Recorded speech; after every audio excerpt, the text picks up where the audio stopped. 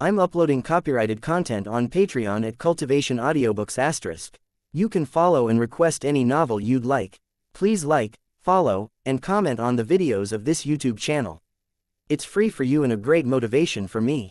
Discovery. It seems to be a mere imitation of a Netherese golem. Leylin hid in the darkness, watching the big duel in the square. With the advantage given by Beelzebub's memories and the fact that the golems were fixated on the pit fiends, the chances of him being discovered were minute. He could stalk behind this pit fiend, using it at the last moment to break past the blockade of golems in the square. Only after the greater devils are all dead will the pit fiends be fatally wounded. Looking at the pit fiends who were still alive, Leylin shook his head inwardly. Many of the greater devils had taken the brunt of the golems' rampage, and even some pit fiends were unlucky enough to be left behind and trapped in one's vicinity. With the golems' personalities, it would be completely suicidal for their colleagues to rescue them. Consequently, those pit fiends ended up with a tragic death, finally falling to Beelzebub's traps. Even members of the Dark Eight had fallen amongst the other pit fiends. The palace of an archdevil was not something they could go after carelessly, even if it had fallen out of its owner's control. And yet despite all this, many of the pit fiends had ambition written all over their faces. A tall statue stood before them, looking over their broken flesh. It had multiple pairs of eyes, and 6 strange fingers. A grin was on its face, spread from ear to ear, and all one could see were rows upon rows of jagged fangs. The Lord of Gluttony, this definitely has to be his palace. Zappin's eyes grew wide, and he greedily looked at the small palace building behind the statue. The building was in the style of the devils. It was distorted and terrifying, with strange and intricate descriptions. There was still a little hellfire burning atop it, seemingly going to continue burning to the end of the world. The Lord's bedchambers. It's rumored that a lot of his treasures are hidden here. It's an extremely important clue. Many pit fiends immediately began breathing heavily, and began to distance themselves from each other. Even the Dark Eight began to do the same. They had all taken great risks to come here, all for the inheritance of the Archdevil. They wished to grasp the power of gluttony, obtaining mastery over the origin force of hell. Only then would they qualify to become a Lord of Badr. In that pursuit, every other devil here was a competitor. Even former colleagues weren't in the least bit worthy of their trust. The pit fiends exchanged glances. There seemed to be some invisible signal as they all rushed into the palace in unison. Devilish power-fueled fireballs that rained down on their peers, their earlier partnership put aside now that they were here. This wasn't infighting. They'd never been united in the first place. Get lost, this belongs to me. Kabosh, I'll remember this. Damn, wait until we fight a bloody battle. All these devils coveted the lordship. They used all possible tricks, some even with a trace demonic influence. Leylin had no intention to take part in this great battle. He could keenly sense that Beelzebub was absent. Yet, having suffered a great injury, it wasn't like he'd scurry back to his den to lick his wounds. That would only lead to death from his competition. All devils would betray their superiors, so Beelzebub wouldn't even think of returning to his palace. The most I can find here will be a few baubles and treasures. It won't surpass what I've taken before. This statue, however, Leylin stealthily rested his hand on Beelzebub's statue, and felt the surface texture and temperature. His eyes shone with the light of the AI. Chip's prompts. This is one of Badr's rarest materials, and it can preserve its temperature forever, the AI. Chip's scan didn't glitch after all. Leylin's eyes flashed. Still, this statue must have been crafted by a master. It even expresses Beelzebub's divine charm. On top of that, it has a trace of the laws of gluttony. The gods of the world of gods, just like Magi of laws, had comprehended the laws of their world to some extent. Their true bodies were a manifestation of these laws. When he'd become a demigod, Leylin's own body was imprinted with the laws of massacre and devouring. Of course, devils had their own power of laws, and Beelzebub was the embodiment of gluttony. His true body represented the laws of gluttony, and if a magus could observe his body they would feel the power of gluttony. It was precisely this reason that a devil's true form and true name were taboo, and offenders of the same were investigated by the churches. Something that preserves the feeling of the power of gluttony like this statue can really be considered a treasure. But I feel like there's something a little off about it. Just as Leylin prepared to research this a bit more deeply, his eyebrows suddenly twitched. He quickly concealed his form, becoming illusory and hiding his aura. A stealthy figure hurried across his vision, heading towards Beelzebub's palace. The person was using a powerful invisibility spell in tandem with many blessed items, but he still couldn't hide from Leylin's true vision. Nothing could be hidden from the eyes of a god. Balzephin. So his death was faked after all. Leylin immediately realized who that stealthy figure belonged to. He had been entirely correct. The devil who was drawing closer seemed to be the member of the Dark Eight who had fallen in the Hall of Gluttony. This was the person who'd brought him all the way here, Balzephin. His private actions had already made him a traitor, so Balzephin hadn't hesitated to fake death in order to avoid being questioned and attacked. His acting had been extremely successful, and as fixated on Beelzebub's powers and authority as they were, the fiends let him get away with his actions. The only one he hadn't hoodwinked was Leylin. Balzephin had done the same thing as Leylin, furtively following behind the competition. The group of pit fiends cleared his path, but because his ability at stealth was awful, he'd ended up trailing behind Leylin. There are conscience of archdevils following behind these pit fiends. There must be some other hints. Leylin didn't have much of an opinion about what had just happened, but he looked with anticipation towards the palace. Devils understood each other best, and perhaps the meddling of the other archdevils could expose traces of Beelzebub. However, if any of them actually discovered Beelzebub, who could win a fight with him? "I've found it," a voice exclaimed in pleasant surprise. It attracted the attention of many pit fiends. There were powerful fluctuations in the area, and the pit fiends seemed to have activated some sort of mechanism which revealed the shadow of a semiplane that Leylin hadn't noticed before. A blazing pillar of light lit up around the palace, forming a mysterious array. It formed an illusory entrance. That archdevil must be within the semiplane. All of the pit fiends looked on with covetous eyes, frantically rushing towards the opening plane. "It's mine, it's all mine." Balzephin had cast off his stealth as well, running in the same direction. However, none of the pit fiends cared. All of their attention was now fixated on the authority of the archdevil. Only the few from the Dark Eight let out cries of surprise. He hid it well, going as far as to secretly create a semiplane. A holy radiance flashed gold, and the blood-red massacre domain came into existence. Many of the pit fiends were completely shoved aside. An incomparably perfect god appeared amongst the devils, his platinum form handsome and imbued with the greatest majesty. Seeing his target, Leylin had made an outrageous move, the outcome something even Balzephin could not imagine. Divine force. It's a god has snuck in. It's only a demigod. If we obtain his essence, the greedy devils quickly surrounded Leylin. HMPH. Leylin only snorted disdainfully, and an enormous tide of divine force turned into a spiritual storm that spread across the area. "Stop him. How can we allow a god to obtain something from Badr?" Threatened by a demigod, the devils stood together in a rare show of teamwork. They cut apart the bindings of the divine force in the massacre domain, coming in front of Leylin. However, just at this moment, a strange smile curved in the corner of Leylin's mouth. He turned his head and roared at Balzephin, "Balzephin, my servant. Stop these thieves, with no mercy. I command you as your superior. Are you joking? Do you think you're Asmodeus?" Balzephin's face split into a smile of ridicule. However, his movements soon dulled. Under the restraints of the contract, he couldn't help but stop dead in his tracks. He stood solidly and blocked the other pit fiends, his bulky flaming sword slashing at them quickly. "Damn, this is the power of a contract. When did I?" Balzephin wanted to cry out, but he was entirely unable to. Restrained by the severe difference in their ranks, he was forced to attack the other pit fiends fiercely. Sadly, all of his power was used up against the attack of so many of his peers. It took a short while for the other devils to completely tear him apart. However, this was already enough. Reacquire with the help of Balzephin the traitor, Leylin was the first to enter the semiplane. Powerful spatial force flickered in this place, and he could barely make out the world at the other side. This was a plain of lava, and at its heart was a massive devil deep asleep. The chest of this veritable mountain heaved up and down in his slumber, his devilish wings and giant eyes quivering with a powerful life force.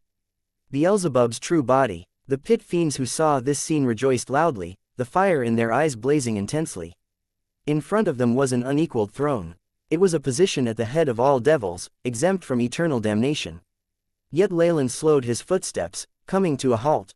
He'd already fulfilled his goals the moment he entered the semiplane.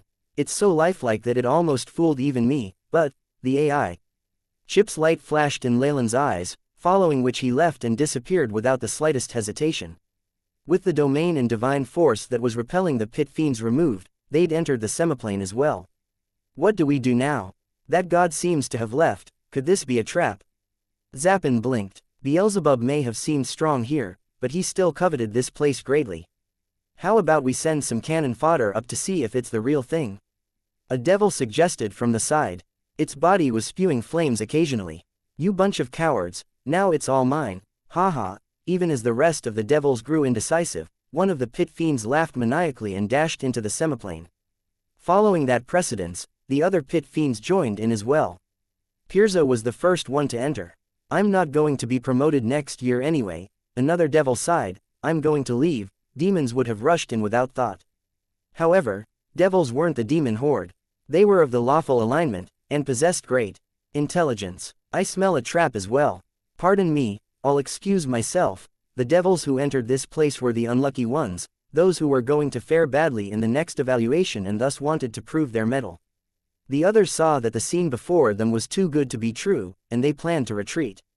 The god may have left, but that doesn't necessarily mean it's a trap. Besides, if we combine our forces, even more devils grew restless, trying to persuade their peers. Rumble. However, a terrifying change had occurred in the semiplane. It thundered loudly and distorted, as if turning into a terrifying beast. The entrance before them turned into a monstrous mouth. Bang! Being the first one to rush in and touch the true body in the semiplane, Pirza exploded into a wisp of smoke. The giant figure of the archdevil began to melt within the lava, turning into a putrid black liquid that clung onto the bodies of the devils and corroded them. Arg! This is, the devils in the semiplane wailed. It was like they were being digested in the stomach of a strange beast, the black liquid being its stomach acid. This new beast roared out as a force of suction was formed at its mouth. Damn it, it's a trap. Hurry and leave. Zappin of the Dark Eight bellowed, but he soon discovered that the force had grown to encompass him. The giant mouth covered the sky and earth, as if wanting to swallow everything within. Many pit fiends died to the black liquid. This beast only stilled after devouring many of them, emitting the evil energy it had digested in satisfaction. It then sent its energy to a certain location. What a pity. 9th level of Badr, Nessus. Asmodeus was atop the great citadel of Malshim, sighing. Mammon, Samuel, and Levistus jumped at the same time. Our subordinates, what have you done? It was to complete a contract I had with Beelzebub. Asmodeus shrugged his shoulders. I never schemed against your men, it was agreed upon before Beelzebub entered his deep slumber. He laid a trap to invite an enemy in, and if he was able to successfully devour them, he could heal from his injuries and retain order in Dis. However, it seemed like the beast couldn't fool that enemy, which is to say, you have been deceiving us all these while. The frosty aura around Levistus had strengthened. Oh no, not at all my friends. Asmodeus smiled maliciously, the agreement sworn to the Styx is still in effect. If your subordinates had managed to grasp Beelzebub's weakness and take over, I would have acknowledged it for sure. However, they failed and became medicine for a lord of Badr. It's not all that serious, is it? Which means we helped Beelzebub recover for nothing in return.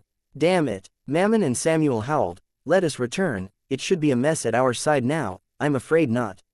After all, the pact has not yet reached its maturity. Asmodeus blinked his eyes, as if everything in the 9 hells was laid before him. Please, let us wait. So he wanted to devour me through this trap to recover. Leylin's figure appeared atop the iron tower, his divine force causing the area around him to still. He looked at the beast devouring the pit fiends without a care in the world, and his eyes glowed. He had confirmed that this was a trap laid by Beelzebub, aiming to ensnare him so that the archdevil could regain his lost authority and power. However, even if Beelzebub's plan had failed, he'd managed to devour a lot of pit fiends. They now fueled his recovery. Even if swallowing Leylin would have been most effective, this was better than nothing. Too bad, your trap had one flaw, and an undeniable truth.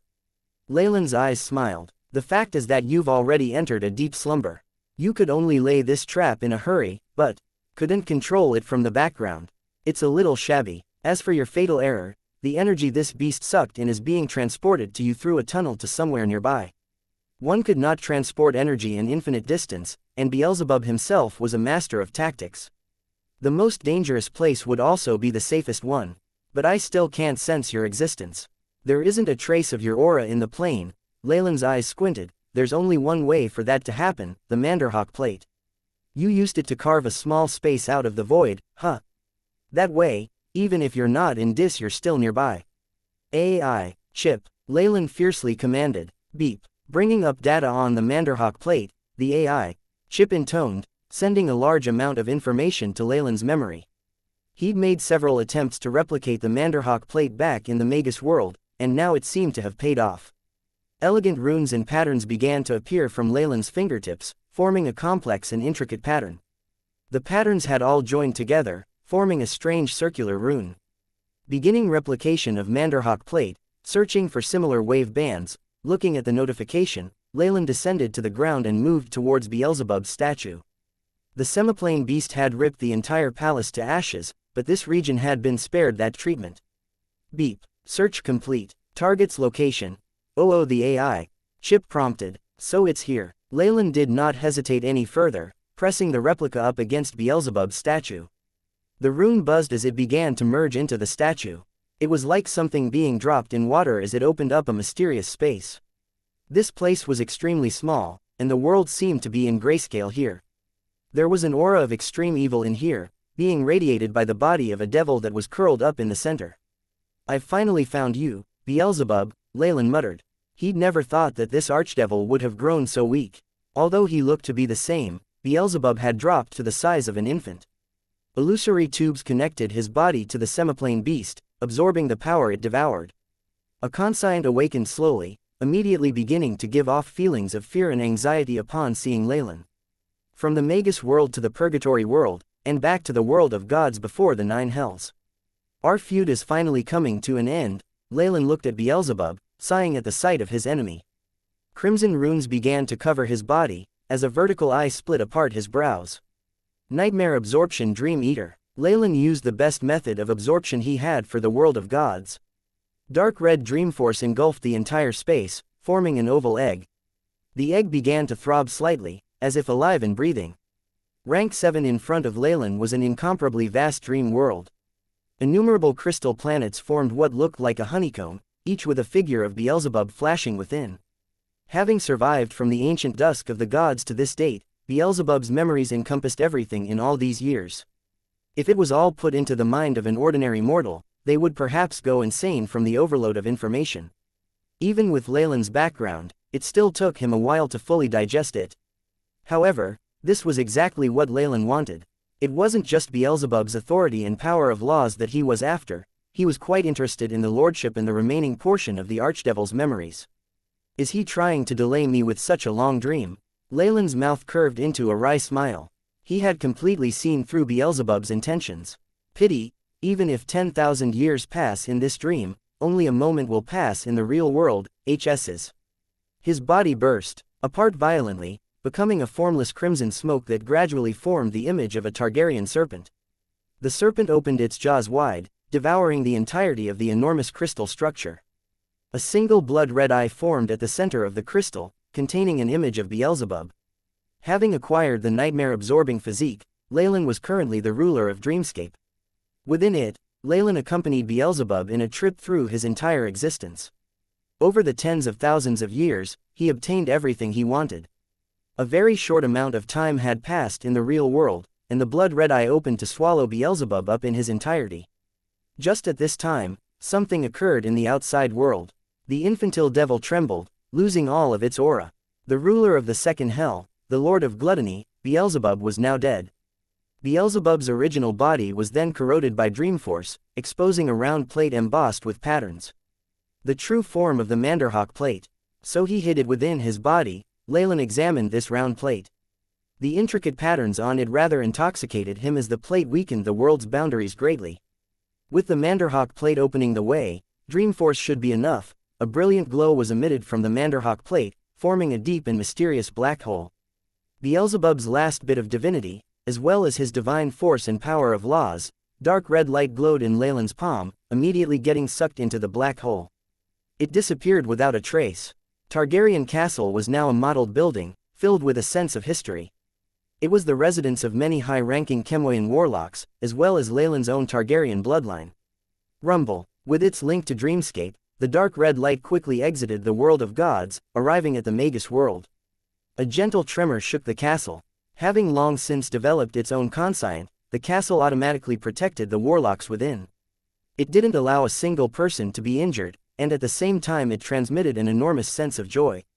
At the bottom of the laboratory, Leylin had long recovered from his injuries, but he had been awaiting something else. He finally opened his eyes, and the strange phantom of a giant serpent slithered across his pupils. My plans of over 10 years, as well as the risk of splitting my soul, they have finally succeeded, Leylin sighed. His true soul rapidly communicated with the AI chip, and in an instant he had comprehended everything. The complete comprehension of a law, and hence my advancement to rank 7, it happens today. Light flashed as Leylin was completely enveloped by a blood-red fireball. He quickly moved outside the boundaries of the Magus world, arriving at the boundless astral plane. Comprehending a complete law was no small matter. He wasn't certain that he could contain all the radiation. Targaryen Castle was full of Leylin's subordinates and blood relatives, so he wouldn't accept any large accidents. Dream Force. Leylin gently chanted, and dark red runes appeared on his body. Before he'd advanced to become a demigod, Leylin had already recovered from his injuries. However, he was still in a state of slumber, and apart from waiting for his clone, all he did was to get accustomed to the power of his new bloodline. Although his clone was the one who'd acquired the nightmare-absorbing physique, his main body had also been upgraded in that process. Nightmare absorption was the ultimate bloodline of Dreamscape, its mysterious abilities far exceeding Leylin's expectations. A vertical eye opened between Leylin's brows, its gaze seemingly piercing through the barriers of space and time to connect to his clone's body through Dreamscape. Beep. Host has obtained the origin of laws, determined to be the laws of gluttony. Assimilation with the body, 99%. Transferring the AI chip's voice intoned. Beep. Law of devouring has been analyzed completely. Beep. With the influence of the nightmare-absorbing physique, the host's bloodline abilities have been perfected. Targaryen bloodline advanced to rank 7. Innate skill Devour advanced to rank 7. An update on the skill followed. Devour, rank 7 innate spell. With a perfect comprehension of the laws of devouring, its power has greatly risen. The ability can now be inherited. All requirements met, advancing to rank 7. After the law of devouring was completed, Leylin didn't restrain himself any longer. He projected his bloodline, and a Targaryen the size of a star hissed as its devilish wings flapped up a massive gale. Its razor-sharp claws and horns radiated light. With the nightmare-absorbing physique, the Targaryen's scales had turned a dark red. A vertical eye had formed between its two eyes that were as large as stars. A torrential surge of his bloodline power assimilated with the law of devouring, wrapping Leylin within a mysterious process. Beep. Host has advanced to rank 7. Body of laws has been perfected. Stats have changed greatly, recalculating data. The AI chip's prompts brought Leylin back to his senses. He looked at his hands, mulling over the change. A perfect body of laws. My body is now completely made up of my laws and bloodline. As long as the laws are not extinguished, I'll be indestructible. Leylin felt the law of devouring within his body. The feeling of obtaining a full body of laws was incomparable to what he'd gotten when he'd approached the boundary of rank 7. Beep. Host stats have been recalculated. Very soon, Leylin's new stats were projected by the AI chip. Leylin Farlier, rank 7 Warlock. Bloodline, Targaryen, rank 7. Strength, 215.73. Agility, 170.21. Vitality, 300.05. Spiritual force, 575.44. Soul status, body of laws. Laws comprehended. Devouring, 100%. Massacre, 57%. Host's body of laws has lost all constraints, and can now absorb world origin force to increase in power. Rank 7 Warlock, a magus that has comprehended laws. Only, at this stage one can greatly sense the pressure to pursue eternal life. His soul now made of laws, Leylin's gaze transcended all distance. He could see into the infinite river of time and space. As long as the origin of his laws survived, this river would allow him to be reborn even if he were felled. This was the secret of magi and gods. I also seem to have acquired more authority. Leylin rubbed his chin, and his own secret imprint appeared. It was an inverted triangle with a black snake coiled in the center. This will be my emblem from now. No matter which intelligent life, or where the place is, as long as they pray or make sacrifices to this emblem, I will be able to sense it, and send my powers to them. I seem to have inherited part of the gods' powers. Or do all paths eventually converge? Leylin's eyes saw into the distance, his vision traversing countless worlds to look at 2 different places. Your Excellency Leylin, welcome to the realm of Rank 7, in the subterranean part of the Magus world. Ignox and Mother Core congratulated him. The other location was the Purgatory world, within the endless ball of snakes. The Snake Dowager looked bewitchingly at Leylin. Rank 7 now, huh? Don't forget our pact, cunning woman. Leylin shook his head. After turning into a Rank 7 warlock, he had finally mastered his own bloodline. In other words, the Targaryen bloodline had no connections with the Snake Dowager from now. This strength was his own, his absolute power. He was not constrained by any bloodline. As close to Rank 7 as he was before, he'd still been a Rank 6 warlock. His plethora of trump cards had allowed him to equal magi who wielded laws before, but now everything had fallen into place. We'll discuss this later. The 2 powerful conscience diminished, and Leylin looked at the Magus world once more. My bloodline has already spread this far. It seems like Sire and Daniel have been fulfilling their duties. At this moment, Freya, Selene, his other few female counterparts, and their children surfaced in Leylin's mind. Although it isn't consistent with my original plans, I should see them again. It's been such a long time. With just a thought, Leylin's body appeared at the center of the Targaryen castle. There were no traces of any energy waves, demonstrating the terrifying abilities of a magus who wielded laws. Usurp crash, rumble, a vile power surged forth, and great amounts hellfire erupted into the sky. The entirety of the second hell seemed to be roaring, rejoicing. The flames grew in intensity with the evil power, and the city of iron seemed to come alive. The walls and ground grew hotter and hotter, even glowing orange, and the slightly translucent lava now seemed able to melt metals. Any unlucky devils swept up by this torrential force turned into torches as they fell to the ground. Badr's origin force welled up, welcoming its new owner. HS's. The terrifying phantom of a giant serpent appeared in the sky, but was very soon covered by the dense blanket of smoke. Hell's authority was being handed over. Leylin had now taken on Beelzebub's role completely, becoming the new Lord of Dis. The second hell is now my divine realm. Leylin felt an extreme amount of power here, one that he could activate at any time. His eyes sparkled with excitement. Although I'm still a demigod, I can now use my powers as a Rank 7 warlock. I needn't even be afraid of greater gods anymore. More importantly, now that I'm the true Lord of Dis, my power is similar to that of a divine realm. Every archdevil was the lord of a different layer of Badr. In their own hells these lords could even suppress gods, a power akin to what true deities held inside their divine realms. Were a greater god to enter Dis right now, Leylin could make them suffer a huge loss. But still, this is just one level of Badr. The relationship between me and Dis isn't as intimate as that of a true god and their divine realm either, and there's no way to bring my worshippers, souls here. Leylin did not wish for his worshippers to enter Badr after death, becoming lower devils. However, I'm sure this incident exposed my status to the remaining archdevils. He seemed to smile as he looked down, his gaze piercing through the numerous hells all the way to Nessus. The authority over Dis has been transferred, a new lord has been born, but it doesn't seem to be a devil. Within Malshim, Asmodeus sat facing 3 other lords of Badr. His expression remained gentle, masking his true intentions. Damn it, somebody actually took advantage of our infighting. We'll become a joke to those demons of the abyss. I'll go there and kill him now. Before he is completely familiar with his authority. Samuel's body blazed with heat as he howled and flew up into the sky. Please wait, you cannot leave until the contract is fulfilled. Asmodeus waved his hands, and the contractual power immediately stopped Samuel from going further. What's happening? Wasn't the contract supposed to expire when Dis gained a new lord? Samuel looked at the binding power of the contract, his face incomparably dark. He sensed that Asmodeus had made him a pawn in his game. Asmodeus, explain yourself. The lords of Avarice Wrath roared, their figures pressing towards Asmodeus. Hee, everything is stipulated within the contract. Haven't we discussed this already?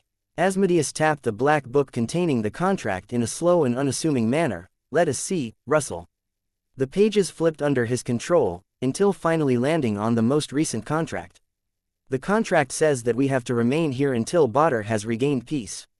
None of the lords may participate, only allowed to watch the developments. Asmodeus used his pointed fingernails to touch the words, and a dark green flame spewed from them to form a projection in the air. He enlarged it so the remaining lords could have a closer look. We agreed on all of Badr. That is to say, as long as at least one of the 9 hells is in chaos, the contract remains valid. Asmodeus smirked as he faced the furious gazes of the other lords head-on. So this wasn't your only target. You also made plans on Avernus. Mammon grabbed his harpoon, but didn't act immediately. He was after all of the lawful alignment, and even as an archdevil contracts were firm and unbreakable. Were he to breach one, Badr's will would view him with disdain, forever robbing him of part of his power. I still say the same thing. Let us wait and see. Asmodeus still had that genteel smile won him, but now it spoke volumes. First hell of Badr. A large army of devils had assembled under the lead of a smaller scarred pit fiend. Centered at the bronze citadel, they'd already occupied a third of Avernus. The only regions left were treacherous, or part of the 2 divine realms in this hell. The pit fiend finally stopped his army outside the realm of the shark god Sahuagin. A Sharkman cleric walked out, his face extremely solemn. He was followed by other worshippers as well as a squad of elites. As per the agreement, this will be our new boundary, the cleric said solemnly. Of course, Lord Asmodeus is extremely thankful for Sahuagin's help, and he sends his blessings and friendship. The pit fiend spoke in a well-mannered tone. Don't forget your promise. Bring us the items agreed to in the contract immediately. The cleric reminded the pit fiend once again. It's finally settled. The pit fiend heaved a sigh of relief after looking at the newly demarcated area, having an Arenes pour a cup of red wine. A third of Avernus, the pit fiend muttered, that should be enough to make the Lord happy. If his plan comes to fruition, we of Nessus will be able to unite all of Badr. The Council of 8 Archdevils will become a thing of the past, and all have paved the way for the future.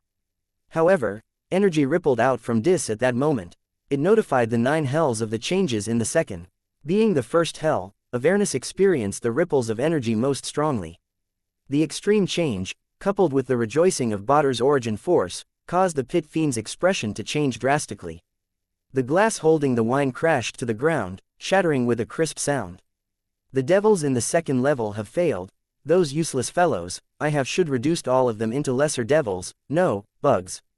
After venting his frustration, the pit fiend could only dismiss his troops helplessly. Before he left, the pit fiend cast his gaze deeper into hell. Even if there were changes in Dis, the little miss will still be alright. Our Lord still holds the upper hand. 6th hell, Malbolge. This was an endless realm of mountains and valleys. The terrain was rocky, and boulders constantly fell from above that were so strong they could smash anything in their path to smithereens. The sky rippled with ever-changing clouds. In this vile environment the devils could only take shelter within their copper fortresses, although even then many perished to the steep slopes and frequent landslides. Rumors were abound that underneath this rocky surface were numerous holes, holding some ancient beings of Badr and primordial devils within them. However, the Hag Countess, the current lord, had sent men to search these areas to no avail. They all ended up dead. The Countess was a night hag, an outsider to Badr. Her fortress was at the center of a giant mountain, surrounded by lava. The devils were rising up in this area that day, a common sight in Badr. With the hardships their superiors put them through, these devils often took great pain to finish their missions, at the same time frenetically searching for their master's weaknesses. Once any weaknesses or loopholes in contracts were discovered, a bout of unrest would begin. However, the Hag Countess was one of the lords of Badr. She'd seldom received any challenges of the sort, and back in the past no devil had been foolish enough to challenge the might of a lord. However, an exception was made today. The dusty gates of her palace were forced open, and many devils equipped with heavy armor followed a beautiful Arenes inside. The Arenes looked at the rotting night hag on the throne in front of her, eyes blazing. Hag Countess, your reign will end today. The Arenes had unbelievable strength and beauty. Her body possessed a fatal charm that could intoxicate the devils nearby. Yet at this moment, she tossed the head of a pit fiend towards the foot of the throne, putting on a proud and icy demeanor. Ha ha ha, so it's Glacia, the little princess of Nessus. I was wondering which devil would have this audacity. The betrayal of her subjects and the death of her guards should have been extremely dangerous to her, but the Countess did not look fazed in the slightest. She looked mockingly at Glacia, her withered finger pointing at the Arenes as she spoke in a hoarse and raspy voice. Do you really believe you can overthrow me with this bunch of trash? This is Badr, not the Abyss. Without the power of laws, you cannot usurp my authority. Start of the contract with control over the world origin force, the lords of Badr far surpassed ordinary devils in strength. Even pit fiends could only tremble under one's authority. However, there was one rank of devil between the pit fiends and the lords. It was only awarded to the most beloved of an archdevil's subordinates, and it was known as the exception. They were called dukes. Were a pit fiend to evolve to its very limits, with permission from its lord it could undergo a bizarre promotion. It would give them a special morphed form, distinguishing them by gender and allowing them to master an ultimate ability. Dukes were the archdevil's most trusted confidants, and given that there was a limited amount of origin force to go around, they were very rare. Glacia was one such duke. She was Asmodeus' daughter, the princess of the ninth hell. When she'd advanced to the peak of pit fiends, her father's favor had allowed her to be molded into a unique form. She'd become the queen of Arenes. This change gave her the ultimate charm and great influence. Her abilities approached the pinnacle of power, and she could be considered second only to an archdevil. Tut tut, what a pretty little Arenes. I believe the Nupribo under me will be very fond of you. The hag countess looked at Glacia. Her pit fiends were crowded around the duke as well, their eyes filled with a scarlet light. Has Asmodeus gone demented? Does he actually think that he can take me down just by sending a bunch of devils? The hag countess' voice grew higher and higher in pitch, until the very sound radiated an aura of absolute authority and might. The energy snapped the bewitched devils back to their senses, and their eyes now exuded a sense of fear. The hag countess occupied the throne of Malbolge, and would forever be the lady of the sixth hell. How could she be easy to deal with? Her formidable power and schemes had been etched into the deepest part of these devils' blood. It wasn't so easy to overthrow a lord of Badr. They were powerful ancient beings in their own right, and on top of that they had the power to utilize Badr's origin force. Within the 9 hells, any of them could exhibit the strength of a rank 7 magus. And similarly, in their own territories they were like true gods in their divine realms. The only reason Beelzebub died so easily was that he ruined himself. When he projected his power out to external worlds, he'd been brutally suppressed by Leylin. Seriously injured, he'd been forced into a coma. If not for that, Beelzebub could have easily suppressed a demigod within Dis.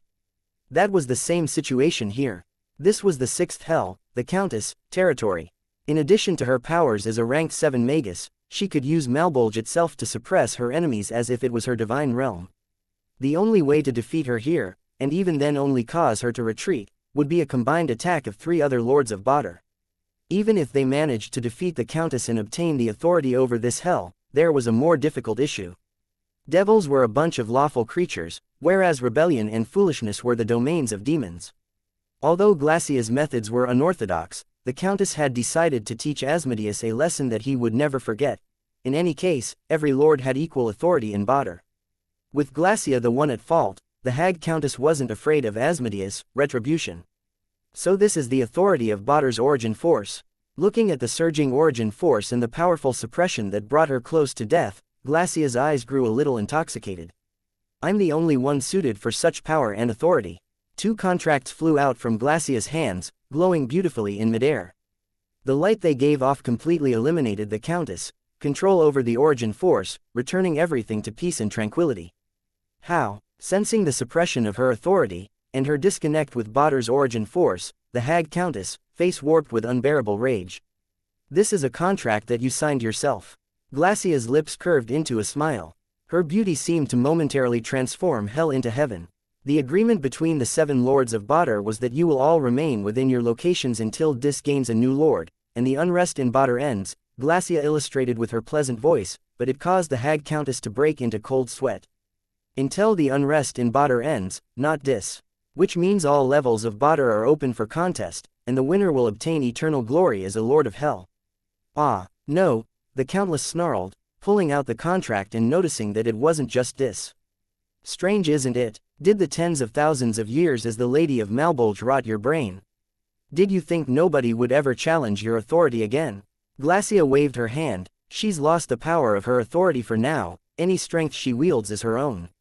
Kill her. The devils roared forth under the bewitching words of the Queen of Arenes, their eyes an abnormal red. Dream on. The Countess screamed, and a murky green metal whip appeared in her hands. A pit fiend was caught within the moment she brandished it, and she immediately smashed him to flesh and bones. Even without the power of Badr, I am an epic being of evil. You pathetic devils dare to oppose me. The hag countess looked malevolent as she reached out with her claws, smashing 2 more greater devils to pieces.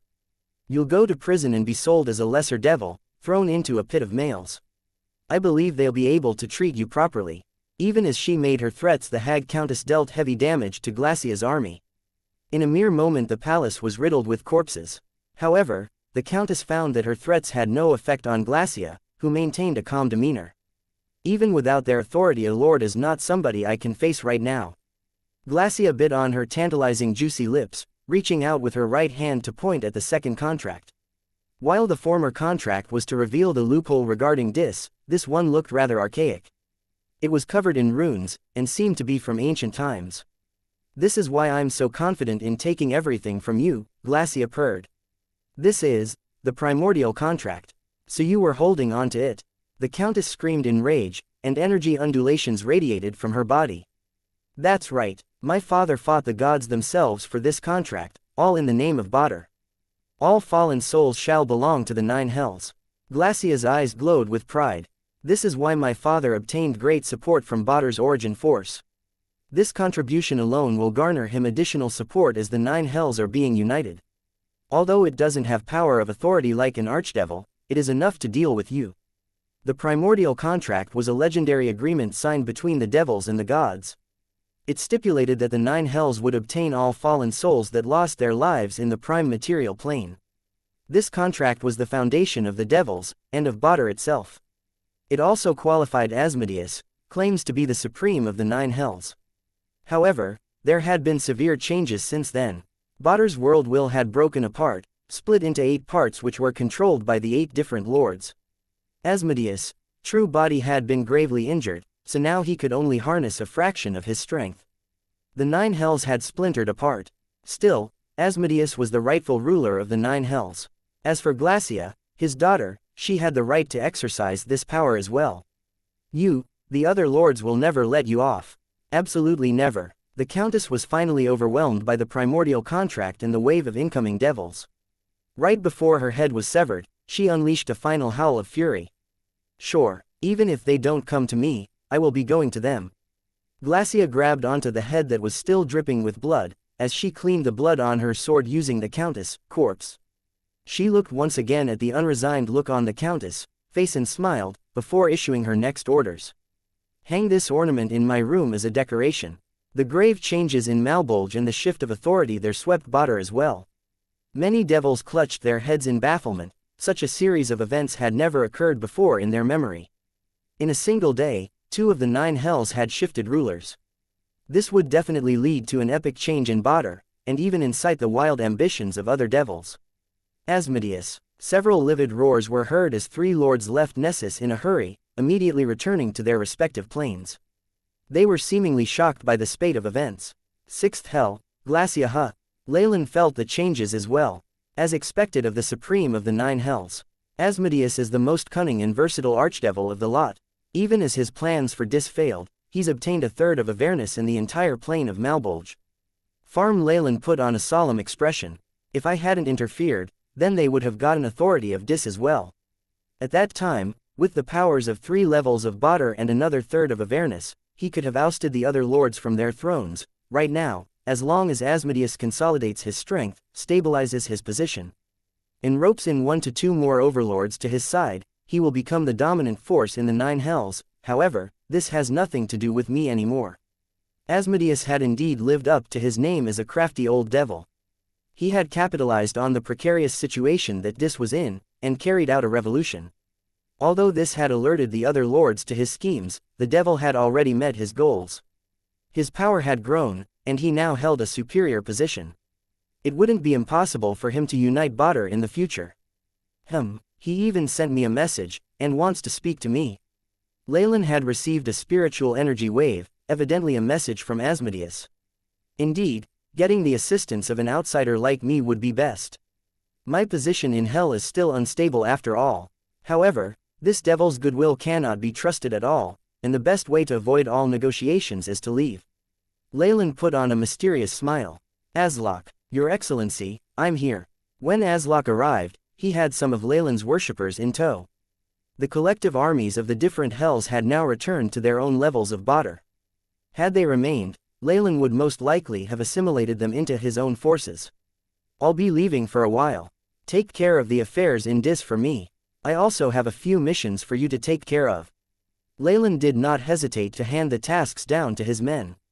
Aslak wasn't in a position to refuse him, and even if he was, why would he? This pit fiend was extremely glad to be able to take over an entire hell. Since I'm the one with the authority, when I leave Asmodeus can only look on without doing a thing. Leylin turned back and looked at the City of Iron for one last time before leaving Badr. Once my goals are achieved and I finish ascending to godhood, he can only eat back any schemes he's plotting. It would be extremely simple to leave Badr. Even a demigod could traverse planes, and Badr was already close to the prime material plane. There was a portal in the outskirts of Ribcage City whose guards could be bribed. However, Leylin was now a lord of Badr. He had the right to move to the prime material plane as he wished. Although many others found it difficult to travel between different worlds, to Leylin it was like taking a walk in his backyard. Before the other lords could react, he had already returned to the prime material plane.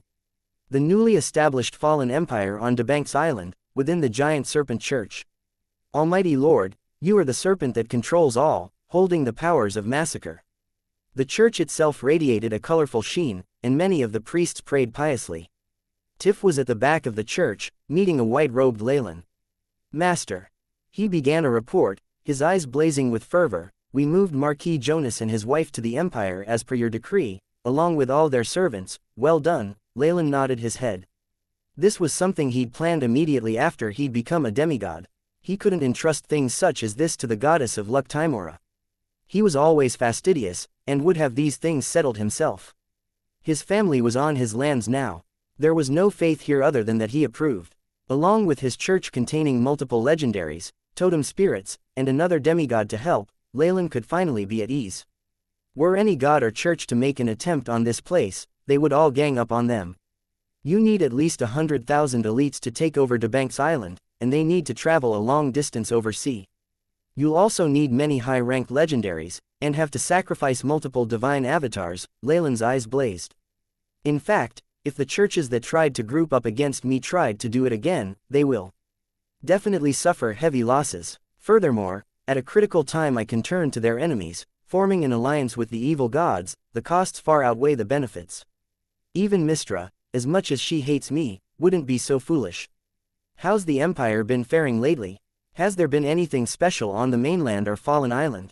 We've planted the first batch of rice this season. The plague was controlled by a free supply of holy water as well.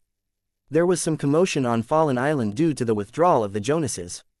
Still, the remaining managers managed to minimize the impact on trade. Tiff had only needed a moment of thought to answer. With the Fallen Empire being a theocracy, Tiff was the one with the greatest authority as the country's pope. With his many years of travel in the mainland, he deeply experienced the ups and downs of life. Paired with his strength and knowledge, he'd managed Debank's Island well. The churches you had me keep an eye on have been rather dormant, bar the Church of Protection. Helm has declared that you're a false deity. When he came to this point, Tiff had grown enraged. To a pious believer their god wasn't a mere part of their beliefs. The Lord meant everything. Those vile gods, they actually dare slander my lord like this. One day, I will make them pay the price for this insult. The slate will only be wiped clean with their blood. As it should be. Leylin didn't blush in the slightest as he made this promise, despite being a false god through and through. We only need to endure this for now. Focus all your attention on developing the empire. This put Tiff's heart at ease. He listened to Leylin's orders with respect and left. As he was leaving, a contemplative look emerged on Leylin's face. It's unlikely that they'll mount a massive invasion, so I'll need to take precautions against elite squads and ambushes. Another important aspect is the agriculture. I can't ignore it until after I become a true god, with my own divine realm and a strong foundation. Then I can open the crystal sphere now, letting my main body in along with many more magi of laws. Godhood was an enormous threshold to cross in the world of gods. True gods were the darlings of the world, and obtained everlasting life and immortality. Even upon death they could revive themselves as long as worshippers still believed in them, emerging once more from the river of space and time. Even the most formidable gods had to pay a great price to breach a divine realm, granting all true gods an extremely powerful defense. Besides, Deities themselves only valued other true gods, and viewed them with equal standing. In other words, Leylin would become a member of the pantheon once he advanced. It would also give him the means to confront the goddess of the weave. I already have my god fire ignited, and plenty of divine force. What's left is my divinity and divine realm. Once those requirements are met, I can accumulate faith to form an exalted throne. Leylin was well aware of how ascension worked. My domain will be in massacres. Sirik and Malar are huge problems, yes, but I've already offended them greatly. What's the harm in enraging them further? The crucial point is still the power of faith. The ascension of gods in this world was rather peculiar. A new member of the pantheon only needed an echo of origin power with a certain foundation of believers to easily ascend to become a true god. However, these sorts of gods would always be extremely weak. They could only be lesser gods, living under the asylum of the more powerful. After all, with the slow development of this world's civilization, asking the populace to accept something new would be a bit too forceful. These sorts of gods would need hundreds or thousands of years to develop. The advantage was that they would not be in conflict with the other gods, and they had rather good potential for development. With Leylin's knowledge and experience, he had thought of several domains that the world of gods did not currently possess, with excellent potential for development. It was a shame that he had rejected all of them. There was reason for this. The plan was far too long-term, and he himself would be too weak. This wasn't in line with his current situation. Becoming a god of massacres would eliminate these limitations. This divinity would greatly aid his combat strength, and met his requirements for power. It could also develop rather well later, at the very least making him a greater god. The only catch here was that there were already gods in the domain of massacres. Leylin's ascension would be encumbered by the conflict. Even if a native is only worth a tenth of a believer on the mainland, I still have enough faith to ascend to godhood. The problem is still the divinity. Leylin's wish for a powerful divinity to support his ascension increased his requirements for faith. He estimated that he already had enough faith to become a god of disease, but massacres required over 10 times the faith. Magus, next I need to continue to nurture my believers, grasp the divinity of massacres, and slowly accumulate resources. Leylin's eyes flashed gold as his vision penetrated through the walls of the church. He looked past it into the events in his empire, and even further into Debank's island. This sight extended all the way past the ocean, piercing into the mainland. His body gradually turned golden, its dazzling radiance illuminating the vicinity of the church. Under the divine radiance, Leylin's body gradually became more illusory until it disappeared. Gods needed to maintain their distance from ordinary mortals to maintain a sense of divine mystery. When it came to farming, he could determine the work of Tiff and the rest remotely, using the connection from their daily prayers. Now he needed to spend a long period of time preparing his body for the transformation, spending time with his family members. Once he advanced to become a true god, a new life awaited him. A god's birthday was the day they descended, not the day they were born as a mortal. Once Leylin took this step, he would experience an earth-shattering change. He would bid farewell to his past life, severing his fate as a mortal. This was a necessary step in one's ascent to godhood. He would leave 2 blood descendants, to his cousin and the other ladies of his household. Perhaps that would be appropriate. As the clone in the world of gods sank into cultivation, the entire world grew more tranquil. Most of Leylin's attention shifted to his main body in the Magus world.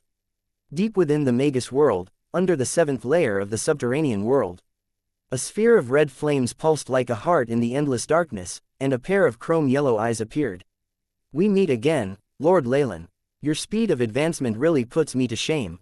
Mighty Mother Kor, before one such as you, a near immortal being, I'm wholly insignificant." Although he was now a rank 7 warlock, near the peak of the Magus world in power, Leylin still appeared humble before the person in front of him. Mother Kor was someone at an even higher realm, and her strength was something he aspired for. Although this form was different from the one she'd shown before, the power of a being that had comprehended laws still lay before him.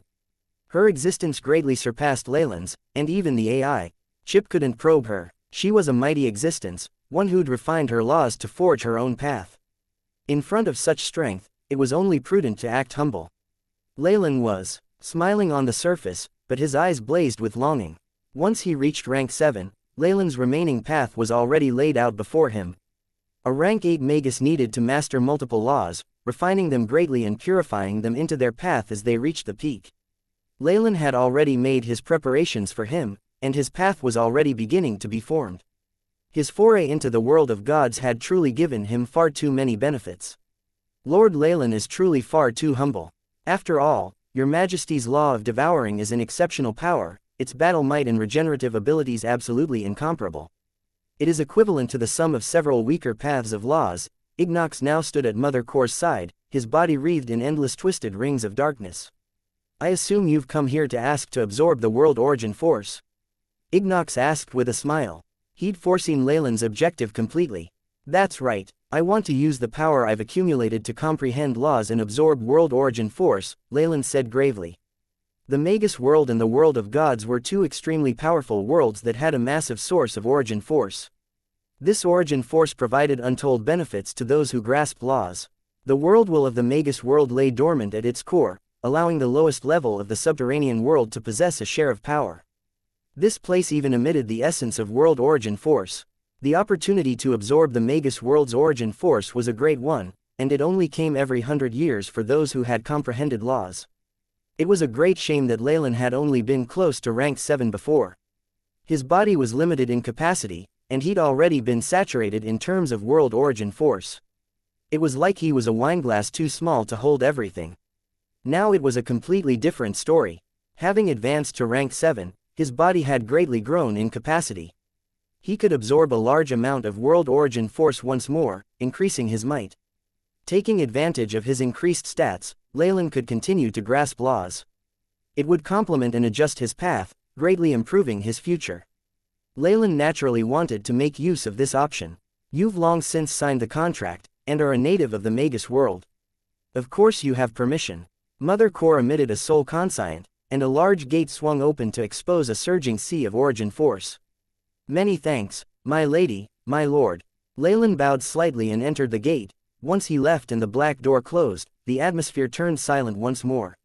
Mother Core, I feel that you are too lenient towards him. Even if he advanced to rank 7, you needn't go out of your way for him. Ignox spoke his doubts. Only he knew what a terrifying existence a peak rank 8 like Mother Core was. Even in ancient times she'd been an overlord amongst the Magi. Mother Core had survived the final war against the world of gods. She was much stronger than the Nightmare King or Distorted Shadow. Someone with her vaunted existence did not need to pay much heed to a new rank 7 warlock. The ball of flame turned silent before answering Ignox's doubts. I held a conversation with the Wisdom Tree not long ago, in the river of time and space, Wisdom Tree. The existence which had enlightened many ancient Magi. Ignox could not ignore the famed vision of the Wisdom Tree. Didn't it disappear into legend a long time ago? It gave up on eternal life, walking a different path. Mother Core did not elaborate, but the few words she said painted the image of a terrifying existence. It gave me a prophecy. The final war is coming for us once more. What? Even Ignox, a rank 7 Magus who was near indestructible with hundreds of thousands of years of existence, was surprised by this alarming news. The final war had already pushed the world wills of the two strongest worlds in the astral plane into deep slumber. Many powerful existences had perished, and it had ended the golden era of the ancient Magi. That war was about to repeat. However, he couldn't doubt the Wisdom Tree and Mother Core. But the dark mist around Ignox rolled around in the air. He had been truly shocked, to the depths of his soul. The final war will demolish all laws, and obliterate a world. The meaning of Mother Core's words were obscure, yet there was an underlying tinge of excitement. In ancient times, the war between Magi and the gods could not be avoided. Only the victor would discover the path to eternity. However, both parties suffered heavy casualties at the end. As for the upcoming war, it will be even more harsh and brutal before. Many elites lost in the last one will surface once again, returning to the limelight. The resurrection of ancient Magi. Ignox didn't know what to say anymore. He could only continue to listen. Once he heard everything and understood it, he realized that the war erupting once more was very likely. Having established bodies of laws as they entered rank 7, Magi were near indestructible with almost eternal life. Even if they were killed, their true souls would enter a deep slumber in the river of space and time.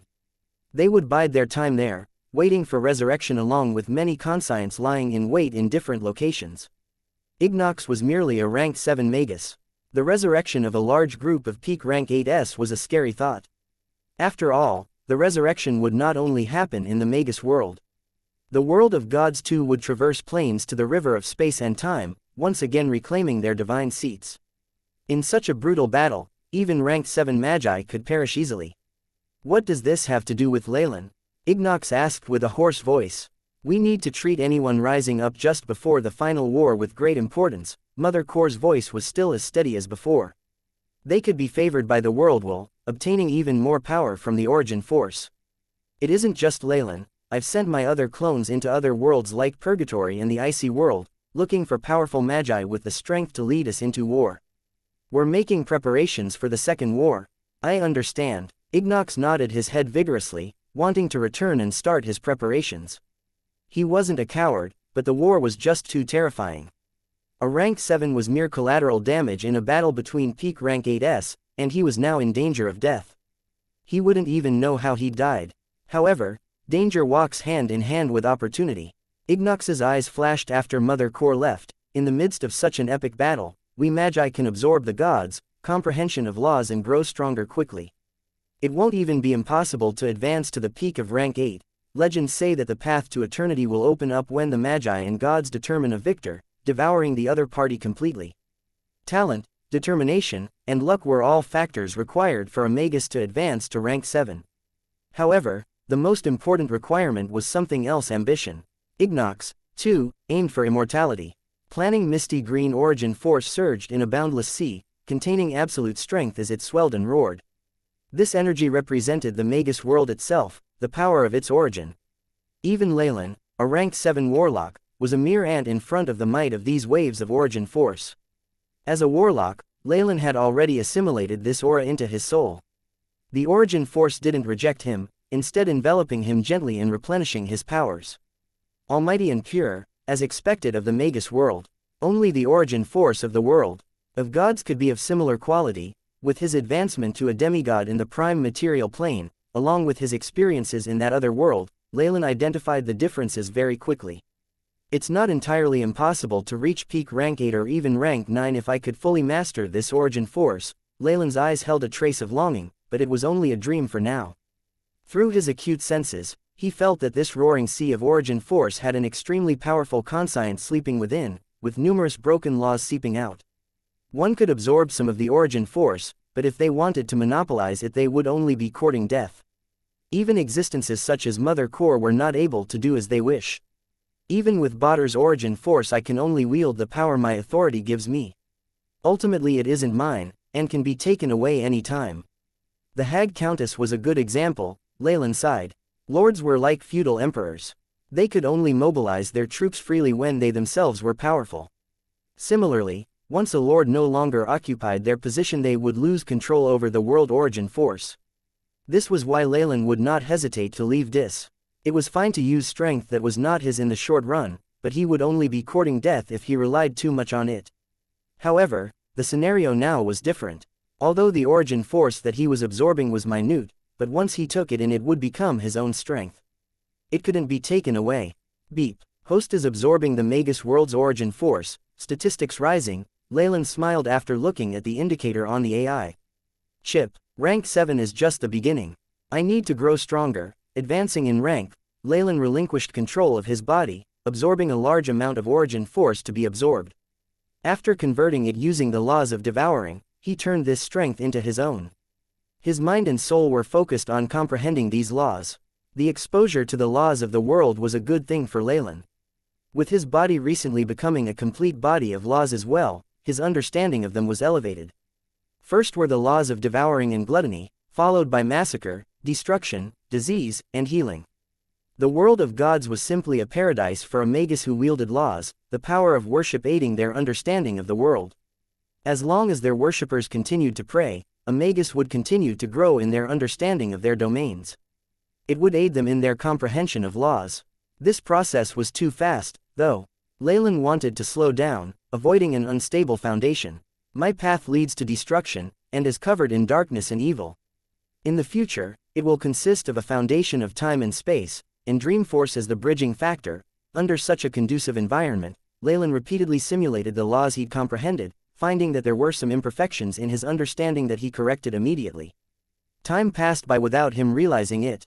Beep. Time has ended. Leylin recollected his senses with the AI chip's voice. Just as the voice sounded, the large doors appeared once again.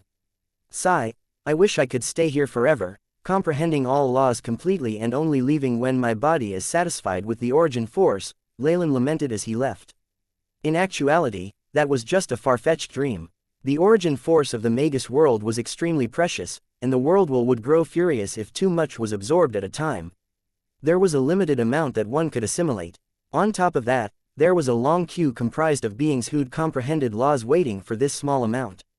If not for Mother Core's preferential treatment and protection, Leylin would not have had this privilege. Sometimes fairness was an advantage, especially to new people like him. Having understood this, Leylin went to thank Mother Core personally, seeing one of her clones to express his gratitude.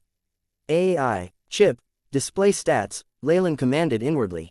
Leylin Farlier, rank 7 Warlock, Bloodline, Targaryen. Strength, 223.51, Agility, 180.67, Vitality, 306.37, Spiritual Force, 579.86, Body of Laws. Law Comprehension. Devouring, 100%, Massacre, 58%. Origin Force Saturation Level, 27.99%, it looks like I can absorb it again. I'm not fully saturated with World Origin Force, Leylin had a satisfied look on his face at the increase of stats. Compared to those magi of laws who easily needed thousands upon thousands of years to advance, his speed was indeed frightening to everyone around him. However, the Magus world's data calculations are still different from the world of gods. The world's laws are different, and cannot be changed. The world of gods had its own unique laws, where each growth in one's statistics led to a more significant boost than the last. The Magus world was different, with the increase not significant. However, even with a conservative estimate I could even be stronger than lesser gods. Of course, that's ignoring their divine realms. Leylin had a very clear understanding of his own strength. I have to visit Freya, Selene in the first level of the subterranean world. Leylin shook his head, feeling extremely busy. He had many things to do, and with so many of just his direct descendants populating the area he had a headache ahead. However, the Targaryen bloodline was strengthened through the flourishing of the Farliers. It gave him a bittersweet feeling. Leylin had a detailed plan on his schedule. First, he had to look for his women, children, grandchildren, and great-grandchildren, nurturing those with talent. Next would be a trip to Dreamscape. The nightmare-absorbing physique was a mystery, and the quality of Dreamforce was changing. However, he had to find answers as to why the power of Dreamforce fluctuated so. After all, it was of utmost importance to his growth. For a peak rank 8 to advance to rank 9, their paths needed to accommodate spacetime. One needed a good foundation that could endure that power, and choosing the wrong type of force would prove fatal to him. This stringent condition had stumped countless ancient magi. Leylin too had suspected that Mother Core was in this position, hence she could not advance another step. He'd never heard of someone being able to change their path after starting on it. Dreamforce is currently in a weak phase, and the dangers there are minimal. It's a great time to explore. Once I find what I need and digest it, it'll be ripe time to meet the Snake Dowager. Although the Snake Dowager had sent Leylin a message when he advanced to rank 7, Leylin had no intentions of carrying out his obligation immediately. She had to be kidding. With 1,000 years on the contract, why would he act so quickly? The Snake Dowager had cancelled all their previous enmities by laughing it off. However, Leylin did not think that way. She would still have resentment that he'd split the throne over the 10,000 snakes, forcefully taking bloodline origin from her. She wouldn't be able to put it down so easily. If he could help her obtain the Shadow World, his path would be riddled with traps and danger. Even if the Snake Dowager wanted to let bygones be bygones and sincerely work with Leylin, he did not feel that he was invincible now. It was necessary for him to explore Dreamscape before he fulfilled his contract with her. Even if Leylin gained nothing from the exploration itself, he could completely understand his powers as a rank 7 warlock. It would also give him time to absorb more origin force, stabilizing his standing and prowess amongst his peers. By then, he'd be more confident in dealing with a possible pretense. No matter when, no matter who, only people with similar strengths could bargain on equal grounds. This was something Leylin held a firm belief in, and would continue to believe, with his speed as a rank 7 warlock he could move anywhere within the Magus world in a moment. Leylin had returned to the core of the Ouroboros clan, to Targaryen Castle, in but the blink of an eye. This place housed many of the Targaryen bloodline. Father. A group of warlocks was waiting for him there, led by 2 handsome youths who resembled Leylin closely. Of course Leylin looked young himself, but his eyes revealed his extensive experience and maturity. Standing side by side, the 3 looked like brothers and not father and children. Sire. Daniel. Rise. Leylin smiled gently as he looked at his 2 sons, their mothers behind them with his other clan members. The skies Leylin sized up both of his sons. The eldest, Daniel, had inherited Leylin's law of devouring in addition to Dreamforce, given the name Jormungandr. Sire, the son of his first wife, had instead inherited his ability of endlessness, and thus was called Ouroboros. Currently Daniel seemed to be stronger, already a peak ranked 6 warlock because of the power of his mature bloodline. Yet, although Sire wasn't as strong, his inheritance obscured his future, giving him an infinite potential. As the progenitor of his own bloodline, Leylin made a judgment the moment he saw his sons. I need to adjust their bloodlines. Other warlocks inherited negative side effects from their bloodline, such as bloodline shackles and emotional instability. However, Leylin's Targaryen family did not face this problem. As the progenitor of the bloodline and with the help of the AI chip, Leylin could fix its flaws. Such an ability ensured that few of his descendants experienced paranoia and madness, causing the Targaryens to be highly regarded by others. Now that Leylin's own bloodline had been purified once more, his descendants stood a greater chance of improving themselves. Leylin spent some time at Ouroboros Castle, enjoying playing with his grandchildren. Although such a thing was odd, Leylin even had great-grandchildren now. He had to placate all the women he'd left behind when he holed himself up. Leylin adjusted the Jormungandr and Ouroboros bloodlines, removing all negative effects in their genes and preventing his future descendants from facing defects at birth. At the same time, however, he began preparing to enter Dreamscape from the shadows. The flow of time in the Magus world is different from that in the world of gods. After a sumptuous banquet, Leylin entered his own laboratory once more, carrying a crystal ball with a strange expression on his face. He'd invited several of the Ouroboros clan elders to the gathering, and even other ranked 6 magi from the central continent. Back when he hadn't stepped completely into rank 7 yet, these people had all been like ants before him. Now, it was even more so, his sons being able to beat up all the breaking dawns on the continent. Leylin had lost all interest in proving his might. Only a slight hint at his desire for information on the flying city on his part had his descendants and subordinates frightened the monarch of the skies into handing over the information. However, given his level, Leylin did not wish to rob these pitiful people. It felt like he was bullying a child. Thus he opened his treasure vault up, allowing the monarch's subordinates to take a few items as compensation.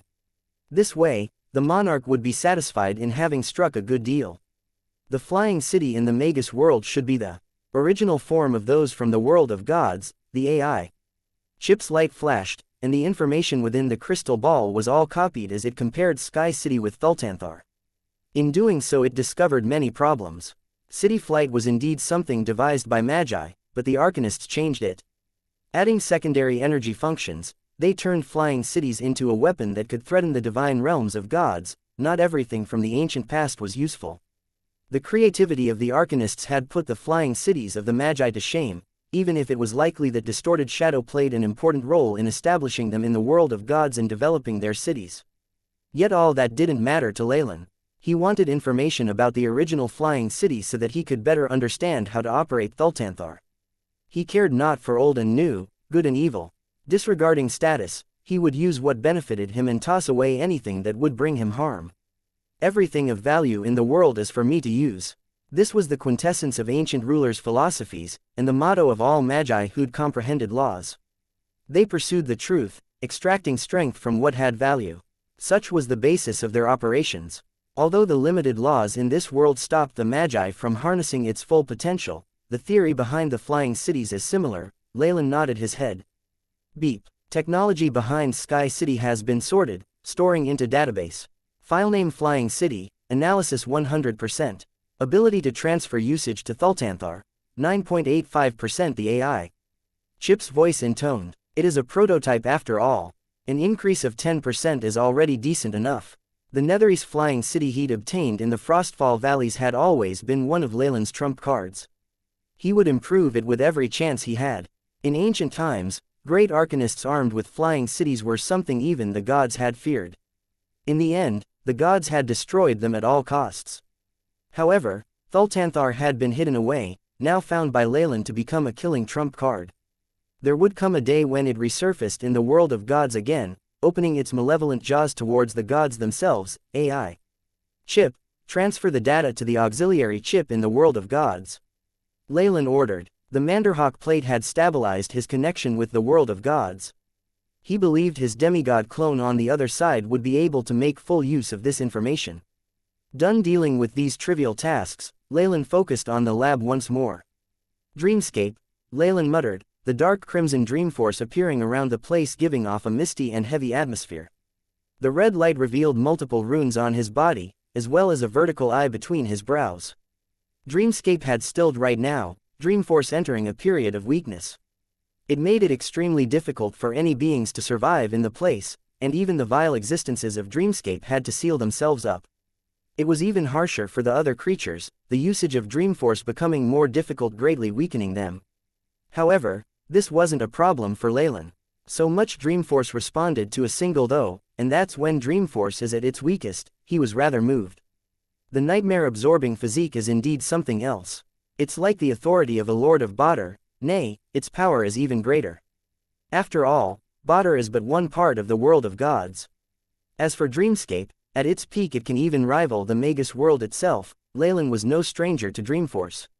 He'd explored Dreamscape once back when he was still a rank 5 warlock. With the bloodline origin he'd absorbed from the Snake Dowager also giving him a boost to his ability with Dreamforce via the Alabaster Devilsnakes, Leylin's control over Dreamscape had increased greatly. His affinity with Dreamscape itself was extremely high too. However, all that paled in comparison to the nightmare-absorbing physique.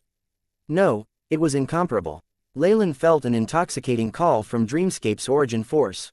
I used to think the Alabaster Devilsnake bloodline was extremely powerful due to its ability to enter and leave Dreamscape at will. However, compared to the Nightmare King's bloodline it's nothing at all. If the Alabaster Devilsnake was of a commoner status in a kingdom, then the Nightmare Absorption physique was a prince, even a king. Apart from Dreamscape's worldwool, Leylin didn't have to bother about anyone else. No wonder the Nightmare King could rise to such power and was unstoppable in his tracks. It's like a hack. Just this one connection with Dreamscape left Leylin feeling extremely powerful.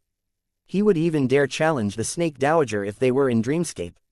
I don't have any mortal enemies, but if I did I would drag them all into Dreamscape and make them suffer, or even die. Leylin's mind ran numerous calculations, combining the advantages of the AI chip and Dreamscape itself. Even if it was the Snake Dowager or Nefarious Filthbird, he had a 60% chance of slaying them within it. But Magi who comprehend laws cannot act like that. Leylin sighed inwardly. Having become a rank 7 warlock he now had a better understanding of the social game in the upper circles. Magi of laws were just too powerful, and it was extremely hard for them to die. Even if they did, resurrection was an easy thing. This had caused many existences to join forces in fear. It was extremely easy to isolate oneself by blatantly declaring war on such existences. More important was that he had a decent relationship with the Snake Dowager, and she had even requested his assistance. He had no enmity with the Nefarious Filthbird either, so there was no need to do such a thing.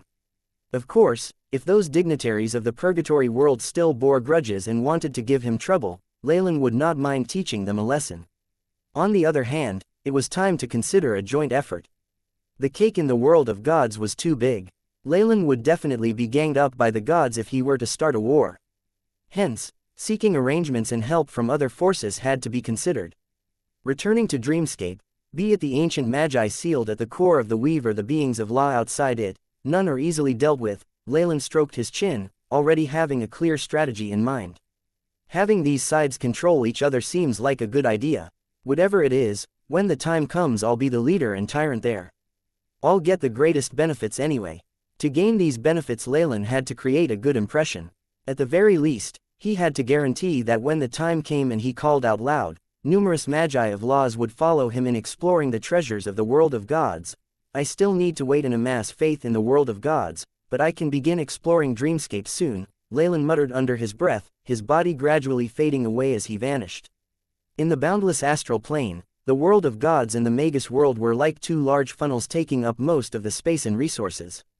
They also possessed the most powerful world wills and origin forces. Numerous small worlds surrounded them like stars, the strongest of them being worlds like Purgatory, the Shadow World, the Icy World and the like. However, there was an interesting existence amongst all these worlds. It was everywhere, grown by dreams yet with true form. At the peak of power, its world origin force was comparable to that of the Magus world and world of gods. This was Dreamscape, a place full of strange incredible phenomena, a bizarre and terrifying world that could even warp time and space. Dreamscape was the only amazing place able to come into contact with the world of gods and avoid being suppressed greatly. In ancient times, the Nightmare King had used his nightmare-absorbing physique to become the quickest to reach the peak of rank 8, turning up his nose at numerous magi and becoming a nightmare for the gods. He had wished for death himself, the world of gods unable to do anything about him otherwise.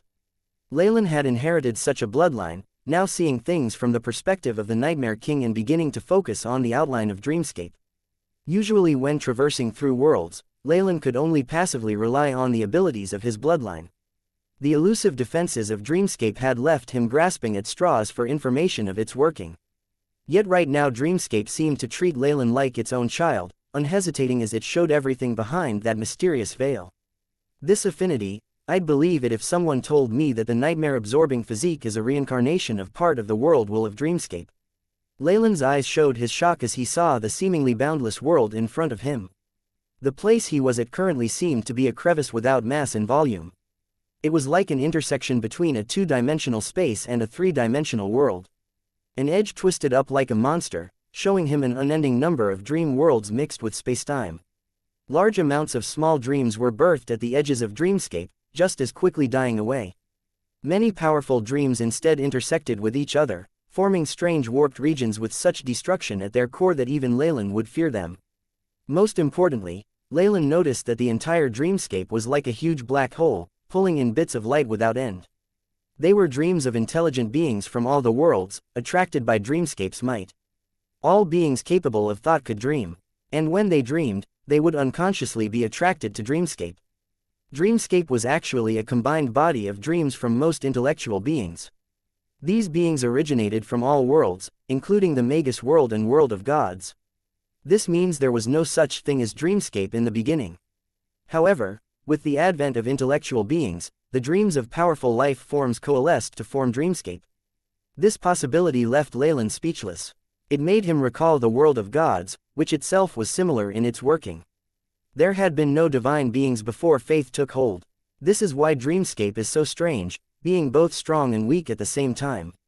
Leylin sensed that he had somewhat grasped the key to the weakening of Dreamforce. But I can't conclude it just like this. I need to explore, move around, and see more. Whatever it is, I still have time as I cultivate my clone. There's a millennium left for the contract with the Snake Dowager. Crimson light flashed as Leylin broke through the boundary of Dreamscape, arriving in a true dream. Whoosh! Surging, howling origin force appeared around Leylin, like a kindly mother seeing her son return home dead tired from travel. Beep. Discovered large amounts of Dreamscape origin force. Absorb. The AI chip prompted. No. Leylin shook his head, dissipating the origin force around him. The world origin force from Dreamscape was much more abundant than from the Magus world, equivalent to what all the Magi of Laws had access to combined. It would be enough to raise him to the peak of his current existence. However, Leylin didn't have the courage to do that. Before he dealt with the flaws of Dreamforce, suddenly, adding Dreamscape origin force to the mix could cause great problems in the future. Dreamscape's going to be here anyway. I can come over whenever I want and absorb it. It's not like I'm missing any chances. Having thought this through, Leylin did not lament as he sent away the roaring origin force and sized up his surroundings. The place was desolate and bleak, lacking life.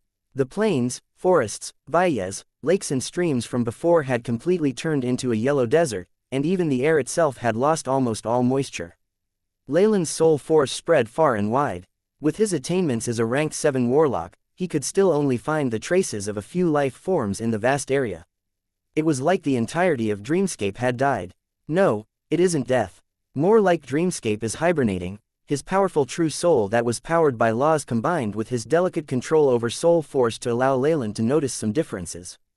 Weak, tiny lives were hidden layers underneath the barrenness, like seeds germinating under the safe protection of the earth.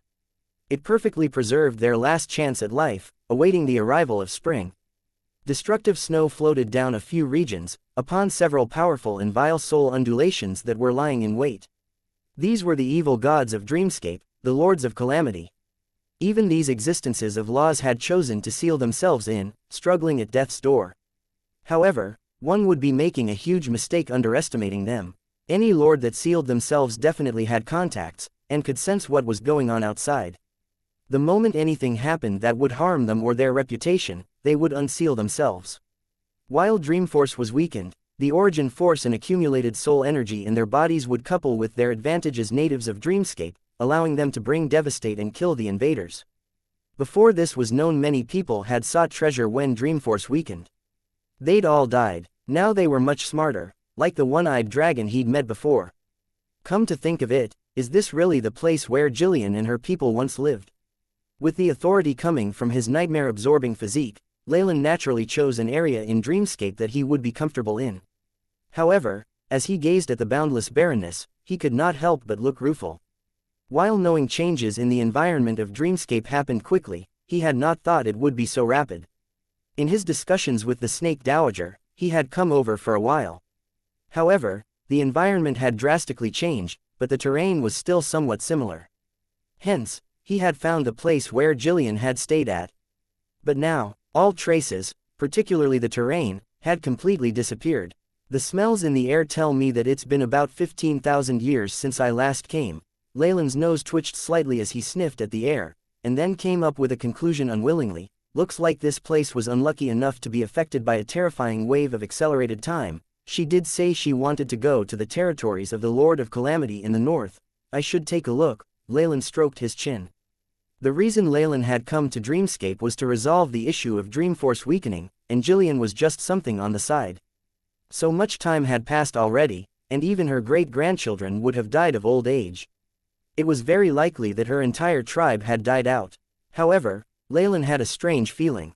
Before Dreamforce weakened, the changes to her people could bring him a huge batch of helpers and strength if he was lucky. And in Dreamscape, anything could happen. Also, this is just on the side. AI, chip, Leylin commanded. Beep. Mission, established. Gathering Dreamscape origin force undulations, current progress, 0.0001%. Estimated time of completion, 3987h 13 minutes. If host can obtain samples of rank 7 lifeforms of Dreamscape, this can be quickened. The AI, chip faithfully intoned. The AI, chip's analysis can continue as long as I'm in Dreamscape. Now I can go see the Lord of Calamity in the north, finding out their secrets. Leylin's body instantly turned into a boundless darkness sweeping towards the north, and 2 gusts of wind raced behind him sounding powerful and terrifying. The last time he was here Leylin had sensed the auras of numerous Lords of Calamity in the north. Then he'd been unwilling to antagonize them, and was also busy with the world of gods. Thus he'd retreated. However, things were different now. Bodic, the place Leylin had chosen, was significant. It was where he'd first met the one-eyed owl. What he now suspected was a clone of the Nightmare King. The owl was the one who'd given him his dream feather, making his lab connect to Dreamscape. It was also at this place that he'd discovered Jillian, a native of Dreamscape.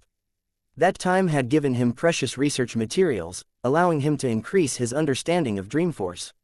The many Lords of Calamity stayed to the north of this place, at least 5 to 6 of these sovereigns of Dreamscape there at the minimum. Normally they would radiate their powers unconsciously, bringing disaster upon the natives. It made the place a forbidden ground for them. But now, it was different. Dreamforce had weakened, and the area around these existences was the only place they could survive. After all, the reason that was the place the Lords of Calamity chose was that it would resist the weakening of Dreamforce. Compared to total annihilation, a blizzard, radiation, or any other calamities were a joke. This was why, in a critical period, it had made sense for Jillian's tribe to move north. Those evil sovereigns ignored their kind like they were ants anyway. Is this the wondrous nature of life?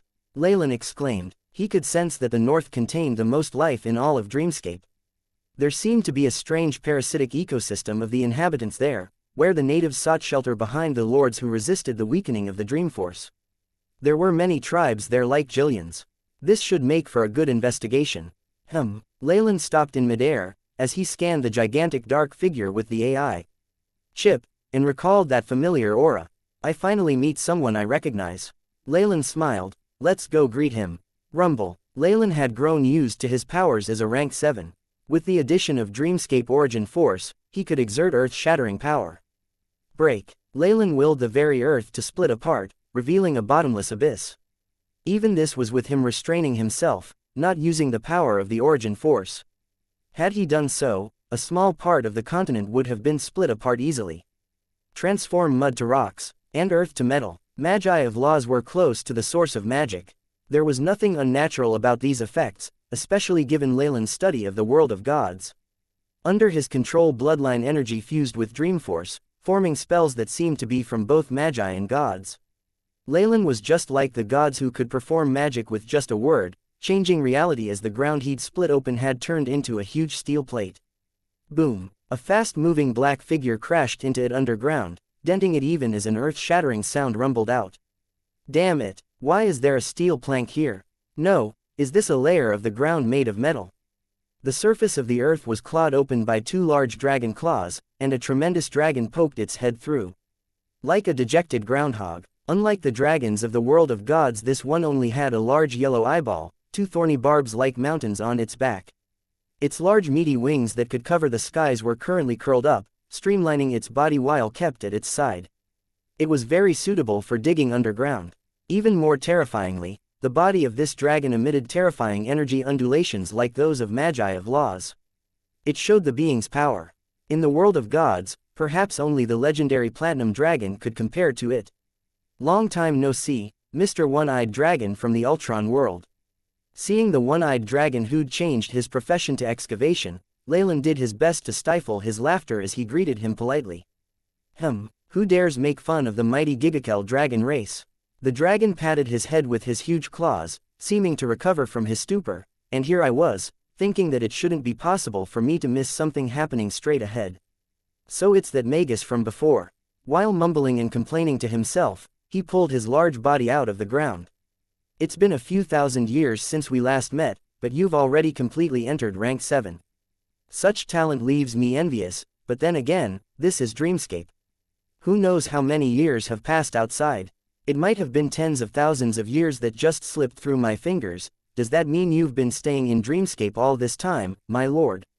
Leylin asked in surprise. Of course. Don't you know how plentiful the treasures in Dreamscape are? Especially at the core, the luster of the pure Suolo gems. Ah, those are 10,000 times more beautiful than the mother dragon's eyes. If not for that damned Lord of Calamity stopping me, then I would have, pooh. The one-eyed dragon seemed to notice that he had accidentally revealed something and used claws to cover his mouth. I see. Leylin nodded, while scorning him inside. The greedy nature of dragons was something that would never change even in the vastness of the astral plane. Be the dragons in the world of gods or the Magus world, they all seemed to have a similar characteristic. But please forgive me for my bluntness, but you seem to be in need of help. Leylin focused on this body that was as large as a mountain. A number of purple eyes were stuck to the dragon's thick horns and scales, looking rather disgusting. Streaks of deep wounds appeared next to these purple eyes, constantly healing and tearing apart. Just the sight could almost cause one to feel the great pain. Taking into account all that he said, could it be that he coveted some Lord of Calamity's treasure and was unlucky enough to be caught, thus leaving him in this state? He has no choice but to keep escaping, Leylin thought inside, but his hands did not stop moving. A light green layer of clouds covered the body of the one-eyed dragon, tiny droplets of water dripping down. The one-eyed dragon observed Leylin warily with his yellow eyes as the green mist arrived, sniffing with his long snout. That seemed to leave him satisfied, and he did not shy away. PSs. The green rainwater made contact with the wounds, creating large amounts of corrosive white gas. However, the wounds that healed no longer ripped apart, allowing the dragon to snort comfortably.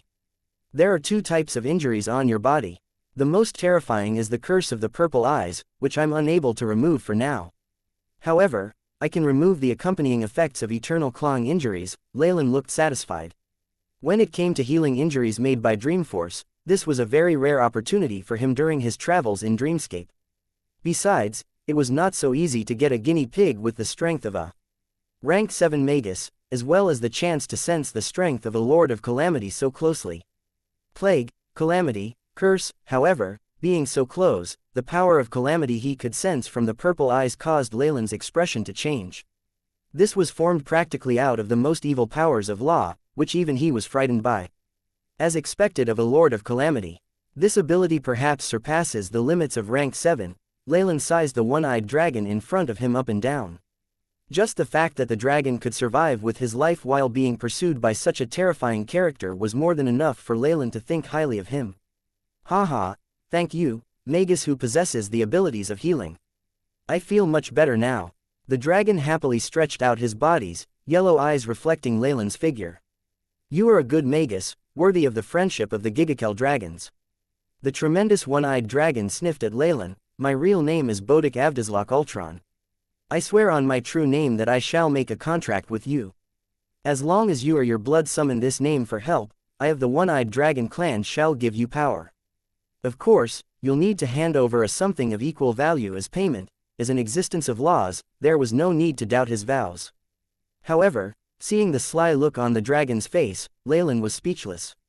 Are you trying to bully me because I've never been to the world of gods and don't know about the dragon tribe's contract of alliance? Leylin ridiculed him inside. The dragon tribe's contract of alliance, in the world of gods, was said to be the contract with the least limitations. As long as enough gold kronas were paid up, a whole pile of demigod dragons could be called up. Of course, the cost was so high even Joaquin's church would go bankrupt.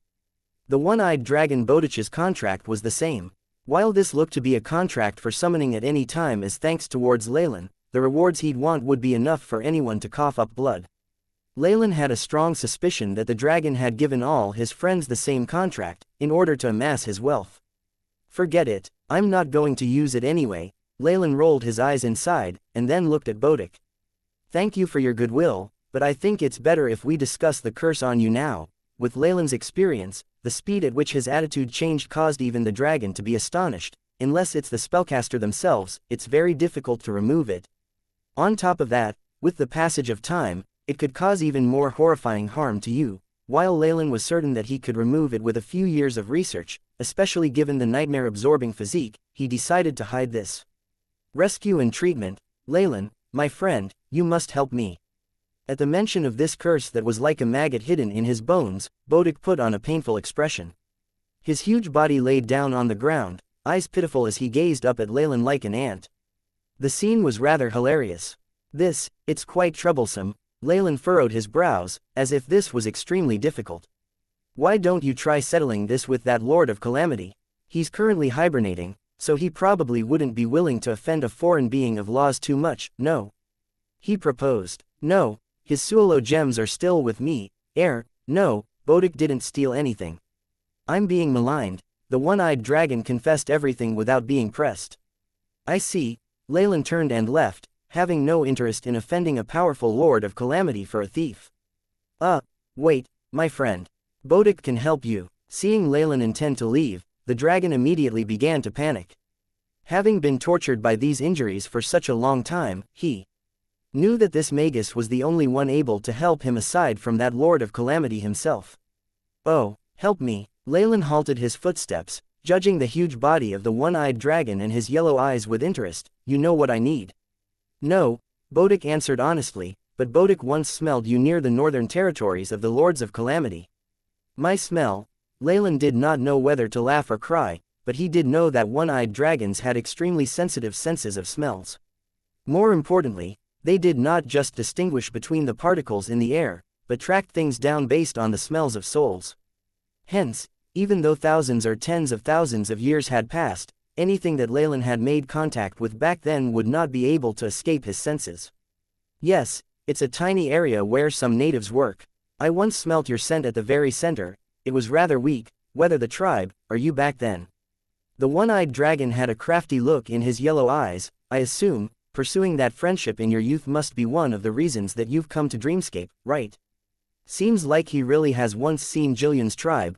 Leylin nodded, but you're too naive. Did you think I would offend a Lord of Calamity over a few natives? Even with my personal feelings towards them, the value of the natives can't be compared with what might happen. His relationship with Jillian and the rest were just like strangers coming together at best, taking what they needed from each other.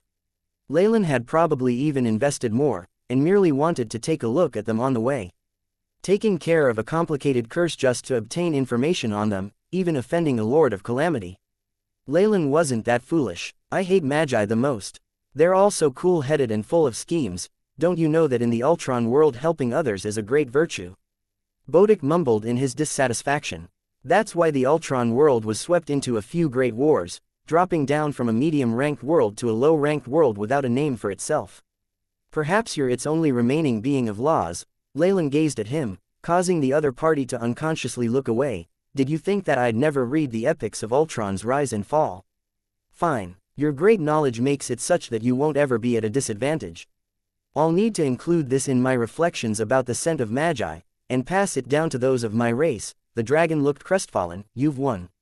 Speak. What do you want before you'll heal me? That's the way. Leylin turned, a smile on his face. News of a few natives was obviously not enough for him to change his mind, but a rank 7 dragon of laws was somewhat passable. Firstly, the dragon tribe's contract of alliance from before needs to be amended. Give me news about the natives too, and, even if we're found by the Lord of Calamity, I'm just a doctor that you sought out and have nothing to do with this. You are to swear all this upon your true soul of laws, to the astral and river of space and time. As a Lord of Badr, Leylin's ability with contracts was almost comparable to the great archdevil's. Even the one-eyed dragon broke out in cold sweat. Goodness, even the Teeman astral beings, known in the astral world for how harsh they are in their contracts, can't set up such stringent and harsh contracts, Bodic lamented, grabbing at his head with his huge dragon claws. Unfortunately, the ball was now in Leylin's court. He still needed to get Leylin to solve his problems, and therefore had no way to say no. After they both made the soul oath using their true souls of laws, Leylin sized up the one-eyed dragon who was as large as a mountain and frowned. Your body is too huge. Become like me. That's easy, Bodic agreed, body shrinking and melting into a purple light as he turned into a middle-aged man with long purple hair. Perhaps it was the difference in their races, aesthetics, but Bodic had a single eye in this form, a yellow vertical one. Numerous red blood vessels bulged everywhere, making him look somewhat frightening. However, Leylin did not mind that much. After all, there were far too many strange beings in the astral plane similar to humans. Dreamscape was a region with even more creativity in this area, which was why there was nothing strange about strange life forms similar to humans here. But, Leylin took a look at the back of Bodic's hand, arm and shoulder. There were still purple eye marks there, stubborn and not disappearing. See for yourself, it's so troublesome. Bodic pinched and broke a purple eye, and large amounts of yellow pus dripped to the ground, corroding into it further to leave a deep dark hole. A new circle of eyes appeared around the purple eyeballs, even more slender than before yet still possessing the same immense hatred and malicious intent. You stole someone else's possessions and still dare complain. Leylin rolled his eyes inside, speechless. However, he knew that what he'd done was more infuriating than that, and besides he was making use of the dragon. He wasn't in a position to criticize Bodic. I'll need some time to remove the malicious intent. Leylin extended his right hand, swiping up some pus with his index finger. The corrosive liquid obviously could do nothing against Leylin, and was burnt to ashes by some green phosphorescence. Traces of black gas appeared above the green flames, converging to form a few wailing faces that gradually dissipated. This person's knowledge on souls is not too bad. It's an expert. Leylin nodded, motivation and fervor evident in his eyes. Leylin, my friend, based on the contract, you need to remove a portion of the curse to prove your abilities before it can be effective. The middle-aged cyclops that Bodic had become gazed at Leylin with anxiousness. Desire and thirst were evident in that single eye. Though I can't remove the curse immediately, it shouldn't be a problem to interfere with his tracking you. Wear this. Leylin rummaged through his item storing magic artifact and found a silver hoop for the head, tossing it to Bodic. The hoop was completely silver and had strange crimson lines on it, similar to a human's veins as it squirmed slightly. Leylin, have you gone to the shadow world before too? The Tawa people there like this style of accessories a lot.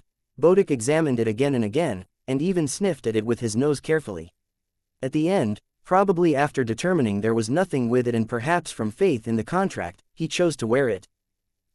I sense that the malicious intent that seemed to be on my back has finally disappeared. The moment the one-eyed dragon the hoop, he immediately sighed in relief. He'd been afraid of the Lord of Calamity tracking him down before, which was why he'd been fleeing like a stray dog when he bumped into Leylin. No matter what he did, there was no way to stop the tracking from the curse. However, this feeling finally disappeared from his bones. Great, this is great, Bodic cheered, his sound so powerful that the dust in the surroundings vibrated. Leylin waved his hands and spoke stonily. All right, bring me to the place you felt me connected with last, and be quick about it. No problem, Bodic patted his chest in guarantee, before looking at Leylin with worry. It's at the boundary of the river of annihilated size. We need to pass through regions where 3 Lords of Calamity are sealed.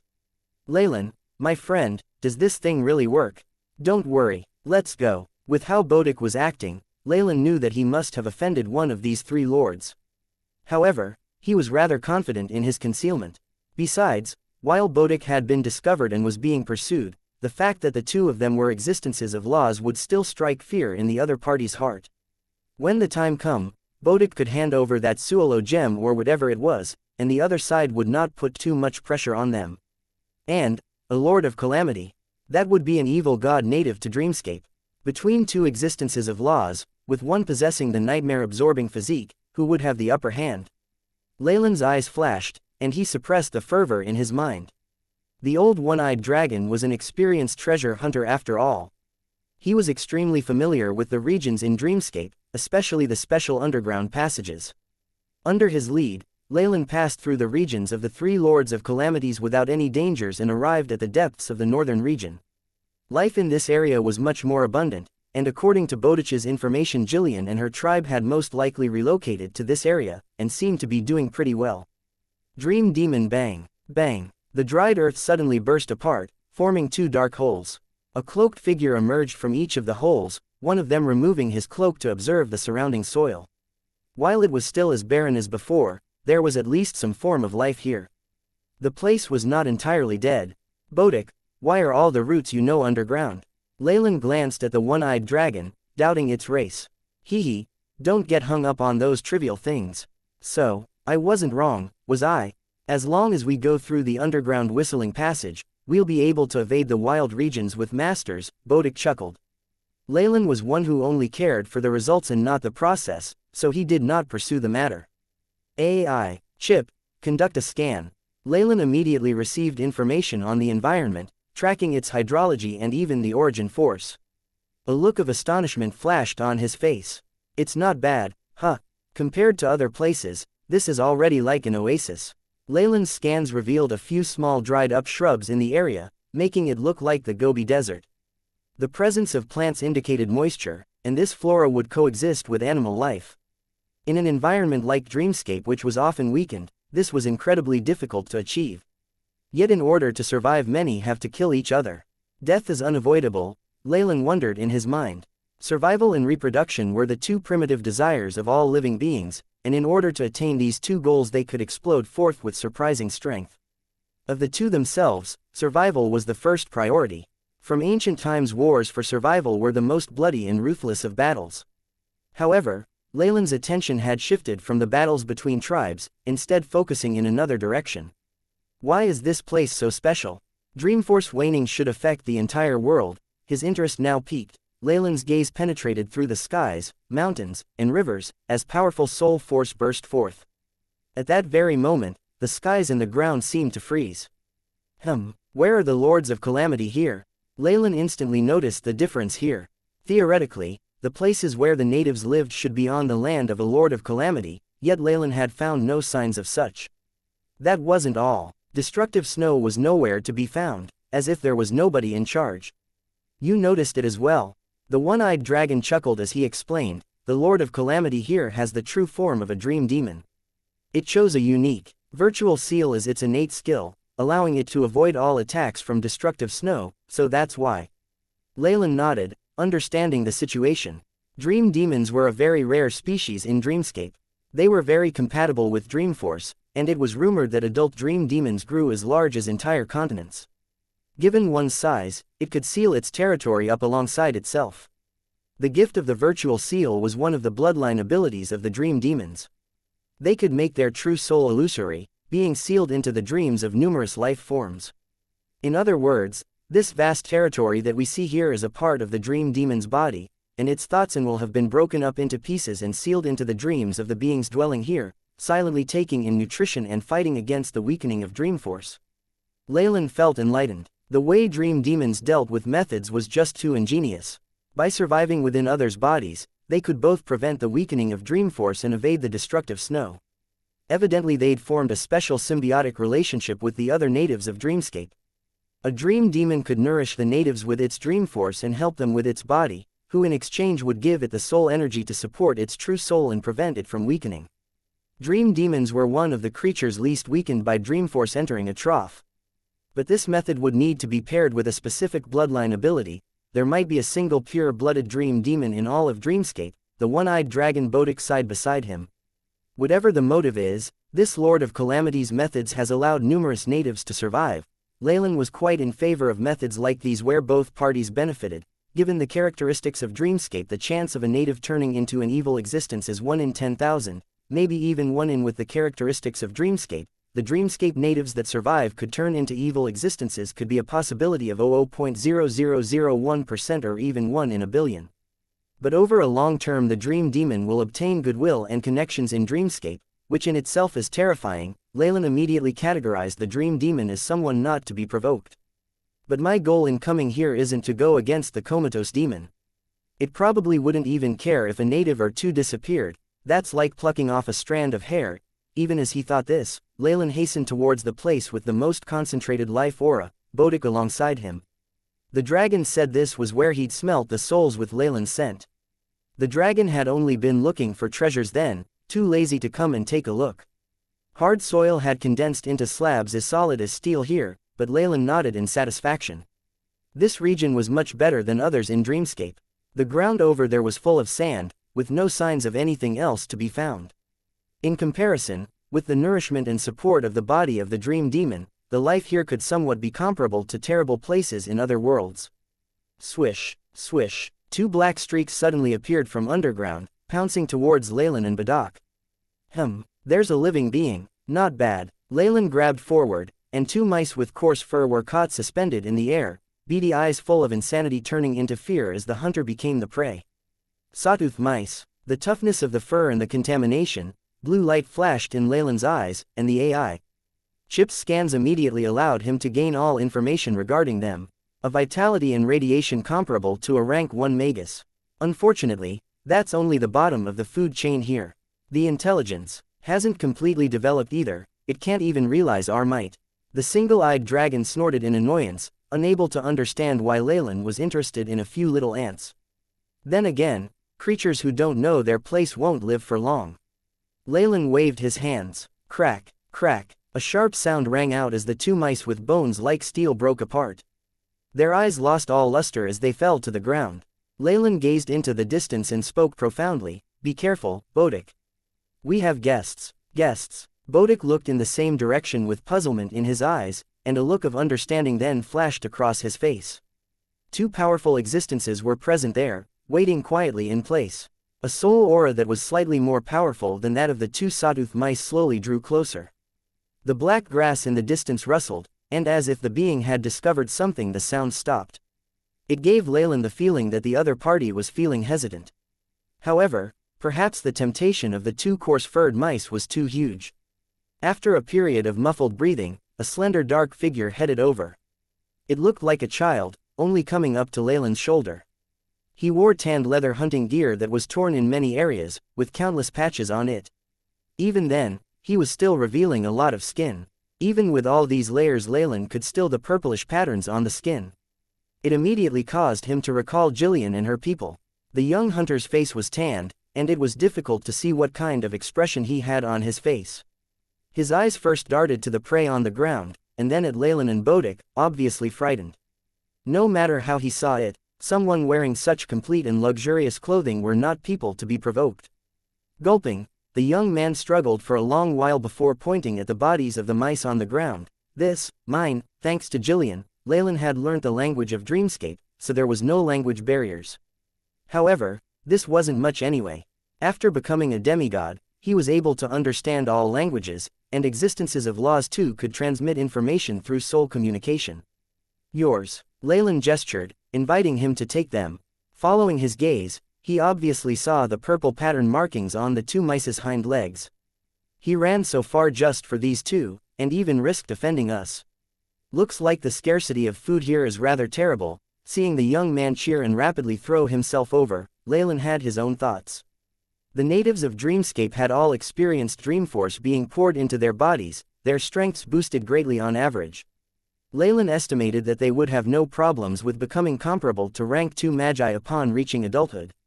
The young man was now kneeling on the floor, seeing the blood that had spilt onto the ground with a look of pity on his face.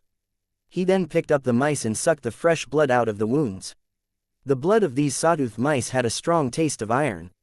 With just a look, Leylin could tell that there was a terrifying amount of radiation and contamination inside, yet the youth looked like he was sampling something extremely delicious. Tisk! What a good appetite! It's comparable to our rot-eating dragons. Bodic pursed his lips. Village. There were now 3 travelers crossing the barren plains. One of them was a young man in tattered hunting gear. He had a black ironwood lance on his back, from the tip of which hung 2 coarse-furred mice. Leylin and Bodic were following him at the side.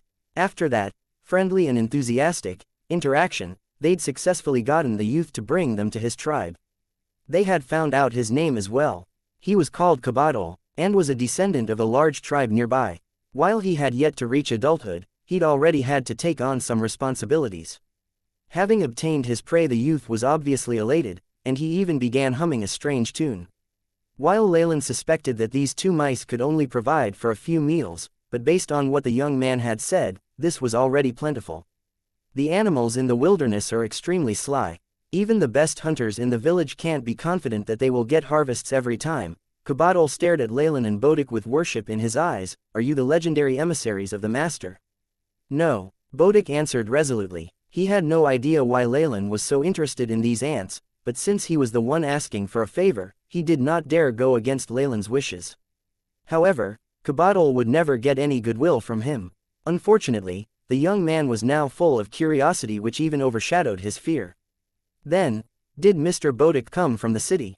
Is it Maxi City? I've been there before. Along the way, Bodic almost broke down from all of Cabadol's antics.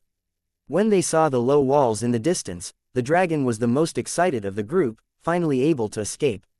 The tribe Cabadol lived in didn't just own some land. They'd built a wall at the outer regions of the village. While the defensive abilities of the wall were questionable, the strength this implied comforted Leylin. Clang! At this moment, the entrance to the village opened. A group of villagers dressed in coarse black clothing walked out, a few elders at their center.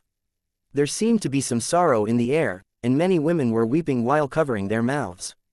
Looks like they aren't here to welcome you, kid. Bodic chuckled, but Cabadol did not retort at all. His eyes were fixed at the few native elder at the center, fists clenched so tight that he was almost bleeding. Are they expelling the elders? Leylin had a feeling that when productivity was lowest, many tribes would choose to chase the elderly with no ability to work away. No, they're doing this voluntarily. Cabadol's voice was low. For the better survival of our race, this is what's so heavy about life. Even though I've passed through so many worlds, I can't help but sigh at this. Bodic gave Leylin a long look. Could you allow me to create a historical poem to record this?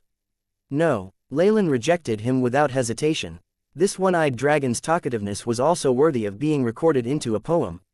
His writing skills, in particular, were more than enough for those bards to cough up blood. He was also rather shameless, which left Leylin speechless. At this moment, Cabadol put the lance down and picked up his prey, looking perplexed. What is it? If you're going to hand it over, do it quick. A mouse like that won't be able to last for long anyway, Bodic mumbled to himself, but was then shut up by Leylin. Fine, fine, I won't speak. I won't say anything. From the very beginning, even after taking out the prey, Cabadol had not hastened forward.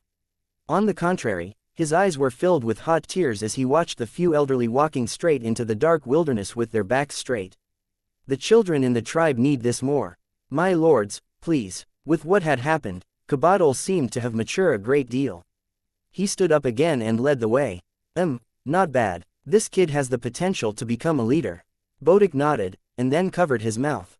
After entering the village, Leylin could tell that there was a distinct difference. This did not come from the natives who, on average, had the strength of rank 2 magi, but something at the heart of the village. That has the aura that I'm familiar with. And, ignoring the natives that had surrounded them, Leylin headed into the deeper parts of the village. The further in he went, the more secure the place became. At the end, there was even a glint in Leylin's eyes. At the innermost region of the village was a square built next to a large black mountain. Natives with metal armor and sharp weapons formed the last line of defense here. A deep hole had been excavated into the mountain, powerful radiation emerging from within. These energy undulations are already comparable to rank 5 or 6 magi. So you're the real guardian of this place. Foreigner, this is a forbidden area. Halt your footsteps. A man who stood taller than the rest blocked Leylin's way. Tens of elite hunters with armor and lances stood by him, including Kabadal. However, he looked rather anxious. Bodic could take this no longer and stood out, a ruthless look flashing in his eyes. Kiki, when have mice become so gutsy as to block my way? Wait, at the crucial moment, Leylin stretched out and stopped him. These were the descendants of someone he knew, and it wasn't good to do things so forcefully. He could feel the unique aura of knights and magi from the Magus world from these guards. Evidently they'd passed through rigorous training as knights and magi, likely sourced from Leylin himself.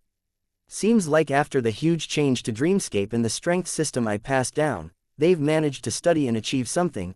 I do not have malicious intent, Leylin said, though he did not hesitate in the least in his movements. Along the way, all who wanted to obstruct him collapsed silently to the ground. Tisk, I could just swallow them all.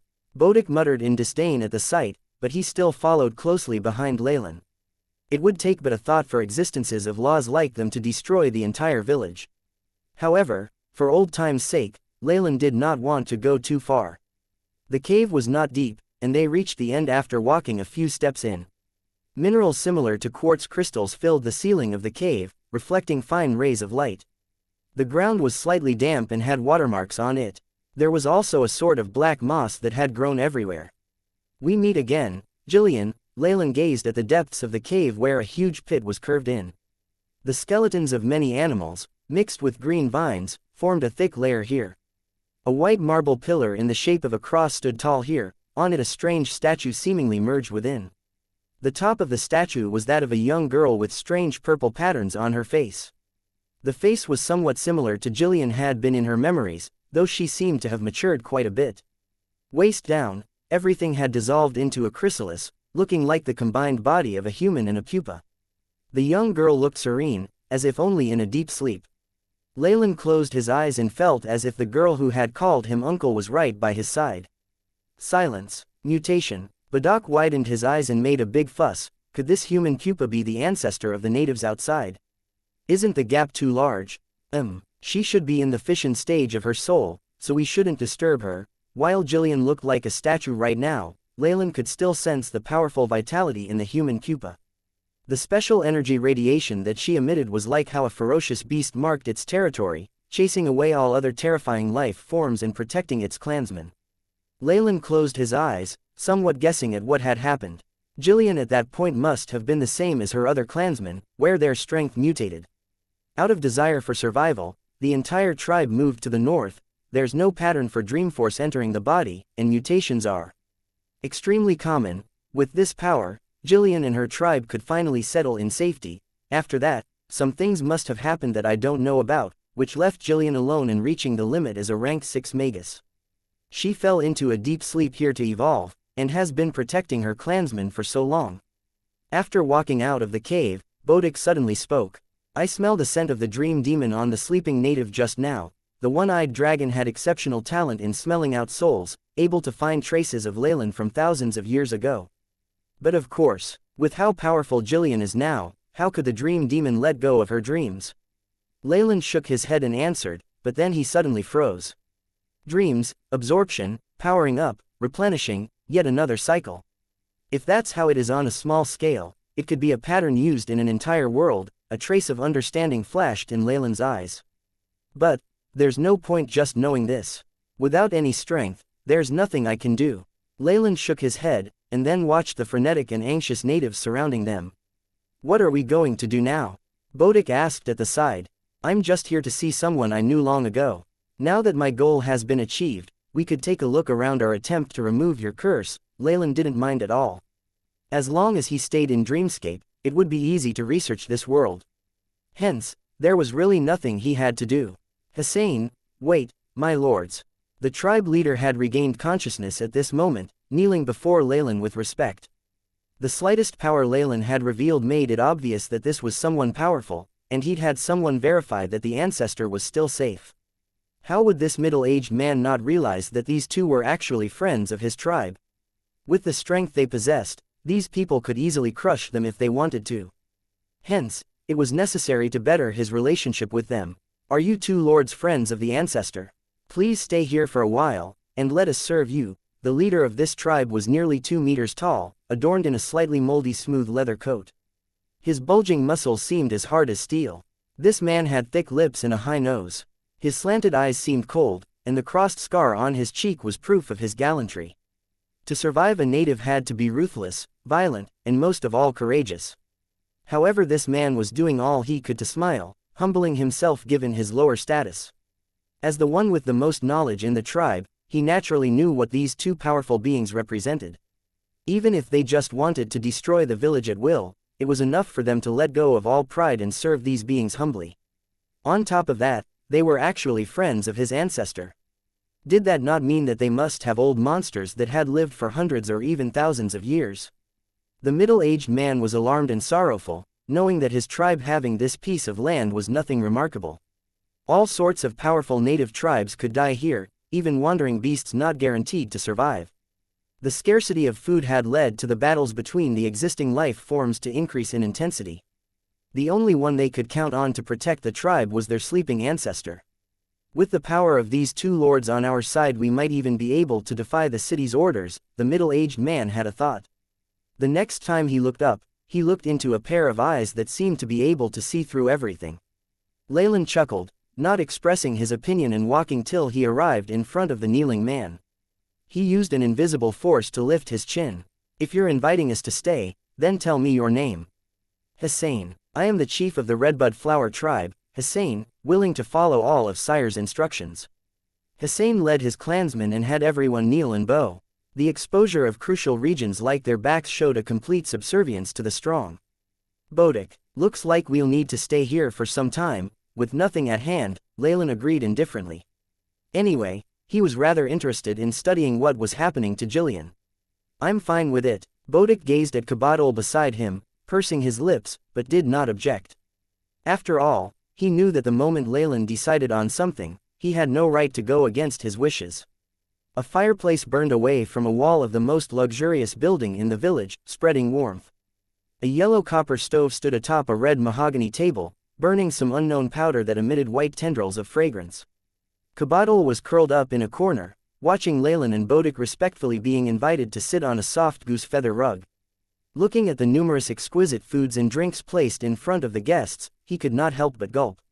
How extravagant, the young man thought to himself, and then looked outside the window.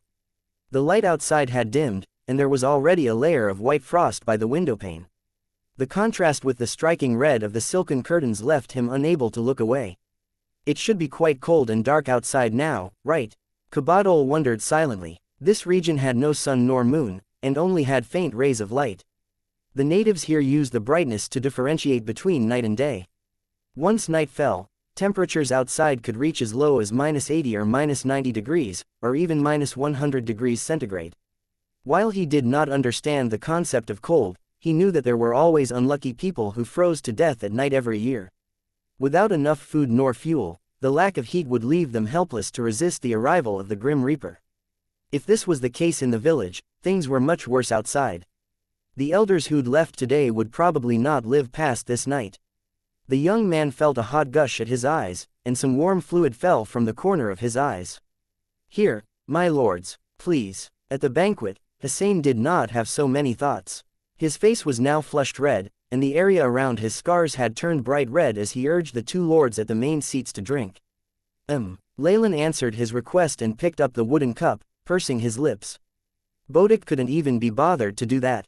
Based on Leylin's observations, the alcohol here was fermented using some underground plant stolons with plentiful fat and starch. As the method was very primitive and behind his times, and on top of that the filtering hadn't been performed well, the alcohol was too muddy. Bodic obviously found this beneath himself. However, to ordinary natives, this was already a delicacy they could never obtain. This was also the same for Hussein. However, to Leylin's surprise, every person in the village, besides the infants, all had a cup. The adults were extremely cautious and had a satisfied look on their faces. Equal distribution within the clan. Leylin shook his head and looked at the table again. In order to serve the two of them, Hussein had gone all out.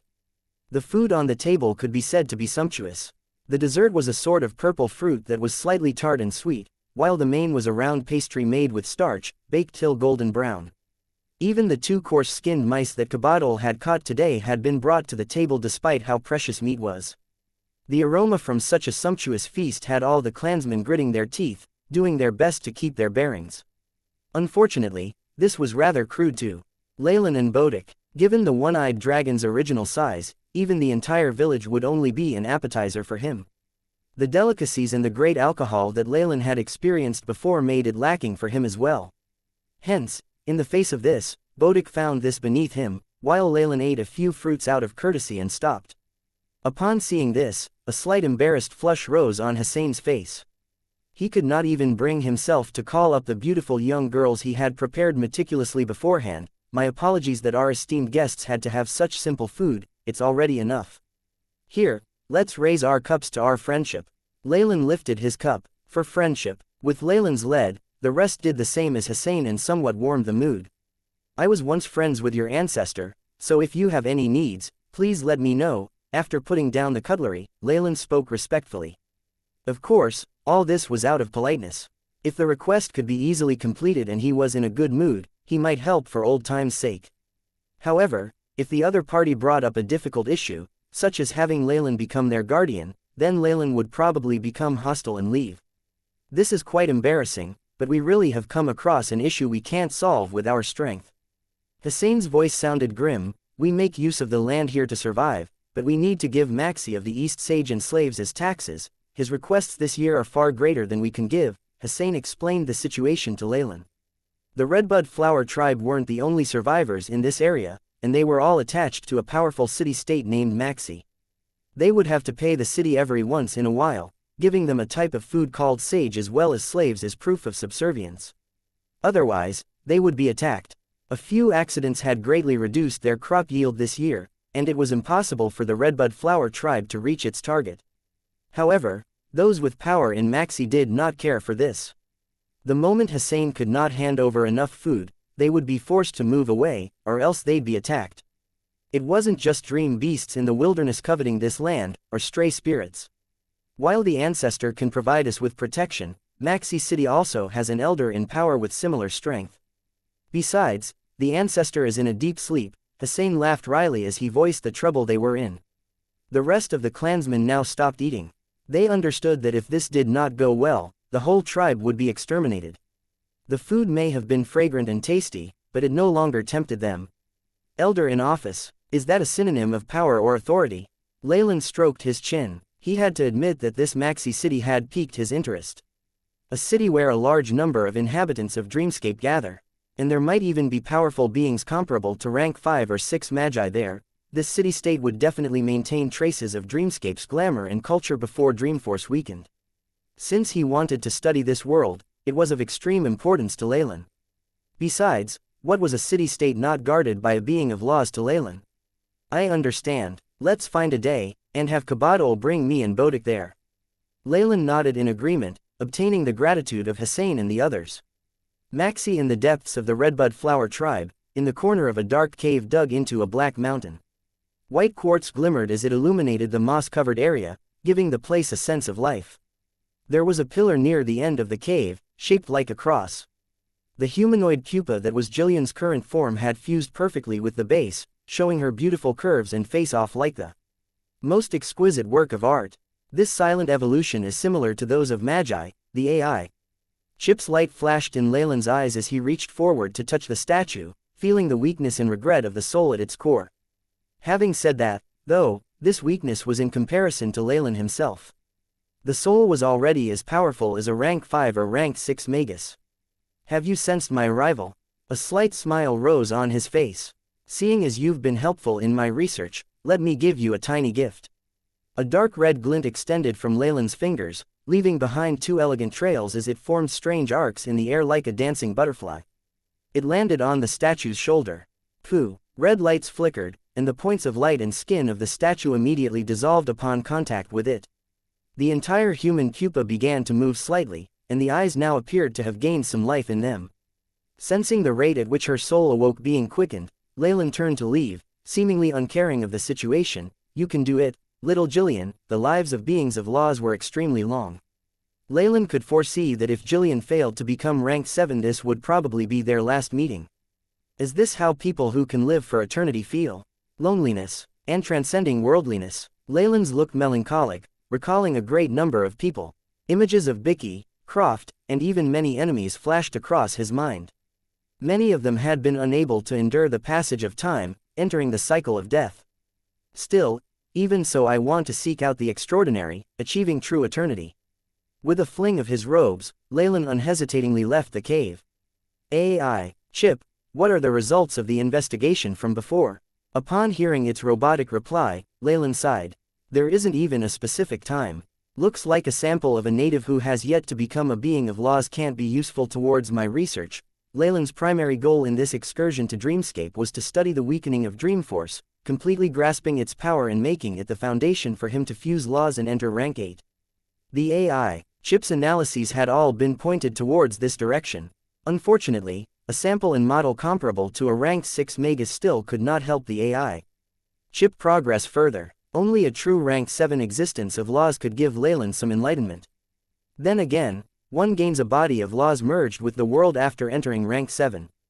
They experience a complete change, and I can only use such existences of laws to study the world origin force, but going around here will still give me some results. Leylin transmitted a wave of soul undulations, summoning the one-eyed dragon Bodic who had disappeared somewhere. Get Kabadal, we're going to leave. Leave? For Maxi. Bodic scratched his head. I don't think that sort of place will have what you want. All the treasures of this territory, the cute little sparkly things, they can't escape my sense of smell. Bodic had guessed at this point that Leylin was probably looking for something. Still, with his limited knowledge and thought process, he only considered dazzling gems and crystals treasures. As for signs of civilization or historical poems and the like, those were only used to pass time. With the one-eyed dragon's great background in the Ultron world and the memories passed down through generations, it was nothing to him. Leylin suddenly turned back, a depthless darkness in his eyes. I'm warning you right now. You've already provoked one Lord of Calamity. Don't provoke another or I won't let you off. It caused the one-eyed dragon to shrink back in pure terror, shaking his head. Fine, fine. Don't worry, I won't be that stupid. Besides, the dream demon likes to collect dreams, which I don't care for. It's actually because you don't care for his treasure trove. Leylin rolled his eyes and waved his arms, signaling to the hunter Kabadal, we're here, my lords. Kabadal had now changed into different clothes, this one with at least fewer patches. His face had been washed, revealing freckled cheeks that were slightly red from excitement. Intelligence flashed in his eyes. He now knew that Leylin and Bodic were definitely amazing people. Though he would just be a guide, even their tribe leader Hussein was envious of his position. As long as he could obtain their favor, the tiniest thing they handed over to him could last him a lifetime. I'll guide you well, my lords. Kabadal puffed out his chest as he guaranteed, holding tightly onto the black lance in his hands. You're just a guide though. Bodic snorted disdainfully. This might be a little different from before. We'll be flying, so you'll just need to show us directions, Leylin reminded him. Flying? We're flying. Kabadal felt slightly dizzy, and then gaped as he saw Leylin jumping into the sky. While the people here had the vitality and soul durability of official magi, they could only fly if they mutated to form a pair of wings. The laws of Dreamscape were very harsh. Stop getting so surprised, kid. Bodic picked him up by the collar, and all Kabadal felt was a powerful gust of wind from below as his feet left the ground. Thud, he released his hold, and the black lance from before fell to the ground, slanting as it entered the soil. Careful there, kid, don't blame me if you fall. Bodic snickered. finding that he had discovered a way to deal with Cabadal. How about a 360-degree dance in the sky? Or a few flips, faster than sound flight? That kid would probably spit out last night's food from his nostrils. Bodic laughed vilely, until, unfortunately, Cabadal's incomparable adaptability as a child who'd survived the harsh wilderness showed itself. By the time the three reached Maxi City, Cabadal was pale no longer. Instead, an excited flush had risen on his face. That was amazing. If I could fly, I'd be able to hunt even demonic wolves down using my arrows. He looked towards Bodic with anticipation. My lord, can you teach me how to fly? Damn it, can I strangle him? Bodic looked towards Leylin. Of course not, unless you want our journey to end here. Leylin glanced at Cabadal, who was shocked at the bloodlust Bodic was exhibiting. A kind smile arose upon his face. Don't be afraid. Your uncle Bodic was just joking with you. That joke isn't funny at all. Cabadal muttered, and his footsteps were intentionally faster as he ran to Leylin's side. Tisk. Foolish people will always make more foolish choices. Bodic turned away with contempt. He shifted his attention to a huge arch made of white marble at Maxi City's entrance, as well as the high city walls with elite warriors on top. His thieving instincts began to show themselves. Tisk. I never thought a bunch of immigrants in Dreamscape would have this much wealth. Unfortunately, I'll only need 3 periods of refining metal to loot this sort of city. Be more careful and don't make us more enemies. Leylin clutched at his forehead, beginning to wonder if bringing the dragon along was the right decision. Maxi is governed by its own citizens, its officers and protectors being elected into office every 100 days at the outdoor square. Cabadal was performing his job well, introducing Maxi City to Leylin and Bodic. Citizens. Them. Leylin looked to the side of the road. The citizens Cabadal had mentioned could be seen by the gardens and marble fountain. They dressed themselves up tidily in white, their garb held up by a single ring on their shoulders. It made them look languid and comfortable. Their derision for Cabadal and the like was obvious from their very gaze, arising from their souls or maybe even their genetics. Yes, they're citizens of Maxi, with enough food and servants to attend to them. Cabadal lowered his head. The reason these citizens could avoid work and yet enjoy food and servants was obvious. They were exploiting numerous tribes like the Redbud Flower tribe. Bluntly speaking, the environment here wasn't the only reason for the terrible plight of the natives. It could be attributed to the citizens of Maxi as well. Parasite Leylin looked at Cabadal, whose whole body was stretched taut like a little leopard, and petted his head. What, does the current situation leave you dissatisfied? No, I just hope to obtain more strength in order to protect my clan, Cabadal answered. What a clever answer. Leylin praised him. In his previous world, such extreme exploitation would long since have given rise to violent revolts. With so few ruling over so many, and so blatantly abusing their power at that, they would just be courting death. Unfortunately, this was a world where extraordinary strength crushed everything else. Even though the minority was in power, exploiting their position atrociously, all the majority could do was crush their desires for revolution. After all, this minority possessed great military strength. The ones with the greatest power held the greatest authority. Strength was the truth. Get out of the way. Get out of the way. At this moment, 2 rows of warriors dressed in black armor and held iron spears and shields darted onto the streets, moving the people to the sides of the road. Even citizens won't have this much authority. Could this be the government or some security officials? Leylin glanced at Cabadal next to him, but the boy was now trembling all over, and his lips seemed to turn darker in his fear. No, Cabadal bit at his lower lip, gritting out a few words. The power of the government comes from the citizens, which is why this is impossible for them. The only possibility is the legendary Lord's Envoy. There are many city-states like Maxi in this area, but they all have to bow down to the Lord's Envoy lest they be destroyed.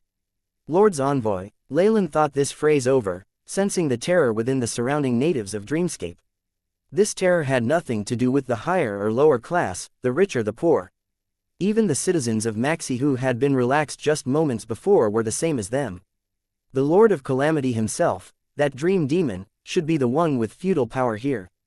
Are these soldiers of his armies? Leylin made a guess. The Lords of Calamity weren't alone. They had great numbers of subordinates that formed huge armies. When Dreamscape intersected with the real worlds, the other worlds in the astral plane would face nightmares in the form of the Lords of Calamity and their armies. Besides the Magus world and other large worlds, there were few who could resist their invasion. However, Dreamscape weakened regularly. Even if a Lord of Calamity could take over an entire world, they would soon have to give up on it. If not for that, other worlds like the Purgatory World, Icy World, and Shadow World may not have been able to resist Dreamscape. They're here, they're here. People at the front began to get restless, while Leylin and Bodic saw the Lord of Calamity that had large numbers of people crowded around. Oh, so that's how things are.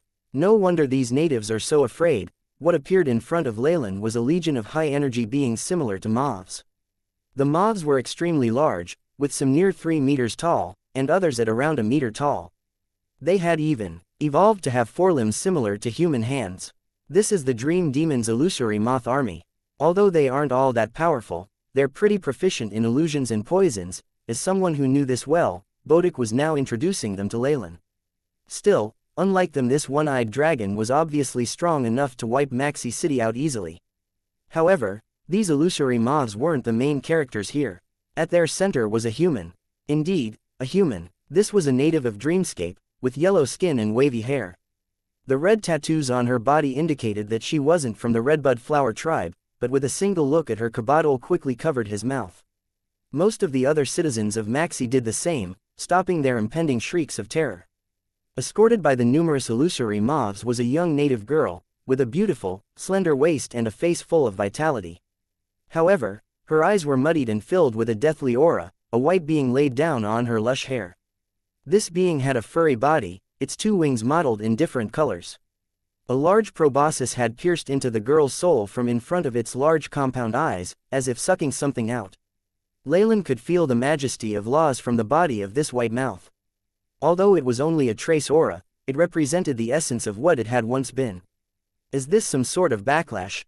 Leylin sighed. The Lord of Calamity in this region was an exceptionally large dream demon. Its body had rotted to form a huge piece of land, sustaining the lives of many natives. This naturally wasn't done out of pure goodwill. Even the most powerful Lords of Calamity in Dreamscape had to seal themselves up, fighting against the weakening Dreamforce. Even if they did so, they would be tormented by the destructive snow, sapped of their strength. Dream demons did something different. They used their bodies to nourish a group of natives, splitting their true souls and entering the dreams of all beings living in their territories. This would help them evade the destructive snow, allowing them to wait out the weakness of the world origin force. Relying on the people's dreams to preserve their life allowed dream demons to wield most of their strength even after being sealed. The inhabitants who were being protected would give up a portion of their soul force, in exchange obtaining a chance at survival. This was a trade that benefited both parties. However, there were unexpected situations that could crop up. Although the dream demons carefully controlled their intake of power, they were still Lords of Calamity. If they were agitated by the natives' dreams, and their absorption unknowingly increased, things would be disastrous. Just 0.000000001% of the soul power of a dream demon could easily absorb all life from a native. Once the native died, these dream demons would also lose a body to attach themselves to, weakening rapidly as they awaited death. Although this process was irreversible, there were still exceptions. If the dream demon realized in time that it had absorbed too much, the perfect control would repair the balance of the symbiotic relationship. However, the native they were attached to would have been absorbed greatly, inclusive of their souls. They would become an empty husk. Such a shell was actually a huge treasure for a dream demon. At the very least, it would leave no issues with its survival. With another layer of protection from a native, there was no need to be afraid of the effects of being in an environment that was weakening. It could also retain some strength and influence over the outer world. These humans who were controlled had another name in the world, the Lord's Envoys. Being raised by the dream demon, natives like Kabadol, and even citizens of city-states or their leaders, all had parasites within them. Seeing the Lord's Envoy, it was understandable for them to feel distress. Just as Leylin and Bodic were sizing up the Lord's Envoy, the girl with the moth on her head also turned to look at them. "I never thought I'd be able to see guests from another world here," she exclaimed, her eyes gaining some vigor. An astonishing conscience began to awaken in the girl. In that moment, Leylin even saw the body of a dream demon moving through the universe, spreading wings that could cover a small world as it greeted him. "We're only travelers touring the area, and unwittingly entered your territory." Leylin was not all that surprised by this. While those like Kabadol had a portion of the dream demon's true soul in their bodies, these fragments were mostly in slumber. They could only subconsciously absorb the dream energy as food. However, the true soul inside an envoy was awake, possessing a portion of the main body's conscient. This made it easy to spot Leylin and Bodic, who had done nothing special to conceal themselves. The Lord's envoy's beautiful eyes swirled towards the one-eyed dragon, her next words causing Leylin to turn grim. I remember the smell of your spirit. You're the person who once coveted my treasure trove. That wretched greedy dragon had really once wanted her treasure trove before. Ah, hee, ha, the weather's quite good today, ha. Bodic rubbed his head and began to laugh dryly. However, your humble servant's treasure trove must have disappointed my lord. The Lord's envoy was now occupied by a powerful conscient. Leylin estimated that the awakened conscient had now completely gathered here. However, she seemed to be exceptionally easygoing, and was even apologizing to Bodic like a wise lady. Oh, it's nothing. I don't have much interest in dreams that are like bubbles. Bodic waved his arms and spoke bluntly.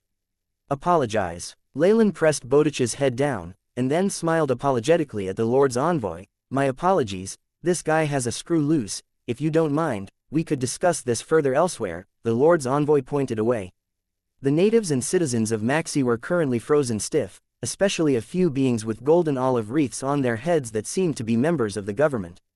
Sure, Leylin nodded, and then pointed at Kabadol. I have some connections to his ancestor. There was nothing else that needed to be said. He was sure that she would handle this matter well. After all, the goodwill of another existence of laws for something so trivial would definitely be worth it. As he watched Leylin and three others depart, Kabadol's mouth was wide open. He was at a loss of what to say, but the hint of flattery and reverence in the eyes of the citizens surrounding him told him that things would definitely be settled now. Soul powder. The boundless skies shattered to reveal a huge hole, allowing one to see some large stars and bands of light. Leylin, Bodic and the Lord's envoy stood side by side, enjoying this broken scenery. When Dreamscape Origin Force weakens, the entire world descends into stillness. The envoy's face showed hints of sorrow before she looked towards Bodic. I see a tracking curse on your body from Salalis, and the shine of Suolo gems. Bodic's expression froze, and then he tried to speak up for himself. Haha, you must have gotten something wrong. I'm such an honest dragon. Why would I steal something that belongs to someone else? Haha, you've got the wrong impression. I don't really have any dealings with Salalis. On the contrary, there are some conflicts between us. The young lady's voice was like a silver bell, pleasant to the ear. The clear look in her eyes made it seem like she knew everything. With this gaze on him, even the one-eyed dragon lowered his head, ashamed. In that case, that's great. It had to be said that there were few people Leylin had met who were as thick-skinned as Bodic was. Hee, even the dream demon was evidently entertained by how shameless he was, and the girl that she had possessed pursed her lips and began to smile. I just want to remind you that Salalis' poison curse is the most vile in the entire universe. In order to obtain enough malicious intent, he even pushed a small plane into the plains of despair, just to absorb the hatred arising near the death of a continent. Leylin's expression changed. The astral plane had a few large worlds in it. Planes were a rank lower than worlds, but even then they were still as large as entire continents, with populations of tens or even 100 million. Destroying a plane just to obtain the hatred and malicious intent was something that would do more than just raise people's hackles. Or has he gone mad or turned chaotic? While Leylin wasn't a good person in any way, he suddenly felt that like he had an actual bottom line, something better than those beings. With the vengeful energy from millions of life forms, as well as Salalis' own powers of disaster, the curse formed isn't something that the Yossi blood hoop on your head can suppress, so this thing is a Yossi blood hoop. Doesn't seem to be that useful. Bodic discontentedly prodded at the silver hoop on his head and complained.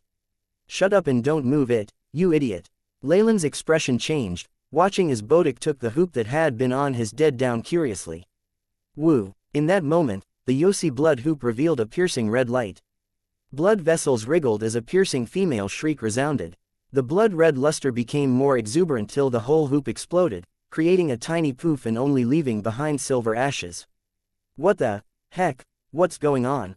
The one-eyed dragon gaped at the silver granules in his hand and cursed. Found you. A powerful conscient exploded from the purple eyeball behind him, accompanied by a chilling evil and bloodlust. Bang, bang, bang. The curse that Leylin had under his control burst forth as the purple eyes exploded one by one. Yellow pus flew everywhere, causing Bodic to cry in misery. This liquid fell into the surrounding areas, and even more tiny purple eyes appeared as they began to cover the dragon's entire body.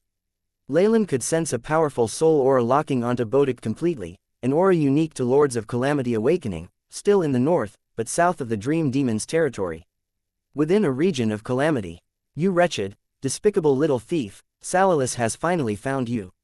Snow fell with immense destructive power, but it could do nothing against a large ice crystal at the center of this place. The ice sizzled sharply and melted down, emitting dazzling lights as runic chains broke apart.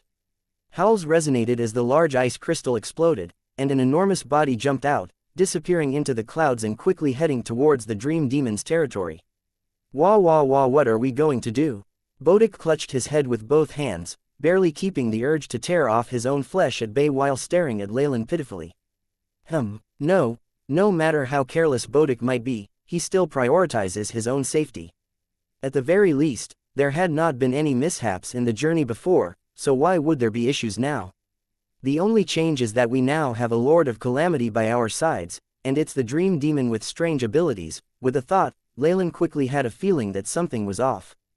Beep. Soul enchantment found. Searching for source of contamination. The AI. Chips. Voice sounded. The atomic microscope revealed a layer of mysterious powder floating in the air, centered around the Dream Demon. Damn it, it really is you. Without my nightmare-absorbing physique, I'd probably be caught in your magic as well. Annoyed, Leylin began to move the nightmare bloodline within him and dissolved all of the powder that had entered his body, quickly feeling his mind clear.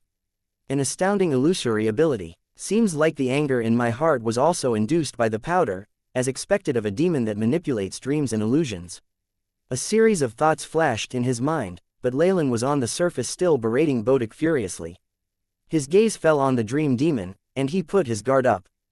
Don't worry, like I told you, I share enmity with Salalis, so I won't let him into my territory. We can team up to deal with him together. Seeing the anger in Leylin's eyes, the lady was soon elated. She then saw the vigilance in his eyes. This was very normal. All existences of laws had to be on their guard when attacked by the Lords of Calamity in Dreamscape, which was why she said what she did. As she spoke, Leylin noticed the microscopic powder in the air ripple slightly, enchanting the soul slightly and affecting one's judgment. Bodic, for instance, kept nodding. Upon seeing this, she dealt another blow. If we defeat or seal him, then the curse on my lord's friend here will be taken care of. Agree to it, Leylin. Agree to it. Bodic kept nodding like a chick pecking at grains of rice, and the soul undulations became more vigorous. But of course, I agree. Leylin seemed to be taken with the idea and, after seeing her delight, could not help but take several steps closer, fine soul powder rippling on his body. All of a sudden, his eyes flashed. I agree to nothing, he exclaimed, and a loud hiss resounded as a tremendous phantom Targaryen appeared behind Leylin. The serpent extended its terrifying mouth, biting down on the Dream Demon. Leylin had acted exquisitely, covering his actions with his control of laws. This way, he'd managed to deceive this Lord of Calamity. The sudden trouble caused shock and astonishment to arise in the Dream Demon's eyes, causing Leylin to feel good once more. Ka-cha, the mouth of the snake, formed with the laws of devouring, bit down, causing even space to disappear into nothingness. Everything was taken in and transformed, turned into Leylin's own energy. While the young lady that had become the Lord's envoy was a product of the Dream Demon devouring a true soul but not its dreams, she was still a normal person. Her transformation had been recent, and there was nothing she could do to evade Leylin. She immediately melted away into boundless darkness, leaving behind a conscient emitting light. You destroyed a part of me. Great anger emerged from the conscient, and the entire land seemed to roar as well. All the natives living on it immediately knelt and began to pray. Bang, bang, bang. A native who was praying for the Lord to calm his anger had his brain exploded, and a point of light flew out of his brain followed by many others. The numerous points of light gathered on the ground, seemingly glued together. Having obtained so many motes of light, the Lord of Calamity began to tremble. A strange aura of life awakened in the land, accompanied by the surging conscient of a rank 8. She's desperate enough now to forcefully unseal herself. Leylin had a teasing smile on his face. The other party was still sealed, and the weakened Dreamforce was now his best helper. Unfortunately, it's too late. Leylin sighed slightly, red light flashing in his eyes. The bit of the conscient in the air exploded noiselessly, and numerous memories and fragmented comprehensions of laws leaked out. The result of having a portion of one's conscient destroyed was terrifying. The entire territory began to roar, volcanoes erupting as earthquakes occurred. The ground cracked apart as a large hand made of lava arose, covering all else. She isn't really injured, and her aura only weakened slightly, seems like she'd only awakened a small part of her conscient. Leylin spoke with pity in his tone, turning into a dark arrow that pierced through the large palm in the air. With the dazed Bodic in tow, he fumbled a little in the air as he disappeared. Tens of seconds after Leylin disappeared, a great number of moths filled the area to form the large face of a woman. She gazed in the direction that Leylin had left, her eyes full of hatred. Seeing the destructive snow falling suddenly, fear surfaced in her eyes as she quickly disappeared. Everything calmed down once more. Salilus' destructive snow was a limitation Dreamscape had set up for the sealed Lords of Calamity. It was a shackle that imprisoned them. Most of the time, the Lords relied on layers of powerful seals to protect themselves. The moment they were unsealed, they would have to face the destructive snow head-on and be weakened. This was from both the origin of the soul and from the world origin force. No Lord could handle being weakened like this, which was why they were always in sealed states, unless there were special circumstances. The large female face exploded, leaving behind another little girl. Her eyes were muddied, and she also had a white moth on her head. However, she was smaller than the one before. Once the dream demon quieted down, the destructive snow also weakened until it was bearable. Damn it, how did that Magus get away from my soul powder? The dream demon's avatar looked confused, and she transmitted some information. Dream demon, you've found the thief who stole from my treasure trove. Tens of minutes later, a terrifying amount of pressure formed as a large tornado moved towards the dream demon. Powerful destructive snow hovered around this tornado, eliminating the ice, the rocks, and all forms of life. The one who had spoken was a steel knight over 100 meters tall. He wore ice blue armor, and on his chest was a striking, gigantic rune in the shape of a cross. With his face covered by a helmet, it was difficult to see his expression. Only an inquiring red light seemed to shoot out, the evil gaze seemingly bringing disaster. Endless black clouds revolved over this person's head. Terrifying destructive snow fell, to the point that even the dream demon's avatar had to retreat a distance. Everything under his waist was hidden in the great tornado, vaguely revealing huge blocks of ice. The terrifying tornado whistled, combining with the destructive snow. The powerful law of calamity as well as a malicious might of vengeance formed more than 100 million faces around the tornado, all of them crying. This was the Lord of Calamity Salilus, a rank 8 existence. He'd grasped many laws like calamity and hatred. This evil god that made numerous worlds weep had now descended with his main body. Long time no see, Salilus, the dream demon smiled as she greeted him. Looks like you really detest him, to the point that you've moved your true body. He's stolen one of my Suolo gems. Without it, my main body will need 10,000 years to recuperate after a disaster. Salilus sounded hoarse, like the sounds of numerous crows squawking together. His voice had a strange ability to turn one's stomach, hiding extreme anger within it. That damn thief. I want to send him to the plains of despair and seal his true soul, and then slowly skin him for 10,000 years. I've obtained information about the thief. He also has a ranked 7 magus helping him, so you have to be careful. The dream demon in the form of a young girl raised a finger, and a moth flew up to Salilus. The Lord of Calamity swallowed it. Through this strange exchange, Salilus immediately obtained footage of Bodic, and Leylin next to him. Just 2 newly advanced ranked 7s. I can destroy their true souls with just one hand. Salilus shook his head nonchalantly, and then looked at the dream demon. In all my memory, you've never been so kind-hearted. He's also harmed my avatar and even caused me to lose a portion of my conscient. A trace of paleness could be seen on her face. That's true, your strength relies more on charm. While even a rank 8 existence might be unwittingly caught in your trap, once the other party has their guard up, Salilus smiled as he spoke, controlling the tornado into chasing the direction of his imprint. All the land here had been merged with the dream demon's body, making her detection ability terrifying. As a result, the girl could determine that Salilus had truly left after a moment. She watched the direction that he had left in, a strange smile on her face. Relies more on charm. Although the Dream Demon wasn't acknowledged for combat power amongst the Lords of Calamity, she had been their longest survivor. Her origins traced all the way back to the ancient Final War. How could someone of this level of strength have weaknesses and be seen through easily? While the other lords believed that the Dream Demon's abilities were charm and sealing, this was actually not the case. What she was most proficient in was actually sensing souls. Disregarding that one-eyed dragon, the young magus is giving me an evil and dangerous impression. That's not because of a warlock's bloodline ability, but it's like we're mortal enemies. The girl's eyes were serious as she recalled this dangerous magus. She and Salalis were, in reality, not on good terms. There was no point in offending two existences of laws for him. However, after taking one look at Leylin, her innate soul senses told her that he was extremely dangerous. It seemed like he would become a mortal foe. For this reason, the young girl had tested him out right after meeting him.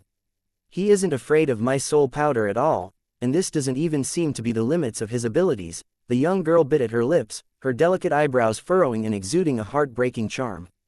It was because of this danger that she'd abandoned all intent to pursue them. Forget it, that stupid Salalis will be right at the front lines if anything goes wrong. Let me see how many cards that magus has up his sleeve.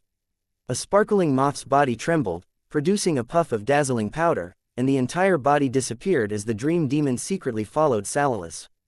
Damn it, Leylin, are you crazy? Why did you attack our ally? Bodich's huge body was tossed by Leylin onto the ground, causing dust to fly everywhere while he yelled and shook his head. You're the one who's gone crazy. Aren't you clear-headed yet?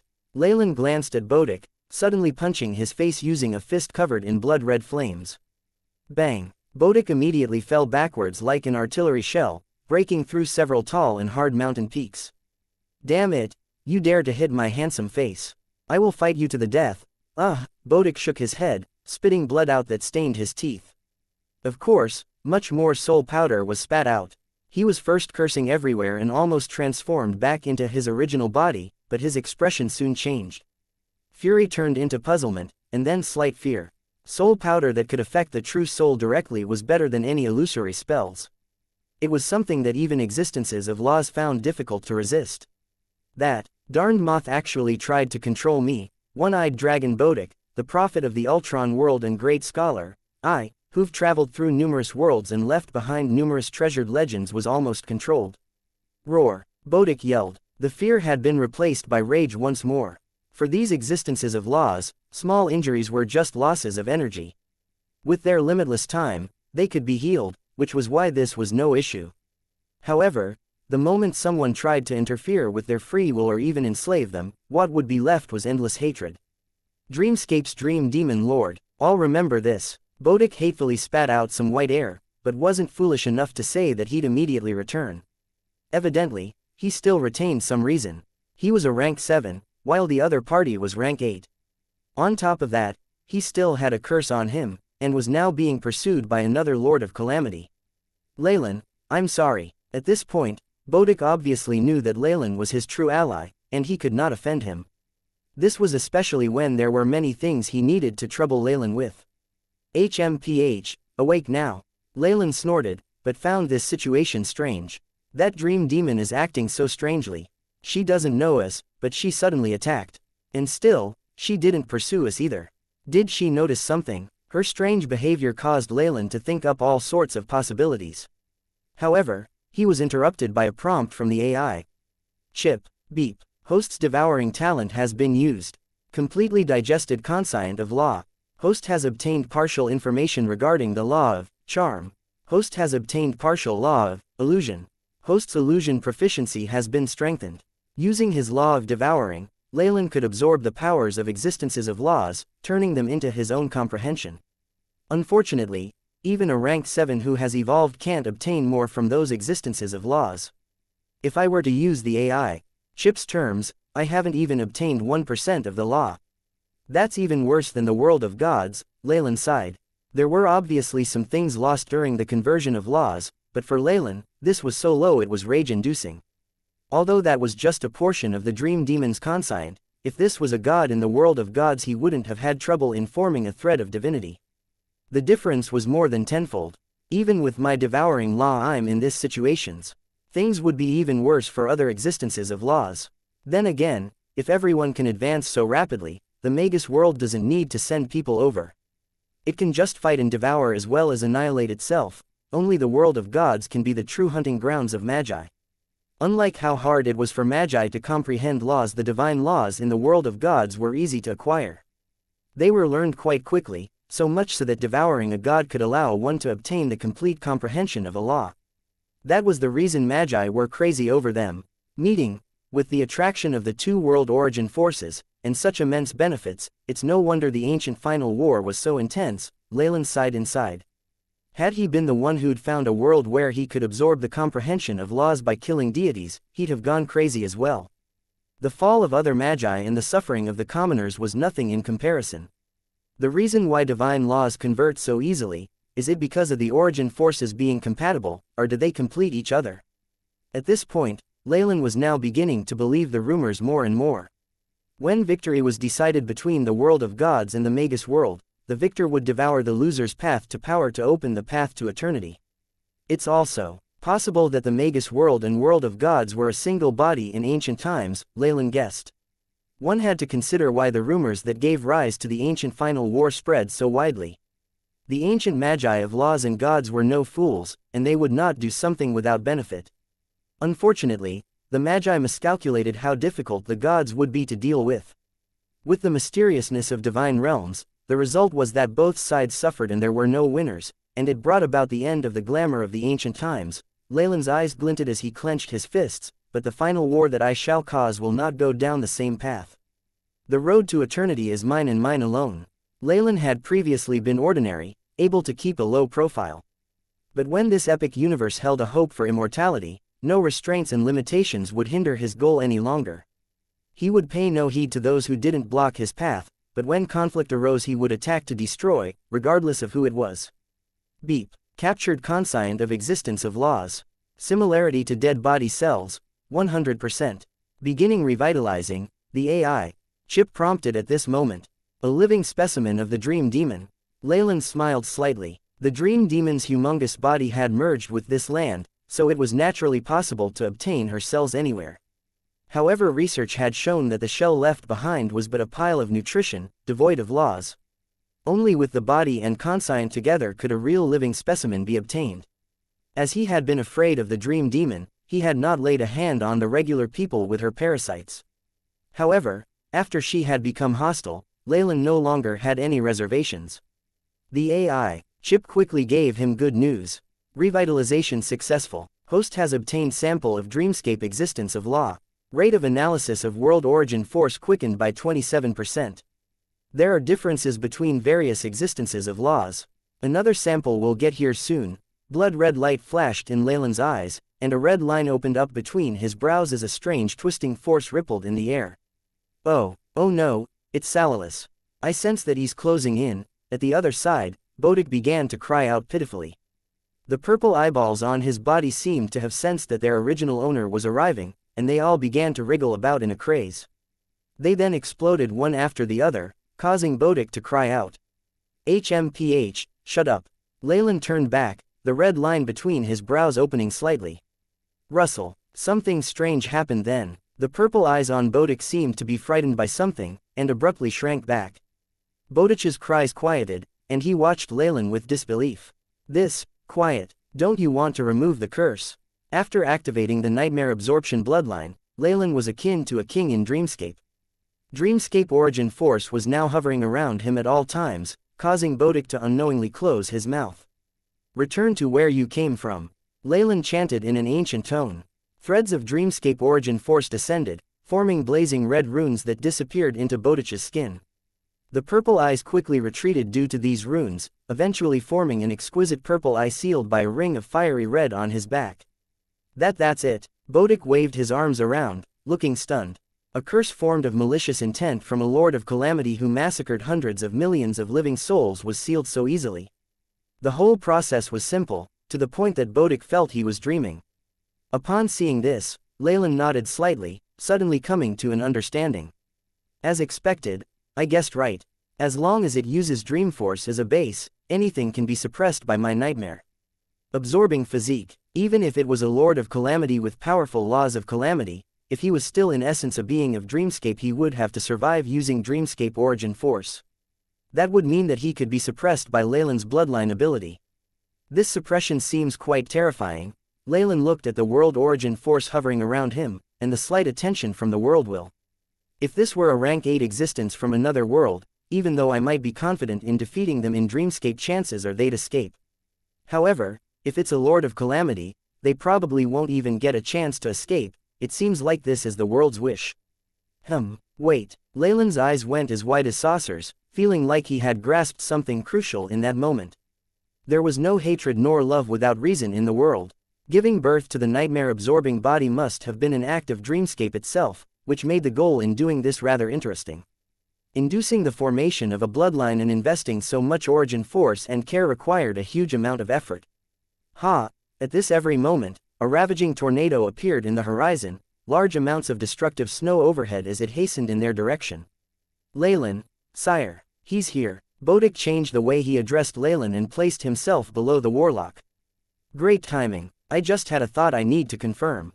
Leylin nodded, while also very satisfied with how Bodic was acting. His actions seemed to have tamed the dragon a bit. But he's a rank 8 Lord of Calamity. Are you going to attack him? Bodic couldn't believe what Leylin implied. Of course. Do you have any objections? Intricate dark red patterns appeared on Leylin's body. Powerful bloodline energy surged forth, revealing a boundless aura that seemed to echo within the entirety of Dreamscape. After seeing this, Bodic shook his head like a rattle drum. He could sense that Leylin right now was more terrifying than that Lord of Calamity.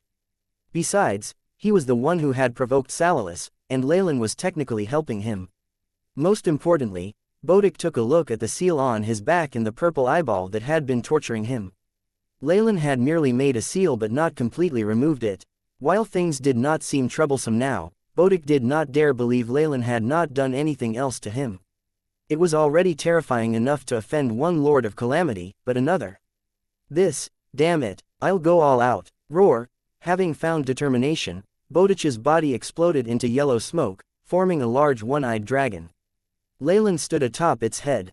With a draconic aura that far surpassed normal dragons, and a strength that could freeze time itself, Bodic spread out his wings that could span the heavens as he exhibited might that only beings of laws possessed. He bared sharp teeth at the attacking Lord of Calamity, Salalis. 2 rank 7 existences from varying worlds, as well as a rank 8 Lord of Calamity from this world, quickly began an intense battle. Roar. Bodic raised his head, taking a deep breath through 2 nostrils, whoosh. The sand on the ground abruptly floated into the sky, and all of a sudden it was as if 2 large black holes had appeared. When Bodic inhaled, practically half the air in the continent was absorbed by him, forming a gigantic vacuum. Boom. The air was compressed to the limits in the one-eyed dragon's lungs, turned into something like 2 white streams of air that penetrated through space and hurtled in Salalis' direction. Not bad. As you are right now, you barely have the power of a rank 7 existence. Leylin nodded in praise. If this was in the Magus world, that breath would have consigned half the natives to death by suffocation. Even rank 1 or 2 magi would not be spared. Thankfully, this was Dreamscape, where the land was vast and boundless and in a still state. Besides the Dream Demon's territory, there weren't many living beings here, which was why things were not so disastrous. The air cannon that had been compressed to the extreme hit Salalis straight on, while this Lord of Calamity immediately bellowed, "You thief! You dare attack me, I am the Master of Calamity." In the moment that the attack hit him, Salalis exhibited the true strength of a Lord of Calamity. A boundless snowstorm formed a strange phantom centaur behind him, roaring quickly in the ancient Byron language. Powerful dreamforce gathered at his hands, forming a large black hatchet with a human face etched on the surface. Die. He struck down with the hatchet, and a black flash of light passed. Bang, bang. The air clashed with the black lines, forming boundless distortions. Large areas of Dreamscape were destroyed, and terrifying explosions resounded soon after. Battle rumble. The air cracked, and the ground trembled. The very world tremored in the face of a battle between 2 existences of laws. HSS's. Tinkle. Kai. An energy undulation rippled out, and in that moment all the Lords of Calamity in Dreamscape awoke from their sealed slumbers. They emitted powerful radiation that protected their own territories. The Dream Demon Lord, in particular, had countless mobs cover the sky in layer upon layer that quickly fell. Her armies paid great casualties to block most of the stray energy, multicolored lights mixing with the air and meteor fragments to stop everything else. Pooh, pooh. All of a sudden, a thin black thread shot through the region and arrived in front of Bodic. The dragon scales that the one-eyed dragon prided himself on so much had no effect as they were pierced through, and dragon blood appeared. A layer of tiny black dots began to surround the injury, spreading outwards with the powerful might of calamity. Despicable thief, you will pay for your sins today. Salilus' figure burst out from the smoke, his sparkling armor showing no damage. This already showed who was winning right now. As expected of a rank 8 Lord of Calamity, Leylin also made his move at this moment. He gathered Dreamforce as well, forming a thin red layer that covered the dragon's wounds and suppressed the power of calamity. Salilus halted, glancing at the magus on the one-eyed dragon's head with serious red eyes. Leylin's robes rustled in the wind from the stray rays of the explosion, and traces of Dreamforce still lingered around him. The giant that was 100 meters tall had not noticed this tiny thing at all before, but once Leylin stood out, he seemed to have turned into the heart of everything. Salilus' gaze unconsciously focused on him. Magus? No. Bloodline Warlock. Salilus stopped moving, the large black hatchet in his hands appearing protectively in front of him. Your bloodline ability has unique characteristics of Dreamscape. The Dreamforce surging out of Leylin's body was making him feel unsettled, as if he had met a natural enemy. Memories from ancient times were sealed within his blood and genes, and now they were emerging. Yet, these memories were being covered by something, giving rise to a depression that made Salilus want to cough blood up in anger. A Lord of Calamity, a rank 8 existence. Leylin focused on his enemy. This could be the most powerful being he'd ever fought. When he'd fought the Snake Dowager and the rest in the Purgatory world, he'd had the advantage of being in the right place at the right time. Leylin currently did not have that luxury, he would have to rely on his own strength. Of course, my bloodline ability from the Nightmare King is a trump card. Without that as an insurance, Leylin would have prudently avoided making a move here. He currently needed a Lord of Calamity as a guinea pig so he could confirm some suspicions, if not he definitely wouldn't have stopped here and waited for Salilus to arrive. Good timing. Let me see the differences in a bloodline warlock after rank 7. The figure of a looped snake was reflected in Leylin's eyes. Purplish-red bloodline force surged out, and torrential strength seemed to make contact with several large worlds. The power of numerous blood descendants was transmitted over to him. Having broken away from the Snake Dowager, Leylin had become the progenitor of a new bloodline. He had a bunch of bloodline abilities he could use. HS's boundless bloodline energy formed a phantom Targaryen that soared through the skies. The large winged serpent suddenly pounced forward, savage and dominant like a tyrant hunting for prey. It took a good bite out of the centaur, dragging it all the way to the astral river. The auric phantom forms of these two beings of laws began a huge war in the starry skies, causing great energy undulations that destroyed numerous planets. Have I been asleep for too long? Since when could mere rank 7s challenge me? Salilus roared, the black hatchet in his hands instantly turning into a streak of light aimed straight at Leylin. I am a Lord of Calamity. Numerous malicious spirits were pulled out of thin air, forming distorted figures that surrounded the incoming black light. These faces wailed, their eyes filled with tears of blood. A black mask in the shape of a crying face solidified in the air, forming a strange mark of calamity. The moment he brazenly releases all his might, this land is completely done for. Leylin noticed what Salilus was doing, rather surprised. Based on normal logic, rank 7 existences like them could cause immense damage to their environments with a single move. Battles would be avoided at all costs.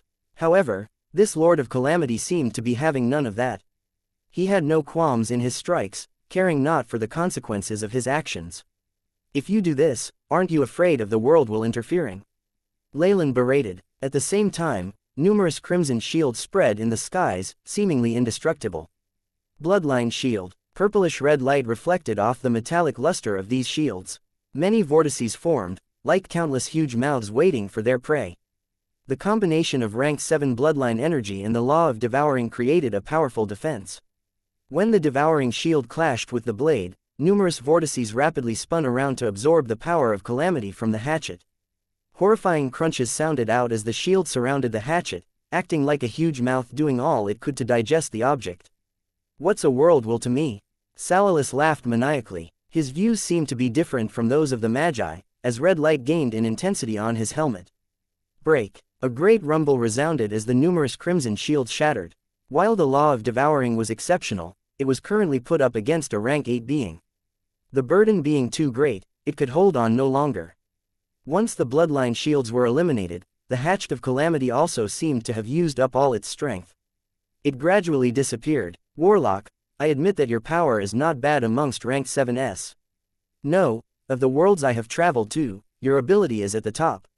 But so what, can your law of devouring overpower mine? Salalus chuckled madly, a black knight's halberd appearing in his hands. The spearpoint blazed with terrifying flames, while the battle-axe glinted with light. The sharp teeth on its side seemed chilling, able to pierce through the void itself is great. Power of laws lingered around it. It'll be difficult to fight the accumulated strength of a rank 8 existence, especially if he doesn't just use the law of calamity, but then again, if he can even say something like, "What's the world will to me?" It seems like the path they walk goes against the world will. Leylin's eyes flashed with understanding. This was actually rather easy to comprehend. Which other world forced their beings of law to this point, causing them to seal themselves in and reduce their energy consumption, unable to escape? One would have to oppose the world will to warrant such treatment. It might also be due to the unique environment here, leaving them with no choice.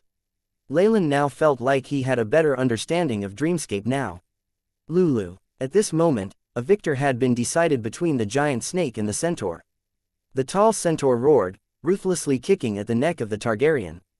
The winged serpent also opened its mouth, leaving behind an injury that allowed one to see bone at the centaur's chest. The Targaryen disappeared unwillingly amidst its last struggles, leaving behind a centaur with injuries all over it.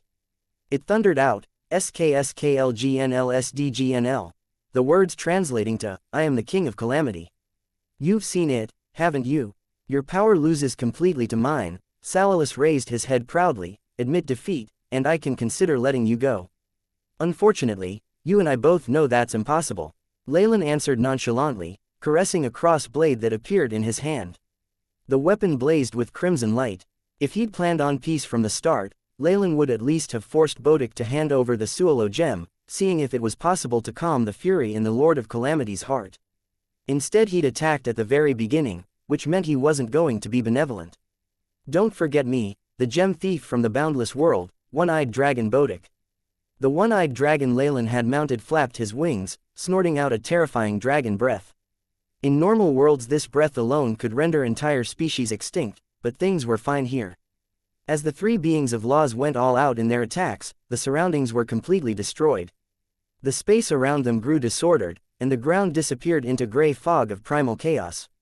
Large amounts of the power of laws spread everywhere in this region, the horrifying radiation destined to make this a dangerous land of Dreamscape. Once the dragon breath was launched, Bodic's mountainous body pounced agilely towards Salalus, forming a straight white line in the vacuum. "Kiki, coward, you've finally gotten the courage to face me." Salalus chuckled madly, the blizzard above his body becoming more concentrated. Unfortunately, that's all useless. He leant over and aimed at the one-eyed dragon charging over, boom. Unsealing with Bodic himself having a terrifying body at rank 7, this explosion was massively powerful. Simply put, such a strike aimed at the Magus world would likely be a disaster on the level of an asteroid hitting the Earth. The entire surface would be decimated, and perhaps even the subterranean world would be affected. However, Bodic was surprised to see Salalus grip his wings with both hands, the Lord of Calamity's large body as sturdy as a rock beneath a waterfall. It was like someone stopping a full-speed train with their bare hands.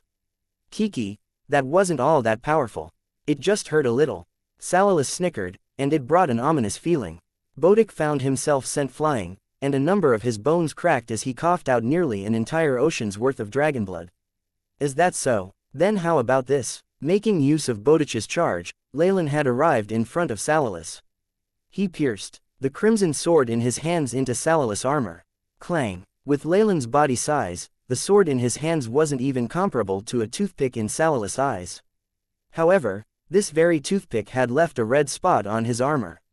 Ka-cha, ka-cha, it was like some chain reaction had been triggered. Black cracks spread in all directions from the initial point of contact, soon covering the entire armor. Blood-red flames crackled as they broke up even that blizzard. The dark red light caused the armor on Salalus' body to explode inch by inch, revealing his original form. This That armor is used to seal my boundless might. Salalus thundered. Sensing immense danger, Leylin retreated without hesitation.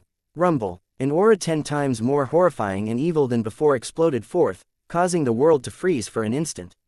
The destructive snow roared, but it could do nothing against this immense figure. The huge tornado dispersed, putting out the blood flames and revealing Salalus' body. He had shriveled limbs, tanned skin, and a slender body. He smelt of decay, like this was the body of someone who'd starved to death. His bones were joined by a mere layer of skin, all that kept him moving. Yet, this body that seemed more withered than a mummy's was emitting an exceedingly terrifying aura, showing off the true power of a rank 8. It caused Leylin to turn serious. His main laws should be calamity and decay. I was wondering why he looked so strange. He seemed quite frail, so that was because of that seal. Leylin looked at his own palm. Although it had only made contact with Salalus through the bloodline sword, a layer of old and dead skin had already appeared on his hand, losing all luster of life. The power of decay within his palm was the most poisonous of curses, spreading unceasingly as it mixed with the strength of calamity. Most rank 7 existences would find great trouble just dealing with this contamination. Leylin clenched his fists, and purplish-red flames emerged to burn the dead skin to nothingness. New vibrant skin grew out from the flames. Hee, Salalus is truly angry now. That's good. Let me see what trump card you have then. Magus, a moth with colorful phosphorus powder on it appeared in the distance, carrying the conscience of the dream demon. The anger of a rank 8 Lord of Calamity is not so easily calmed. Soul powder filled the area, carrying a special power of laws that prevented the moth from being affected by the battle. However, at this moment, Salalus' withered soul red eye gazed in her direction, bringing with it immense hatred. Scram. Salalus, your improvement exceeded my expectations. The moth emitted faint undulations from the conscience before a trace of decay rotted it into ashes. Such was the true might of a rank 8 existence. The charming girl within the dream demon's land did not send out another scout. After all, the fury of someone on equal footing with her was troublesome, especially a berserk Lord of Calamity. A visit to her lands would leave her territory in complete shambles. And that was the situation with the rank 8 dream demon. Facing Salalus head-on, Leylin was under even more pressure. I've long since heard that evil gods of Dreamscape are extremely powerful beings, which is why they can sweep through numerous worlds and leave behind a resounding reputation for themselves. Leylin could sense the space around them being frozen, as darkness, calamity, and decay gathered to form the traces of a path to power. Leylin could not help but reveal a bitter smile. An evil god, a Lord of Calamity of Dreamscape, definitely surpasses the dignitaries from the Purgatory world when unsealed. This was Leylin's newest estimation. Rank 7 existences of laws could contend with Lords of Calamity for a moment, but would fall eventually. Even their true souls would rot away. I am the master of disaster, holder of the power of decay. At the end, all beings will wither away in the river of space and time. Salalus chanted hoarsely with his dry throat, a terrifying bony hand grabbing forth in Leylin's direction. Decay, disaster, terror. Streaks of the power of several laws appeared to form malicious claws by Leylin's side. These claws seemed to sing praises of Salalus, chanting along. This was the power of faith Salalus had gathered from fear. Leylin didn't doubt in the least that, with these accumulations, Salalus could become an intermediate god in the world of gods in one go. Grr. In the face of the attack of a rank 8 existence, Bodich's snarls seemed exceedingly weak. His opponent had no need to focus on him, a mere sweep of remnant power able to injure him seriously once more. The huge dragon was filled with traces of decay, not knowing where to go. Disaster. Decay. 2 streaks of Salalus' most powerful laws formed a strength akin to primal chaos within those large claws, whittling away the law of devouring on Leylin's body. Once this final layer of protection had disappeared, Leylin would die in both body and soul.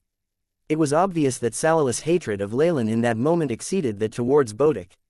As expected, as I am now, it'll be too difficult to go against a rank 8 without any help, Leylin sighed. This test told him of the limits of his own strength. Although he was amongst the top of rank 7s, he was still lacking when compared to rank 8s. If I didn't have something to fall back on, I would only be able to escape, being grievously injured and finding it difficult to recuperate. Thankfully, Leylin rubbed at his forehead. A red line slowly cracked open there, revealing a dark red vertical eye. Damn it, it's this feeling again. It's this feeling full of mortal danger. Like I'm meeting a mortal foe. Who is it that can give a Lord of Calamity the premonition that they will bring death? Seeing Leylin being surrounded by the huge devilish claws, Salalis had no trace of elation on his expression. On the contrary, his dried-out and malicious face was filled with madness. The feeling of mortal malady that he'd felt today had caused him to enter the peak of his power without reservation. However, be it that wretched dragon or the rank 7 warlock, they were both ants in front him, one merely a little bigger than the other. Now, however, his keen true soul of laws was trembling, the feeling of danger intensifying tenfold. This hinted at the attack of something dangerous. Who exactly is it? A sharp cry immediately pierced through the skies. Rumble, bang, as if in answer to his snarls, the devilish claw formed of laws exploded, revealing Leylin's figure. Buzz, the surroundings that had been ravaged by the battle, but dense black clouds suddenly gathered in the skies. It covered the luster of the astral plane and the other worlds, the destructive snow intensifying in its power tenfold. The entire dreamscape seemed to awaken in this moment, placing its powerful focus on this area. The world will. Did you think I'd be afraid? Large amounts of dense black smoke rose from Salalis' body, forming a strange screen that blocked the destructive snow. Dreamscape's world will did not react at all, like a supreme master watching silently from above for eternity. The dreamscape origin force that had been weak suddenly surged in strength, yet it didn't answer Salalis' summons as it gushed in another direction. The warlock from before. It's you. Salalis' withered eyes suddenly opened, seeing the figure walking out of the ocean of origin force. He would never have imagined that the world origin force would favor this warlock more than it did a Lord of Calamity. Boom, boom, boom. Tremendous footsteps sounded as a large figure walked over slowly. He was only half a head shorter than the over 100 meters tall Salalis. He had a perfect body, with each shimmering muscle incomparably faultless. Intricate dark red patterns filled his body, like an exquisite armor. A blood-red vertical eye opened up on the faces of both the handsome being and the warlock, bringing with it a ruthless cold will. Most importantly, the dreamscape origin force that was like a sea lingered at Leylin's side, rolling on in waves. After being controlled by Leylin, it was extremely tame. Divine punishment. A sea of world origin force surrounded Leylin, carrying dreamscape's will. The world seemed to abandon Salalis, instead suppressing him with ill intent. Salalis was stumped. Very soon, remnant ancient memories and his fear of dreamscape brought him back to his senses. It wasn't long before the veil of mystery was removed. This unique power, it comes from the Nightmare King. You've inherited his powers, the nightmare-absorbing physique that even Lords of Calamity dread. Power that all sovereigns dread. Leylin understood this vaguely, as he accepted the faint excitement of the world will along with the endless origin force. Yes, the bloodline that all lords despise. You're dead. Black smoke arose from Salalis' nostrils, many contorted faces writhing within as they wailed and cried. The ancient Nightmare King is the fear of all the lords, nobody wishes for his return. You're dead, Salalis repeated deliriously. If this news spreads, all the Lords of Calamity will gang up on you. It's useless, the world's will had sealed this area already, you can't transmit any information outside anymore. Leylin sighed. Furthermore, I am not any weaker than you right now. With Dreamscape buffing his powers, the Leylin now was no different than he was back in the Purgatory world. No, he was even stronger than before. He was already a rank 7 warlock. The nightmare-absorbing physique was extremely demonic on its own, and with the support of Dreamscape origin force his pure strength alone put him at rank 8. He surpassed the Lords of Calamity. Leylin sighed, striking out suddenly. The destructive snow formed a sword in Leylin's hand, and he slashed at Salalis. Destructive snow was a weapon Dreamscape used to weaken and punish the Lords of Calamity. Now, Leylin was merely using it to exact punishment on behalf of the heavens. You vile gods have willfully seized the world origin force. I represent the heavens themselves in your annihilation. The snow had converged into a broadsword, the intent of annihilation gathered upon it. Leylin braced himself as he swung the sword downwards, speaking a forbidden chant by instinct. The powerful sword had repelled the black mist, allowing Leylin to see a face riddled with fear and surprise. That same instant, Leylin saw the truth of the past. The nightmare-absorbing physique is the adored child of Dreamscape. However, a world would never do something so senseless. Why did Dreamscape create this? That was a question Leylin had always sought the answer for, and now he'd finally got one. What would happen if beings of laws were brazenly taking the world origin force without regard? The Lords of Calamity were a good example. they would be suppressed by the world's will and have their dream force weakened. Destructive snow would form a natural disaster around them, proving that the world will wanted them dead. Even a magnanimous world will would be infuriated by a bunch of greedy rodents. However, beings of laws were far too powerful. Even with the suppression of the world will through the destructive snow, as well as the disconnect from world origin force, the Lords of Calamity managed to seal themselves into safety. However, the world's will could not do the same. It couldn't bear weakening itself for extended periods of time, and had to stop and revive its origin force. It gained nourishment from other worlds. To Dreamscape's world will, the Lords of Calamity and evil sovereigns were like blood-sucking parasites. Unable to bear it any longer, it gave birth to the nightmare-absorbing physique. In this gamble, Dreamscape did not withhold any authority or power, giving birth to an executioner to get rid of these parasites. Hence, every Nightmare King bore the burden of purging unwanted parasites on Dreamscape, in order to protect the peace and balance. Greed without restriction will only bring about chaos and destruction. After he understood this point, killing intent welled within Leylin. His bloodline itself was an embodiment of these lords, nemesis. It was do or die, there would be no negotiations between both parties. Leylin, who wanted to use Dreamforce to absorb laws, would definitely benefit after slaying a Lord of Calamity. His comprehension of laws would be boosted, and the world will itself would give him greater authority. You must fall here today. After clearly understanding his own killing intent and paving the path for his future, the power that surrounded Leylin had suddenly reached a new height. Rumble. Bolts of black lightning tore the void apart, isolating everything within a cage. This lightning wanted to kill the ferocious prey within, a powerful existence that was rank 8. No, I am a Lord of Calamity, one who holds the power of decay. I'm near peak rank 8, how would I just perish here? Salalus roared as he raised his bony hand and attempted to deflect the black lightning. Boom, bang, flash, the world origin force roared, and turned into waves of destructive lightning that crashed down under Leylin's control. Every bolt could severely injure a rank 7, but it had taken 5 to 6 strikes to merely shatter Salalus' left arm. A strange black current of evil gas wrapped itself around the wound, not dissipating. Many droplets of thick yellow blood fell to the ground suddenly, giving rise to black smoke.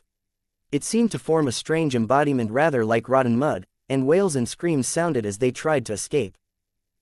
Leylin's brows furrowed, and the black lightning streaked past him and destroyed these abominations. One droplet of a rank 6 magus could already carry independent thought and even spiritual force, not to mention rank 7 and above. Having suffered grievously with his left arm shattered, Salalus was weakened by layers of destructive snow, his dream force growing feebler and feebler. Damn it, out, come out. Salalus waved his stump of an arm against the lightning and snow. Fight me openly and above board. How can I, Salalus, die to such a wretched thing? Stop being a fool. Leylin's voice rumbled throughout the sky. A victor will always be victorious. My style of engaging enemies is to scheme and not fight with bronze. By using the smallest price in exchange for the largest benefit and outcome, your value is meaningless against it. Meaningless, meaning, the thunderous voice reverberated across the sky amidst the black lightning and destructive snow. Salalus' eyes had now held an even more frenzied look. Meaningless. Salalus calmed down immediately, and the atmosphere turned even more sinister. Even so, I will demonstrate the final power that a Lord of Calamity holds. Rumble. Warts began to appear and float on the surface of Salalus' skin, causing his bony body to become extremely swollen. Over time he turned ball-like, his skin stretched to its limits as it showed signs of ripping apart at any moment. The aura in the air was extremely unstable, yet it converged around Salalus' body. This shape, does it want to? Leylin's expression changed. 9 chains of laws were like razor-sharp blades as they pierced into Salalus' body. This corrosive attack was actually prepared for my enemy, the Lord of Despair, but now, a low growl appeared from Salalus' body and it began to rumble louder. Crack. A gray ripple began to appear on Salalus' body before his body exploded. The iron chains which came into contact with the gray ripples began to corrode, sizzling before they turned to fine dust with the explosion. The frightening explosion did not stop, touching the destructive snow along with the prison of black lightning. What happened? Why did the worlds will seal that area? The many lords and sovereigns sent their conscience or even their avatars, but before they could exchange a few lines, a radiant flash from an explosion was leaked from the sealed area. The conscience and avatars of these existences were wiped completely due to the destruction. The final decay. Has Salalis gone mad? Not good. Leave, quickly. Even those who were quick to dart away and escape were eventually caught up to by the flash of radiant light, and they could only perish after leaving behind their furious bellows. Lords, save us! The Dream Demon's land was the closest to the explosion, and received the greatest collateral damage. 60% of the natives there had died in an instant. We have to move. The girl that the Dream Demon had possessed clenched her teeth.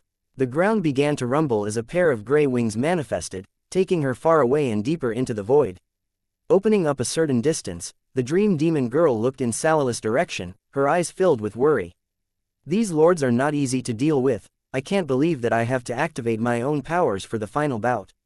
In the heart of the explosion, the radiant rays were repelled by dark crimson runes on Leylin's body.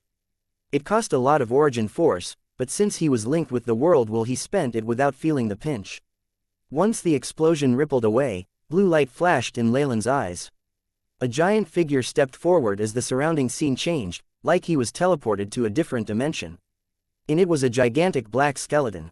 Annihilation. Leylin looked at the blackened skeleton in front of him, focusing on the abyssal red flames within its eye sockets. I told you you'd definitely perish here today, he said slowly, as if stating a fact. Ha ha ha, Nightmare Warlock, I curse you in the name of Calamity. Black teeth clattered, sending spiritual vibrations from the depths of Salalis' true soul.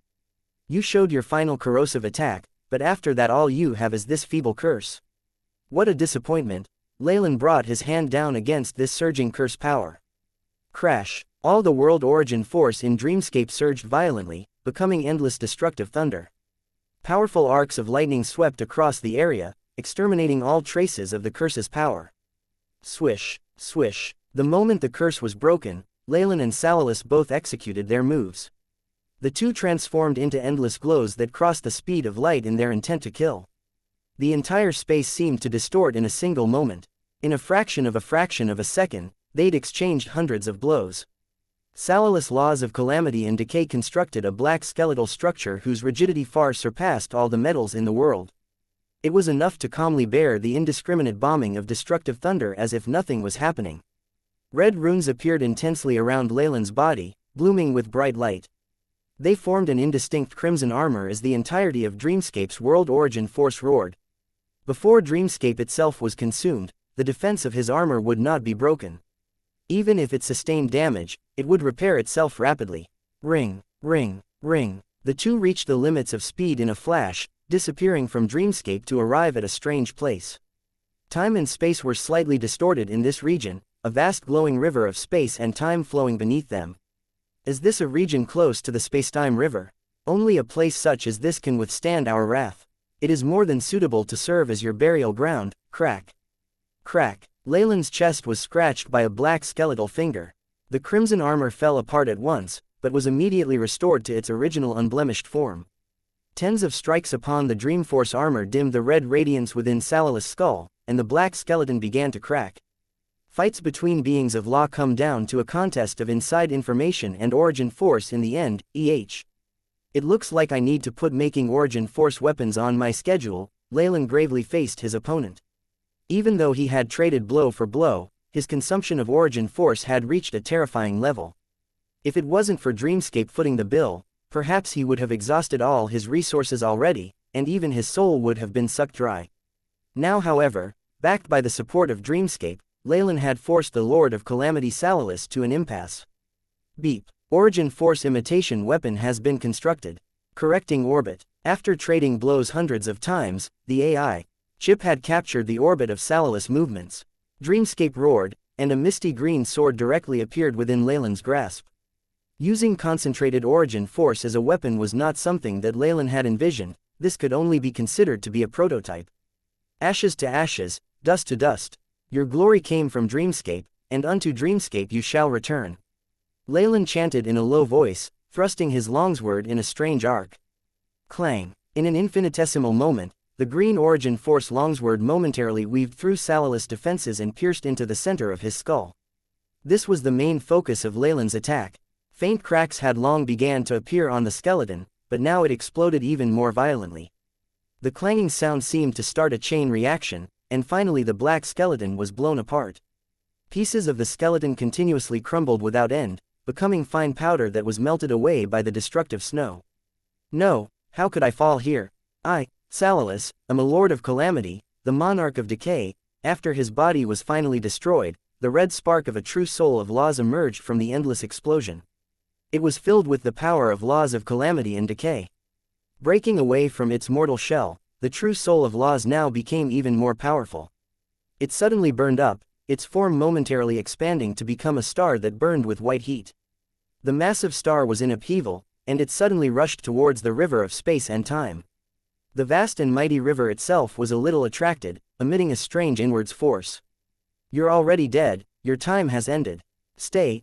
Leylin naturally would not allow Salalus to slip away from his grasp. In his current form, he had taken the initiative to throw himself into the spacetime river. He could perhaps accumulate energy over a few thousand years, allowing himself to revive. A phantom Targaryen roared from behind Leylin's back. Runes of the nightmare-absorbing physique appeared on the serpent's body, melding with the laws of devouring to become a powerful black hole that extended formless shackles towards Salalus' true soul. This is the attraction of Dreamforce. Damn, the enormous true soul star roared, numerous marks appearing within it. These were all scars left behind by using Dreamforce, and all of a sudden they had broken out. As a native of Dreamscape, Salalus fundamentally did not have the ability to resist the attraction of Leylin's ability. At the brink of the spacetime river, a strange scene appeared. An incandescent star unwillingly changed its marks, slowly retreating away. A roaring figure faintly appeared at its center. The powerful starlight was continuously swallowed up by the black hole, turning a tunnel of distorted light. In the end, that phantom of a true soul was swallowed whole by the black hole that was many times smaller than it, and not even one ray of light had escaped. Ah! The dark crimson runes on Leylin's body began to squirm, dripping off like melted metal. His skin split apart as his body grew larger. Beep. Host is absorbing extremely high energy matter, detected to be rank 8. Body of laws will not be able to endure it much longer. Time left. The AI chip alerted Leylin with a red notification, and even the screen began to flicker. As expected, a rank 8 existence is not something that I can devour right now. If I were to forcefully shove this down my throat, I will be choked to death. Leylin's expression changed. If not for Dreamscape, he did not hesitate to use his bloodline powers, teleporting back into Dreamscape itself. Rumble. The world will projected a feeling of joy, and imposing origin force surged forth to form a two-plated millstone that slowly removed the origin force Leylin's body was exuding. Leylin stood within the center, in a mysterious state as he closed his eyes. His body had reached tens of meters in height, but now it began to shrink once more. The origin force mixed with Salalus' powers escaped from his body, returning to nature in an extremely complex conversion. At this moment, Leylin too had entered a strange dream. The owner of this dream was none other than Salalus, but at this point only a creature who'd grasped a sliver of the power of laws. After a period of observation, the corners of Leylin's lips curled up. You've already fallen, but your will is still hoping for something more. What a pity, my bloodline ability is the bane of your last hope. Innate bloodline ability Dream Eater. A red eye opened behind Leylin's back, swallowing everything within the dream. The sky broke apart and the earth crumbled. A crescent moon appeared within the endless void, a faint withered eye upon it. I've found it, Leylin roared, killing the memory of the high-energy creature that would turn into Salalus in the future. He rose into the sky with a stomp. Annihilation. A punch that carried massive destructive power struck the crescent moon, attacking with origin force. Under a howl of utter despair and anguish, the blood-red moon exploded, and the withered eye within shattered as well. The dream now shattered, Leylin absorbed it 10 times as fast. By the time Leylin's consciousness returned to his body, he looked like a normal human being once more. Beep. Energy dissipating, host's body returning to normal.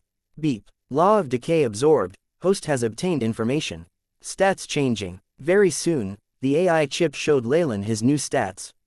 Leylin Farlier, rank 7 Warlock, Bloodline, Targaryen Serpent, rank 7. Strength, 257.71, Agility, 200.01, Vitality, 350.98, Spiritual Force, 611.27, Body of Laws. Law Comprehension, Devouring 100%, Massacre 58%, Calamity 27%, Decay 15%, Curses 1%. Origin Force Saturation Level 27.99%, Calamity, Decay and even Curses. Leylin stroked his chin. He had garnered enough divinity back then with the first two laws. It seemed that Salalus, too, had relied on them to enter rank 8. Although it is much better than swallowing the dream demons will back then, I've only received this much of a reward after devouring a rank 8 Lord of Calamity. The world of gods seemed to reap a higher amount of benefits in that case. Leylin shook his head in exasperation. He knew for a fact that Dreamscape had expended even more powers than him, hence it had reaped the greatest amount of rewards this time.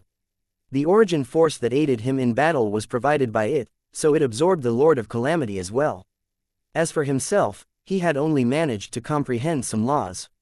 Of course, a portion of powers that Salalus had not found in Dreamscape were also absorbed by him, hence the increase in his stats. Departure Leylin had only used the origin force as a weapon during the battle, not absorbing it at all. This was why his origin force saturation hadn't increased. In the end, Dreamscape itself was the biggest beneficiary of the battle. However, Calamity and Decay. Leylin stroked his chin. They're not quite compatible with my path.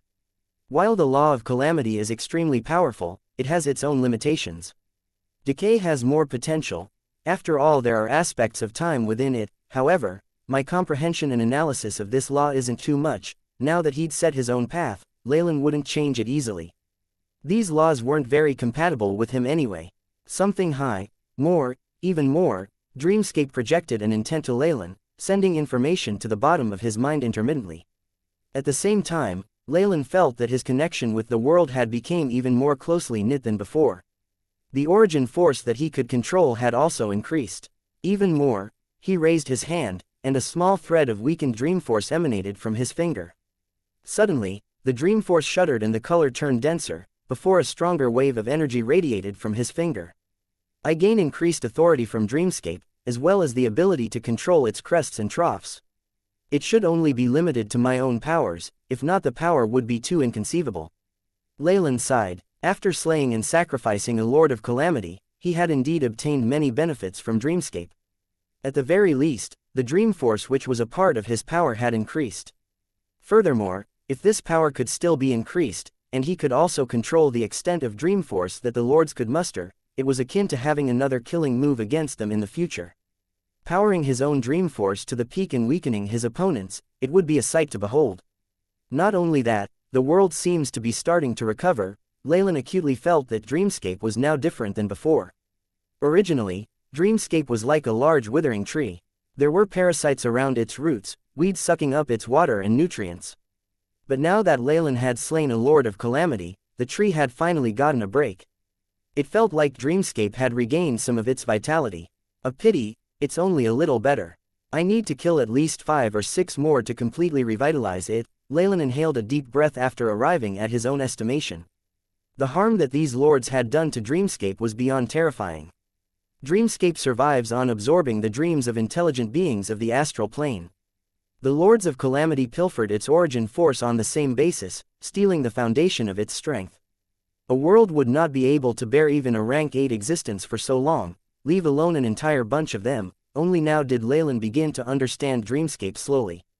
If he was a monk at his own home, having unwanted guests who constantly took his belongings would make him want to kill them. "How are you, Bodic?" Leylin came to the chaotic borders to find the one-eyed dragon sprawled on the ground. Bodic's body had been shattered, revealing his heart and internal organs. However, his consciousness was still rather clear, and critical areas had already started to mend themselves. If not for the surrounding powers of Decay and Calamity, he would have recovered even more by now. From this one could see the terrifying vitality that Laws possessed. "I'm all right, Your Excellency Leylin." Bodic looked up at Leylin in a reverent gaze, but Leylin's brows furrowed. A slit appeared between his brows to reveal a red vertical eye that devoured the laws of Calamity and Decay from Bodic's body. Rumble. With Leylin's help, Bodic soon returned to being a middle-aged one-eyed man. He looked at Leylin, his Adam's apple trembling as he stuttered out, "Leylin, Your Excellence. Does you coming here mean that you beat Salalus into retreat?" Even if he'd witnessed Leylin's prowess earlier, Bodic would not dare to dream otherwise. Bowditch's understanding told him being able to beat the Lord of Calamity into retreat was already a good end. Leylin smiled as he chose to speak the truth. No, he's dead. He won't be troubling you anymore. He's dead. Bowdick racked his brains, the great arcane. Am I hallucinating? Leylin, are you sure you did not use the wrong verb? Dead, and not repelled. Of course, Salalis is no more. Leylin did not hesitate to state the truth. No, although I destroyed his true soul, the river of space and time will remember his aura during the ascension of a rank 8. He can still revive himself, but it'd be extremely hard to meet the requirements. It would need tens of thousands of years in preparation. Beings that could wield laws had already left their personal marks on the river of space and time. Even if they fell, they had a chance for revival. It was like the ancient conscience in the world of gods, only that it would be much more difficult. But that is a rank 8 lord. Oh my heavens, I have roamed around 57 worlds and hundreds of dimensions, but never before have I heard of anything like this. Even back in the final war, it was extremely rare for a rank 8 to be slain, not to mention the Lords of Calamity, which were known for their battle prowess, Bowdick muttered, and his large eye did not give off any light, as if he had suffered a huge shock. It's not the time to discuss this. We have to leave now, or it'll be troublesome. Leylin pulled Bowdick away with no intention of explaining. Leave? Where to? Bowdick was still feeling lightheaded. Leave Dreamscape. No matter where is all right. Let's find a small plane to hide in for now, unless you want a group of Lords of Calamity hunting you down. Leylin looked at the surrounding seals that were slowly lifted, and the departure of the Worldwill. The reason he'd blatantly revealed his trump card before was that he'd had the help of the Worldwill sealing the area, and he could kill the Lord of Calamity in a single blow. Now that the seal was lifted, Leylin didn't dare to be reckless anymore.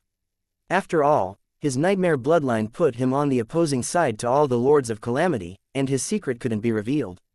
If he left now, the group of lords would only know that Salalis had been slain by 2 ranked 7 beings from a foreign world, unable to pinpoint the identity of the nightmare-absorbing physique. If they were to clash and Leylin revealed his powers, he would die surrounded by a group of rank 8s. Now that the battle had ended, the Worldwill needed time to savor its spoils of war. Its willingness to help Leylin once more had to be put into question. This was why Leylin chose to flee decisively, leaving the Lords of Calamity perplexed. It was extremely difficult for these lords to leave Dreamscape, especially with Dreamforce weakened. The world itself had turned into a giant cage, and the only exception is Leylin, who owned the nightmare-absorbing physique. With the Nightmare King's bloodline and his own inheritances, he could enter and leave as he so willed. This is most likely a limitation Dreamscape set as well. With the Nightmare King able to leave immediately after killing a lord to regain his power, no matter how furious the other lords are, they can only look on, and when the Nightmare King amasses enough power to crush them, they will be faced with their doom. The more Leylin pondered, the more he felt that his deduction was right. Each time Dreamscape had sealed itself in and weakened its own power, it was in fact allowing the nightmare-absorbing physique to have a killing feast. It was a hit-and-run tactic, allowing the rank 7 Nightmare King to tire the Lords of Calamity out. After all, the Nightmare King had the help of the world itself. Once the seal on Dreamscape was lifted, the Lords would enter a frenzy of infiltrating other worlds in a hope to discover the nightmare-absorbing physique. Failing that, they would gather more origin force and strengthen their true souls, preventing themselves from being the next prey.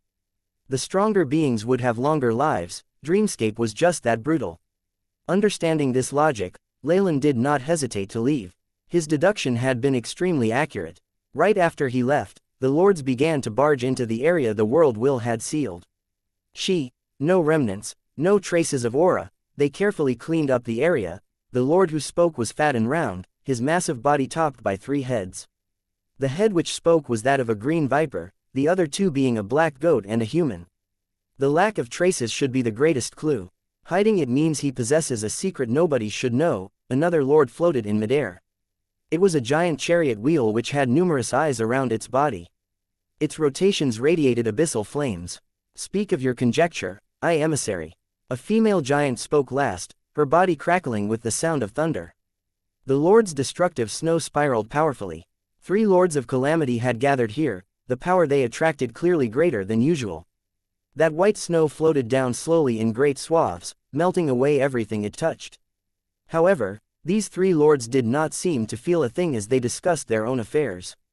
It's very difficult to determine. The enormous wheel blinked its many eyes, clearly hesitant. Few secret treasures can allow a rank 7 to withstand someone of our power, even from the ancient times of the Magi and the world of gods. I'm more inclined to think that it's a peak rank 8 faking their identity. Such an existence would find it very easy to hide from a dream demon's senses. It was absolutely unthinkable for a mere rank 7 being of laws, or even 2 for that matter, to get rid of a Lord of Calamity. Had a peak rank 8 wanted to conceal themselves, even the perception of the dream demons wouldn't allow them to distinguish the real from the fake. If that existence was truly disguising their form, then the previous information we received needs to be completely thrown out. The human head of the three-headed monster asked. This is actually the best-case scenario, the emissary said coldly. Salalus falling due to his vengeance and hatred would actually be the best-case scenario. Then, what is the worst-case scenario? The female thunder giant asked. Don't you feel like the situation is very familiar? Especially the interference from Dreamscape itself. As the emissary spoke, destructive black lightning streaked past the horizon. You're saying, the one whose bloodline we collectively cursed? The three-headed monster hesitated in its words. That's impossible. The female thundergiant's eyes grew intensely agitated, the sparks undulating along her body revealing her anxious heart. You don't know the price we paid for it. We sacrificed the souls of 7 great worlds, and only motivated the last Nightmare King into depression due to the sacrifice of the Monarch of Despair. It was after all that he thought of ending his own life. If it wasn't for the fatal flaw in the Nightmare King's psyche and true soul, our plan would never have succeeded. The Nightmare King finally chose to use the world of God's protective sphere and ended its life there. The inheritance of the nightmare-absorbing physique ended there. The female thunder giant roared, yet now you're telling me that the Nightmare King has returned. Did he crawl back out from the world of gods? The giant grew more and more emotional as she spoke, her voice trembling faintly. It was clear that her fear for the previous Nightmare King was limitless. After all, he'd killed over a dozen Lords of Calamity, a powerful existence at the peak of rank 8. It's only speculation. The enormous figure of the emissary trembled as well. It was clear that he'd remembered those bitter times unwillingly. However, there are other ways to sway Dreamscape's conscient. A peak rank 8 existence can easily conceal itself against it, he added finally. It's still only a possibility. In brief, the Nightmare King has already left Dreamscape. We must wait until the World Origin Force lifts the seal and Dreamforce recovers before we can venture out of Dreamscape to investigate. The three-headed monster's black goat head said, before that happens, to avoid discovery, shall we combine our seals together? Endless power of dissolution, the black goat's egg of rippling decay, your suggestion is very good, but it's a shame that I can't trust you. The female thunder giant shot a glance at the three-headed creature. I have other allies. Even if I wanted an alliance, I would never think of joining with you. You had better give up on this. No, Melina, I'm so crazy about you. The three-headed monster howled in anguish, the human face in the center seemingly on the verge of tears. This proposal is very good, let's transmit it to all the other Lords of Calamity. Let them cast their votes. Give up. Even without Salalus, I would never love you. The female thunder giant suddenly turned into lightning and streaked off to the end of the horizon. Only the three-headed monster was left behind, incessantly bellowing in rage. Ah, damn you Salalus, I'll kill you. Even if you revive, I'll kill you once again. Time passed. Leylin had returned to the Magus world once again, currently at his laboratory. The experiment table had not changed in the slightest. The flame at its side still continued to give off light and heat, as if Leylin had only left for a brief moment. In that brief moment, however, a Lord of Calamity had died at his hands. If news of this got out, it would surely shake countless worlds. However, that would be accompanied by the spread of Leylin's name. The Magus world would face the retaliation of the other Lords of Calamity. Although the subterranean Magi of Laws had the ability to resist the attack, the surface world did not. Leylin did not feel that Mother Core would so generously make an enemy out of a whole group of Lords of Calamity to protect him, so it was better to keep a low profile. How long was I gone this time? Leylin walked to the corner of the laboratory and looked at the black sculpture of a demi-snake. Crack, crack. As soon as his voice was heard, the statue's eyes lit up with 2 red flames. Its smooth and perfect body began to move. With a rumble, the statue seemed to come to life within a short span of time. It became a demi-snake golem guard and respectfully bowed to Leylin. You have been away for 7 days and 9 Magus hours, my lord. Lady Freya came to find you in this time. leaving a short message. I know. Leylin waved his hand, letting the statue resume its original position and form. A look of contemplation flashed across his eyes. I spent far longer in Dreamscape than a mere 7 days. The discrepancy in the flow of time between the two sides is too great. Is this the influence of my seal in Dreamscape? As he came to a bookshelf, Leylin flipped through information on Dreamscape's flow of time and recorded the content he'd discovered himself.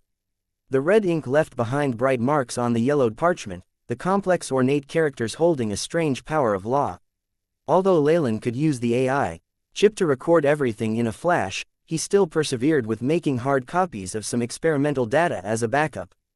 These resources would be extremely precious to his family and subordinates. With some concept of laws left behind, they would become a treasure passed from generation to generation.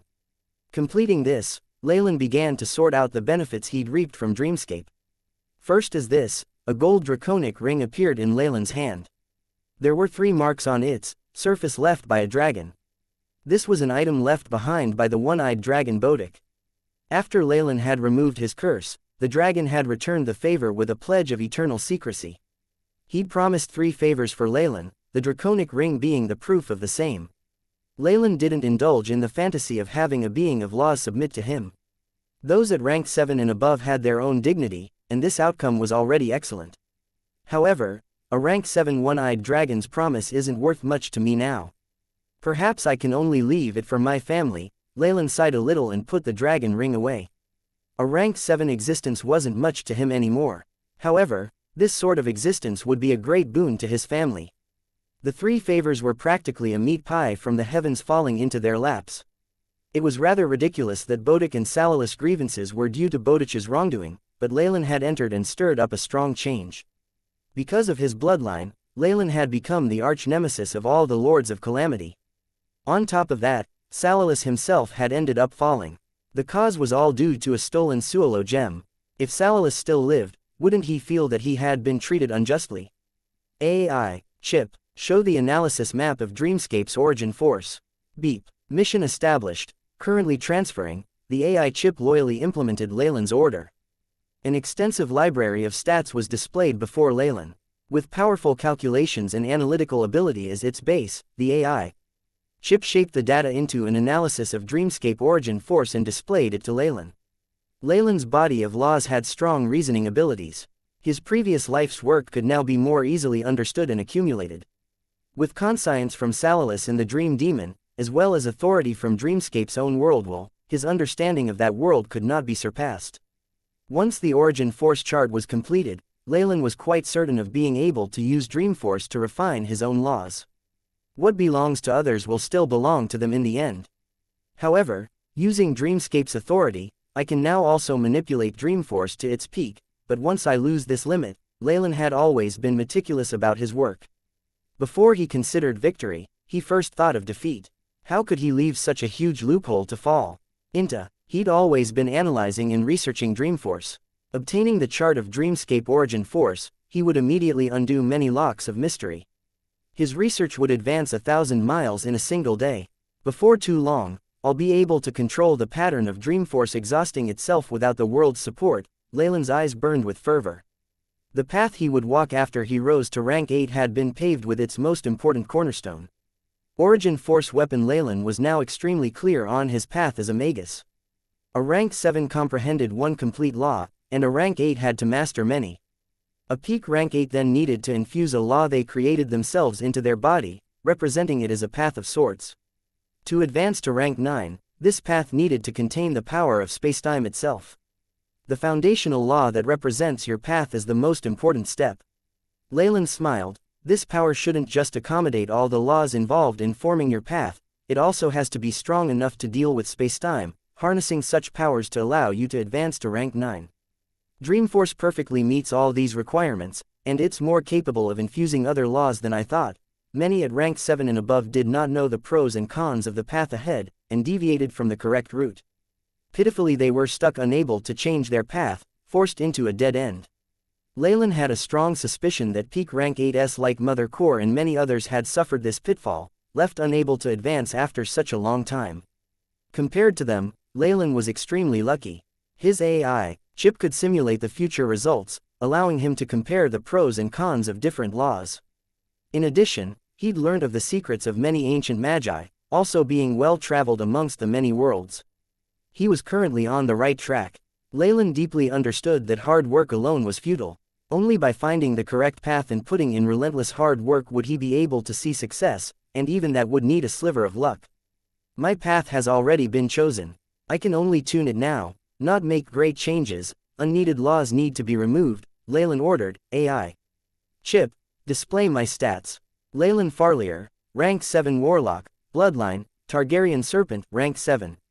Strength, 257.71, Agility, 200.01, Vitality, 350.98, Spiritual Force, 611.27, Body of Laws.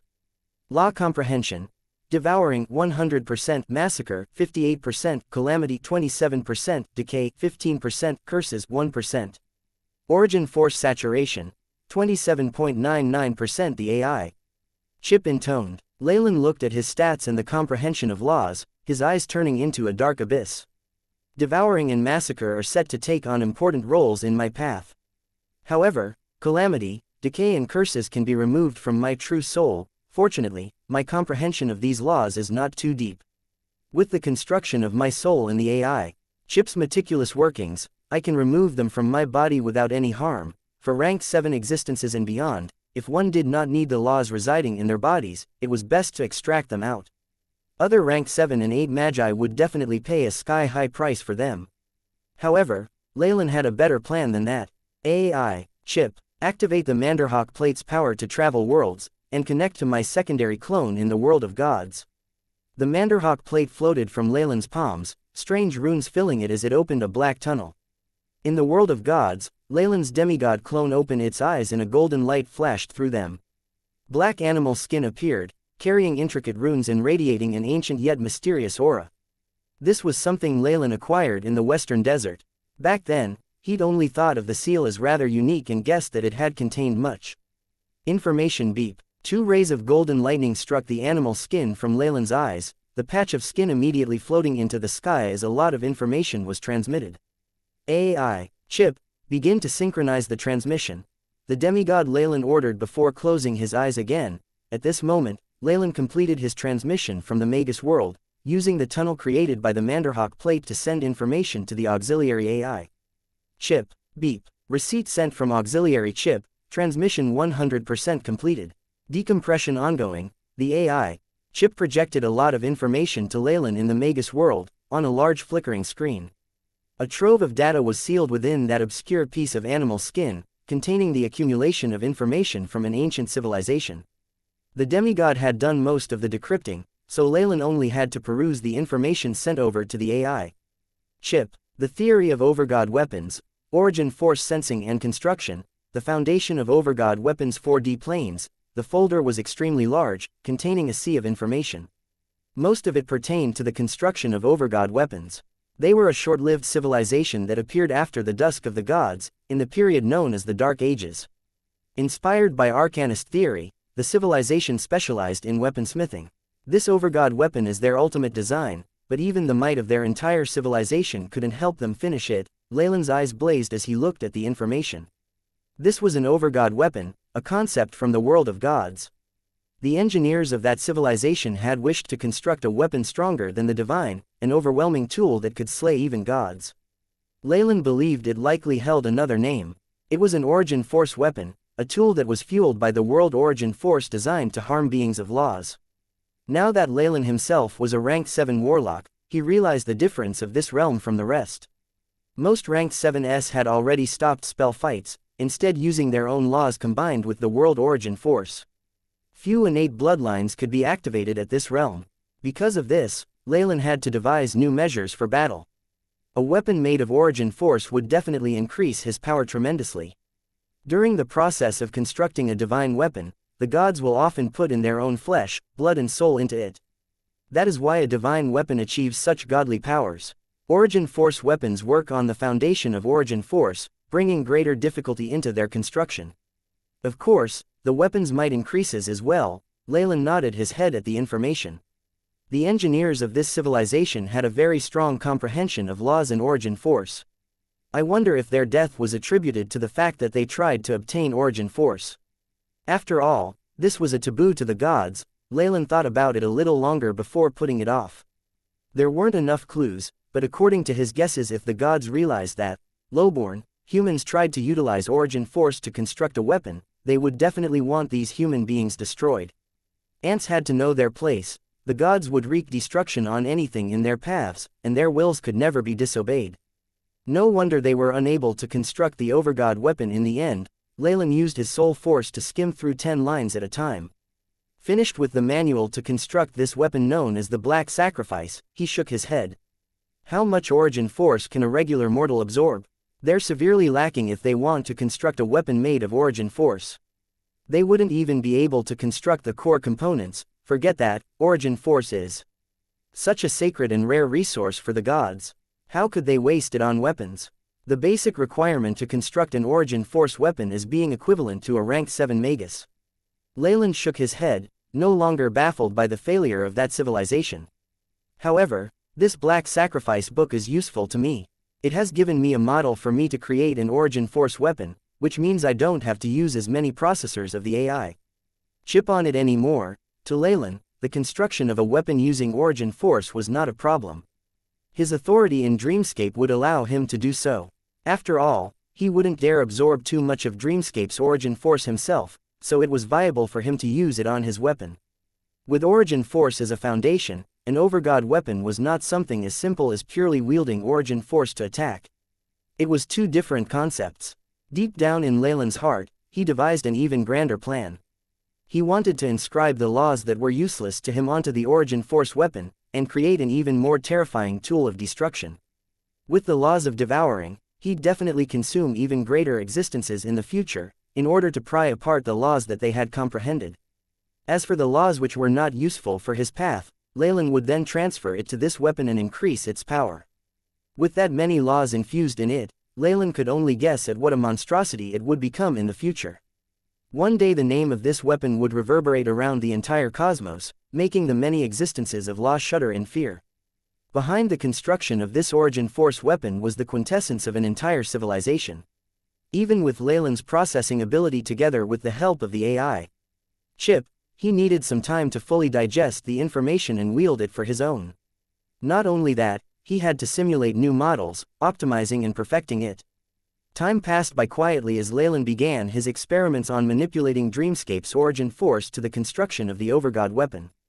During this period of time, he had not recklessly attempted to challenge any lords of calamity, but only accompanied his family members in living a rather tranquil yet comfortable lifestyle. Until one day, Alsnake Leylin's laboratory had been transformed into an enormous maze of infinite space. A few furnaces within burned with the unquenchable fire of origin force. The powerful energy was restricted by many shackles formed of laws, poured into the enormous spell formation at the center. At the heart of this spell formation was an enormous pool, liquid origin force from Dreamscape present within.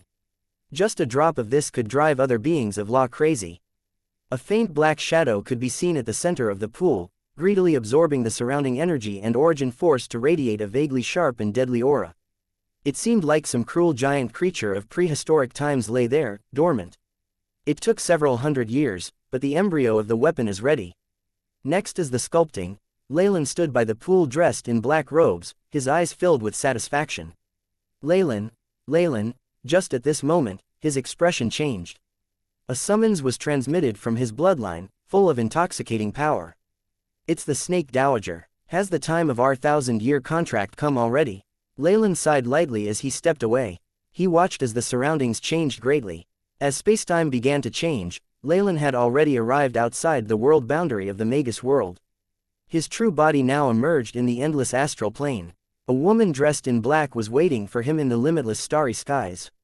"We meet again, Snake Dowager," Leylin said softly. He now had a clear estimate of the Snake Dowager's strength. She was a rank 8 magus.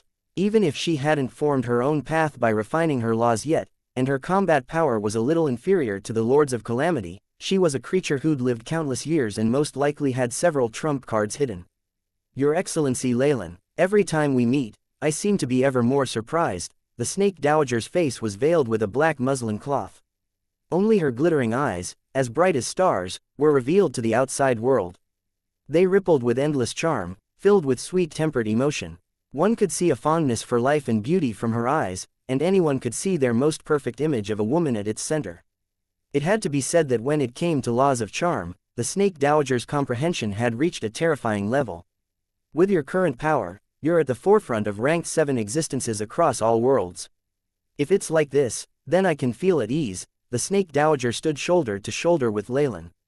Her 1,000-snake form did not have the sphere of serpents below her, but Leylin felt that this was a true form, not her avatar. He smelt the fragrance of a maiden as well as the rippling of silky hair, and the most important thing was the intimate connection of bloodline. It gave all her bloodline descendants the feeling of being favored by the gods. Still, no matter how beautiful she was still just a cooperative partner to Leylin. I have not forgotten our 1,000-year contract about the shadow world. So, why have you come to find me? Leylin wrinkled his brow. It was not easy to fight over a large world, especially the shadow world, which was equivalent in rank to the purgatory world. There would be many beings of law in that place, and what's more, they'd managed to expel her in the past. Snake Dowager was originally an existence of laws from the shadow world, and had been a rank 8 magus for a while. It was a pity that while fighting over the control of the world, her refinement of the power of shadows into her own path had failed. She had been forced to bring her bloodline descendants to the purgatory world. Since then, parts of her bloodline had circulated outside. They were tinged by the chaotic nature of purgatory, whatever world they spread to. Strictly speaking, Leylin's Chemoyan warlock inheritance had been part of her legacy. Because of that, there was no way that the path of bloodlines and its conflict would be so easily resolved. Since it stemmed from this reason, and he also intended to quell his quarrels with her, Leylin finally decided to help her out once. As for the other conditions and treasures, in truth it wasn't enough of a motivation for an existence of laws to act. Is this fate? Leylin's eyes brightened. As if something had snapped, his aura began to come to a standstill. At this, the Snake Dowager's eyes glowed with extraordinary splendor. It was clear that her junior Leylin had surprised her. Of course not. I had an agreement with the Trial's Eye as well as other supremes to act at the most appropriate time, the Snake Dowager said in a nasal voice, her tone clear and silky. All who heard it unconsciously lost themselves. Have you completed your preparations, Your Excellency? I have. I'm ready to act at any time, Leylin replied. His origin force weapon was now mostly complete. He'd need time to pour laws in and sculpt it, something that could not be rushed. Still, his current battle might exceeded that of ordinary rank 8 existences, making it very possible for him to escape with his own life. Besides, if he was able to drag the Snake Dowager into Dreamscape, Leylin was sure that he would be able to teach her an unforgettable lesson. With his confidence in his own power, Leylin now dared to reveal his true self before the Snake Dowager. After all, his opponents were not limited to the existences of laws within the shadow world. In the depths of Leylin's heart, he had never trusted the Snake Dowager. This was so even if he'd signed a bloodline contract with Dreamscape as his witness. Very well, then, let us depart now. We need to pass by 5 other worlds to reach the shadow world. Passing through the cracks between worlds, a giant pitch-black serpent emerged from her dulcet tones, the owlsnake symbol upon its head as it leapt into the endless astral river. This sort of ultra-long-distance world transformation was required to transport Leylin and other existences of laws like him. Astral gates were unable to bear such a burden, so it was necessary to use the most primitive form of travel. Leylin shrugged his shoulders and stepped onto the path paved by starlight, walking side by side with the Snake Dowager as they journeyed towards the shadow world. The astral plane. This was the concept that the ancient magi had of the distant universe. It represented the limitlessness of space with its endless borders. The ancient magi had all been fond of exploring and exploiting the astral plane. The astral plane was full of numerous dimensions and worlds, planes, demiplanes, and even special places where the remains of ancient magi lay dead. It was filled with danger, and the chaotic flow of space there would make it difficult for even rank 5 and rank 6 magi to survive. It was even more pointless to talk about the strange and savage creatures here. During ancient times, magi below rank 7 used astral gates to explore the astral plane, danger omnipresent in their expeditions. However, for these two who were strolling through the astral river, the danger that was enough to annihilate a legion of great magi was nothing more than some entertainment in their leisure time. The frantic space storms did not raise a single corner of the pair's clothes. The astral creatures all made a detour around them, the turbulent and berserk auras of their bloodlines causing all weaker creatures to flee. Currently, the snake dowager seemed to maintain a very low profile. When they encountered the aura of existences of laws, it had always been Leylin who had confronted them. She naturally wanted to preserve the surprise of their attack, but Leylin felt that this was a rather useless gesture. Leylin had not come unprepared. He'd already researched everything to do with the Shadow World, even if it was a shame that the final war and its distance from the Magus world had left the news near useless. Leylin only knew that the Snake Dowager's contest for the control of the Shadow World had failed, and she had been banished. However, he was completely in the dark about who her opponent had been. The Snake Dowager had not breathed a word about the matter to anyone. Leylin reckoned that it was only when they reached the Shadow World that she would honestly tell him everything. Awoo, awoo. Standing on the path of starlight, Leylin watched as a huge creature with an extremely long tail walked past them with interest. The creature's physique could not be described with just stats. It was roughly the same size as the Snake Dowager's astral body, with dark brown leather on its skin imprinted with scales. It had thousands of gigantic feet beneath its fat body, their shape strange and twisted. 6 pairs of broken fleshly wings were on its back, and it saw them through a pair of amber eyeballs that had only just appeared. Its light green pupils greedily scanned across its surroundings. An enormous tongue occasionally pulled several floating creatures into this body, even the stronger astral creatures unable to escape this fate. After seeing Leylin and the Snake Dowager, the enormous monster snorted. 2 destructive pillars of smoke erupted from its nostrils. With a wave of its tail, it disappeared deeper into the astral plane. The Snake Dowager introduced the creature to Leylin. This was Merxanaim, the astral plane's street sweeper. It feeds on the corrupted trash of the astral plane, and has a gentle temperament. I've seen its description before in books on the astral world, but this is the first time I've seen it in person. Leylin looked at the enormous body of the Merxanaim, his eyes filled with a faint regret. The creature's body was almost as big as a plane, so it could only survive on the amount of food it would get in the astral plane. Also, the Merxanaim has the ability to create astral wormholes. Follow it, perhaps we can save some time. This secret was just one of many in ancient existence like the Snake Dowager would know, such as the burial grounds of treasure from ancient magi. Even one bit of news could drive others crazy. Mistress of the Night, the astral plane devourer, dragged its enormous body ahead on its path. Merxanaim's 2 tails swayed without the slightest care. Devouring a broken fragment of a plane, this enormous street sweeper of the astral plane roared out like a tiger, causing the surroundings to tremble. The space in front of it cracked apart, causing a pitch-black tunnel to emerge. An astral wormhole. The Snake Dowager looked at the spatial tunnel with some excitement. I smell the unique aroma of the world's ridge at the end of the tunnel. It'll help us save 9 astral days on our journey. That's really lucky, given how random the Merxanaim's wormholes are. Being able to find a useful one by coincidence, this is rather fortunate indeed. It seems to be an omen of good luck, Leylin echoed. Speaking of spatial techniques for the astral plane, the Magus world's astral gate is the most outstanding of them all. Pity it's not suitable for our ranks. It would require 10 years' worth of resources for a single trip. The Snake Dowager spread her fair and tender fingertips, her alluringly red nails bright and glittering. The world spring technique is probably the most suitable transportation method for those of our rank. With Merxanaim's astral wormholes combined with a shortcut through Dreamscape, such a pity. Dreamscape is currently exhausted of origin force. As she spoke of it, the Snake Dowager's bewitching eyes were pointedly fixed on Leylin. Oh, my lady's information truly is extensive. I'm ashamed of being so inferior to you. Leylin's skin was currently so thick that he posed with a modest expression. After I wrest back control of the Shadow World, I would be quite willing to spend some time with your excellency. I have many secrets from ancient times that are worth sharing with you. The Snake Dowager laughed in a silvery girlish tone. However, it was filled with the enchantment of a mature woman, able to drive all male creatures crazy. Leylin scratched his nose and did not say much in reply, instead diving directly into the astral wormhole.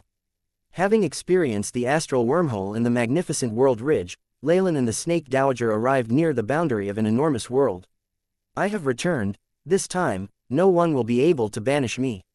The Snake Dowager looked at the enormous murky world in the distance, the shadow force surging above it causing her eyes to fill with determination and desire.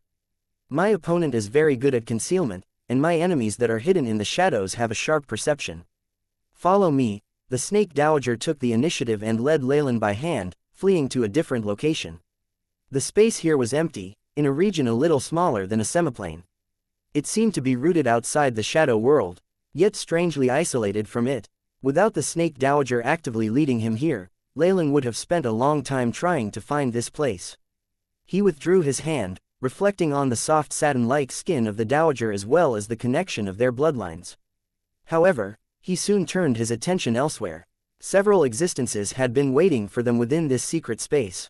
On the left was an enormous vertical eye wielding the power of trials and laws. It was the Trials Eye, someone Leylin was intimately familiar with. There were two other beings of law beside it, an old fellow dressed in luxurious black robes and a sphere of smoke. Let me introduce everyone. This is Leylin of the Magus world. The Snake Dowager took center stage and warmly introduced Leylin. You've met the Trials Eye before. This is Yuri the Conqueror of the Thunderstorm world, and Lady Massa of the Dark world. When her finger moved from the imperial old man to the sphere of smoke, the Dowager added, "My apologies, Lady Massa is a little shy in front of strangers." How did such an exotic flower bloom amongst the beings of laws?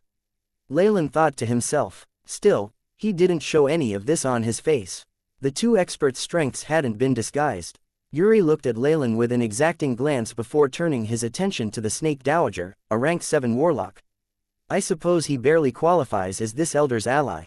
Only, Snake Dowager, you should tell us what happened since we are all here now.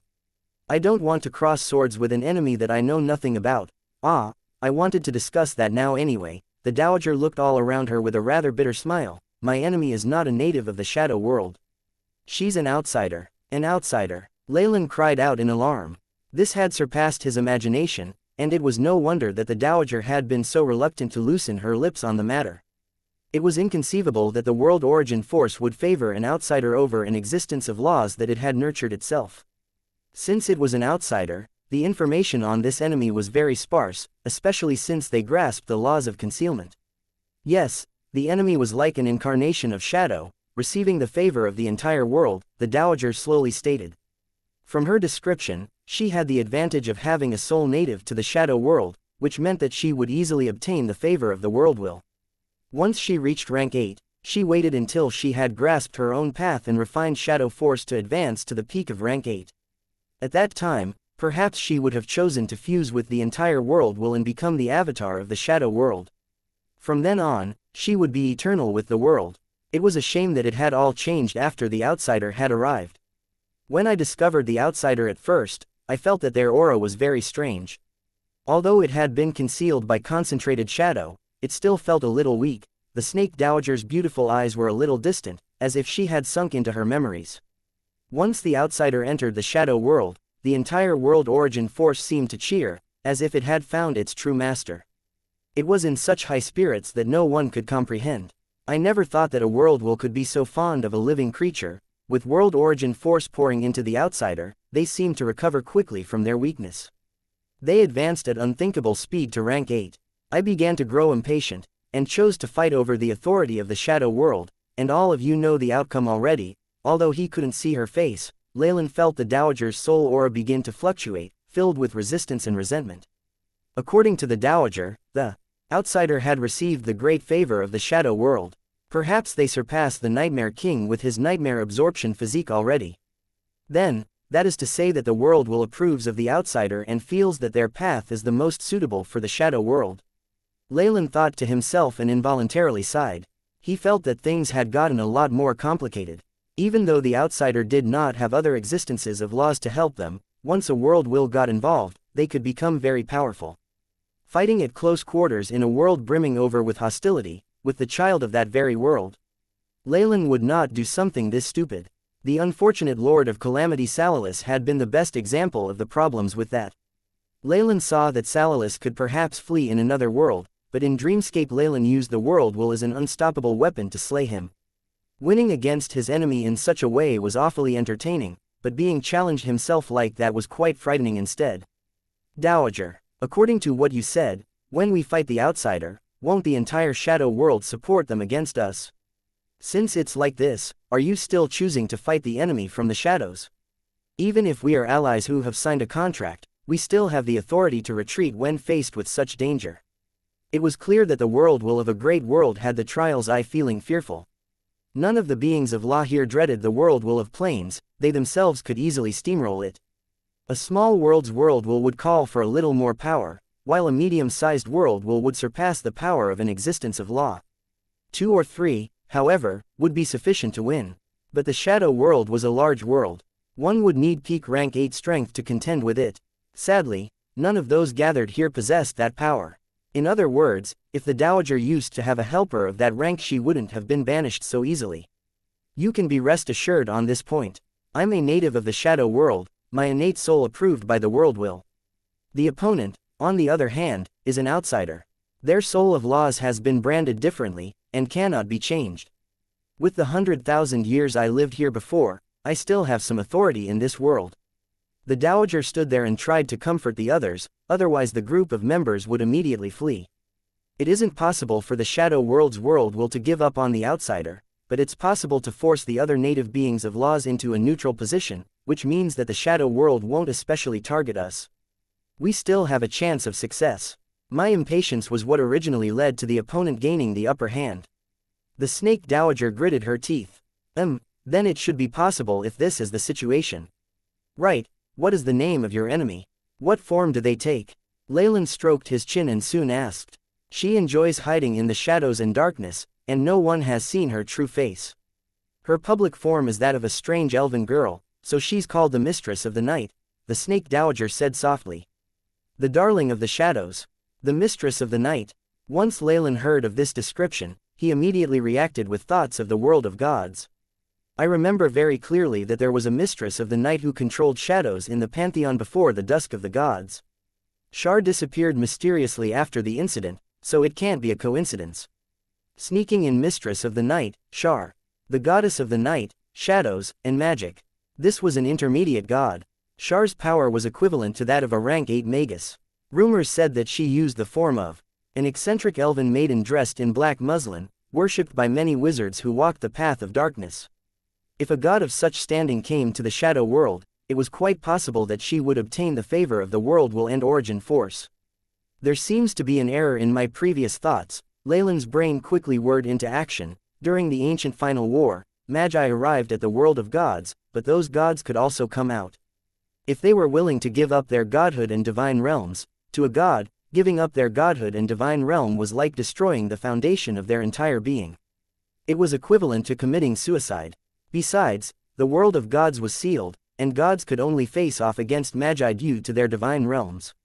In the astral plane they'd be heavily suppressed, so why would a god who'd almost been killed do such a thing as go there? Even the ancient magi didn't think such a wonderful god would exist. Sadly, they'd forgotten something due to the differences in their lines of thought. Luck was a very important factor in the birth of a god, maybe even the primary reason. This led to the existence of many wonderful and exotic gods. Besides, if a god had their followers slain and their divine realm destroyed, they'd be left with no burden. It'd make sense for one to give everything up. The more Leylin thought about the matter, the more certain he was that his hypothesis was possibly correct. As a result, when Shar entered the shadow world, she appeared rather weak. Only with the help of the shadow world did she very quickly recover her power and banish the snake Dowager. Without faith in their divine realms, gods basically had graves dug and waiting for them. However, Shar had effectively changed her class. It could be said that, after a painful process of abandoning her immortality as a deity, she'd become a magus. As a result, she had successfully lived and hidden, behind enemy lines, and rooted herself beneath the eyes of the magi. I smell the aftermath of the final war. Leylin began to feel horrified. How many in the astral plane were existences like Shar? If they burst out at the suitable moment, then what impact would they have on his own plans? Though they had never met, Leylin's heart was over 90% confident that the Mistress of the Night who had taken over the shadow world and banished the snake Dowager was none other than Shar of the world of gods. A surviving god, it's better for her to die. In his heart, he had unhesitatingly passed a death sentence on Shar. He was thinking a little logically. Leylin was a warlock, and since he was with the magi he naturally wanted to quickly exterminate this remnant god. Of course, the benefits he'd gain with this were a whole other matter. What, Leylin, did you think of something related to the Mistress of the Night? The snake Dowager clearly discovered that Leylin had momentarily become absent-minded. Her beautiful eyes turned towards him, which also attracted the attention of the other existences of laws. Oh, it's nothing much. I just recalled the name of the mistress of the night, and I feel like it's a little familiar, Leylin thought and decided not to drop that bomb. After all, he wasn't certain that it would bring him any benefits at all. It wasn't just that, there were few records of the world of gods after the final war, and they were very messy. The name of the mistress of the night wasn't something these existences could connect things to. I'll go and have a look first, but even if we can't dispatch of the mistress, fleeing wouldn't be a problem. At the most crucial point, we can send communications to Mother Core and others of that rank to kill the god. We're just the front lines of the battle, Leylin thought irresponsibly. The name of Mistress of the Night has been used by many. I propose that we start with the identity of the enemy existence of laws. How could a rank 7 or above being not leave the slightest of traces across the astral plane? The old Emperor Yuri suggested. You've found the direction, but there's still an issue. The enemy is not an existence from our astral plane, but has instead come from the sealed world of gods. The crystal sphere prevents all exchange of communications. Leylin sighed in his heart. It's no use, I went looking for Sage Anthony before this. Even someone who can listen to every piece of news in the astral plane didn't find a single record of a being of laws going by the name of Mistress of the Night. The Snake Dowager shook her head. Very well, the enemy's history isn't important.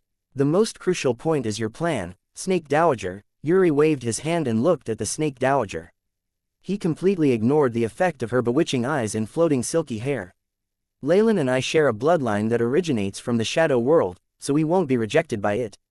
So this time, let me first go with him into the shadow world and see the latest news, while you all wait outside the world for our response. The Dowager unhurriedly spoke of her plans. She was a native of the shadow world, and Leylin had originally been of her bloodline. The Chemoyan bloodline would naturally not be rejected by the shadow world and could harmoniously enter. He would not suffer the attention and suppression of the world will. As for the other existences of laws, they could only unfortunately continue to stay here. After all, the entry of a foreign existence of laws into the world would certainly arouse the Mistress of the Night's attention. So you're sure that the outsider hasn't broken past the peak of rank 8 and fused with the world will? After all, according to what you just said, the Mistress is incomparably compatible with the shadow world. Lady Massa questioned from within the mist. I am very doubtful that this has happened. I previously left an imprint on the shadow world will, and if the Mistress fused with it I would know immediately. However, there has been no response until now, which implies that the Mistress was unsuccessful. The Snake Dowager frowned, obviously puzzled by this point as well. Even if she was an outsider, with the shadow world will's tolerant attitude, she should have been promoted to the peak of rank 8 already. The Snake Dowager could only give up and stay in Purgatory World. However, several thousands of years had already passed. The Mistress' strength had not grown greatly, and only recently had there been some change. This aroused certain feelings in the Snake Dowager's heart. It was Leylin who guessed the reason. Was it the influence of the god's brand? It's true, a rank 8 existence changing factions as she pleases, even if it is their character. What sort of joke is this? He estimated that Shar had spent thousands of years after she banished the Snake Dowager adjusting and adapting. Only after her innate self had been transformed completely could she fuse with the world will of the shadow world, advancing completely to the peak of rank 8. It was clear that the Mistress was about to succeed. The Snake Dowager could not sit still, initiated her final struggle to the death. Indeed, this was a struggle to the death. In Leylin's view, the Dowager was a native who'd grasped the right time and location, fulfilling all the essential criteria to fuse with the world will. It was a shame that Shar turned the tables on her, causing her to fail her first attempt. It was even more pointless to discuss the second attempt. Shar had now spent several thousand years recovering and adapting to the shadow world. The world will didn't hold back in terms of origin force, and she should have been close to peak rank 8, almost an existence like Mother Core. If the Snake Dowager attacks again, her only fate is defeat. Not only is Shar shockingly powerful, her shrewdness and schemes are similarly outstanding. This is a powerful evil god we're talking about, her name enough to make all the gods of good tremble. However, since she has me, this has all changed, Leylin thought shamelessly. This time, the Dowager must pay the price for my satisfaction. Otherwise, so, Your Excellency Leylin, do you have any objections towards my arrangement? I have none, but just to be cautious, we had better move separately, Leylin added. After everything had been decided, several existences of laws began to act swiftly and decisively. The trials I, Yuri, and Lady Massa hid in different places, awaiting the Dowager's summons. Leylin and the Snake Dowager concealed their auras, directly arriving outside the world boundary of the Shadow World. This abundant world origin force, as well as this sort of radiance, Leylin looked attentively at the enormous Shadow World with a trace of regret lingering in his eyes. I see the light of civilization above the sea of origin force, glittering and splendid. It seems as if the mistress of the night did very well after I left. The Snake Dowager's eyes seemed to grow a little despondent as she stood there in her maiden form. She was even more dismayed by her fall. It was clear that in terms of helping the world to evolve, the mistress of the night had far surpassed her. Under her faction, the feeling that the Shadow World now gave Leylin surpassed the aura of large worlds like Purgatory and Icy World. Only the Magus World, the world of gods and Dreamscape were a little superior. So, would you still like to continue? Leylin politely asked, looking at the despondent form of the maiden who stood beside him. Of course, after I return, I'll do much better than the mistress. The Snake Dowager's expression seemed to change. Her regret and jealousy completely transformed into the flames of revenge. Besides, this time I won't leave again. Black datura petals bloomed beneath her feet, enveloping her entirely into a black flower bud. In this form, she touched the membrane of the world boundary. The Shadow World did not react and allowed the black flower bud to merge through the membrane. This was the method that the Dowager used to pass illegitimately through the boundary. Shadow, female jealousy. Leylin shrugged his shoulders, sighing helplessly before he followed the Snake Dowager. His current abilities allowed him to pass silently through the crystal sphere of the world of gods, so the Shadow World wasn't a challenge. The force of his Chemoyan bloodline surrounded him, and the Shadow World emitted a comforting aura. It immediately admitted Leylin inside, at the core of the Shadow World, within the limitless sea of origin force. There was a magnificent and refined palace here, built out of black stone. Shadow force pervaded the surroundings, and at the very center was a large black crystal. A beautiful girl could faintly be seen within the crystal, lying in slumber. Hee, the weave has responded, the prey has taken the bait. Is it the Dowager? A laugh like the tinkle of a bell sounded, as a maiden dressed in black muslin emerged from the shadows. She looked just like the maiden sleeping within the black crystal. Let's see, where are you? The maiden stretched out her fair and delicate fingers. She seemed to connect with the authority of the world, and a bright and beautiful screen appeared before her. The screen showed a black datura flower bud and a blood-red cocoon transform into streaks of light, advancing like lightning through the world's boundary. They streaked across the skies. However, just as the maiden was about to zoom in and follow their trails, the screen suddenly flickered with static. A mechanical voice sounded out, unknown interference has occurred, tracking terminated. Haha, what an interesting opponent. They want to play hide and seek with me. Well, I just happen to want to go out for a walk.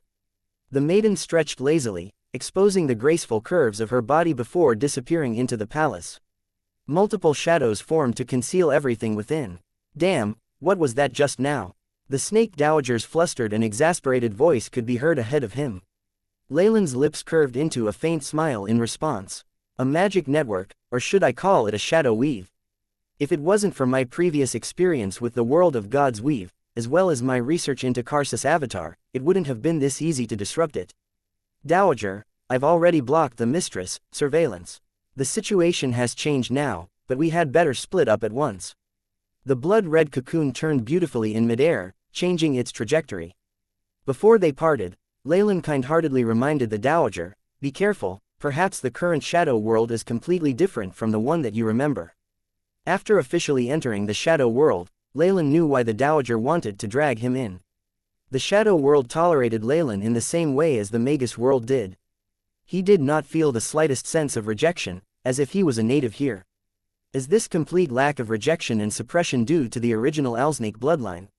So only the Dowager and I can minimize the surveillance of the world will, and avoid discovery by the mistress of the night. The Dowager was originally a shadow world native, and had been the person closest to controlling the entire world. She had been greatly favored by the world will. Since he was once a descendant of hers, Leylin carried the brand of the shadow world in his body. The world would not reject him innately, which would allow him to conceal his presence as much as possible. The Trials I and their other allies were different. They would be discovered the moment they touched the world's edge, and the Mistress of the Night would act against them immediately. My interference will put Shar off our trail for a short period of time. Still, it might not be enough to secure our safety. Leylin took out a few bizarre dolls with painted faces. I never would have thought that I would use up the voodoo dolls that I made earlier in this place. A blood-red glow appeared on the dolls' bodies. Enveloped by light, the strange dolls seemed to inflate and giggle cheerfully. Hee hee, ha ha. Having grown to the size of normal humans, the paint on the dolls' faces changed. They grew more and more animated, and their auras slowly changed to resemble Leylin's own. Bang! The three voodoo dolls separated, the original blood-red cocoon dividing into three and falling in different areas.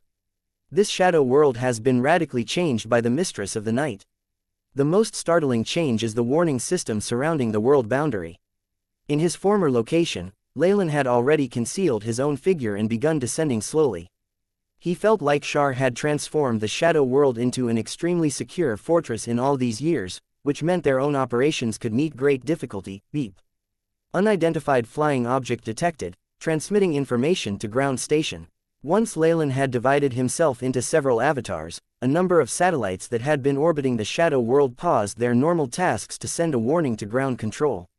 Inside a large hall with receptors for the signals from the satellites, those within working tirelessly. A soldier stood up and marched over to her superior, handing him an image. On the image was one of Leylin's avatars in the shape of a blood-red meteor. Sir, an unidentified flying object has been spotted. This is the video capture from drone number 3. What does the warning officer advise? The commander was a middle-aged man with faint white streaks in his hair. He had eyes like an eagle's, his gaze sharp and chilling. The images from the satellite show that the target's volume does not exceed 2 shadow cubits. It's not a giant meteorite, so it might be some astral debris or natural star fragments. However, we haven't been able to deny the possibility that it's some astral creature, the soldier replied quickly. Those astral creatures have always been extremely dangerous. Those that bring disease or curses are the most dangerous. If it spreads far, it might harm society greatly. The middle-aged man waved his hand. Exterminate it. Understood. Secondary space cannon prepared. Shadow weave fully charged. Beginning countdown. T-3, 2 inches. Having received the order, the control tower quickly leapt into action. A blue laser shot out of the ground, accurately targeting the blood-red meteorite. But just at this moment, the blood-red meteorite on the screen suddenly changed. A glaring scarlet flare flashed, and a sharp warning sound issued out. Target has issued a high-energy response. Current energy level surging rapidly. It's already reached a danger level of 5A. Sending automatic report to the Security Bureau of the Empire. A researcher looked at the twisting image on the screen and suddenly cried out, his voice filled with panic. On the screen in the main hall, the blood-red meteor seemed to have developed its own will, drawing out a bright trajectory and directly dodging the laser attack.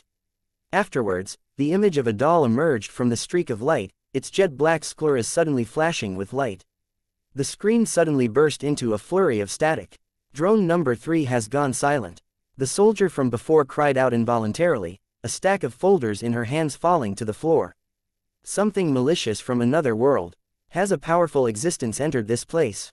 The commanding officer, that middle-aged man, wrung his hands as he muttered under his breath, I never thought that I would run into another one. Everyone, the Security Bureau has issued the highest of orders. It is time, we must dedicate our lives in our loyalty to the Empire.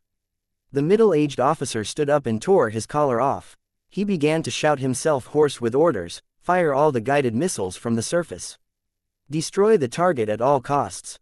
Cancel all vacations of the Surface Armored Vehicle Department, all members are to remain on standby. Also, connect me to the Empire, I need to obtain the highest authority in Ando City's Shadow Weave. Sir, yes sir. Multiple drills in the obedience training caused the soldier to bow and accept his order. Her heart was still at a loss, however, these preparations, doesn't it mean we're gearing up for a world war? Report. Just at this time, the control tower's communication device rang out. An alarming voice rang out, satellites number 4 and number 5 have encountered residual high energy, unable to capture the meteor.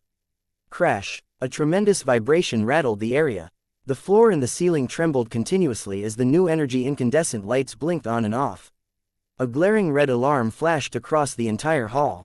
After a long time, The voice of a communications officer could be heard, blank and frightened, target has launched an offensive. 2nd Division base has lost communications. The 5th attack, enough to destroy the Empire. Is it about to arrive? The middle-aged officer's glasses fell from his face, shattering into countless shards of glittering glass on the floor. He limply sat on his chair, seemingly losing all signs of energy. What was that satellite just now? It looks like this world's technology surpasses my expectations. Connected via his true soul, Leylin could see the satellite that the voodoo doll had attacked. Strictly speaking, it looked no different from the satellites from his previous life. However, it seemed to be powered by a different source of energy. Besides, they tried to attack the voodoo doll with laser weapons. I should try to attack and see their defense. Leylin gave the command with no hesitation, and later saw a scene that satisfied him. It seems like it is a branch base, their defense is on the level of Breaking Dawn Magi. Still, that base was being controlled by ordinary people. It was a pity that this sort of strength was nothing to Leylin. With a wave of his hand, his puppets could easily erase them. Xavier, remain hidden as much as possible. Gather information and wait for further instructions. Giving commands to the rest of the puppets, Leylin descended into the atmosphere himself. Currently still in stealth mode, he was small enough a target to avoid the satellites' detection even if they were still here. After passing through a thick cloud full of radiation, Leylin saw a mysterious continent in front of his eyes. It was filled with the radiance of civilization. AI, Chip, begin preparing Plan 1, Leylin commanded. Beep. Plan 1 activated. Gathering data on gravity and atmosphere, remapping physical constants, the AI. Chip loyally carried out Leylin's orders, and then presented an analysis chart filled with information to him. The atmosphere here is suitable for the survival of large lifeforms. The other physical constants aren't much different either, just that the inertia of the elemental particles is greater. So I can only absorb them through specific channels. Leylin felt like the shadow world was rather interesting. Microscopic soul sensing allowed him to discover a huge and terrifyingly powerful weave here.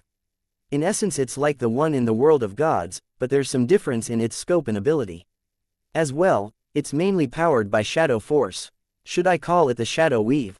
Now Leylin was left without doubt about the identity of this mistress of the night who'd taken the shadow world from the snake dowager. It was evidently the goddess of shadows from the world of gods, Shar. Rumors say that the faith of dark wizards allowed Shar to involve herself in the domain of magic. Seems like it's true, Leylin didn't connect to the shadow weave directly. After all, Shar may have implemented some special restrictions, and any misstep could cause him to be discovered. The most important thing now is to blend in and slowly get access to the shadow weave, obtaining enough power to control it. Leylin's eyes glinted. With his experience from the world of gods, it wouldn't take long for Leylin to analyze the shadow weave. Vroom. The sharp sound of a fast engine sounded out, and a large, foreign, yet also familiar body flew past Leylin's eyes. Its streamlined design could reduce air drag greatly, and the two wings at its side maintained its balance. The powerful engine drove it forward, allowing it to fly in the sky with several thousand people within. A plane. I never thought they'd be so advanced, Leylin sighed. He could see the numerous specks of light that represented souls within the flying vehicle. These souls were so tiny a mere ripple of power on his end would completely decimate them. Still, the knowledge of these puny things had allowed them to successfully conquer the skies. A similar inclination towards technology and development, Leylin had a look of nostalgia in his eyes as he stood atop the upper cabin of the plane. He slowly sat down, memories from his previous life appearing in his mind. What's going on? Within the cabin, a young girl with a ponytail gazed at a brown-haired young man anxiously. Are you feeling sick, brother? Should I get an attendant? No, I'm fine, Jill. I just felt uncomfortable all of a sudden. This terror, only that time with the school bus can compare. The brown-haired youth smiled with a pale face, but his hands were still trembling unconsciously. That accident. Jill's eyes darkened. She knew fully well that her brother Xavier was exceedingly talented, and his natural sense of danger was quite powerful. Once in primary school, it had allowed them to avoid a serious traffic accident. Recalling how terrible the news had reported it to be, as well as the scene where none of her classmates had survived, the girl's eyes reddened. She couldn't control the tears that fell. It's all my fault, if I didn't force brother to go as well. Didn't I say it already? Don't worry about it, and act as if we're going to crash in the next second. the young Xavier glanced at the surrounding passengers sheepishly and quickly hugged Jill, smiling apologetically at everyone else. What he hadn't mentioned was that he hadn't had such a premonition before getting on the plane. It was just that he suddenly quivered in that instant, feeling helpless and despair at a sure death. This feeling buried itself into his heart, causing great trauma. However, this feeling disappeared just as quickly, leaving not a trace. It made him feel like he'd gone crazy. "It's nothing. Stop crying, Jill." Xavier could only do his best to console his little sister, but he could not help recalling what had just happened. That feeling of a sure death that suddenly disappeared, what was that about? At this thought, the young man could not help but pull out a pendant at his neck, the bright red string having a black snake rune on it. Is there a force here that can destroy this plane in an instant? Or is a war about to break out soon? Haha, a crash, you're hilarious. A middle-aged man who was reading a magazine at the side put the book in his hands down, adjusting his glasses. Crashes were indeed common 20 years ago. You could be unlucky enough to have failing components or meet a bird. However, Shadow Force has come quite far since then, and all aircraft are integrated into the Shadow Weave. All vehicles have powerful shadow armor protecting them, so even if you bump into a prehistoric dragon you won't face any problems. Exactly, I've gotten on so many flights, and I've yet to hear about any dangers. A curly-haired woman beside them began to chatter away. Is that so? Jill was still very childlike in her thoughts. Having heard this, she immediately stopped crying. Beads of sparkling tears hung on her rosy face, making her look even more pitiful. Yes, after seeing the state Jill was in, the man who had been speaking suddenly sensed his lolicon soul come ablaze, suddenly exploding. Don't worry, look at this. He raised his arm, pulling at a portion of his sleeve to reveal a digital wristwatch with a unique design on his wrist. On the silvery gray exterior was the symbol of a black crown. This, gasps could be heard everywhere. The newest model of the Rapid Shadow series. Tisk, Rapid Shadow V, providing the most convenient and quick connection to the Shadow Weave. It was developed by the Empire's chief scientist Leylin using the latest 2D point technique. It now supports the storage and download of spells at rank 3 and above, even if casting mid-ranked spells. Needs the caster to control things very well. Only university students of the Empire and mechanics above grade 5 can work this. I never thought Uncle was such a big shot. The young man could not conceal the envy and fervor in his eyes after seeing the man's watch, and he blurted out all the information about it. So, are you at ease yet? Even if anything happens to components of the plane, with the shadow armor and flight that I bought and stored before, it will be enough to protect you, the man spoke, immensely pleased with himself. He then stowed the watch away, amidst cheers and sounds of admiration. Thank you, Uncle, Jill yelled sweetly, and the man sat back down, pleased. Right, maybe I'm too uptight. How could there be supernatural happenings in this day and age? The records at home are like legends. They're all fake. The youth, Xavier, heaved a long sigh, beginning to doubt himself for the first time. Dear brother. At this moment, a youth in a black suit and gold-rimmed glasses pulled at the safety belt, heading over with a grim look on his face. I think you're very right. Could you be? Xavier was now extremely excited. Even with the government forcefully getting involved and increasing shadow protection for all aviation vehicles, accidents are everywhere, the suited man said stiffly, causing Xavier to nod without end. This world is too dangerous. One could be struck down by a maglev just walking on the roads, much less when it comes to a flood of shadow weave connections allowing minors to use magic as they wish. There's other issues as well. The suited man's words were headed in a strange direction. Soon, he picked out a beautiful from his briefcase and placed it in front of Xavier. Hence, for the sake of you and your family, insurance is necessary. Our company is now launching the newest services that involve protection from shadow weave radiation as well as flight risks. Take a look, and ask me any questions you have. Here's my business card, so it's to sell insurance. Xavier's face was now crinkled in a frown, and Jill finally smiled after all the crying. Well, I'll think about it. But the attendant is coming over. Xavier pulled back, pointing to the long-legged stewardess with a smile on her face. You must choose our Imperial Love. By picking Imperial Love, you're choosing a better future, the youth said sternly with a nod before returning to his seat. Sigh, young people these days, an old granny seated behind him sighed, causing Xavier to wish he could bury his head in his chest. Ancient book. The passengers in Xavier's cabin heaved a sigh of relief after the plane landed safely on the runway. Following that, They stared at him in blame. My apologies. Xavier held his sister's hand and left the cabin, as if running away to the airport terminal. Hey, wait up, wait. The man with the watch caught up to them. You left your purse behind. Oh, thank you, mister. Jill thanked the man courteously, taking a pink purse with a cartoon bear on it. Haha, I'm just 25. Don't call me mister, just Crowley is fine. This man who looked like an uncle with long sideburns smiled wryly. And your names are? Xavier gripped his sister's hand, and spoke politely. I'm Xavier, and this is my sister Jill. We're here to study. Crowley noticed the wariness in Xavier's eyes, but he smiled without caring. Oh, I see, this is my number. I have some connections here in Thousand Bears City, so remember to look for me if something's up. Having said that, he handed a long string of numbers to Xavier and disappeared into the crowd. Jill, don't just casually speak to strangers in the future. Xavier reprimanded his sister after seeing Crowley off. But I felt like Mr. Crowley was nice. Jill bit her lips. Don't rely on your instincts anymore. Live like a normal person. Xavier sighed, seemingly relieved of all his burden. He hailed a floating vehicle and boarded it alongside Jill, the wheelless machine converging into the roads that were like a network of arteries. Neither Xavier nor Jill realized that a strand of black hair had attached itself to them. It was a power that lay between material and secondary energy, so even with extraordinary powers the siblings didn't detect it.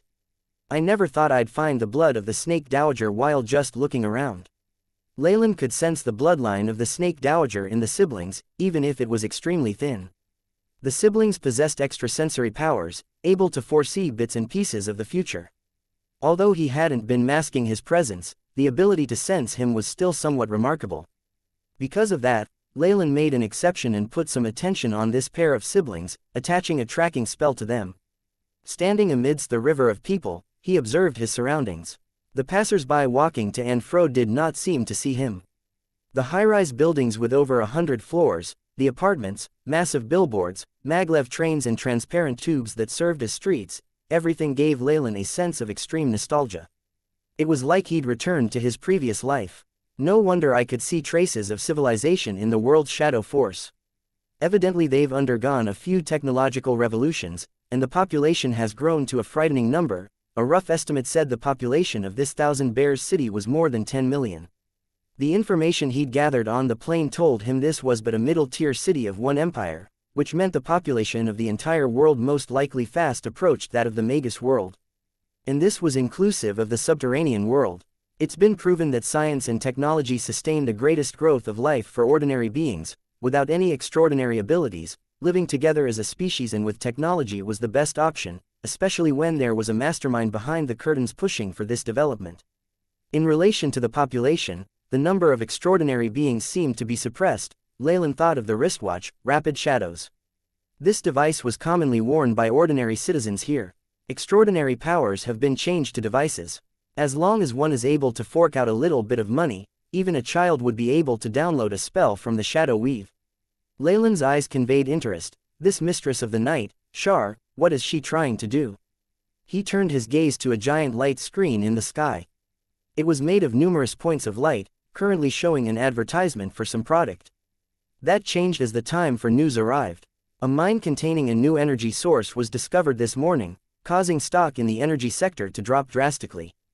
The market is closed for the day. The Prime Minister's wife will appear at a charity event in the Shangri-La Hotel tonight, donating to the inhabitants of the 13 coastal cities devastated by Hurricane Darkness. Analysts say that the authorities have once again asserted their swift, resolute decision to clamp down on all illegal markets of Rapid Shadows 5.0. In a joint effort stretched across various parties, the target this time was the fabrication of false documentation, especially that specifically required to purchase Rapid Shadows. Emergency notice. Amdu City was hit by a meteorite 3 hours and 12 minutes ago, causing an infrastructure collapse. The surrounding tremors were extremely powerful, causing financial damages amounting to 37.85 million. The number of casualties is unknown at the time of this report. The local garrison troops have. The reporter who wore a work outfit explained the disaster in a stern voice, as images of troops entering Amdu City was seen. Their reaction is pretty fast, huh? Leylin shook his head and did not pay any further attention to it. A newly developed empire with a mysterious entity like the Mistress of the Night controlling it from behind the scenes could unleash extreme power if he stepped on it. The ancient Netherese were an example. The golden period of the Nether Empire allowed it to rival even the gods. Leylin had no doubts that, should Shar use some of her hidden cards, his very own voodoo dolls would be discovered sooner or later. However, they were only meant to distract her. He was already satisfied that they were able to last this long. Maybe I should watch the news more often, who knows if any news about the Snake Dowager may appear, Leylin grinned. According to his observations, the shadow world now was a completely different world from the one that she spoke of. Just like the differences between the Middle Ages and 21st century of his past life. An antique like her may not be tech-savvy, captured on some fellow's camera due to the technological advancement of this world. However, these were all minor details. Leylin believed that even if it were to happen, the Snake Dowager would sense the difference and conceal herself. To put it in other words, after those voodoo dolls, the Snake Dowager will be the one who will divert the attention away from me, Leylin's eyes flashed. Although he was invited here by the Snake Dowager, he had no intentions of playing the role of nanny. Intelligence is the current priority. I can't connect to the Shadow Weave recklessly, I need to find an opportunity. Leylin looked at the news that was being replayed, and suddenly got an idea. Outside of the city, at the second level of a small villa. Compared to the outside world which was so technologically advanced, this villa had a rather rustic and unadorned layout. Or in other words, it was old-fashioned. I never thought we'd be able to live at home even if it hasn't been maintained in so long. Jill wiped the sweat off her cheek, and her dusty hands left several black streaks on her face. She was like a kitten playing around. Xavier, wearing an apron, saw his sister and frowned. "You're dirty. Hurry and wash up." This was their old home, one that had been abandoned for many years. If not for the fact that this place could allow them to commute to school, the siblings would never have stepped foot in this place. It took some dusting and cleaning up to make it fit for living. I wonder why Mom and Dad didn't sell this place off back then. Is what they say true, that this is our heritage from several hundreds of years of ancestry? Xavier did not believe much of it. Finishing dinner, he placed a video call to a gentle and smiling older couple. "I have organized the things," Xavier nonchalantly said. "All right, little Hav, you have to bear the burden of an adult and take care of your sister," the middle-aged man said, before continuing after some hesitation. "Also, in our old home, between the layer of the two bookshelves, there are some things that you can have a look at." "Oh. That useless book, I have seen it several times since I was 3, Xavier said in an unperturbed manner. "What?" The voice on the other end was raised by a full octave. The man grasped at his heart as if unable to believe what he had just heard. "Isn't it just a book written about some strange fantasies, magic and other nonsense? I can't believe you actually stowed it away like some treasure, and the main point is you did not do a very good job of hiding it." Xavier rolled his eyes, before exchanging a few more sentences with his parents in a pacifying manner and ended the call. "That book, this brings back some memories." Through some sort of nostalgia, Xavier went to the study room in the upper level and found the book that was hidden between the two shelves. Due to the accumulation of time, the cover of the book was now extremely faded and obscure, with a thick layer of dust gather on it. This caused Xavier to become annoyed before he cleaned up the place another time. "It's so ancient, I'd believe it even if someone said it was 1,000 years old." History time had eroded the light yellow parchment. Not only were many of the handwritten words within blurred with age, the pages themselves stuck to each other as well. Several footnotes were stained with the trace of decay. The book was written in form of ancient script, the words looping and distorted. It seemed like a 3-year-old child could have written it better. Xavier had hated reading and writing ever since kindergarten. With the good fortune of a father with a doctorate in history, he'd had to understand various ancient writing styles since his youth. This specific script was a specialty of his, having been taught it seriously by his father. Xavier managed to read the parts that were still legible. This is clearly a mythological story. When he thought of his youth and how this storybook had accompanied him in his childhood, a faint smile arose on Xavier's face. The Snake Dowager ruled the entire shadow world, and her descendants could later be found throughout the vicinity of Sonal. They possessed great power and defeated the Homo sapiens, the Elias and other ancient creatures. Finally, they occupied the entire star continent. The Alsnike's heirs were called blood descendants, and grasped the shadows, able to talk to all species of snakes.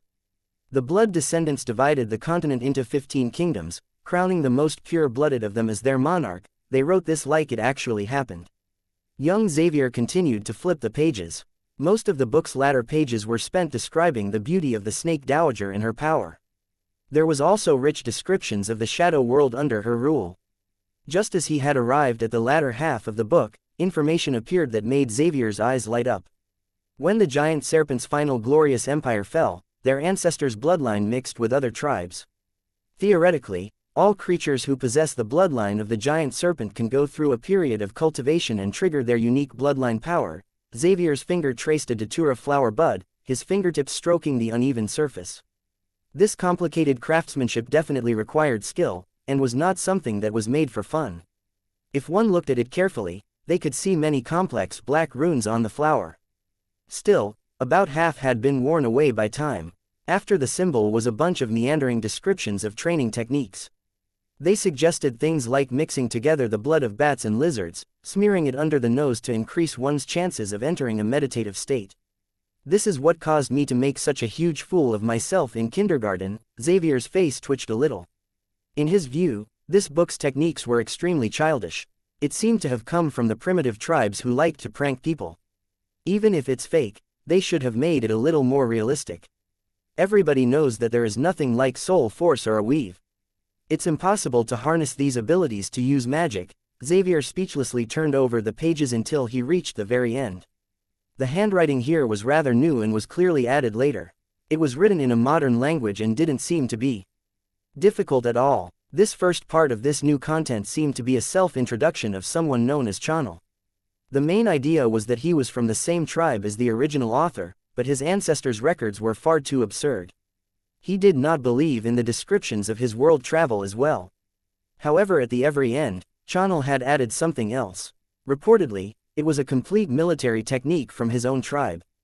It was originally meant to be used by cultivators.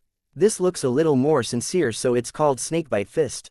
Xavier flipped over the pictures at the very end and discovered several unusually realistic figures of a human body. It was rather genuine in its complexity, and its content looked very similar to other high-level biology diagrams. From his recent martial arts experiences, this physical training didn't look as if it was just some crazy nonsense. Soul energy in this weave had caused the humans of the shadow world to acknowledge several extraordinarily powerful existence. It had aroused a popular craze in martial arts and extrasensory perception. Sadly, this fad was soon found to be full of liars. Apart from soul energy and the weave, extrasensory perception seemed to have disappeared from this world entirely. After some half-baked consideration, Xavier had wasted a considerable sum of money to enter and train in a high-ranked martial arts school. Unfortunately, the only benefit it gave him was the strengthening of his muscles. After all, those true inheritances had been tenaciously hidden away by the military instructors. Those without enough power and money would not receive proper instruction and become true brothers in training. It was unfortunate that although Xavier's family was a little wealthier than others, they were not infinitely more opulent. Primarily based on his intellect and good relationship with his martial instructors and apprentice brothers, Xavier had learned several genuine things. According to the teachings of the red-nosed military instructor, Rank 0 to Rank 2 spells are completely unable to harm experts with truly powerful cultivation techniques. Perhaps, before the command is given, they could completely break off the wrist of Swift that you prepared. Xavier looked at the resources on the Snakebite Fist and discovered that the written account was very detailed and reliable. From the most basic breathing techniques to the attacks and defensive techniques, there were also records of the necessary drug ingredients that were required for the cultivation. It could clearly be seen that Channel was a very meticulous person at heart. I fulfill all the basic requirements, so next is to buy these ingredients and make some training equipment. Xavier's eyes seemed to burn with fervor. Seems like I found something good when I was young. Shall I give it a go? Wait, didn't I plan to remain an ordinary man? What's the point of these fighting techniques? Xavier suddenly thought of his old military instructor's advice. Those with real power these days are the strong mechanics who grasp several high-ranked spells. Researchers in psi energy who've graduated from famous universities are also strong, especially those with doctorates. Fighters have no chance of resisting their high-ranked spells. Xavier clearly recalled the desolate look in his instructor's eyes. Yes, as long as one has enough money, they can easily download and use low-ranked spells. It's not impossible to obtain mid-ranked spells either. Those martial artists who train their bodies and use martial arts to cultivate themselves are all fools. So why am I still considering it? I should hurry up and pass the entrance exam for the high-rank mechanic permit and obtain the authority to use mid-ranked spells. Then, even the world's top 500 companies will fight for me. Xavier sighed and shoved the voluminous book back into its original location. There was a trace of regret in his heart that, try as he might, he was unable to completely suppress. Once the youth left and the door clicked shut behind him, the room was plunged into darkness. Leylin's figure appeared suddenly, stepping across limitless space to arrive directly inside. The bookshelf was opened up, and the large book was wrapped in a faint light that delivered it to Leylin's hands. Page after page turned rapidly, until Leylin stopped at the symbol of the black datura flower bud. The Owlsnake descendants, inheritance. It seems like history's heard it allure. Given Leylin's knowledge and experience, a single touch told him this book was written 1257 years ago. The author was an extraordinary expert, about equal in power to a rank 2 or rank 3 magus. It was only that the expert had received an incomplete form of the inheritance. With the passage of time, it had been reduced to this dilapidated state. According to the book's meditation techniques, it's still possible to cultivate extraordinary power. However, the chance of becoming a monster is even greater. The martial techniques at the end, however, abandon meditation techniques and spiritual energy. They're rather suitable to this world's laws. Perhaps it's possible to cultivate something using it. Leylin vaguely gave his opinion before tossing the book back to its place in the bookshelf. As he was now, he was far too lazy to read this sort of thing. He instead turned his attention to the spines of the many black books that looked like a wave. A historian's study. It should be enough for me to know how the world has changed. Leylin's eyes were fixed on the upper right-hand corner of the bookshelf, where a voluminous book lay. The AI chip's light scanned across it at lightning speed. It was most likely the history of this specific family. This scholar had preserved a great deal of his material books, which made Leylin feel pleasantly surprised. Although he could access many powerful safety nets and even the shadow weave itself to obtain all he needed, it was difficult to avoid leaving traces behind that way.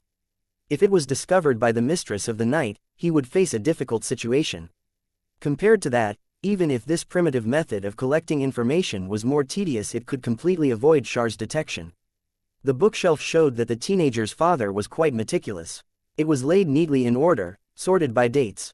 The bottommost section contained ancient myths and stories of bards, which seemed like the owner did not care very much for. In the middle were a stack of history books. Some of them even had their pages threaded by strings, old enough to be sold as antiques. On the uppermost portion was modern history, and the brand new covers gave off a glossy look. It was evident that these books had been picked up the most by the owner. The history and changes of the shadow world soon lay bare for Leylin's perusal.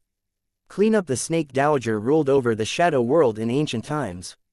Then, this place had been largely similar to the Magus world, with extraordinary power granting high status and various empires at war with each other. Wars erupted every day, and it was a dark time for the commoners. It seemed like Xavier's father adopted a prudent stance against these descriptions of snake descendants and bloodline carriers, thinking they were just superstitions used by people of ancient times to control them through fear. History had changed when the Snake Dowager had lost her position about 30,000 years ago. The mistress of the night had taken control of the shadow world. Unknowing of the facts, the regular humans had met a pivotal point. Psi energy and the shadow weave had been established. With the Snake Dowager gone, humans took primary control of the shadow world, allowing science to flourish. The most crucial bit was the discovery of psi energy. Leylin's right index finger tapped on the cover of a history book as he pondered the subject deeply. Psi energy, the gift of the shadow world. Pure and effective, it has low contamination. Even more important is that a lot of it can be stored, and humans could make containers for it quite easily. Once it was discovered, it replaced all kinds of fuels, developing into many other fields as well. Now the maglev trains, aircraft, and even the high-tech armor used by their soldiers ran on psi energy. Leylin read on slowly.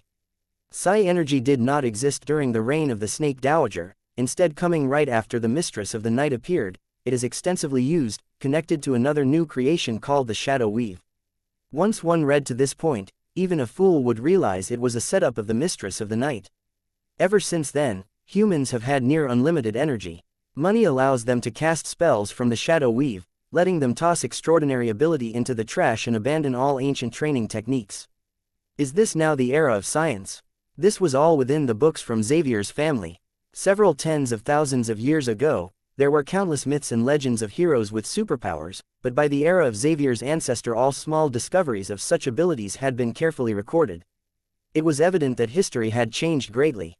Make them over-reliant on equipment, having them forego true strength and regress in their extraordinary abilities, it reduces the number of enemies, and allows you to use the weave to control the entire world. Leylin felt like he understood part of why Shar had prepared all this.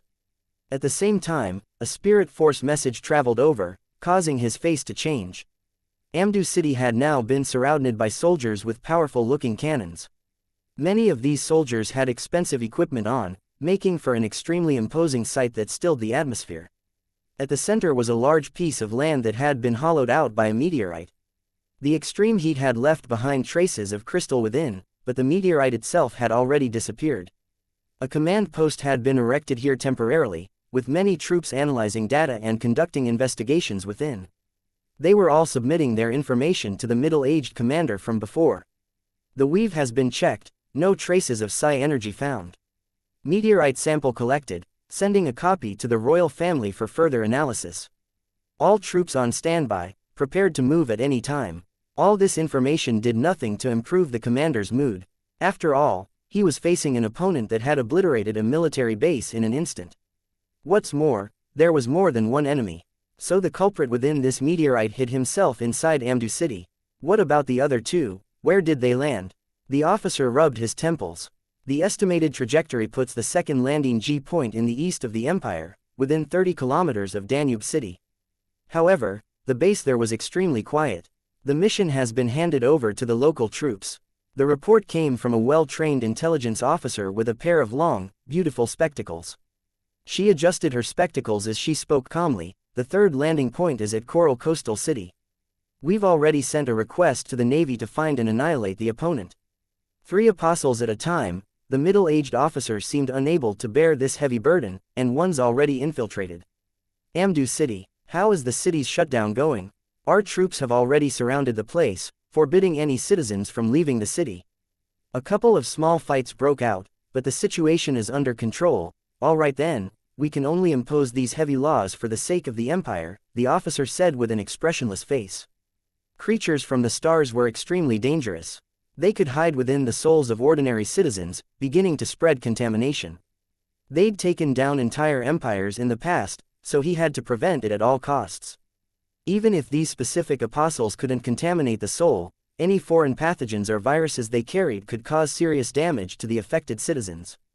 Thinking about it some more, the officer passed down further orders. Relay the new safety measures once more. Deny all citizens who wants to leave, including the local officials inside too. All who disobey must be killed immediately. Yes, listening to the merciless order, the soldier was taken aback. Still, she ended up obeying his orders. It looks like the Empire Hawks aren't all that capable. They actually have a headache from such a small event.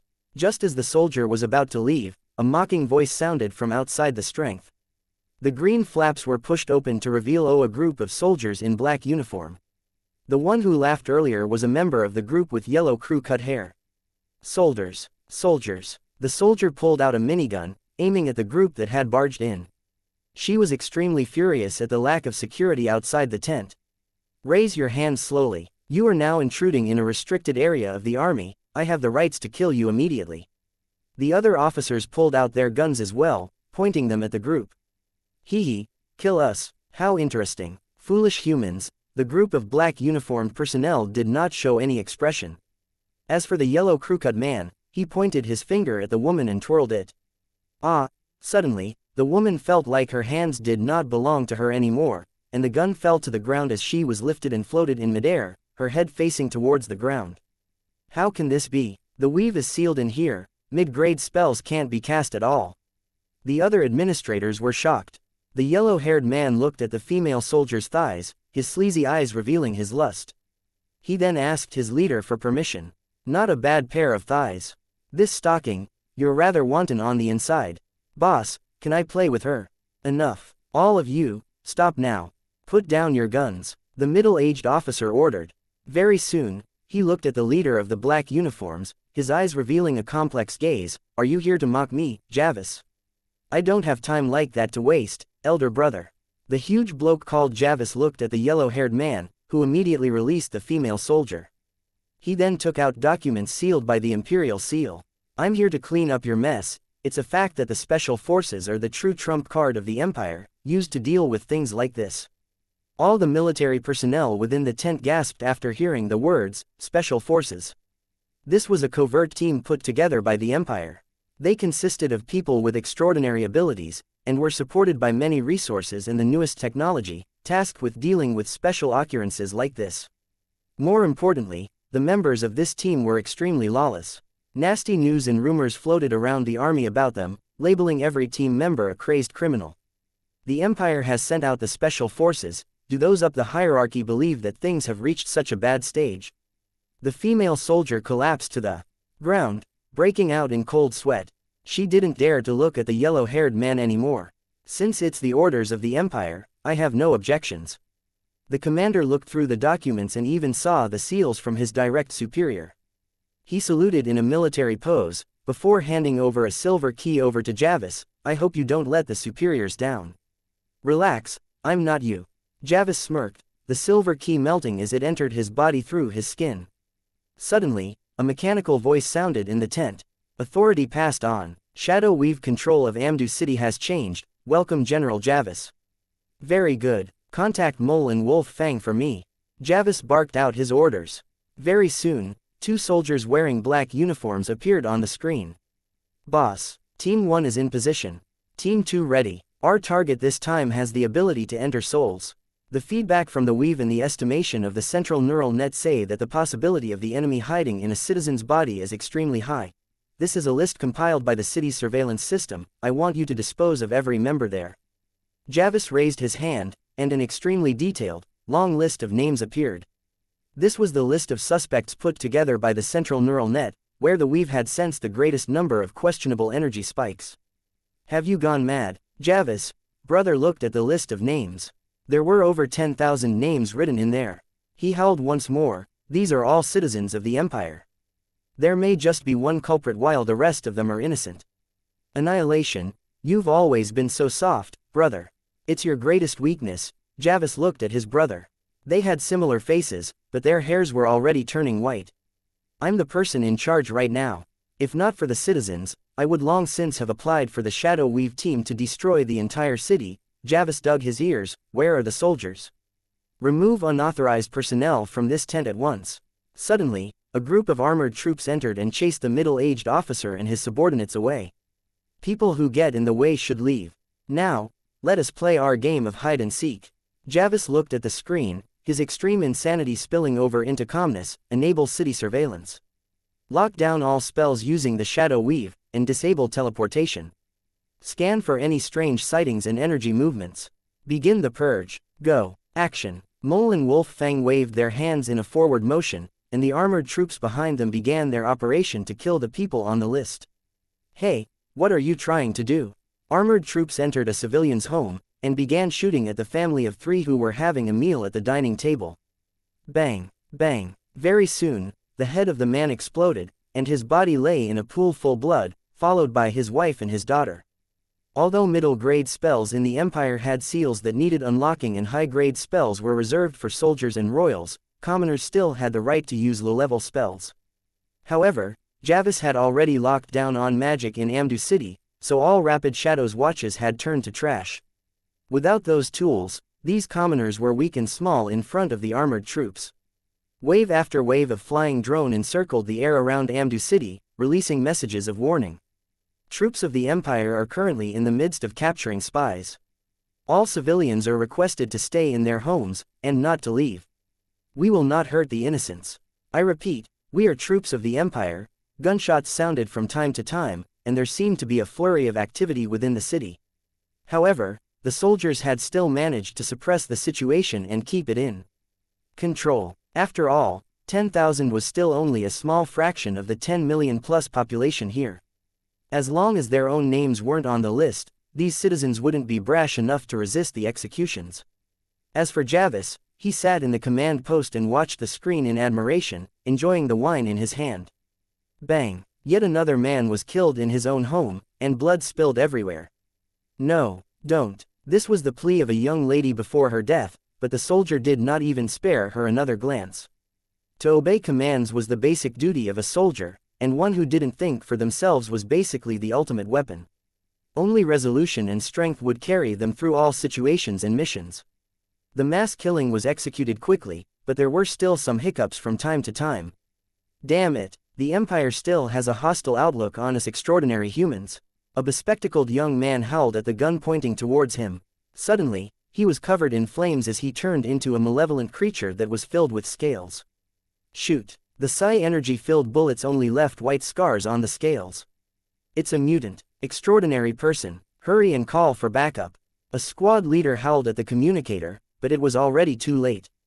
Zoom, whoosh, the monstrosity leaped forward, turning into a black line on the screen. Crash, the armor that the troops wore was soon torn apart, spilling out broken white bones and blood. Huff, want me to die? You first, a human voice sounded from the creature's mouth, as he ducked into the sewer quickly. Ding, target's identity confirmed, second-level civilian, Chengfei. Father, mother, current home address, beginning lock-on. The central system screen revealed pieces of information on the target, and on the left side was the appearance of the young man before he transformed. Good, these mutants are hereditary. Mole, find a couple of men to get rid of him. As for the rest, look for his parents and blood-related kin. Javis ordered. Kiddo, you had a fun time earlier, huh? The sewer duct was shattered into pieces, reveal the underground pipe network and the creature's shocked expression. A black uniformed soldier stood in midair before the creature, looking down on him in mockery. Spawn of the witch, meet your maker today. Before you die, I hope you can give me some fun. It's only a low-level bloodline carrier. Javis nodded his head indifferently as he watched the young man-turned-creature being brutally killed on the screen. The expansion of technology and the constant purges from the Empire had dropped the numbers of these mutants. Some of the present generation didn't have strong powers. On the other hand, people who had obtained extraordinary strength through training rigorous techniques were still around. However, these two types of extraordinary humans were as weak as ants in front of the forces of the Empire and the Shadow Weave. As the killing in Amdu City continued, many innocent civilians who were caught in the crossfire ended up dead as well. There were also other unlucky ones like the mutant earlier, killed mercilessly without any proof or verification needed. These mutants formed the underground world of the each city, but after this event they were completely purged from Amdu City. However, if Amdu City could survive this ordeal, they would instead reach a very high level of society. As the massacre continued, the several thousand names on the screen disappeared, finally showing only the last few hundred targets. All teams on alert. As the target area grew smaller, even Javis himself had turned more solemn. Whoosh, whoosh, a woman wearing an office outfit rapidly ran down the streets, as if a predator that was searching actively for its prey. Suddenly, a metal net appeared from the side of her vision. She leapt upwards for a distance of more than 5 meters, passing through a wall to disappear from the scene. I have to avoid the surveillance cameras, and also throw away any high-tech equipment related to hidden energy in the weave. The office lady face changed as she crushed the rapid shadow on her wrist. About 10 minutes later, in an abandoned factory. Blood splattered on the walls like plum blossom in a dark corner. The office lady took off her coat, revealing a white blouse underneath. She had a hole on her hand. However, she gritted her teeth and moved her muscles, forcing out a golden metal bullet out from her body. After expelling the bullet, she heaved a sigh of relief. She then tore part of her blouse to wrap the wound, and her face turned extremely pale. The Empire is quite resolved this time. Was our organization discovered? No, even if we were exposed, they would not need to take such drastic actions. Moreover, the whole of Amdu City is filled with gunshots. We were just unlucky to have been discovered. Were they after some powerful mutant organization? The office lady smiled wryly. Even if I learned a few body techniques and trained my plum blossom fingers to rank 5, I can only run in the face of the Empire. If not for the other mutants diverting the attention from me, I would have been captured or killed by now. After they narrowed down the radius of their hunt, the situation will grow even more troublesome. I need to leave this place as quickly as I can. She did not realize that a strand of her hair had already turned crimson red, with a phantom voodoo doll faintly floating behind her back. Host command. Gather intelligence and conceal as much as possible. Chances of current target being discovered as too great. Abandon current target immediately. Very soon, the phantom of the voodoo doll left the office lady's body and merged into the darkness. Current location is unsafe, attempting to leave. Traces of spatial lockdown discovered. Attempting to break through. Light flashed within the dim eyes of the voodoo doll. Found you. Javis howled from within the command post, gather up immediately. Attack. A dazzling white light flashed as the abandoned factory and the office lady within it disintegrated, turning into dark liquid before sizzling and evaporating into thin air, not leaving behind a trace. Beep. Whereabouts discovered, mode changed to breaking through. The smile on the voodoo doll's face turned even more sinister than before, as light flashed past its eyes once again. Boom. The incendiary bomb, which contained a huge amount of energy, caused a quarter of Amdu City to be completely destroyed. Javis and the other members of the special forces stood above the explosion in midair, surrounding the voodoo doll. First apostle found. Javis snapped his fingers, and powerful spells took form nearby. The energy waves they radiated were no less than that of legendary spells. Damn it, that crazy Javis. Javis, brother, that middle-aged commander, couldn't help but curse as more than a quarter of Amdu City was destroyed. I knew it, handing over the weave to him was not a wise thing. Leylin was shocked for a moment as he received the news in Thousand Bears City. Although they have made a large sacrifice, they still managed to capture the doll and destroy it, huh? Snakebite Fist. Able to destroy my voodoo dolls, this empire is much stronger than the kingdoms on the surface of the Magus world. Leylin nodded his head from Xavier's old home in Thousand Bears City. His voodoo dolls were as strong as peak-breaking Dawn Magi, at the limits of rank 6. On the surface world this could afford one a throne, yet that strength was now obliterated by the special forces of a single empire. Put in other words, the monarch of the skies, the blazing flames monarch and the like would not meet with a good end if they came to this world. I haven't discovered the mistress of the night yet either. She could track my dolls down using the central neural net and the weave, forcing one out into the open. Such swift and decisive action, Leylin evaluated indifferently, at the same time not harboring much more hopes for the other two dolls. With the powers of this empire, discovering the other two was just a matter of time. However, the goals of acquiring intelligence, data, and even stalling for time had been achieved, so it was already enough. Leylin stayed in Thousand Bears City for some time, watching Xavier train recklessly in the Snakebite Fist. Curiosity had gotten the better of him, and he'd bought a large quantity of medicinal herbs and training dummies for practice. Another of the dolls was discovered during this time. However, several important cities had suffered collateral damage to destroy it, and the destruction and viruses spread by the doll reached millions. The government had started a donation drive for the victims of this tragedy, and Xavier's sister Jill herself donated part of her pocket money. As for the last surviving voodoo doll, it was currently hiding in the vast ocean. However, it was only a matter of time before it was discovered. Leylin didn't mind that, having it gather as much data as it could before being tracked down.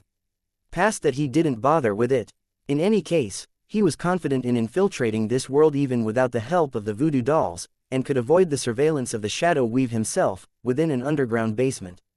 Xavier had already moved most things out of this place, making an empty space the size of half a basketball court. The area was littered with sandbags and dummies. Xavier did not have his shirt on, and he'd wrapped his fists with cloth as he began practicing the technique written in the Snakebite Fist manual. Every punch of his seemed to soften his bones, letting them twist and contort in different ways. A hiss sounded with each fist thrown, as if it was a venomous snake that was striking. Huff! Snakebite Fist. Ruthless, insidious, and the trick lies in it being unexpected, striking at an angle that the opponent will not anticipate. Hence, I have to soak both my arms inside a special concoction broth in the beginning stages, to soften the bones, Xavier muttered. After practicing one stage of the technique, he went to the nearby water tank and picked up a white towel and dabbed into it. He then applied the black substance on the towel onto his hands, not missing a single pore. The blackish liquid seemed to burn his skin upon contact, and bored its way through the pores into the bones, as if wanting to melt the entire arm.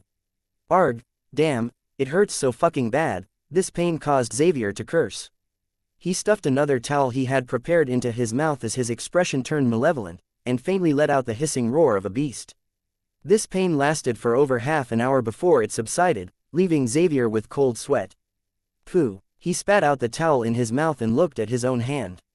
Once the residue of the concoction was washed off, it revealed fair, whitish skin with a glossy sheen. He touched his own hand, and felt that the skin had gotten thicker. No, it's totally adding on another layer of outer skin. Xavier looked at it for a while longer before he took out a needle and pierced his own skin. Resilient and smooth, just like hide, he needed about half his strength to finally pierce through the skin, and even that only made him feel a pinch. Both of my arms have an increased piercing effect, and even my bones have turned softer, arriving at the minimum requirement of the snakebite fist. Xavier nodded his head, and suddenly felt his heart ache a little. The ingredients for the concoction is too expensive, and this pain. His heartbeat grew fast as he looked at the manual. Just the elementary stage cost me all my savings. I even need to put my hands in poison in the later stages, giving my strikes a toxic effect. No matter what, it doesn't look like an orthodox skill, more demonic. In fact, Xavier's guess was rather accurate. Back in the past, the snakebite fist was a manual used by the servants, so it was not anything great. However, it granted great power in a short period of time. However, with the thinning of these bloodlines and the suppression from various kingdoms and empires, bloodlines had regressed over time. Manuals like the snakebite fist instead became treasures to be passed down. If he continues to train like this, he'll most likely deviate and go crazy. Even if he's lucky enough to succeed, it'll at most be some skill around the mid-grade rapid shadows. Leylin stood by the side and casually watched Xavier train. Forget it, I've been a guest this long, it's about time I pay some rent, Poe. Leylin smiled as he reached out with his hand, and a black light entered the manual of the snakebite fist. As this light was too weak, Xavier, who had been practicing diligently, did not notice it. However, the ancient manual trembled, before it resumed a stationary position. In a certain page within the book that recorded the runes of the black datura flower, the lines of the runes continuing to extend and fill out as the flower bloomed. Very soon, these lines lost their powers and did not move any longer. However, the black datura flower, which was originally only quarter full, was now halfway done, and energy waves seemed to be spreading from the runes. Hiss. Naturally, Xavier did not notice these changes. However, as he punched, the hissing of a giant serpent sounded once again, causing the rune of the black datura flower to flash. An energy radiation that the original owner, a magus, had placed into the book was now drawn out, as it began to move towards the only bloodline descendant around the manual. Hiss. Hiss. The snakebite fist's hissing sound grew louder and louder, as the vibration of the sound waves grew stronger. It was like a giant serpent had coiled itself around Xavier's body. The teenager had entered a miraculous state. His eyes grew dull as he unleashed punch after punch.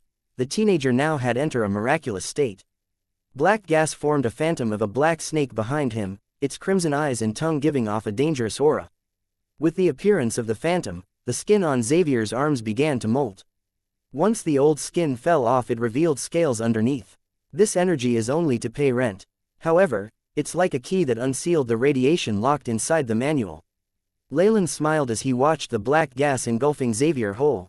With his current powers, he could easily grant Xavier the strength of a breaking dawn. However, this did not stand in line with the principles of magi, that trades demanded equal measures. Moreover, such a spike of foreign power would definitely alert the weave. Why would he do such a thing? Hence, Leylin chose to pay his rent in equal measure. This had unsealed the energy radiation within the book, allowing Xavier's ancestors' intentions to be fulfilled. Although your ancestor was a low-ranked magus, this is a start to having extraordinary abilities. Moving forward, it's all up to you, Leylin smiled, his eyes filled with anticipation. He did not do this because he was bored, but because wanted to confirm a few things through. This boy, for instance, he wanted to know whether mutant organizations existed, as well as other bloodline carriers. After Xavier demonstrated his abilities, he would immediately turn into a magnet and attract many people who intend to use his powers. This would put the boy in a bit of a perilous situation, but that only served to give Leylin some excitement as he watched. Don't let me down, young man. Leylin looked at the figure that was still training in the basement. The phantom of the snake now grew larger, and Leylin's smile grew wider. Xavier only woke up from this unconscious state the next morning. He scratched his head and muttered, "What's happened to me, Pat?" Suddenly, A piece of wood from the table that he used to prop himself up had been ripped off, causing him to fall onto the ground again. What? This wooden table is really unsturdy. The teenager exerted more force, and his eyes grew bigger as he saw that the wooden block were grinded into fine wooden chips which fell to the ground. This situation, it's not that the table is weak, but I've gotten stronger. Xavier stood up and looked at both his hands. Suddenly, he punched out piercing strike. Swish! A sharp whistle and roar filled the room, carrying the bellows of a giant serpent. A small hole was punched into the walls, causing dust and wood to fall. It seems like my body has completely adapted to the movement of the snakebite fist, and this, Xavier looked at his hands, at the scales that had already grown on his skin. Complete mastery of the snakebite fist. Rapid Shadow Xavier remained confounded over the next few days. His family inheritance, the snakebite fist that was extremely difficult to train in, had been mastered just like that. It was too good to be true, leaving the teenager so distracted he didn't even notice the change to the manual. In the end, he broke 7 to 8 more items in the house, being nagged by his little sister until he finally learned to control his own strength and stop crushing things. However, Xavier soon put these issues to the back of his mind. There were more important things to consider. Greater skill proficiency test. Xavier clenched his fists as he looked at a date circled in red on the calendar. I need to pass no matter what. The access to the shadow weave will give me stronger and more powerful spells, letting me find a good job and take care of my family. Martial techniques only enable one to serve as a fighter or security guard even if you master them. Talents who can use high-level techniques are instead sought by many organizations. Hence, Xavier did not care much about the strange phenomenon that occurred to him, and immediately delved into a questionnaire and database to study for the test. Leylin too did not idle around. He casually browsed through the books that Xavier had bought, and saw a small on one of them. Advanced Sale of Answers, a 100% pass rate. Leylin smiled as he called the number that was left on the note, and got an address. Lad, it's you who wants that copy of answers for the high-level skills test. Leylin met 2 muscled hoodlums at a certain corner of Thousand Bears City. Their bodies were littered with piercings and tattoos, the kind of people one would avoid on the street. They were the type to get into trouble with the police often. Yes, is it true, the 100% pass rate?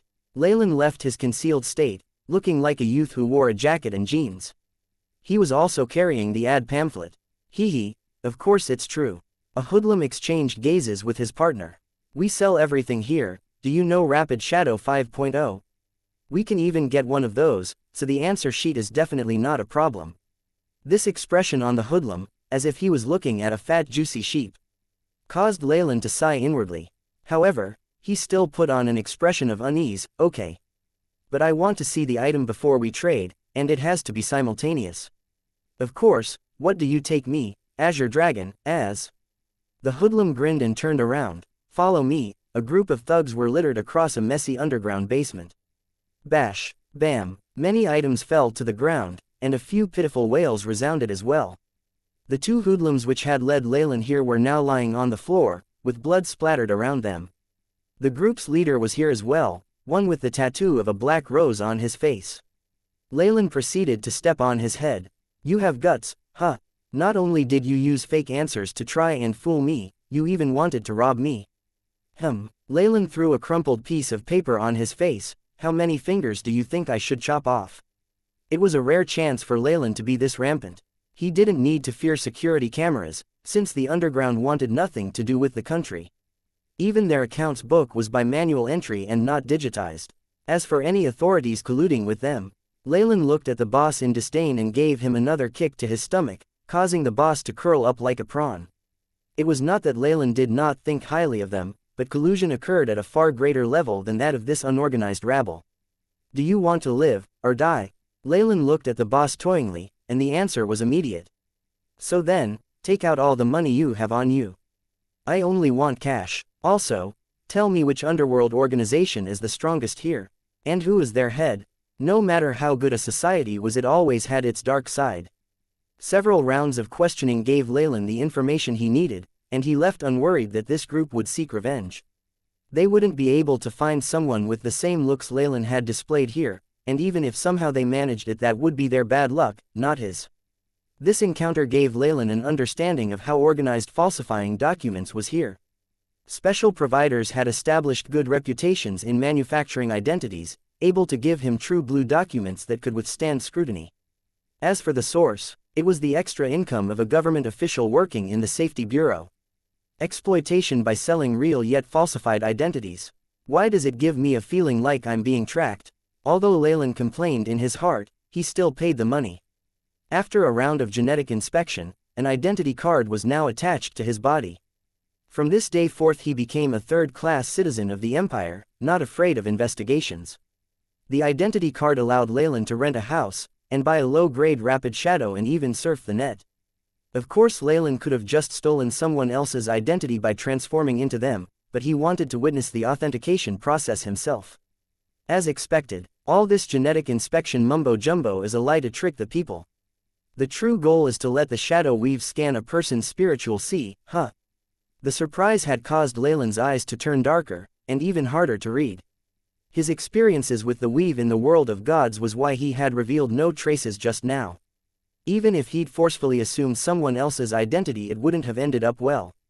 However, through the help of that corrupt official, he was now an ordinary citizen living amongst 10 billion others. Even Shar would not be able to find him.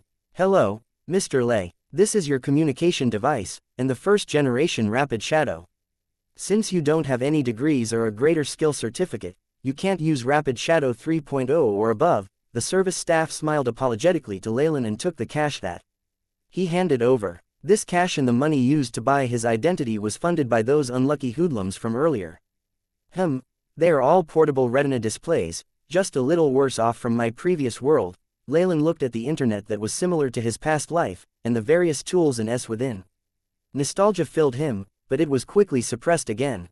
I also need to rent a place. Do you know anywhere that would suit me? I want a house that is close to the outer circle. Leylin mentioned the area that Xavier and Jill were living in. This place. The staffer was a woman in her 20s, with some slight makeup on. This question exceeded her authority, so she was rather stunned as she looked up at Leylin. I'm offering adequate compensation, Leylin added immediately. No problem, the lady very quickly replied, but it was unclear whether it was the promised money that coaxed her or Leylin's looks. My house is near that area, so it's quite convenient for me as well. However, you have to wait for me to end work. After busying himself for a while, Leylin immediately moved into a house close to Xavier's. Not knowing of their new neighbor, the siblings carried on with their own tasks. A first-generation Rapid Shadow, everyone in the Empire has one now. Leylin looked at the watch that had a black crown labeled on it, and activated the thing. Ding. ZESKNG 988273221 activated, beginning automatic identity scan, identity confirmed and locked.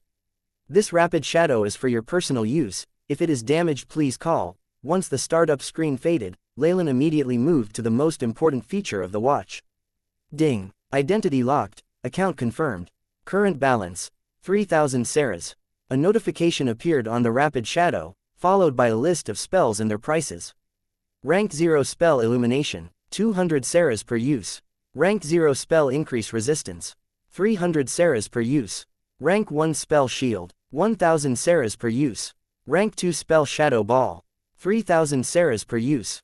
Ding. Authorization currently limited to Rank 2 Shadow spells. Please obtain increased authorization and buy a newer Rapid Shadow to upgrade. The wizards from the world of gods would definitely cry at this sight. They take painstaking effort to learn spells, but here people can just buy and download the same things. Leylin shook his head. All his money had been used to buy his identity and pay for his rent, so he didn't have much left. However, he had enough to buy a couple of rank 0 or 1 spells for fun. 3,000 Saras was not even the salary for a normal office job. If the wizards came over here, they would definitely be devastated and cry. However, is it really that easy? Would the mistress of the night be so nice? Leylin rubbed his chin. Purchase illumination. Ding. 200 Saras deducted. Current balance, 2,800 Saras, the Rapid Shadow notified. Leylin felt like this device connected to the weave, leaving him with a ball of light in his hands. It's the same as wizard spells, but cannot be stored. If one can't control these, they'll land in trouble easily. Leylin very soon discovered the disadvantage of this system. Furthermore, although it is in minuscule amount, the weave steals spiritual energy from every person who makes a transaction, examination. The weave and its spells cost a lot of energy to maintain. Even with the world origin force to support her, she wouldn't use it recklessly. This was why she'd adopted a system similar to the world of gods. Every cast of a spell extracted a small part of the caster's spiritual force. But this place takes much less from the caster, Leylin smirked in disdain. AI, chip, begin analysis. Beep. Mission established. Analyzing 3D structure of the shadow weave, a stream of data ran past Leylin's eyes. Compared to the world of gods, the analysis of the weave here was much faster and more accurate. Beep. ETA, 68 hours 23 minutes and 19 seconds. Beep. Level 3 spells and above sealed. 78.55% chance to break through without alerting anyone. Proceed. The AI, chip voice intoned. Not necessary. I can just go and take a greater skill test. Leylin shook his head and denied the AI. Chip's prompt. After toying with the rapid shadow, Leylin immediately opened his computer and browsed the sea of information that was available on it. The entertainment and leisure section was skipped as he moved onto the Empire's map, governance, military news, and various related issues. With Leylin's processing abilities now, he managed to quickly browse through the information on the internet. Slowly, everything in the Empire was revealed to him. What's this? Leylin witnessed something strange amidst the sea of information. He opened a new page, entering a forum. Explosive news. Extreme beauty found in City A. I'm flabbergasted after looking. This thread attracted many fans, and even many had applied to follow it closely. However, many of the replies were, seeing is believing, and the like. I wanted to take a picture too, but I did not bring my communicator device. I brought mine, but the communicator device was spoilt. I couldn't take any photos, but she was really gorgeous, even causing a few car accidents on the streets, yay. That woman mysteriously left soon after that. Many rich people in City A have been offering sky-high prices to catch a glimpse of her. Could it be a ghost? Leylin gave that post a downvote. Many of the posts on the thread were similar to comments like, "Op is trolling," or, "Absolute bait," until a cocky guy posted a new image.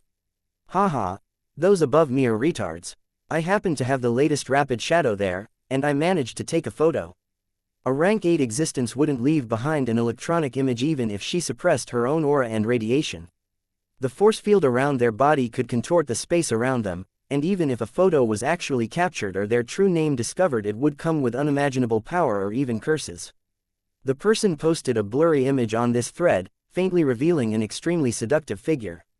Even the corner of her dress left people wanting more. A photo from the front. I beg you. Many online wolves were asking for more on the thread, but there was no more response from the person who posted the image.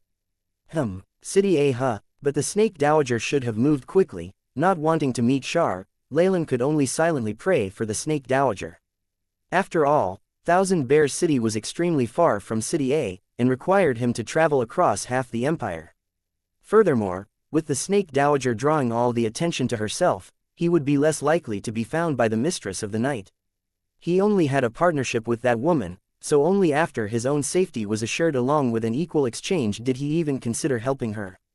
As for now, the Snake Dowager used to live here in the shadow world. No matter how much it had changed, she could surely adapt to it quickly. Were she to fail at even that, Leylin would choose to walk away from the place right away. After all, lousy teammates were extremely scary creatures who could cause the party to be wiped. The Snake Dowager is a rank 8 existence after all. I should believe in her. Leylin shrugged his shoulders and began pulling the window curtains apart. From his position, he could clearly see Xavier's two-storied home. The study room's light was still on, which meant that Xavier was studying hard. The skill test begins in 3 days. Leylin took out his communicator and also signed up for the test. He'd wanted to obtain greater authority with the Shadow Weave, as well as higher status. Once I get a mid-grade rapid shadow, even some extraordinary abilities won't attract attention from the central neural net. It'll let me do quite a bit. The 3 days passed very quickly, and the day for the greater skill test had arrived. Xavier exhaled loudly and looked at the mirror after packing his things.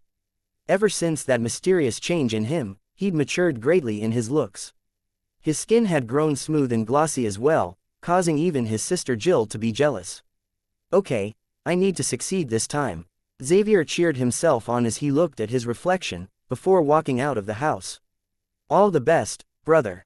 Jill saw him out of the house, and prayed as Xavier's figure left. Her voice reverberated through the alley.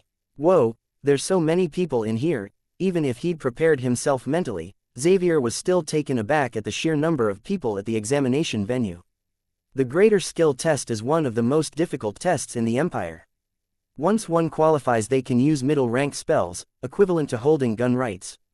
Apart from that, many organizations will clamor to hire you. It's pretty normal to have so many people apply. A familiar voice sounded from behind Xavier, and he turned around. He saw a young man standing there, his long sideburns causing him to look middle-aged. Why, you don't recognize me anymore. The young uncle patted Xavier's shoulders and laughed. What, Uncle Crowley. Xavier immediately recognized the man from the aircraft. I told you not to call me uncle. Crowley touched his own face. My beard and sideburns are a little thick, but in fact I'm still very young, I'm only 25. 25, but isn't 25 already considered an uncle? Xavier disagreed inwardly, but he still changed his form of address. I remember Big Brother Crowley already has his license. Don't you already have the latest version of the Rapid Shadow? Xavier asked. Indeed, I'm not a candidate today, I'm exam staff. Crowley placed an exquisitely made license in front of his chest. Even if we know each other well, don't think that I'll go easy on you. Each and every test is invigilated by a computer system as well as the authentication of the Shadow Weave. There's no use in cheating. After speaking, Crowley swept his gaze at the surrounding candidates. Some of them held gazes of unease, restlessness and jealousy. The authorization of middle-ranked spells requires technical skills and extremely strong concentration. People who don't meet these two criteria can go home now. If you turn into an idiot in any case, we don't need to take any actions because you have signed the indemnity form. However, this advice did not bring about any effects. Crowley could only sigh as he bid Xavier farewell before entering the hall. Drats, after Crowley left, Xavier felt the fervent gazes concentrate around him, as if able to melt his body. His senses had been magnified by the snakebite fist, causing him to feel uneasy. So, sorry, he muttered, before running to the side where less people were gathered. There aren't as many candidates here, surely they didn't overhear my conversation with Crowley. Bang! As he was looking down on the ground, Xavier knocked into someone, and the supple rebound force sent him falling backwards as his bottom hit the ice-cold floor. Are you all right? This was a black-haired youth with black pupils, more handsome than even superstars. That apologetic look on his face was so warm it seemed like spring had bloomed. He reached his hand out and pulled Xavier up. I'm fine, thank you. Xavier couldn't deny this man's looks, and they even aroused his ire. He refrained from punching that face. You have great strength. Xavier responded quickly and saw the physical appearance of the youth before he praised him. Xavier had already mastered the snakebite fist. Even if he suppressed his own strength, and the technique itself didn't excel in raw power, he had a good idea of his current physical prowess. He'd be fine even if a car crashed into him, but now he'd been knocked down easily. Yup, I like to train my body regularly. The youth smiled and revealed a tidy row of white teeth. This person was naturally Leylin. His appearance had not changed much from before, and was the exact same one on his identification card. He'd now worn jeans, and had a jacket on. After seeing Xavier, he had decided to greet him, by accident. I'm called Lay, and what's your name? Leylin asked rhetorically. Xavier. I'm Xavier. Xavier answered only after he patted the dirt off his body and inspected his belongings. Written examination. The two quickly began to strike up conversation. With Leylin's experience and knowledge, duping a youth was an extremely simple matter. Xavier had soon lost all traces of jealousy in his heart, feeling like this Lay was a talkative and humorous person. So you have a little sister. Thousand Bear City's Little Bear biscuits are favored by many girls. I should bring some with me when I come to visit, Leylin said with a smile. You coming over to visit is already enough. You don't have to be so courteous, Xavier replied. But just as he was about to continue, a sharp bell sounded out. Drawn in by the urgent sound of the bell, the crowd streamed towards the main gate in waves, like a limitless sea of people. Mr. Lay, the examination is about to begin. Let us continue our chat later. With Xavier's physique, he was involuntarily swept away by the surging sea of people, leaving Leylin behind. Of course, Leylin smiled. This sort of scene seemed to bring back a rather nostalgic feeling, and he also entered the examination hall. The examination has been split into two sections: a written examination and an on-site test. Candidates AS1 to SD100, please proceed to Examination Hall 3, a mechanical voice echoed in the hall. Leylin followed its prompts, arriving at an exam hall. At the destination were several silver-gray nutrition cabins. The metallic surface shone brilliantly, looking like something out of science fiction. Your written examination will be conducted in the nutrition cabins, so please find your seats. A staff member with a blue exam badge entered the hall, scanning the crowd with a piercing eagle-like gaze. The exam will take a long time, but don't worry about your constitution. We will prepare enough nutrient liquids for you. The blue-badged staff member monitored them all, and Leylin found his own nutrition cabin. Beep. Scan has been completed. Welcome, candidate GF87. Ice cold and solid, this was Leylin's first impression of the nutrition cabin. Even he felt nauseous with the influx of nutrient liquid, so it would definitely be a form of torture for normal people. A light flashed before his eyes suddenly, and a virtual exam room appeared. The room itself was limitlessly vast, but it only had a single hardwood desk with paper and pen on it. A virtual environment. This can eliminate cheating, and allows the examinees to be given different questions each. Unless one can break through their cabin's lock, they can't possibly cheat. Leylin sat down, sweeping his eyes across the questions on the table. His ability to gather information was shockingly quick. He's crammed hard last night, so none of these questions could trouble him one bit. It's a written examination, but many things can be tested in a virtual environment. It absolutely won't be limited to just these unlimited questions. Leylin smiled to himself before answering the questions at rapid speed. In this environment, ordinary candidates were completely unable to perceive the passing of time. Leylin was of course the exception. After completing over 10 examination papers, the surrounding environment began to change. He was taken to an operating workshop. Question 35: use the given materials to repair this rapid shadow wristwatch. Leylin looked at the lathe here, and saw a broken wristwatch upon it, with several electric pens and other items scattered around it. Its screen had been smashed to pieces. This must be the on-site test. Leylin stroked his chin. Unless the on-site tests directly open the limits of authority, and evaluate the use of mid-ranked spells. The current empire did not have sufficiently advanced virtual reality technology to simulate magic. Only Leylin's AI chip was able to do something on that level. After all, the flesh and soul were the same as spiritual force and matter. It was an extremely difficult matter to fuse the two together and analyze all their mysteries. It was only with the space-time travel that his AI chip had abandoned physical form. It had fused with his soul, and even then it took multiple advancements to reach its current level. Crowley had changed into a well-ironed uniform, walking into the control theater of the examination hall. His eyes sparkled as he saw a fair-haired beauty and greeted her. "Oh, Miss Bobby. Did you discover any useful seedlings? Your job is to patrol the examination hall, Proctor Crowley." The beauty rejected him without hesitation. It caused all the other proctors to smile. All right, I'm impatient too. If we discover an outstanding mechanic, we'll get a reward as well." Crowley looked at Bobby with a pitiful look in his eyes. "I think we need to discuss it." Bobby looked at the monitor screen and then at her wrist before she finally agreed. 5 minutes, then, the other exam proctors kept their calm in the face of something so unexpected. An amorous glint immediately appeared in Crowley's eyes, and he followed Bobby outside. Although on the surface it seemed as if there was melodrama here, with one person pursuing the other, their conversation was transmitted to the rest through secret means. "Let's have dinner tonight. A new restaurant opened up recently in the Champs-Élysées." Crowley spoke non-stop, his performance making the other proctors knit their brows and turn away. In secret he'd sent a short message to the woman. "I see that Ty 13 and the others are quite good. They're worth recruiting and nurturing. I don't have any time tonight," Bobby said with a cold expression on her face, replying using their secret code. "Pay attention to them and protect them. The best thing is to fail them in their written exams, or chase them out of the examination hall. Don't give them access to the on-site tests. Other than that, you seem to have missed one of them. I'll take responsibility for Xavier, don't interfere." Crowley's expression changed. I know, but the thing is, as long as you understand.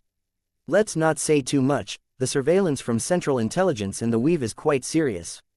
Crowley finished his final message and then fell to the ground to release a heart-piercing cry. "Oh, Bobby, my Bobby, The fair-haired beauty smiled coldly and returned to the control room under the surveillance of many guards and onlookers.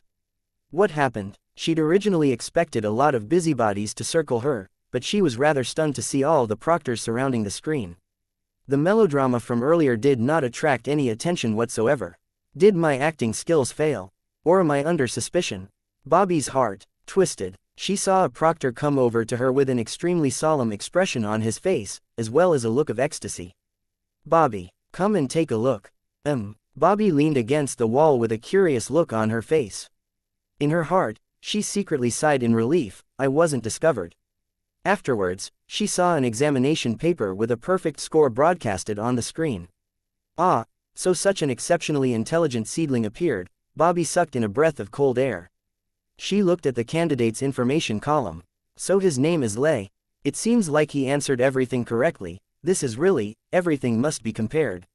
Look at this, the proctor produced another record. That was Leylin's progress in repairing the rapid shadow wristwatch. Every movement flowed like the movement of clouds, filled with a unique sense of beauty. He does not hesitate in the slightest before committing to every action. This youth has already grasped the techniques of two-dimensional objects. His intuitive use of materials and his confidence are monstrous, Bobby bluntly put it, her words full of praise. Xavier and Rambo aren't much compared to him. Are you ready to directly recommend him to the Empire? Bobby asked. No, the written examination is the most basic part. What we need is a talented person with keen spiritual force, sufficient willpower, and tenacity to manipulate high-ranked spells. The proctor's words were very reasonable. After all, there were many good examples of those with a good foundation but terrible spell execution. Then let's wait and see, Bobby said with a smile. There was some hesitation in her heart, however. This Lay, nothing was strange about him before, and even Crowley didn't discover anything. He has this sort of intelligence, how abnormal. With a desperate round of eliminations, less than 100 candidates remained for the second. Xavier was amongst them, his face filled with curiosity and excitement as he looked all around him. Oh, Xavier. Leylin arrived by his side and clapped him on the shoulders. Mr. Lay has also passed. Xavier said with a smile. I just got lucky. Ha. Leylin scratched the back of his head and replied courteously. You're too modest. Just got lucky. You topped the entire examination. Crowley arrived, dressed in the official uniform of a proctor. The candidates made way for him. Brother Crowley, let me introduce you. This is Lay. Wait, what did you just say? Xavier suddenly seemed to feel a little dizzy. I said that your friend isn't as simple as you thought. He placed first in the written examination. Crowley smiled as he shook hands with Leylin. His eyes, however, were filled with unconcealed warning. He feels rather nervous, and he has a similar bloodline aura. Leylin looked at Crowley then at Xavier, his smile deepening. Oh, this really is amazing. Xavier made a big fuss. Crowley had to quiet him down forcefully. Take note of the exam hall's rules. You're the one who disrespects the rules the most, Xavier protested in his mind, but he lowered his voice a little in the end. Mastermind, this extraordinary strength, it's similar to a bloodline aura but also contains vicissitudes of the spirit. Leylin looked at Crowley and then back at Xavier, finding them both similar. Of course, without knowledge nobody would notice these similarities. Bloodline carrier, finally found one, and an organization suppressed by the Empire at that. Leylin felt somewhat delighted, and at the same time he observed Xavier's conversation with Crowley as the latter left something with the teen. Interesting, is he trying to protect Xavier or set him up? Leylin looked at Crowley, but Crowley walked away instead. All right everyone, the examinations will begin. Under the vigilant gazes of the officers, Leylin and the other candidates walked into a large field with a white jade floor. In the center of the field was a spell formation in the shape of a hexagon. The examinations requires you to connect with the weave, and also to accurately cast a middle-ranked spell. A well-trained military officer stood at the forefront, and his voice echoed throughout the entire field. I'll repeat myself, there is a certain level of danger in this examination. You may choose to give up now and walk away. We will not look down on you. Evidently, with success just one step away, none of the candidates chose to give up. Very well, if I call your name please step forward for your examination. Firstly, We-23, Deary, a girl with freckles walked forward, her face filled with unease. Stand inside the formation, the weave will grant you temporary authority, the officer ordered with a voice that could not be disobeyed. After the candidate stood at the spot, he nodded his head and looked at his watch before saying, "Authorize middle-ranked spells from the Shadow Weave." Buzz. Buzz. The white light in the spell formation began to shake, and the pressure from within caused the freckled girl to cry. Central neural net, pick a topic, the officer shouted from outside the formation. Many spells' names begin to rotate quickly on a large overhead screen, and it finally rested on one. Rank 3 spell Shadow Wings, the officer said as he looked at the girl. Connect to the Shadow Weave through the spell formation, and cast the spell to the best of your ability. Our judges in the central neural network will perform the scoring. Damn. Shadow Wings is a difficult spell to cast even amongst the rank 3 spells. She really is unlucky. Xavier sighed in pity, not noticing that Leylin was looking at him with an even more pitiable expression. Xavier concentrated on the spell formation, watching as the girl attempted to summon a pair of black wings. However, all that formed was 2 balls of black mist, not materializing into wings. The two were even uneven. Bang! A loud explosion sounded out at the end, and the balls exploded behind the girl's back. She was sent flying, with flesh and blood oozing out of her body. Final score: 0.2. Fail. The officer had an indifferent expression on his face as he waved his hands, indicating for the medical team to carry the girl away and treat her. How is it? Does anyone want to quit now? The officer surveyed his surroundings, and the candidates all bowed their heads. However, even now nobody chose to quit, each thinking that Lady Luck would stand by their side. Very well, next. The officer resumed the examination, smiling icily. Final score: 0.4.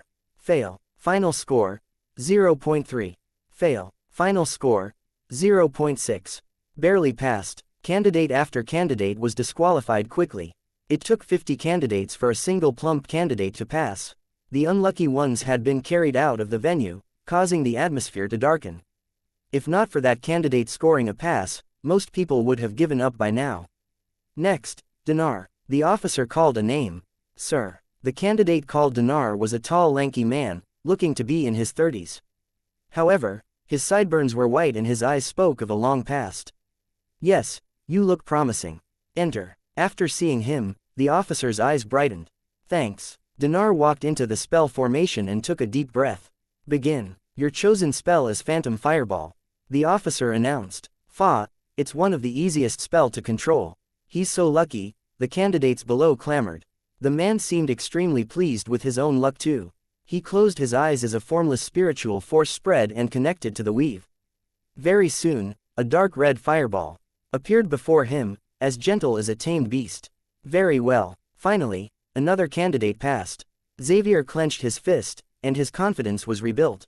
However, just as he thought Dinar would pass, a strange event occurred. The dark red fireball began to shudder, and seemed to crack at its sides, causing Dinar's expression to turn bad. Boom! The dark red fireball exploded, charring Dinar into ashes. Absolute silence reigned, death permeating the field. The silence was finally broken by a scream, and immediately a cacophony was stirred up. Silence, or you'll be disqualified. The threat was extremely effective, and the field became quiet once again. Sad. This Dinar's spiritual force was cracked, causing a backlash with the spell. This is one of the 3 primary ways of suicide in the books, you should all be wary of it. The officer lectured them and waved his hands as he inspected the spell formation. Several members from the medical team came forth and carried the burnt corpse away. Oh, so that's what happened. Leylin looked at Xavier, who seemed to be scared silly. Crowley smirked in secret as well, nodding his head. Although the Shadow Weave's requirements are lower than Mistra's, regular humans can only control low-ranked spells. Middle-ranked spells and above need thorough examination. This is not something peculiar, just the death, it's abnormal. These officers can all use the Shadow Weave, but they didn't manage to save an amateur. It has to be deliberate. So then, the only difference with Dinar was, he had mild traces of extraordinary abilities. Leylin's eyes brightened. So there's a secondary purpose to this screening. Apart from choosing those qualified to cast middle-ranked spells, it serves to differentiate true humans from mutants of bloodline carriers. Since they have better talent in the first place, it's quite likely that they'll take these examinations.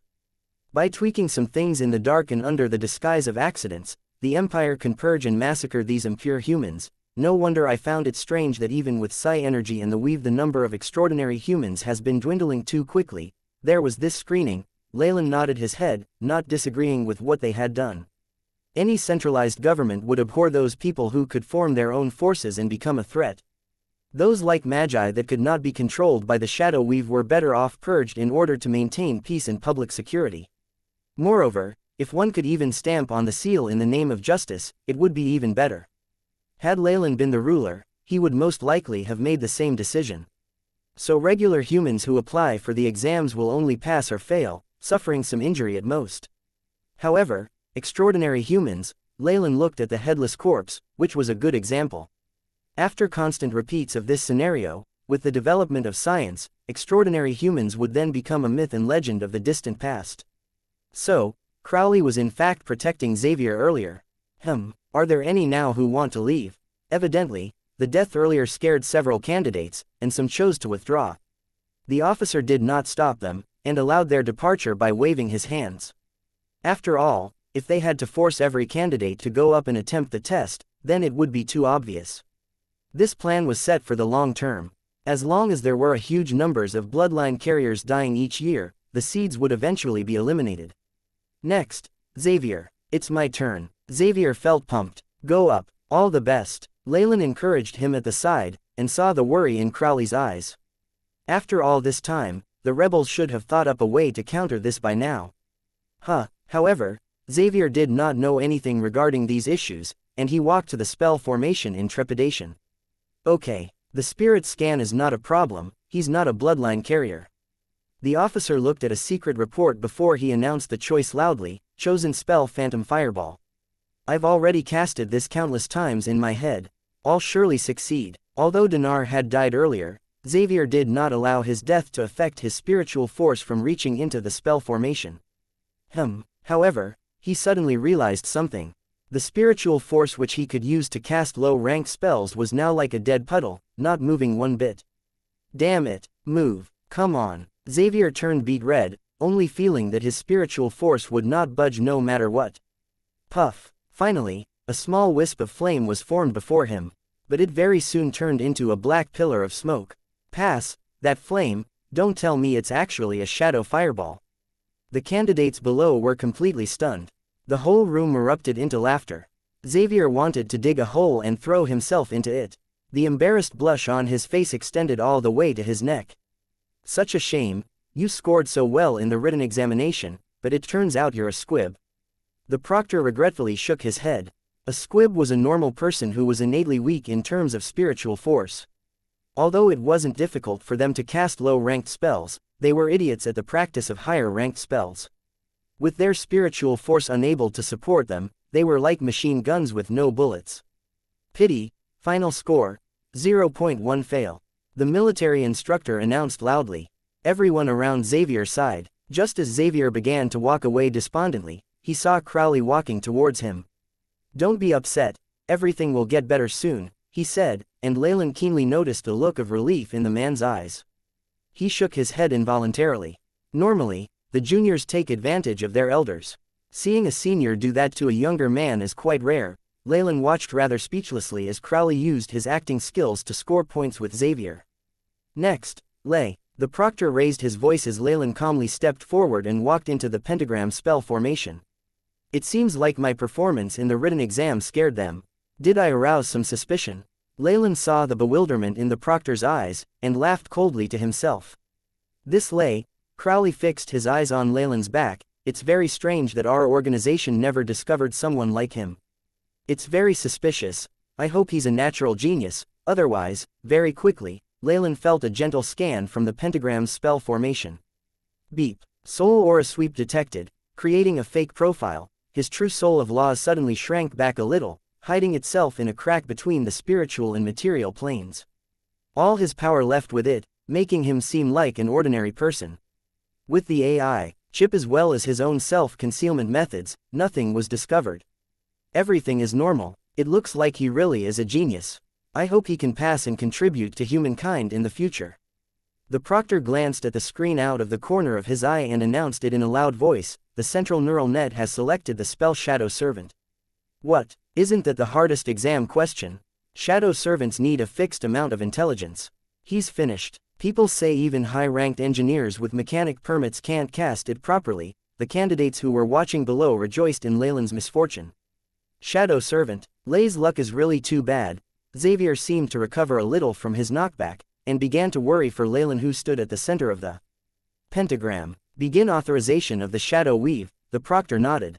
The pentagram suddenly let out a faint white light, and the shadow weave rumbled as the restriction on the middle level was lifted. Beep. Authority to use mid-ranked shadow weave acquired. Injecting background virus. Beginning analysis. The middle layer of the weave has been opened to its limits. There should be a small crack for me to exploit to get to the higher ranks. AI. Chip. Attempt analysis of the high-ranked weave. Beep. Mission established. Initiating task. The AI. Chip loyally answered. What's the matter? At this moment, the main proctor was suddenly enveloped in fear. But when he came back to consciousness, nothing seemed to have happened. The AI. Chip had used that moment of unconsciousness to use a backdoor into the upper levels of the shadow weave, completely concealed from the man himself. As expected, the shadow weave is quite imperfect. Although it's like Mystra's weave on the surface, it's severely lacking. Leylin's eyes glowed. After all, this is something Shar built alone, and not even as a god. If it's like this, a sudden unbidden thought revealed itself within Leylin's heart. If I use the rank 12 arcane spell here, Karsus Avatar, what would happen? The world of gods was far too powerful, with quite a few gods at the peak of rank 8.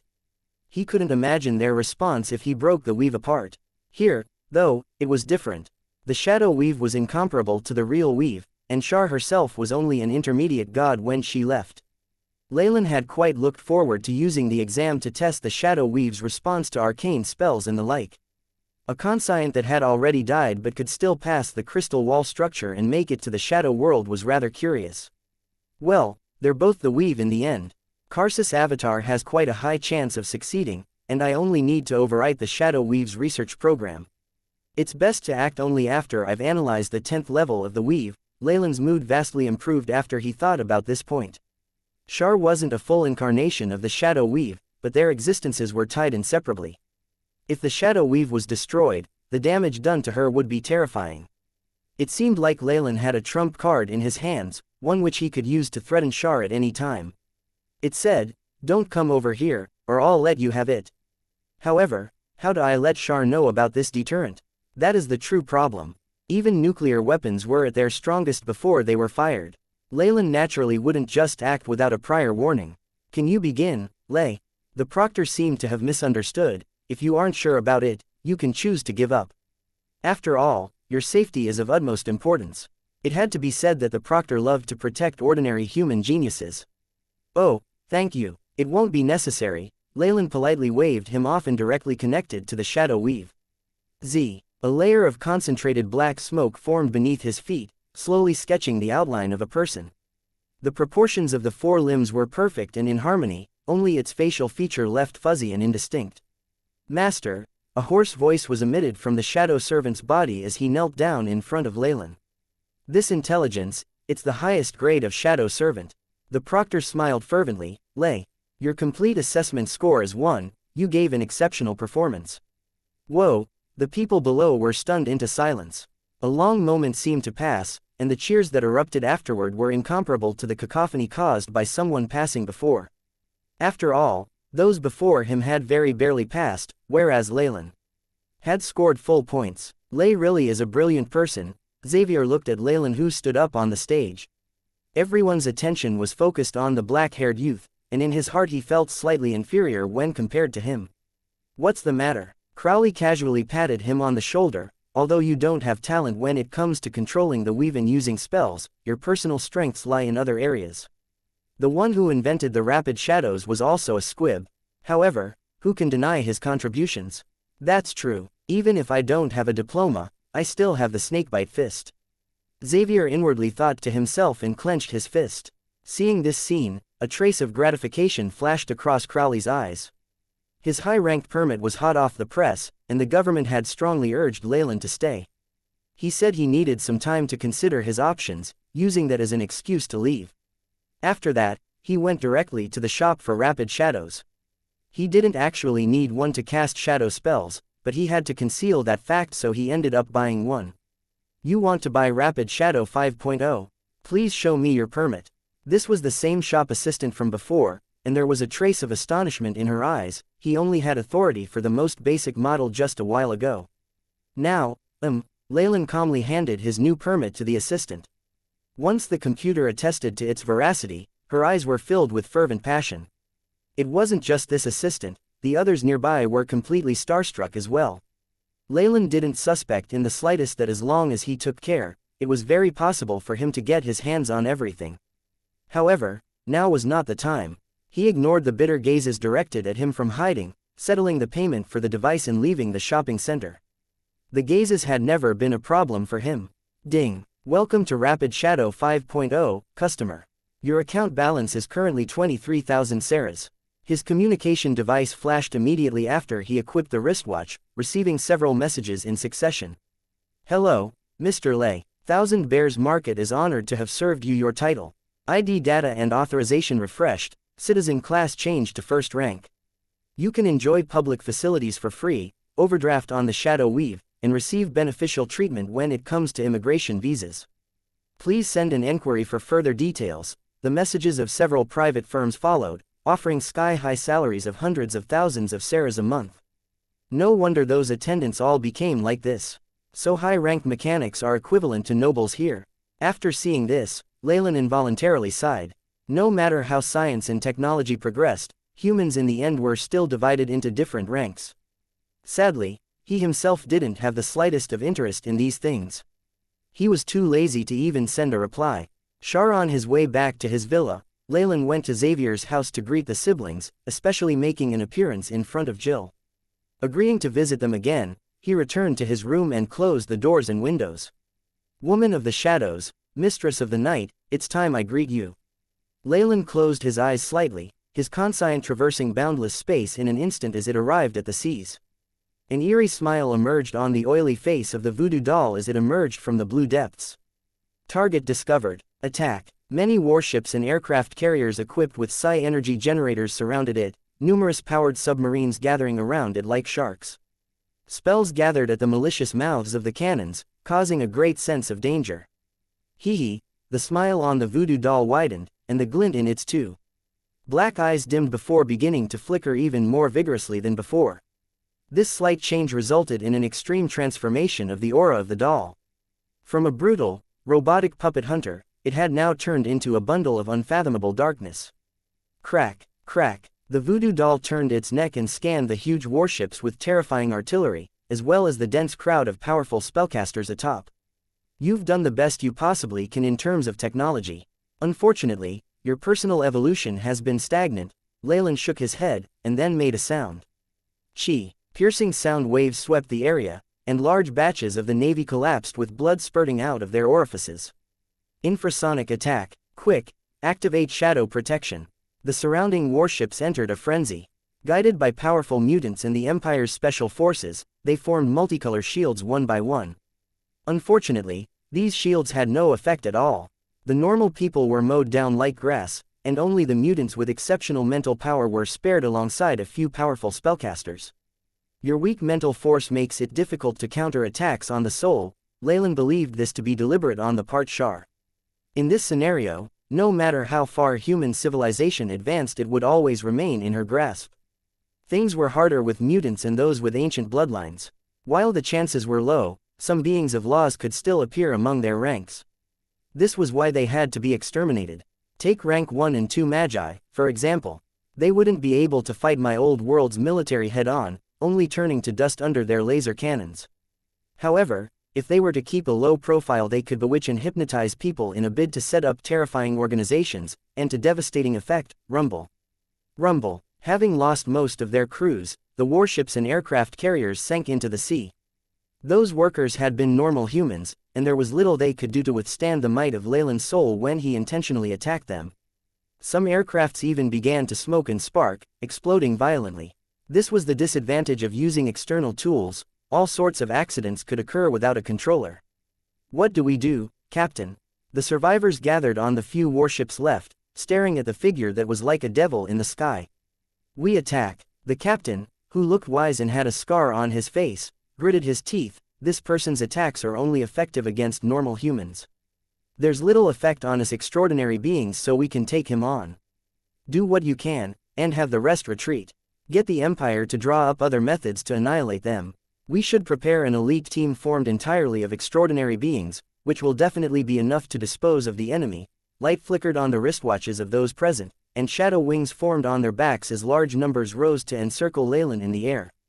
I see. Leylin took a look around and smiled slightly. Besides high-leveled spellcasters, the special operatives of the Empire also have a batch of extraordinary beings and bloodline carriers. This policy of having some pulling the rest forward really seems to be instinct for large countries. Quick. Notify the naval headquarters. Apostle 3 has special offensive abilities and no ordinary being can get close to him. Only the special forces can do anything to him. Call them in.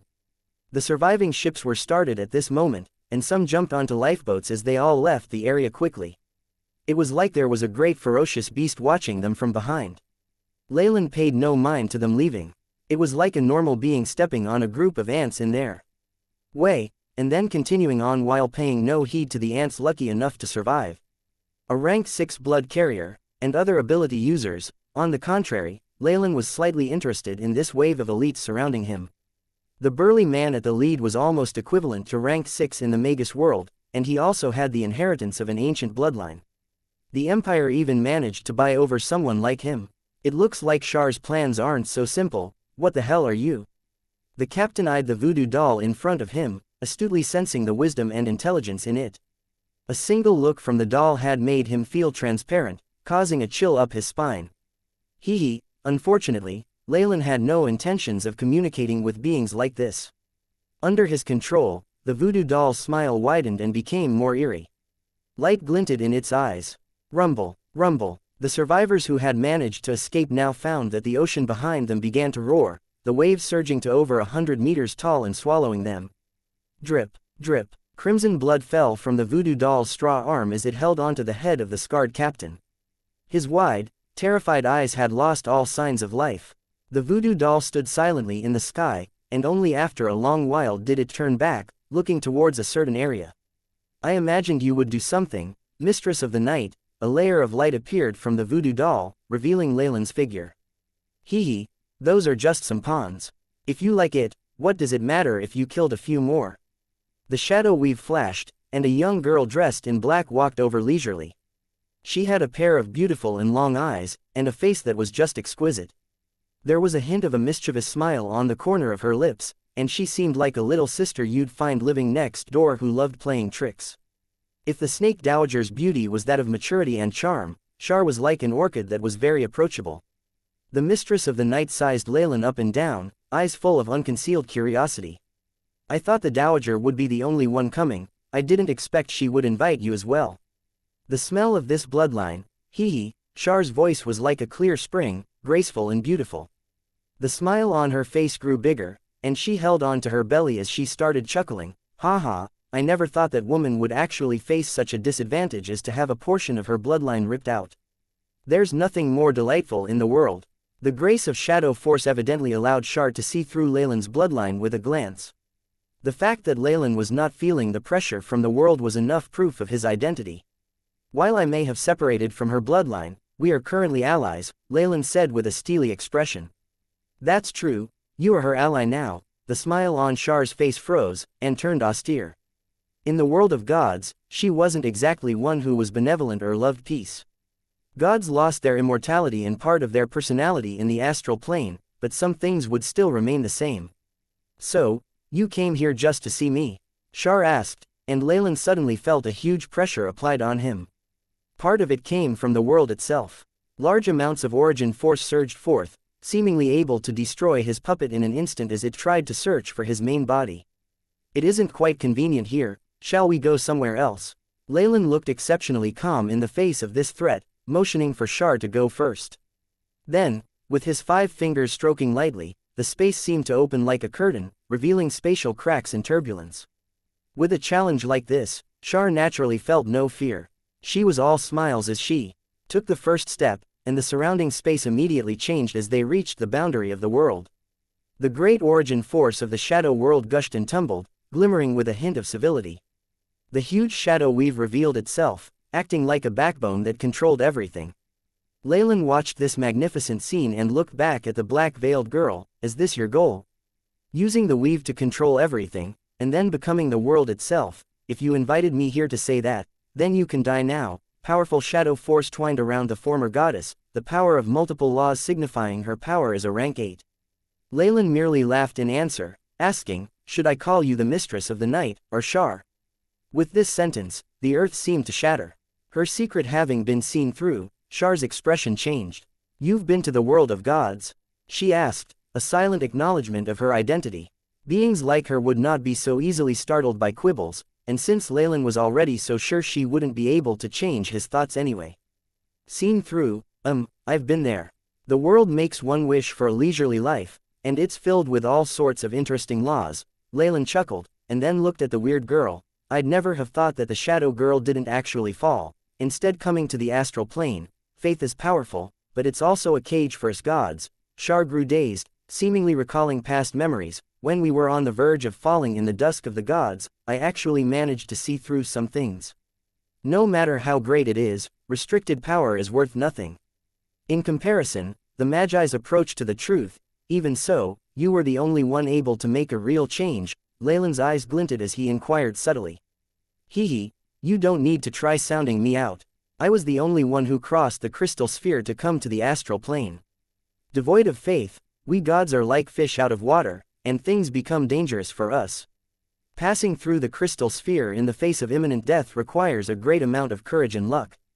I was the only one fortunate enough to succeed. Shar's lips quirked up in a smile. I've answered your questions. Now, you can fall at ease. In the next moment, she suddenly attacked. Rumble. The entire shadow world seemed to come to life. Great origin force descended through the shadow weave, somehow boosting her strength past its limits as she seemed to reach the peak of rank 8.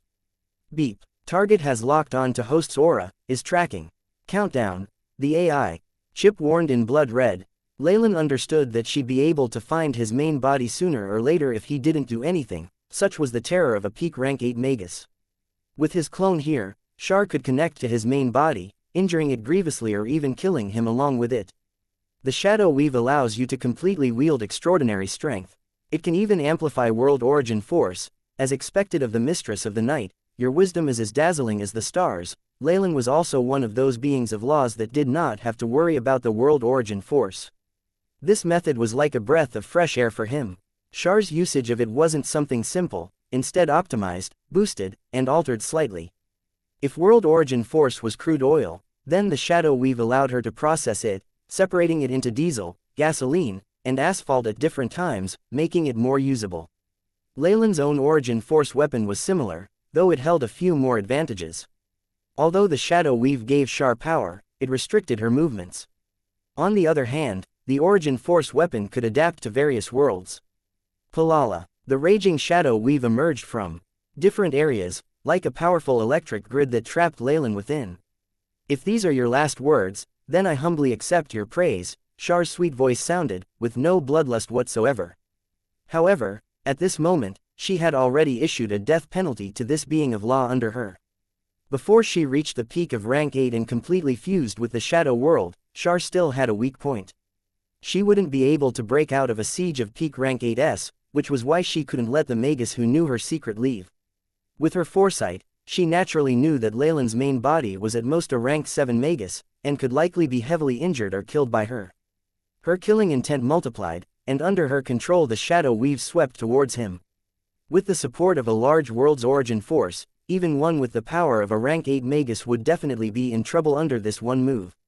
It's been a pity, Miss Shar, we could have discussed more possibilities. The AI. Chip's rays glinted in Leylin's eyes, and he suddenly sighed. Rumble. All of a sudden, a streak of green flames blazed on the voodoo doll's body, and quickly spread all over its body. Are you trying to break all connections? Dream on. Shar snorted, and with a wave of her hands, powerful restrictive force descended. You overestimate yourself, Sue. Amidst the green waves, Leylin's figure suddenly turned into a meteor. As if he was committing suicide, he crashed into the weave that was closing in on him. Boom. All of a sudden, a feeling of extreme danger struck Shar's soul. It was a warning of failure, instantly reminding her of the danger she felt during the dusk of the gods. In fact, this sensation was even worse than what she'd felt back then. What's going on? Char suddenly retreated, numerous spell rays flickering on her body. Circles of origin force formed an armor that began to envelop her. In what had been a sea of origin force, within the palace, the girl in the crystal slowly opened her eyes, a trace of fear appearing on her expression. Buzz. Turbulent. Immense. A conscient that had initially been in a deep slumber suddenly awakened as it descended. Whoosh. The shadow weave extended, causing the little green meteor to jump out of the siege and leave behind a bright curve in the sky before disappearing. Char knew that the magus had already completely destroyed all traces of the puppet, and it would be impossible to pursue him further. Now, however, her focus was on something else. What's going on? What's with this huge sense of danger that could harm my life? And the world will. Char closed her eyes, as if interacting with the great shadow will. Only after a long time did she open her eyes. It sensed an aura dangerous enough to kill me. Char bit her lips, looking serious. The more powerful a being was, the more afraid it was of death. This applied even more to her, who had been lucky enough to survive the dusk of the world of gods. What is it? A Netherese flying city, an extraordinary divine weapon, or is it the earthen plate of destiny? All sorts of thoughts streaked through her mind, one after the other. Following that, she turned towards a region of the empire. Although she had not been able to pinpoint his location, she still found the general vicinity. Alsnake, you've truly found a great helper this time, Char sighed, her body merging into the shadows. A terrifying web of darkness encircled the region Leylin was in under her command, surging in the shadows. Thousand Bears City, within the bedroom of a villa. Leylin opened his eyes slightly as a trace of black lightning flickered in the room. Some of the threads that had tried to pursue him were disconnected and swallowed, dissolved by darkness. Only once the process was complete did he stand up, recalling his meeting with Char. Most of her divine immortality has been converted, Leylin sighed with a hint of pity. The divinity was the most important part. Godly power of laws could be devoured completely and used in an instant, allowing a magus to multiply their strength. However, the reverse was not true. Having changed, Char was no longer a god. Even if Leylin devoured her, it would be great if he got even a fifth of the law of shadows. That small fight using his avatar had allowed him to determine Char's strength. She was near the peak of rank 8, only a few steps away from the boundary of rank 9. This strength exceeded that of the Snake Dowager. If Char had beings of laws helping her, even Leylin would have to consider retreat. Just like the wars between large countries in his previous world, these battles in the astral plane were all for profit. If there was little profit out of it along with the danger of injury or curses, nobody would want to fight. But it's too clean, the whole shadow world doesn't seem to have any other rank 7s aside from Char. Leylin felt a deep chill inside. There were still a few beings of law under the Snake Dowager's rule. They'd made deals with her, allowing her to watch over them without worry. However, there were no auras of law in the current shadow world anymore. Char is from the world of gods, after all. She wouldn't want her secrets discovered by other magi before she reaches the peak of rank 8, Leylin sighed. He had a feeling the rest of those existences had probably met their ends. The Snake Dowager should have discovered this by now, right? He pushed aside the curtains, his eyes seeming to pierce into the boundless starry skies and into another part of the empire. There was an ancient castle sitting atop a hill at the outskirts of a bright city. Such medieval structures had grown rare in recent times, becoming tourist sites more than anything else. A lady with a long black umbrella was leisurely walking across a shady pathway. She'd worn a coat of mink fur, and her tall black heels created piercing noises as they hit the ground. With her black silk gloves, she seemed elegant and posh. Under the headscarf was the face of a middle-aged woman. Her long eyes and lips were smeared with bright red makeup, giving her an enchanting look. The Snake Dowager had evidently learned from the previous lessons, and restrained much of her charm. While her current figure was beautiful, it was not enough to create trouble and suffering for the country. Raindrops dripped onto the roads and created a lively rhythm. The soil was all muddy, yet nothing seemed to stick onto her high heels. However, as there weren't many people nearby, nobody discovered this startling scene. Kidnapping, Alalux, Jar Spectre, as well as a guardian of the mermaid clan, the Prophet Kale. The Snake Dowager's eyes held a trace of sadness. You should have chosen me from the beginning. She walked directly into the ancient castle, but the dozing security guard did not notice her at all. Intensely familiar with everything in the castle, she continued on her way and walked into the basement. She finally arrived in front of a wall. The dirt-yellow Manson stones were covered with the mottled marks of history. The likeness of a two-handle vase had been carved in there with simple skill. In Alsnike's name, the snake dowager bit her lip, a trace of blood appearing and piercing into the body of the wall. The entire wall seemed to collapse, revealing a pitch-black passageway. In the end, she arrived in front of a simple altar. There she saw fragments of ceramic, radiating an atmosphere of chilling horror with concentrated resentment. The grudge had materialized even after thousands of years. Jar Spectre, so this is what became of your body. The snake dowager picked up a dirt-yellow fragment of the vase, traces of black patterns wandering on the surface as they let out hissing sounds. It seemed like 1,000 snakes were flowing over each other. Having gotten what she wanted, the snake dowager quickly left. The passageway was discovered by a cleaner later, becoming a popular tourist destination. Another bright and beautiful day dawned in Thousand Bears City. Ah! Xavier stretched lazily and sat up in bed. Oh dear, I didn't manage to get my license again. I still have to ask for money from my parents at this age. Shouldn't I hurry up and find some odd jobs to do? He kneaded his temples in worry as he put his clothes on. The Imperial University was expensive to go to, and normal families could not afford it. Xavier had grown a bit of pride over his life, and he didn't want to use up his parents' money after he grew to adulthood. Tiring jobs like waiting tables don't have high salaries. I should become a bodyguard instead.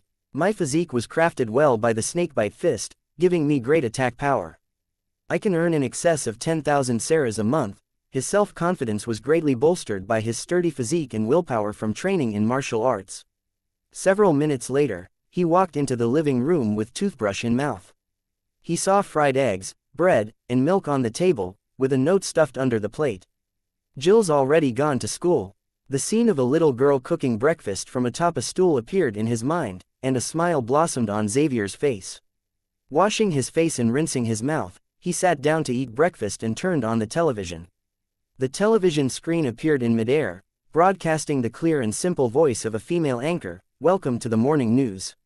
Let's begin with economy. A few days ago the Imperial Corporation declared that, suddenly, the expression of the female anchor changed. Breaking news. Thousand Bears City's Golden Flower Primary School was attacked by an unknown party this morning. The casualties are currently unknown, and the police department and firefighters have hurried to the scene. 5 different organizations have presently taken responsibility for this attack. A sudden scene of dense fireworks appeared behind the anchor, showing a primary school. The police had erected a perimeter of warning tape, and faint weeping sounds could be heard from within. Bang! Xavier's expression turned blank, the cup of milk in his hand shattering on the floor. That's Jill's school. He immediately rushed out, pulling out the door with so much force that a hole the size of a fist was formed where the handle used to be. Has it begun? Next door to Xavier, Leylin also walked out from his residence. He saw Xavier rushing hot-bloodedly to Golden Flower Primary School, strolling behind him calmly with his own breakfast in hand. Jill, you must be all right. Xavier looked into the distant horizon. He could already see the dense black smoke over the school building, an ominous sign. Sirens could be heard in the distance. The closer he got, the worse the traffic jam became. There seemed to be a long queue of maglev trains on the tracks, with numerous traffic policemen maintaining order. Damn! Xavier ferociously slammed his taxi's door open and fled. In a few moments, he had disappeared to the end of the street, with money left carelessly on the seat. The driver's mouth gaped as if he had seen a ghost. With his agility and the fact that he was not all that far from the primary school in the first place, Xavier very quickly reached the location. Stop! What are you doing? An armored policeman blocked him from going ahead, examining him closely. I'm the brother of a student here, her name's Jill. How is she? Xavier asked in a panicked voice. The robbers have taken hostages. We are currently working hard to rescue them. The policeman's gaze turned into a pity. I promise you that we will do our absolute best to rescue them. Now please, go over there to register and wait. He pointed at an empty space where a group of parents had gathered. Many mothers were weeping openly. Damn, I want to go in. Xavier's face flushed with rage. I'm sorry, that is impossible. The policeman's expression changed. Don't make things difficult for us. Seeing a gun's black muzzle, Xavier rolled his eyes. Fine, I'll leave. I'm leaving. As he slowly left and walked around the school, he arrived outside an enclosed wall. There were policemen here as well, but it wasn't as densely protected as the last area. Okay, now, Xavier deeply breathed in and emitted a serpent's hiss, suddenly becoming a shadow which rushed forward. Stand still, shoot. A cacophony of voices could be heard, as well as dangerous gunshots. However, Xavier had displayed his extraordinary power here, bending into an S as if he was a snake to dodge all the gunshots. He barely flipped over the wall into the campus, and exasperated howls sounded behind him. Jill. Xavier was extremely panicked in his heart, but his thoughts were eerily calm. He began to stealthily make his way towards Jill's classroom. The once happy campus had now become hell. The corpses of several students and teachers littered the hallway, the fresh red blood unpleasant to the eyes. It's impossible, Jill would not have fallen here. Xavier encouraged himself to move onwards, silently drawing closer to Jill's class. The robbers had evidently based themselves here, congregating together. However, their attire was extremely strange. They were wearing black wind jackets with sunglasses. They don't look like robbers, a faint thought arose in Xavier's heart. However, at this point he already had no choice. After seeing the crowded figures and their firepower, he began to feel a little anxious. Right, the ventilation ducts. If I can restrain my life undulations, I can hide. Xavier's eyes brightened. He used snakebite fist to control his entire body's muscles and blood flow. Under the mysterious force, his blood slowly grew cold. His life undulations also became increasingly weak, until he resembled a rock on the ground. Bang! A ventilation duct was kicked open, and Xavier slowly climbed towards the school building. Why do we have to act like robbers, boss? Can't we just act directly? Nobody was alerted to Xavier's presence, exchanging words which made his heart beat faster. It's the mayor's fault, he said it would be bad influence. Well, someone else will take his position after this. That's the price for provoking the Special Forces, the Empire's Special Forces Division.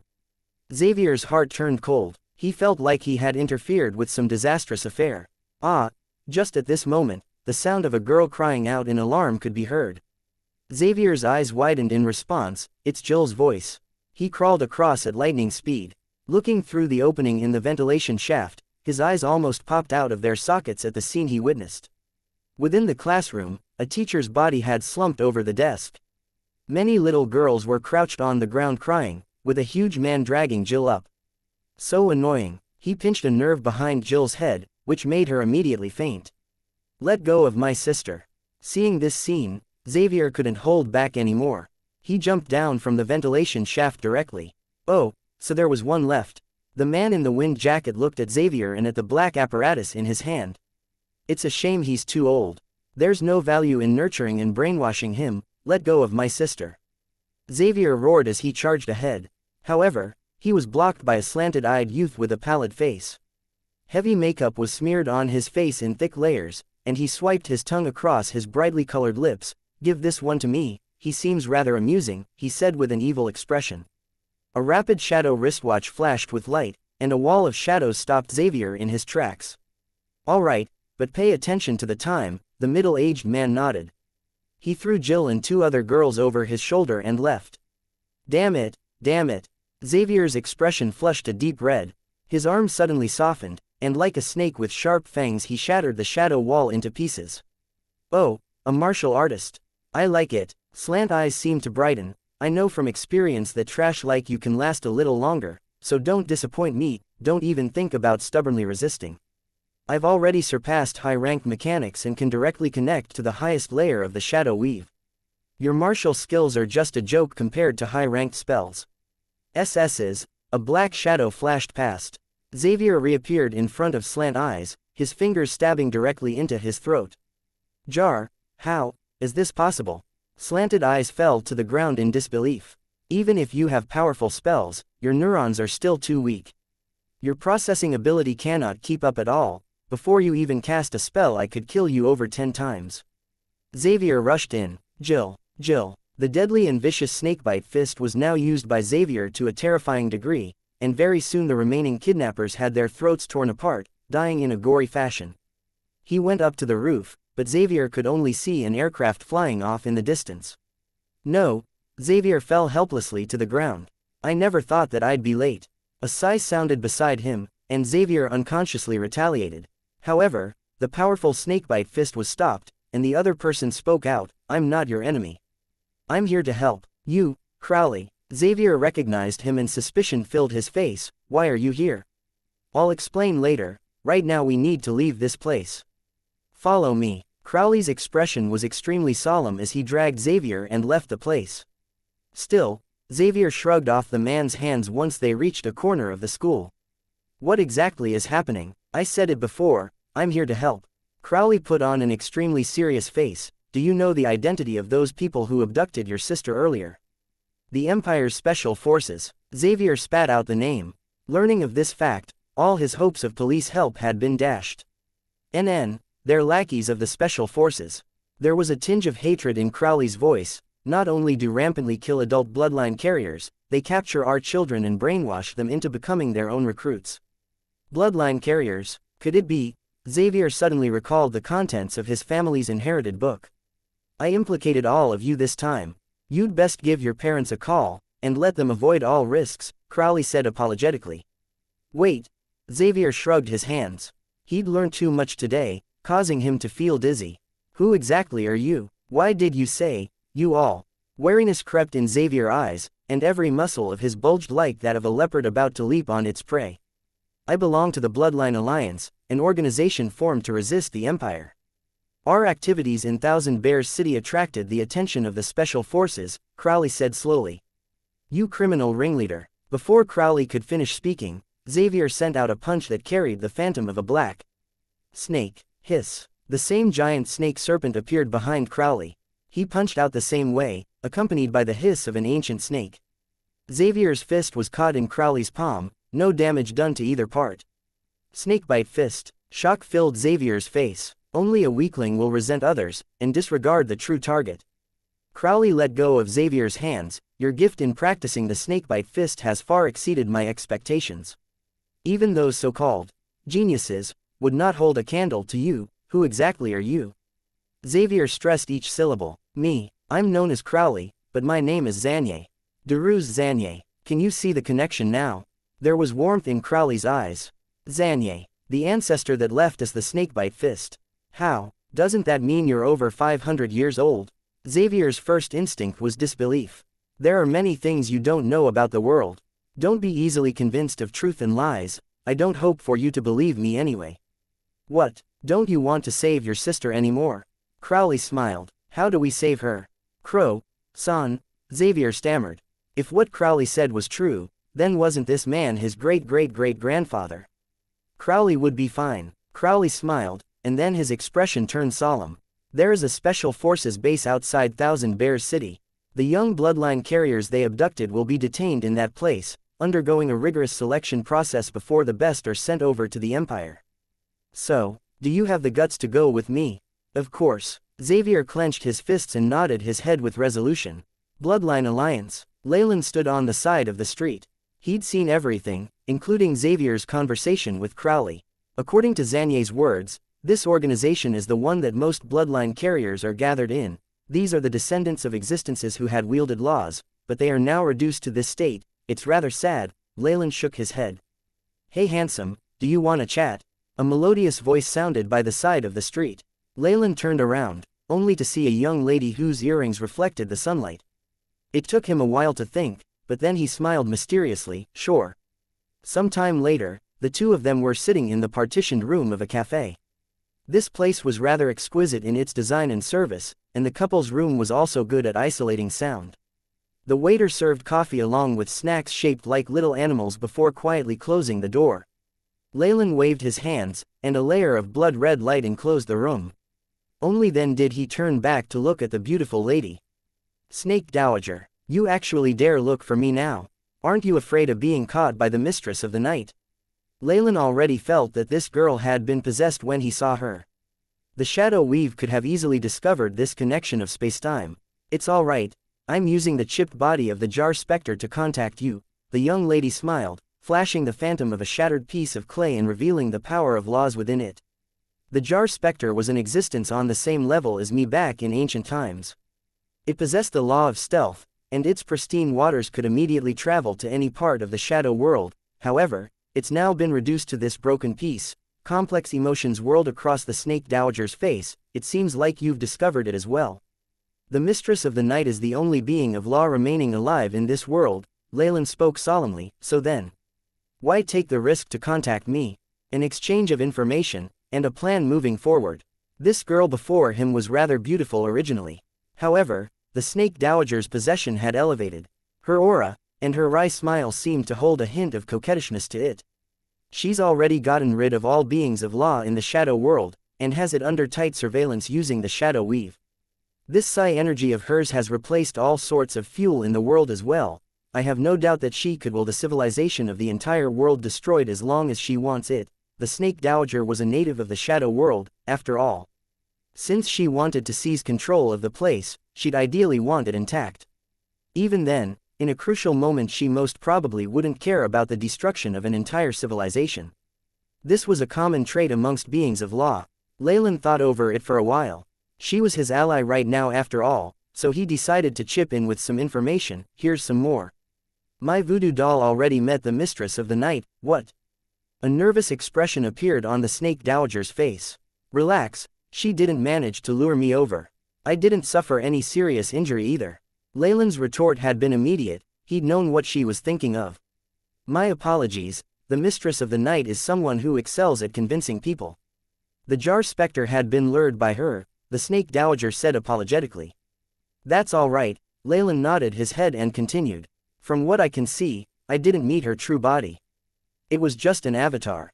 An avatar. Then where is her true body at? This information was rather important, and could determine the victory and ownership of a world. Hence the snake dowager pressed on. I don't know. Leylin shook his head and saw the snake dowager turning silent. He then asked, Your Excellency, what plans do you have now? I'll first rope in the strength of the bloodline carriers, and there are several other things for me to do as well. The snake dowager bit her lips and pointed her finger out, forming a strange rune in the air. This is the imprint of the jar specter. You can contact me through it anytime, it can't be seen by the weave. All right. Leylin reached out his right hand, allowing this rune that looked like a jar with two ear-shaped handles to enter him through his skin. Beep. Host obtained. Jar imprint. Effects. Able to converse with another imprint holder unlimitedly in the shadow world.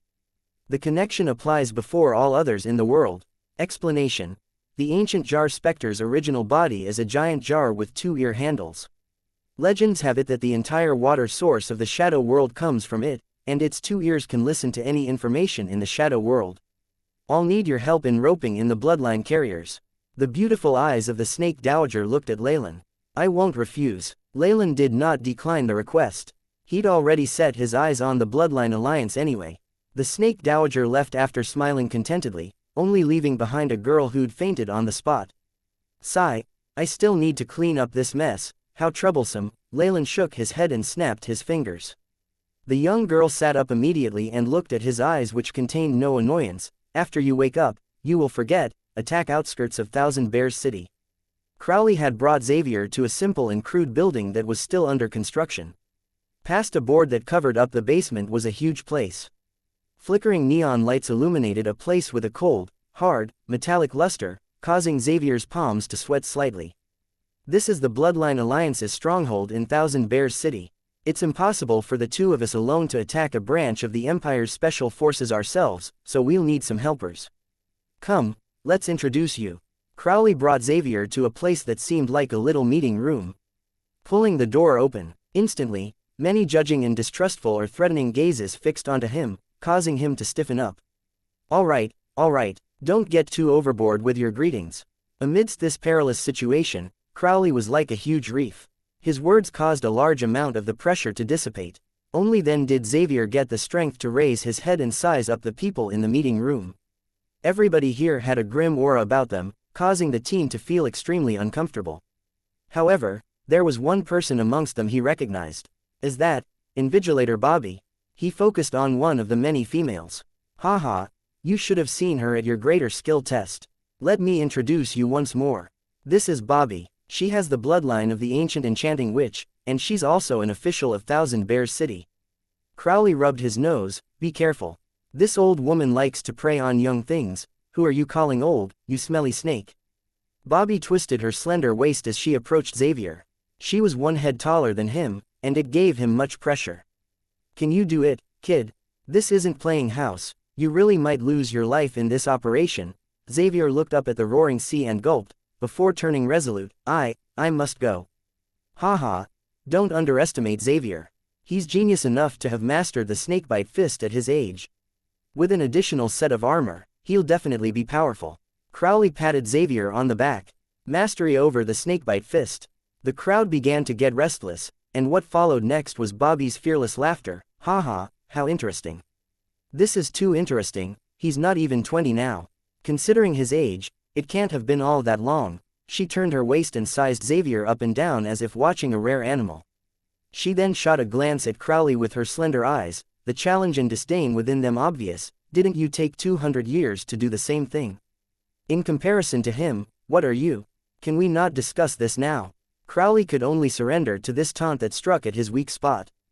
Xavier, on the other hand, was shocked. Is the snakebite fist that difficult? Then why could I succeed in a matter of days? He now understood that what had happened to him was something unusual. He decided to keep it a secret. It was something that could not be made known.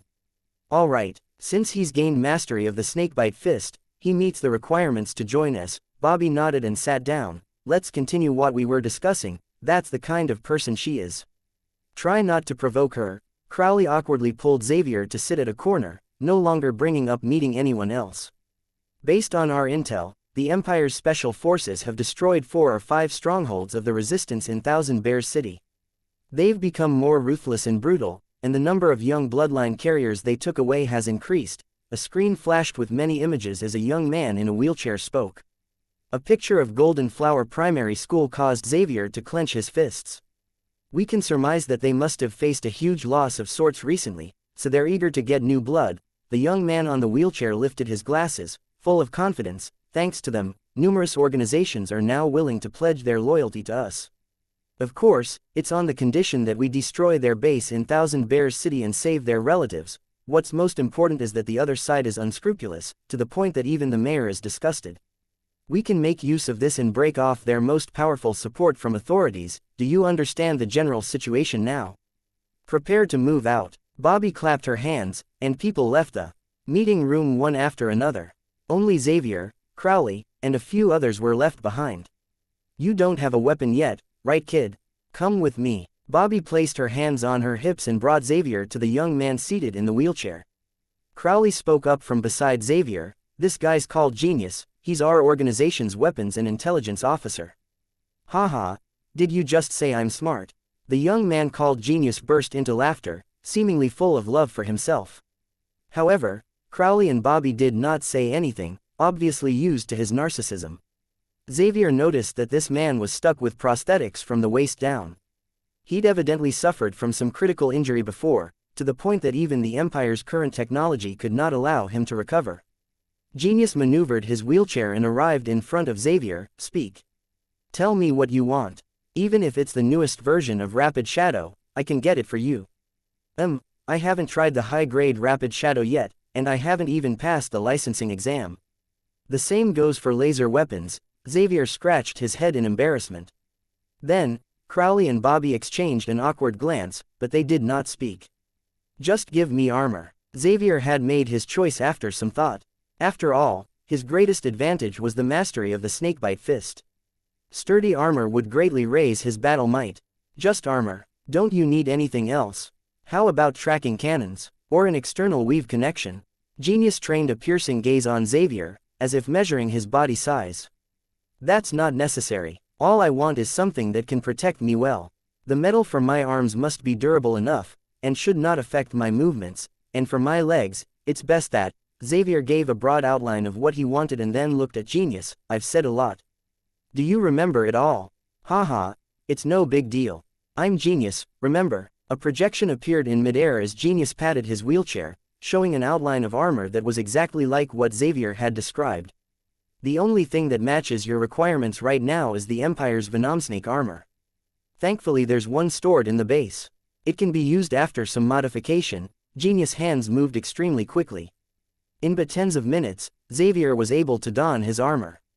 He waved his arm and tested the flexibility of the arms for the armor, and then entered a stance of the snakebite fist. Amazing, but of course. Genius really is a genius. He used to be from the Imperial Research Institute. Anything he alters can be sold at astronomical prices on the black market. Crowley had changed into a black windbreaker. Are you ready? Let's leave. Of course, Xavier's fists punched out, creating dazzling sparks in the air. Jill, I'm coming to save you. The members of the Bloodline Alliance moved very quickly. In just half an hour all its fighters were surrounding a military base. That's the base of the Special Forces branch. Once the fight begins, Genius will move to break off all communication with the outer world. We'll have 15 minutes. Crowley sounded grim. Remember to be on time. Any later than that, and we'll have no other way. Once they move out from their garrison to encircle us, all of us will probably be completely decimated. 15 minutes. Xavier gazed at the base like it was a malicious beast and gritted his teeth. That's enough. Good. Well then, move out. Crowley raised an arm, and numerous black figures pounced out. In the next moment, a bright red alarm resounded in the base. Communications down. Haha, I really am a genius.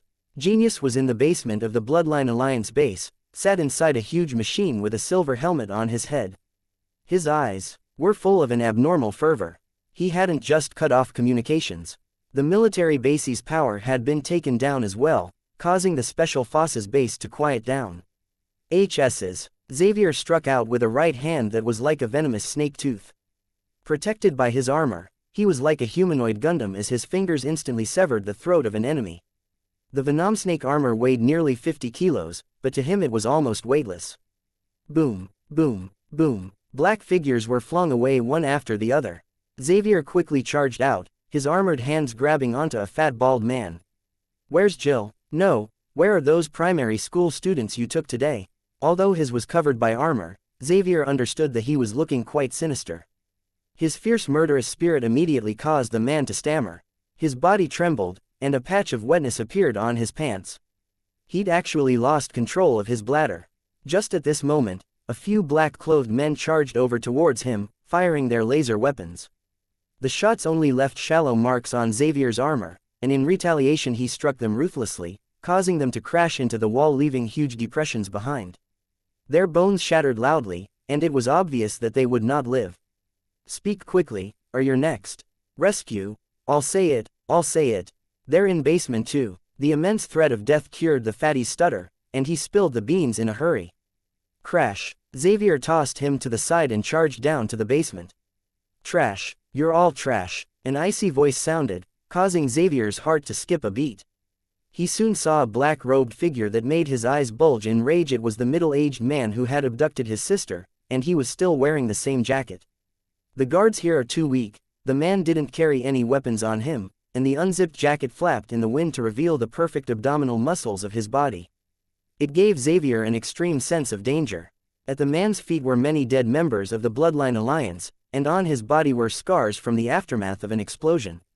Give me back my sister. Xavier howled. Oh, you're that kid from before. Hey, looks like that idiot base is dead. The middle-aged man inhaled deeply. Make sure to remember my name. I'm Wolf Fang, the one who'll kill you tonight. A strong force field emanated from the man's body, making Xavier feel like he was standing helplessly before a canine on the grassy plains. Hiss. He quickly activated the snakebite fist in response, and the phantom of a black serpent appeared behind him. Huh, interesting. I'll be able to toy with you a little while longer. Wolf Fang's eyes brightened. Boom. However, the ceiling broke apart just as Wolf Fang was about to make his move, and Crowley descended to stand in front of Xavier. Go. I'll stop him. Thank you. Xavier rapidly disappeared into the passage, but Crowley and Wolf Fang no longer minded him. Kiki, Crowley, one of the top 5 experts of the Bloodline Alliance. You're wanted for 15 charges of treason, a rank SSS criminal. Wolf Fang's gaze at Crowley was like nothing else existed in the world. Javis Lackey, your hands are stained with the blood of my people. A pea-sized ball of explosion radiated out from Crowley, and a fine black mist appeared to fight back against Wolf Fang's force field. A black python seemed to emerge from within the mist, its vertical eyes glaring at Wolf Fang. Ha ha ha, interesting, quite interesting. So that kid just now was your student? Or is he a descendant? Wolf Fang guffawed as he charged forward like a tank. The battle had begun. What is this? Having entered the room in the basement, Xavier was scared out of his wits at the sight. He'd witnessed multiple giant nutrition pods littered the area, containing creatures of different species and even human beings. The humans themselves seemed to be from all age groups. However, even if these people looked normal, there was definitely something odd about them. Xavier peered through one cylinder of glass, seeing a little boy with purple skin and a pair of wings protruding from his back. It seemed to be some form of deformity. The little boy suddenly opened his eyes, his yellow pupils staring icily at Xavier. It was a look of utter despair and death. It's alive. Darkness seemed to envelop Xavier at this instant. He'd lived his life as an ordinary citizen so far, so this was the first time the vile, dark, reality was put in front of him. Seeing that there were live specimens here, Xavier suddenly got worried. Jill, boom. He destroyed a black mechanical lock, revealing an underground basement. A putrid stench emanated from within. Jill, are you there? Xavier opened one of the cages underground, but he only saw a few girls with unfamiliar faces. 5 minutes left. Make sure to withdraw in time. Genius sounded rather nervous through the earpiece. Several other members who'd followed Xavier exchanged looks, and immediately began scouring for Jill.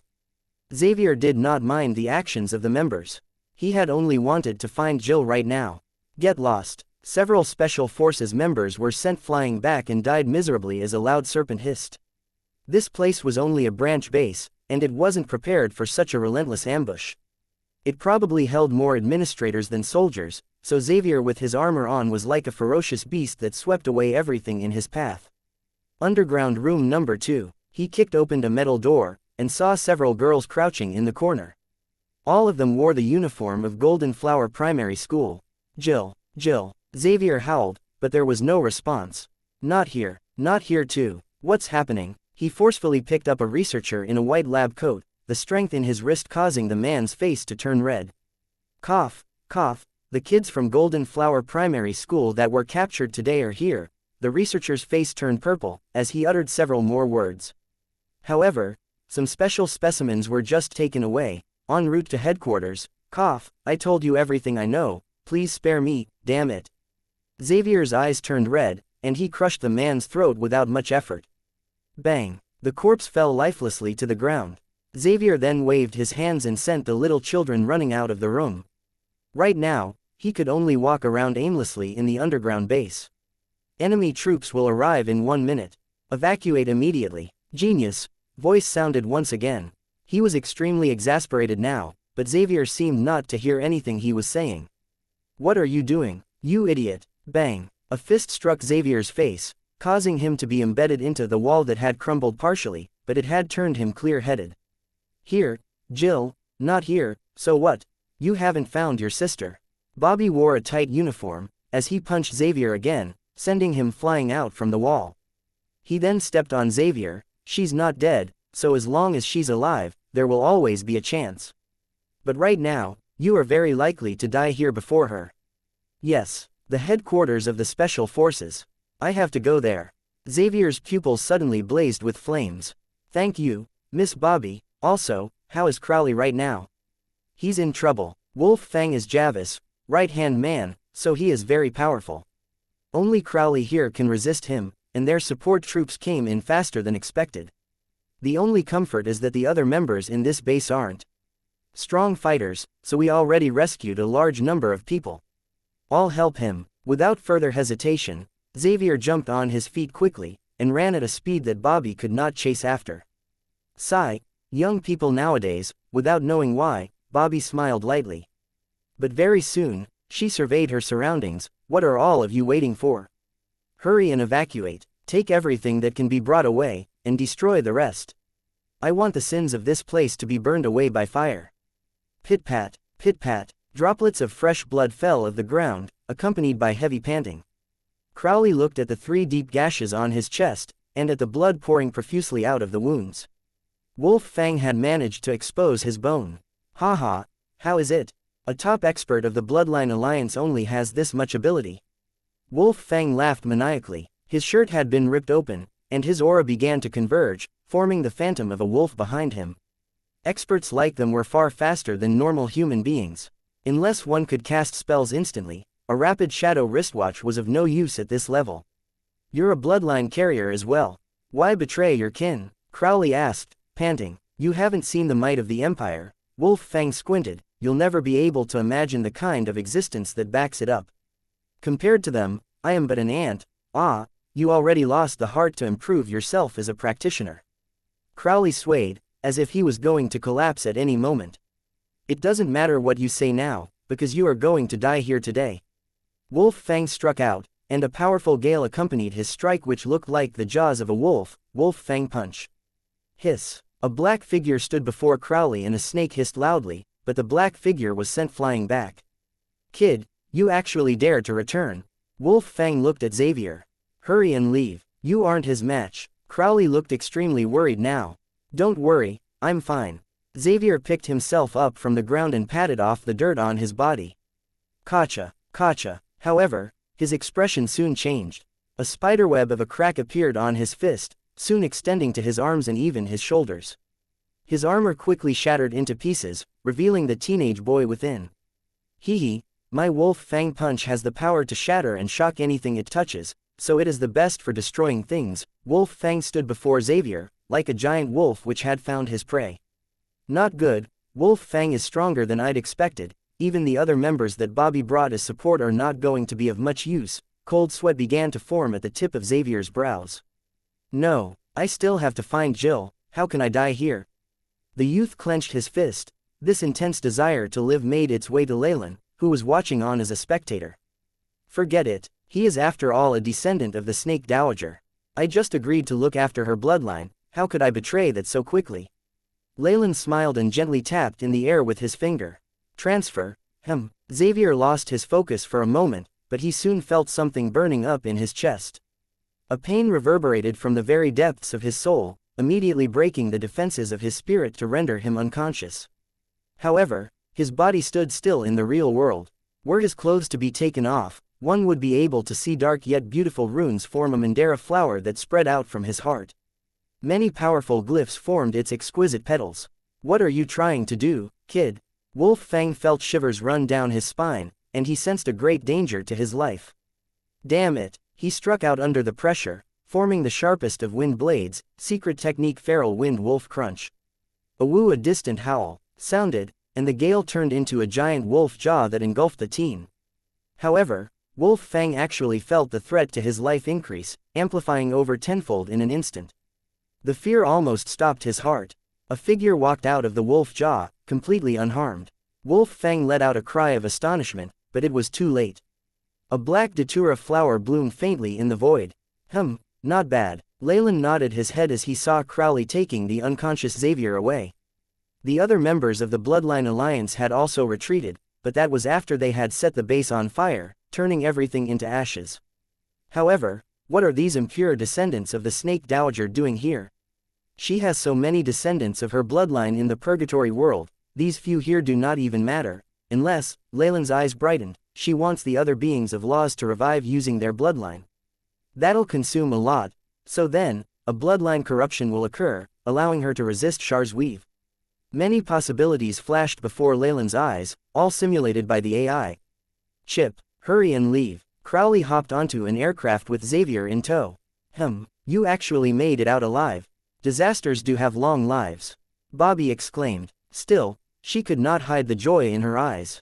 Don't make fun of me at a time like this. Crowley smiled wryly, and placed Xavier down. Right now, Xavier's eyes were shut and he seemed to be unconscious. What happened to him, and what about Wolf Fang? Bobby looked at Crowley. I know you have a lot of trump cards, it isn't my accomplishment this time. The bitterness in Crowley's eyes were more apparent than ever before as he pointed at Xavier. He was the one who killed Wolf Fang. If not for me, I'd have wound up dead. Impossible. Many members of the Bloodline Alliance exclaimed in astonishment. Even Bobby was stunned for a moment before she began to look at the youth lying on the cold hard floor. You mean, he killed a powerful figure of the Special Forces, Javis' right-hand man. He eliminated Wolf Fang. There's a limit to how much you can joke. I hope I was joking as well, but the fact is undeniable. Crowley's face turned stern. I sense the power of our ancestor awakening within Xavier's blood. Have any of you felt it? The power of our bloodline has increased, especially in this short period of time. a bloodline carrier could only obtain strength from their bloodline, and their position and status depended on the purity and concentration of their blood. Bloodline carriers would thus weaken from generation to generation, and it was rare for a descendant to surpass their ancestor. However, they had all felt their powers from the bloodline increasing. This was extremely abnormal. What are you trying to say? Bobby looked at Crowley as she retracted her smile. It's just a feeling. A huge revolution is soon approaching, so special occurrences are to be expected. And there's also a genius like this kid. Crowley exhaled deeply. Hey bros, if you're talking about a revolution, I have something here that might interest you guys. Wanna have a look at it? Genius. Figure was projected from the ceiling. What is it? Bobby frowned. It had better be something useful, if not I'll put your eyeballs up your ass when we get back to the base. I swear. Genius covered his right mechanical eye with his hand as if he was afraid, but then his expression turned serious. Hee, I'm not joking.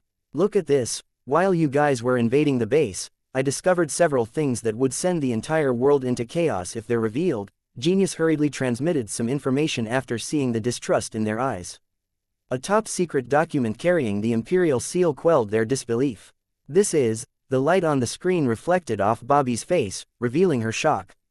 It seems like we need to make a trip to the eastern seas before heading for Carolyn and the headquarters of the Special Forces, Crowley said slowly, extremely solemn. A giant propeller along with the chatter of multiple people combined with the noises of shifting items shocked Xavier out of his sleep. Only then did the feeling of a devil possessing his body disappear. Where is this? Xavier asked blankly. He could barely recall a fight against Wolf Fang with Crowley, but he had no memory of what happened next. Don't move and don't try to get up. The skin on your back will be torn apart.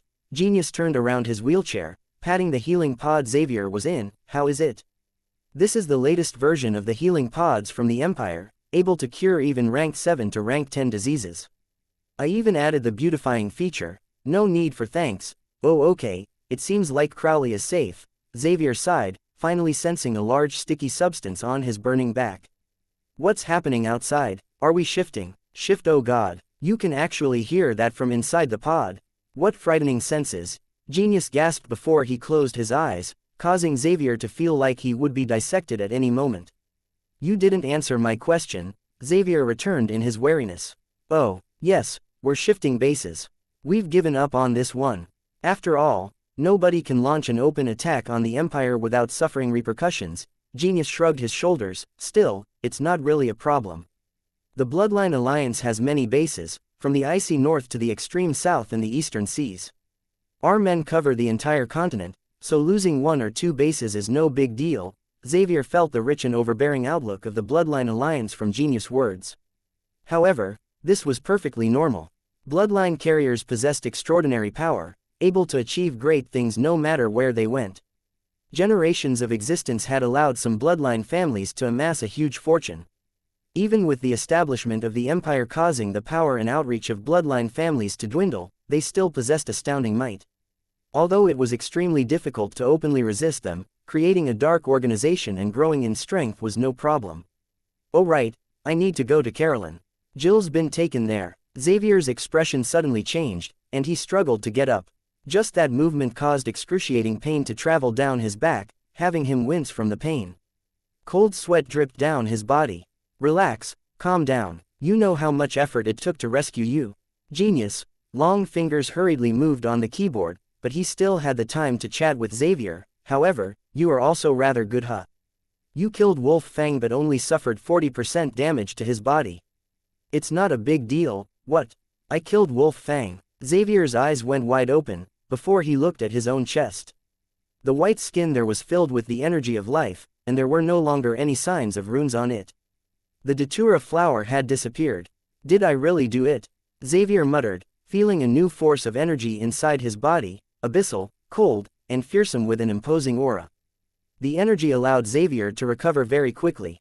It made him confident that he could recover in a few days even without this healing pod. No matter what, I still have to go to Carolyn, the youth said resolutely. With his strength growing, his confidence in saving his sister grew as well. All right, I didn't say we weren't going. We plan to visit a few bases nearby before heading for the capital, Genius said immediately, fearing that Xavier would worry unnecessarily. You can go have a look in the capital first, but it'll have to be in disguise. Don't act on impulse. Crowley walked in, dressed in a black coat. It's nice that I managed to see you awake before I leave, huh? You're leaving. Xavier was shocked, staring at this person who claimed to be an ancestor of his. He had to admit that unknowingly, Crowley had become a fatherly figure that he had grown to rely on. Stone Tablet put bluntly, Crowley was Xavier's only connection in the Bloodline Alliance. In fact, Xavier himself didn't feel like a proper member yet, still unclear on the motives and principles guiding this organization. His only hope had been to borrow Crowley's strength to help rescue his sister, but Crowley was now leaving. How would he be able to ask for assistance from the Bloodline Alliance and gather intelligence for his mission, even deploy troops to rescue Jill? But why? Jill is also your... Xavier gritted his teeth. Because there's something even more important for me to do. There was a look of determination on Crowley's face. Don't worry, I entrusted Jill's rescue to Bobby. Follow her advice in the future, you're leaving just like that. On the aircraft runway, Bobby looked at Crowley, who was geared in full body armor. A finger was twirling her hair behind her ears, and she seemed lonely and uneasy. I have no other choice, this concerns the life and death of all humans on this world. You know, what the world is getting swept into, we cannot run away or hide from it. Crowley looked at Bobby as his lips moved, finally only being able to utter a single word. Sorry, I knew it, you are just like the other fellows. Bobby rubbed glistening tears out of the corner of her eyes. Haha, don't worry, I'm a superb bloodline carrier who has lived for over 500 years. How can something like this daunt me? Crowley patted himself on the chest. It was a strange, humorous action, as if depicting his reluctance to leave. Will you accept me after I return from the Eastern Seas? Scram, you old geezer.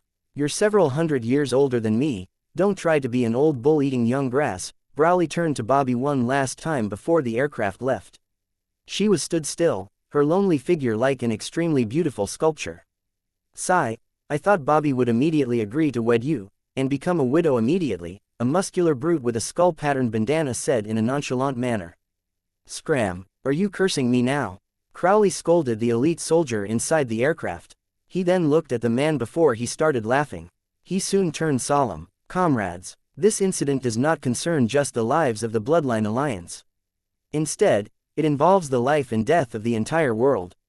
Thank you. Even if the people do not realize our contributions today, our spirit will stand forever proud for eons to come. Who cares about that much? Yawned. A doll-like girl yawned, revealing a cute pair of canine teeth. There seemed to be even some blood on her crowns. No matter what, we must destroy the Empire's wishes at all cost. Isn't that what we've been doing all along? Many people agreed with the girl's words. If that's the case, Crowley cleared his throat, let me introduce you to one of the Empire's secret plans in the Eastern Seas, codenamed Project X. Keep in mind that this matter is of utmost importance, not something the Bloodline Alliance can handle alone. We've already sought help from the Coven of Witches, the Knights of the Round Table, and the Martial Arts Association. Crowley's words caused the rest of them to sink into silence. Just like the Bloodline Alliance represented the remaining power of bloodlines, the Coven contained the remaining magicians of the Shadow World. The other two groups also represented the inheritances of different fighting styles. Put plainly, they were the remaining underground forces in the Empire. What was the Empire planning that these four forces had to come together to fight it? The people in the aircraft soon turned silent as they listened to Crowley speak. The more he said, the more serious they became, and the worse the shadows on their faces turned. Tens of thousands of meters under sea level, at the bottom of the Eastern Seas. A monster was swimming past this place, its ability to survive the sea pressure that could kill most others a testament to its might. It could transmit infrasound from near its eyes, causing many marine creatures to die immediately and become its food. Puff. Just a whistle produced a whirlpool in its jaws, powerful enough to destroy an entire island. The suction caused the surrounding fish and mosses to be sucked into its huge maw, expelling a large amount of water and only leaving behind fresh food. The creature did not seem to be satisfied with this meal, as it moved even deeper. A casual swipe of its tail was powerful enough to cause a tsunami on the sea surface. This was a metalback whale. These creatures were the kings of the Eastern Seas, ruling over it since ancient times. If not for the massive burden of their huge bodies, they could have advanced to become beings of laws as powerful as ranked 7 magi. It was extremely lucky to avoid the scans of the Mistress of the Night back then. However, things were different now. The various cities near the eastern seas had passed down legends of a Sea Devil King through the generations, and the advancement of science had managed to reveal the metalback whale's weakness. Rumble. A psi energy submarine appeared here, larger than even the whale. 2 psi energy webs appeared on its sides, launching a snare with powerful high-voltage currents that paralyzed the beast. Shadow spells, cannon fire, and poisoned javelins soon followed, exploding on the whale's back like fireworks. Woo! The metalback whale howled with anger as its massive body writhed in pain. Its thick skin withstood most of the attacks and it tried to swim away, pulling the net that was attached to the submarine. The greatest technology of the Empire was now pitting its might against this ancient beast. The waves from the tussle caused the seas to rage wildly, putting many coastal cities on alert. It was even messier in the trench. A little girl that was as beautiful as an orchid stood alone on the submarine's command deck that seemed like a battleship, loneliness apparent in her eyes. Several white-haired old men in the uniform of the Imperial Navy looked at the whale on the large screen before reporting respectfully, "Princess, the force field reports on the beast are here. The submarine's psi energy reserves are at 82%. If we have another 5 minutes we'll be able to completely analyze it and activate a counter force field." If the outside world knew of this girl's identity, they would definitely be shocked. She was a member of the royal family here in secret, commanding the navy in an attempt to capture an ancient beast. "Do what you must." The princess waved her hands, her voice as melodious as a skylark. Moments later, the metalback whale's force field was broken, and blood spurted from its body. A dozen members of the special forces managed to deal fatal damage to the whale using their rapid shadows, employing legendary spells. "Dawn is ready," a general reported in a shaky voice. "Fire." The princess waved her hand. "Bzzzt." The shadow weave within the eastern seas whistled loudly, its energy surging into the psi energy submarine. Everyone in the region felt their rapid shadows fail for a few minutes, jamming up the company's customer service hotline afterwards. All of this energy from the shadow weave combined with the psi energy of the submarine to devastating effect. A beam of light that seemed to be able to split the earth in half pierced through the whale's massive figure with a speed faster than light, before piercing through the surface of the sea and through the skies. Everyone in the Empire was able to see this beam of light, and it even attracted the interest of astrologers. Long live the Empire! O great Empire! The screen showed the metalback whale devoid of all life, its aura weakening. The troops and officers all cheered in victory as the corpse began to sink deeper into the ocean. "This is the strongest power of the Empire. I wonder if it can," the princess muttered before sending another command, "Begin preparations to dive and salvage the loot. All mutants are to be dispatched." This order was carried out meticulously. Evidently, the imperial family had a stronger hold over its citizens than most people thought. They were extremely concealed in the shadows, and their reach was extremely expansive. The innards of the metalback whale were like a small world with its own ecosystem. Many marine creatures lived inside its body. However, after this sweep of the Empire's troops, none of the marine creatures met a good end. To put it in other words, after the metalback whale died, their fate was already decided.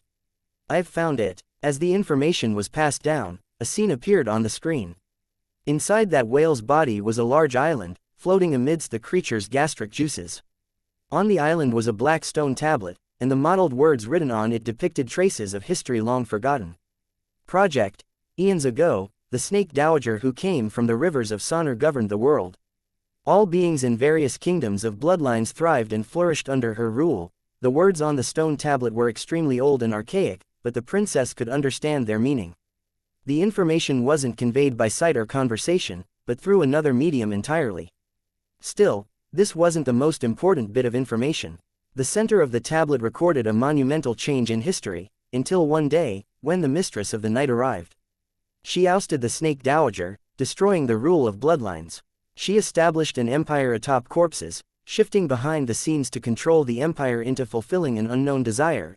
Anyone from the imperial family would fly into a rage at the blasphemy and untruths in this tablet. This princess, however, had a strange expression on her face. It was a mix of joy and anticipation, perplexement and fear, a mishmash of various complicated feelings.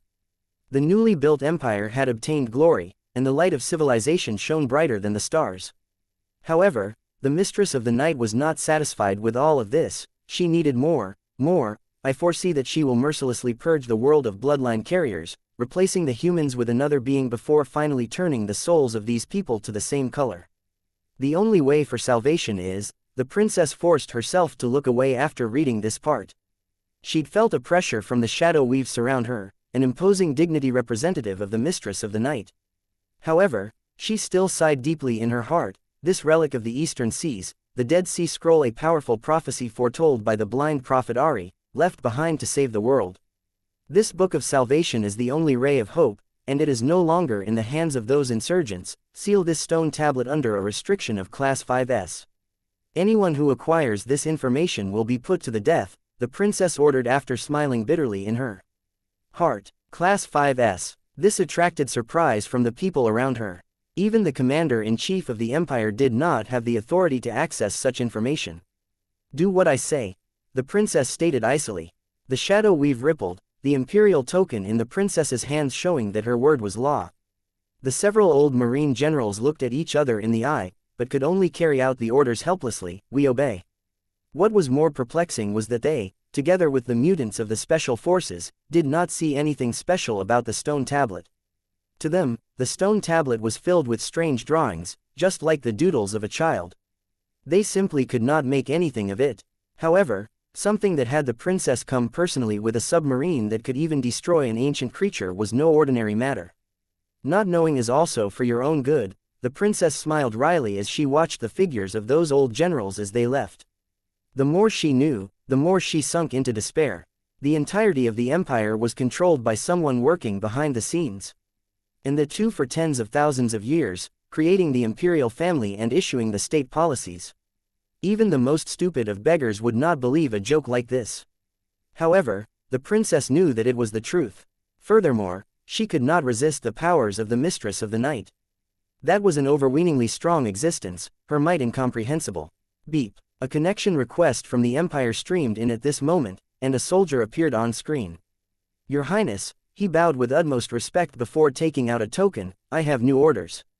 Speak. The princess retracted her helplessness and weakness in front of outsiders, stuffing it behind a mask of cold might. Urgent command. The submarine has been recalled, along with the loot from the mission. The rest of you need to head towards the demonic islands, killing the insurgents gathered there. What happened? Tell me clearly. The princess knew that even without the prowess of this battleship, her subordinates would hold the upper hand against those rebels. However, she'd never think that the emperor would pass such a pressing decree. We have just received news that our research facility in the eastern seas has been breached. What? Are you kidding? There are garrison troops protecting that area. The princess's brows furrowed. Positive. The troops around the area have perished. As of now, the ones most able to resist them are you and the First Admiral's fleet. The officer in the screen seemed uncomfortable. Who is it? The Coven, the Bloodline Alliance? Or is it the Martial Arts Association? The princess frowned, and immediately stated the names of the largest rebel groups. Everyone, even the Knights of the Round Table. They've even ignored civilian casualties, using powerful weapons of mass destruction. They seem to be determined. They've discovered it, huh? The princess bit on her lip. She knew the kind of research undertaken in the Eastern Sea facility, and the content within could never be made public. I'll go right away. The princess did not back down, agreeing immediately. No matter how unwilling she was a member of the imperial family. This was the tragedy in reality that she had to face from her birth. Eastern Seas, the demonic islands. Boom. An alloy wall was blasted through, revealing a room with many long, cylindrical incubation pods. They held human specimens, including children and adults. Tisk. They're only clones. Nothing else seems to be in here. A person dressed like a knight from the medieval times looked at Crowley. It was him who'd struck open the door made of alloy, that act alone showing that his strength could not be underestimated. It was the top expert from Knights of the Round Table. However, his gaze carried a questioning look. Although the research here might have had concerned us, it seems like a bigger base than the others. There's not enough reason for you to invite us over. An old person who wore robes walked up slowly. As his muddy eyes surveyed the surroundings, he was seemingly shocked by the sheer size of the facility. Of course not. Cough. Crowley had his ribs wrapped in gauze. The journey here hadn't been easy. What I intended for all of you is to see this. He brought the two deeper into the facility, to a large safe that was marked with a huge X on the outside. Fortunately, we have witches with us. We wouldn't have been able to get the password otherwise. Crowley punched in a string of numbers and took out an eyeball covered in blood, allowing the iris scanner on the safe to scan it. After seeing this heavily guarded safe, the knight and the old man looked solemnly at each other. Pat. The safe was opened, revealing the contents within. There wasn't much, just a few spiral test tubes and a computer disk. Look at this. Crowley handed the disk over. Plan X Introduction. This is a plan suggested by an Imperial professor, codenamed X, using the clones of the embryo to get rid of the garbage lying within the Empire. Current progress: 571 years. Completion: 67%. Crowley rasped. This, it's so hard to believe that all this is true, the knight and the old man muttered, but the information on the disk had stated everything. What have they got to gain from doing this? The knight muttered. Control. This is the strongest benefit. Through controlling these clones and the reproduction of these embryos, they can ensure that our descendants will no longer have any extraordinary powers. Even training in martial techniques would prove to be extremely difficult. The most important thing is they have stored a program in the depths of these mutants, and will be able to control them at any point in time. Crowley's tone was extremely heavy. Think about it, the entire world would be your enemy in the future. All of your neighbors, your friends. Cold sweat dripped down the foreheads of the knight and the old man. So, how much progress has the Empire made? The old man's voice was extremely hoarse, and it carried a foreboding sense of despair. They have these facilities throughout the Empire. However, this is the headquarters where everything began. Our investigation results weren't positive. Crowley's watch projected a screen, showing 2 strings of DNA sequences. This is a regular human, and this is the X body of the Empire. The differences lie here. As Crowley enlarged the image, a rune labeled as X appeared in the charts. This is a failsafe plan the Empire put in secretly. It can be used to verify identities, and anyone with this X factor in their genetics is a clone that can be controlled by the Empire. Crowley's voice grew soft. The control and contamination of this gene is extremely powerful. If an ordinary human mates with a cloned X body, it'll only need 2 generations for their descendants to possess the X gene in their bodies as well. Haha, so you're saying that there are people like that who exist even amongst us now?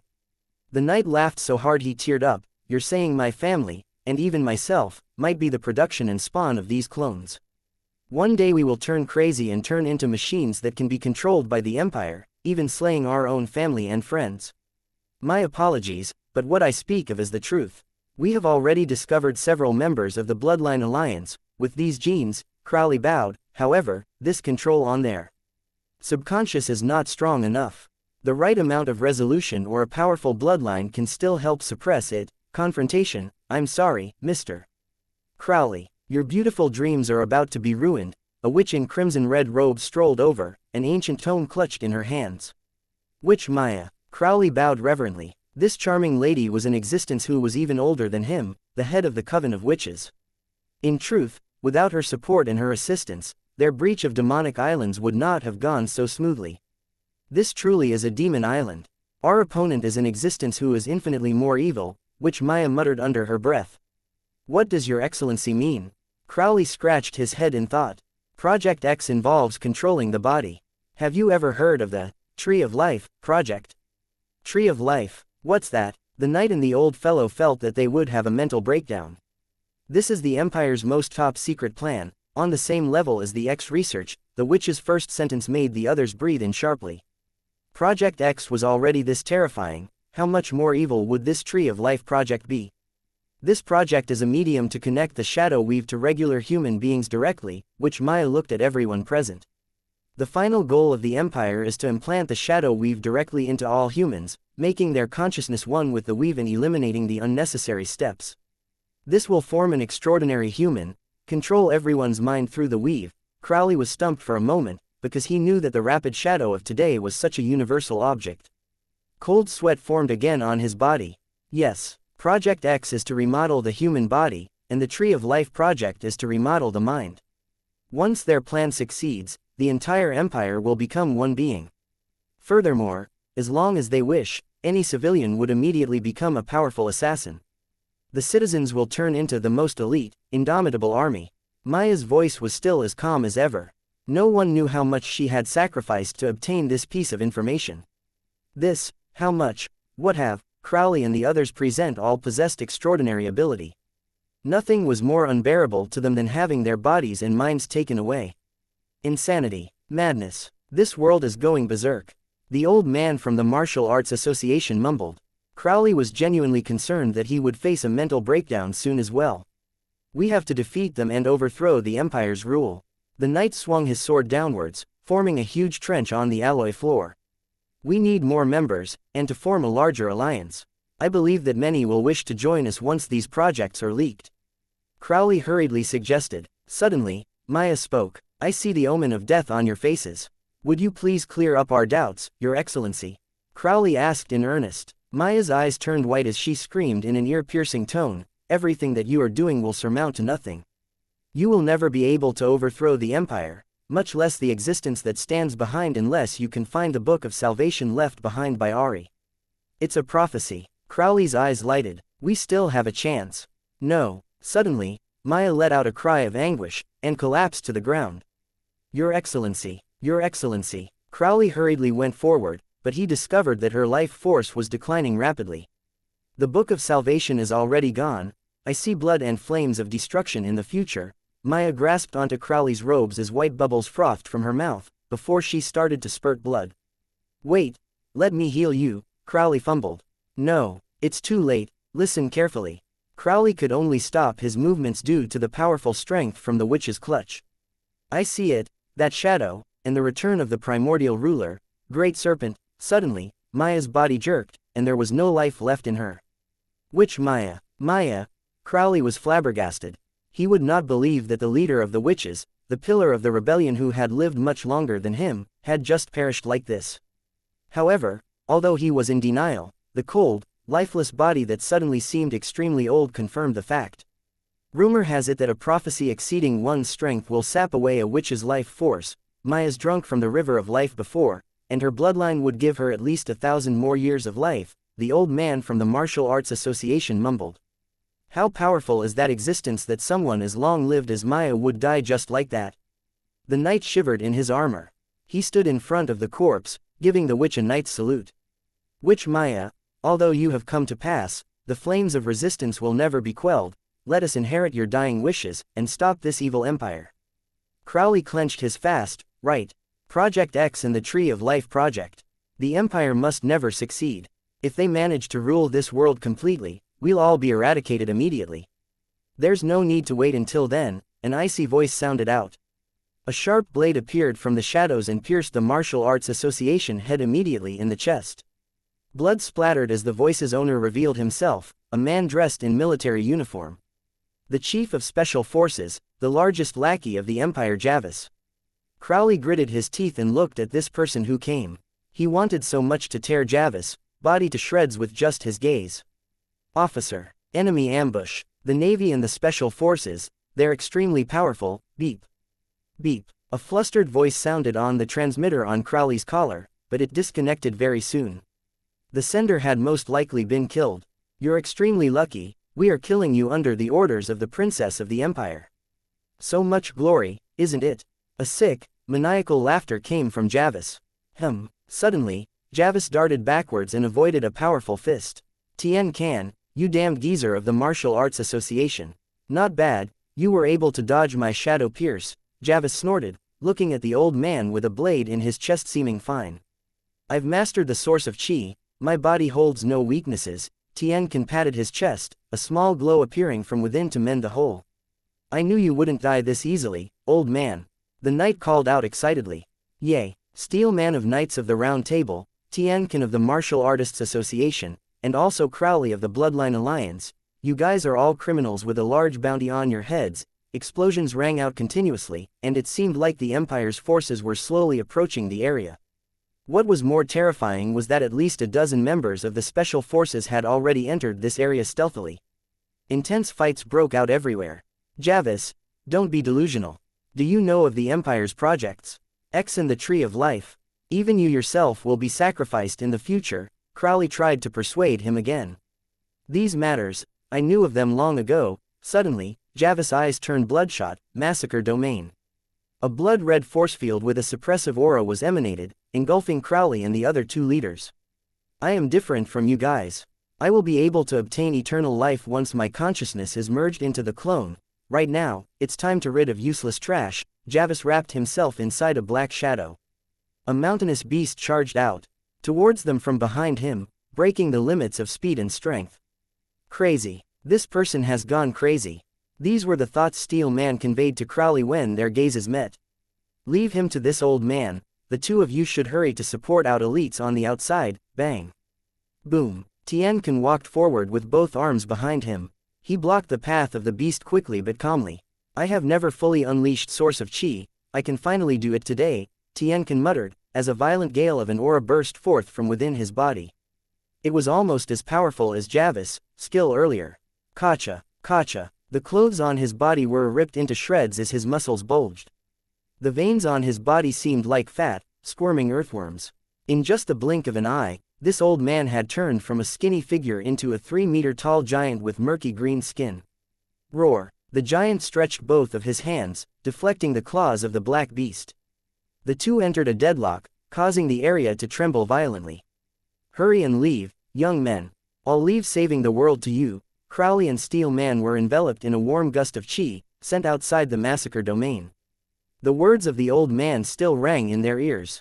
Don't. Crowley had detected an ominous feeling from the words of the old man. Those of Tien Kan's sect could release their chi in a burst and gain tremendous powers, but the price they had to pay was extremely high as well. This was especially so when it was performed by someone so old. Crowley immediately thought of Maya. Didn't she too expend all of her life force before she died? What's more, I may look young on the outside, but I've lived for over 300 years already. I should be the one to sacrifice myself, damn it. Crowley clenched his fist as blood dripped down from his palms. Hey, don't let Tien Kan's sacrifice go to vain. The situation outside is even worse. Steel Man pointed ahead. Those outside were still stuck fighting. Crowley could see many of the Empire's elite troops covering the surroundings, carrying the Imperial banner. Meeting, the members of the Imperial family are here indeed. They even brought the personal bodyguards of the Imperial family. Crowley thought of the information gathered by the Bloodline Alliance. The Imperial family of the Shadow Empire usually kept a low profile, but the strength that they had hidden was extremely powerful. Their personal bodyguards could cast shadow spells instantly, and amongst them were many mutants and bloodline carriers. We're in danger today. The two of us could even die here. Are you afraid now? Crowley looked at Steel Man. Haha, cowardice does not exist in the commandments of a knight. Steel Man's answer was extremely heroic. A layer of white light glowed on his armor, forming a second layer of defense. Flames began to burn on the knight's sword. Faced with such a perilous situation, Steel Man had evidently used a secret technique. Then, let's begin to break through the encirclement. Crowley ripped open his coat, revealing a scar-ridden upper body. The tattoo of a serpent came alive on his back. Unseal! Crowley shouted, and the giant serpent was awakened. It opened its scarlet eyes and spat its forked tongue out, hissing loudly. Kill! The both of them were like raging dragons as they roared, charging into the incoming troops. Days later, on an island. Cough! Crowley opened his eyes, spitting out the fine sand in his mouth. Listlessness soon turned to concentration. How did I end up here? Right, we were in the research facility. The Empire's backup troops and Imperial bodyguards. Steel Man, what a pity, even Crowley would not be able to survive such an onslaught. Hence, after discovering that he had not died nor been taken prisoner, he was extremely perplexed. Are you awake? An extremely enchanting voice sounded out beside him. Crowley turned towards it, and his throat immediately turned dry. His heart began to beat faster as well. It was a lady in a black gown. Her appearance was only average, but it carried a powerful, intoxicating attraction. What surprised Crowley even more was the feeling of closeness he had, a reverence that almost had him kneeling and kissing the soil her feet had trod on. May we speak for a moment, sir? A lady dressed in uniform stood before Leylin in Thousand Bears City, waving her pass in front of him. The badge was representative of the Empire's dignity and power as it shone in the crowd. Passers-by avoided the both of them, and some of them even looked at Leylin from a distance with schadenfreude. Anyone who had angered the department this young lady was from would meet with a miserable end in the Empire. I didn't know, I'm rather popular now, huh? Follow me. Leylin smiled and rubbed his nose, before moving into a cafe. He had no intention of being aware that he was treated like a suspect. What made the onlookers flabbergasted was that this policewoman did not hesitate and followed him, even carrying a warm and gentle smile on her face. Tisk, were they role-playing? What audacity! A short and fat man rubbed his glasses and chided in jealousy. Retard. His friend beside him immediately covered his mouth. This is a public area, under the surveillance of the central network in the weave. Would anyone dare to use a fake identity on the streets? What a pity, she was such a beautiful flower, and also my favorite type. The fatty fought to retort, I actually think that they're rather compatible, that boy is also cute. A girl beside them spoke with stars in her eyes. Welcome. The cafe waiter opened the door and welcomed them politely, but was momentarily stumped.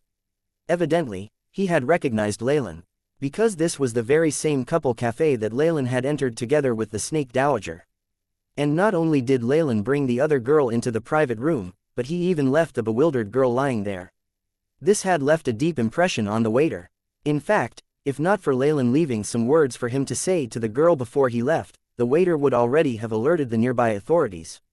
Although his facial expression did not change much after seeing Leylin bring in another girl, his eyes betrayed his thoughts. Leylin was apparently a skirt chaser. I want to have a couple's room, the same as before. After listening to Leylin's request, the waiter was left speechless. However, his professionalism had allowed him to grant Leylin's request quickly. What was more remarkable was that it was the exact same room that Leylin had used previously. Do not disturb us no matter what happens.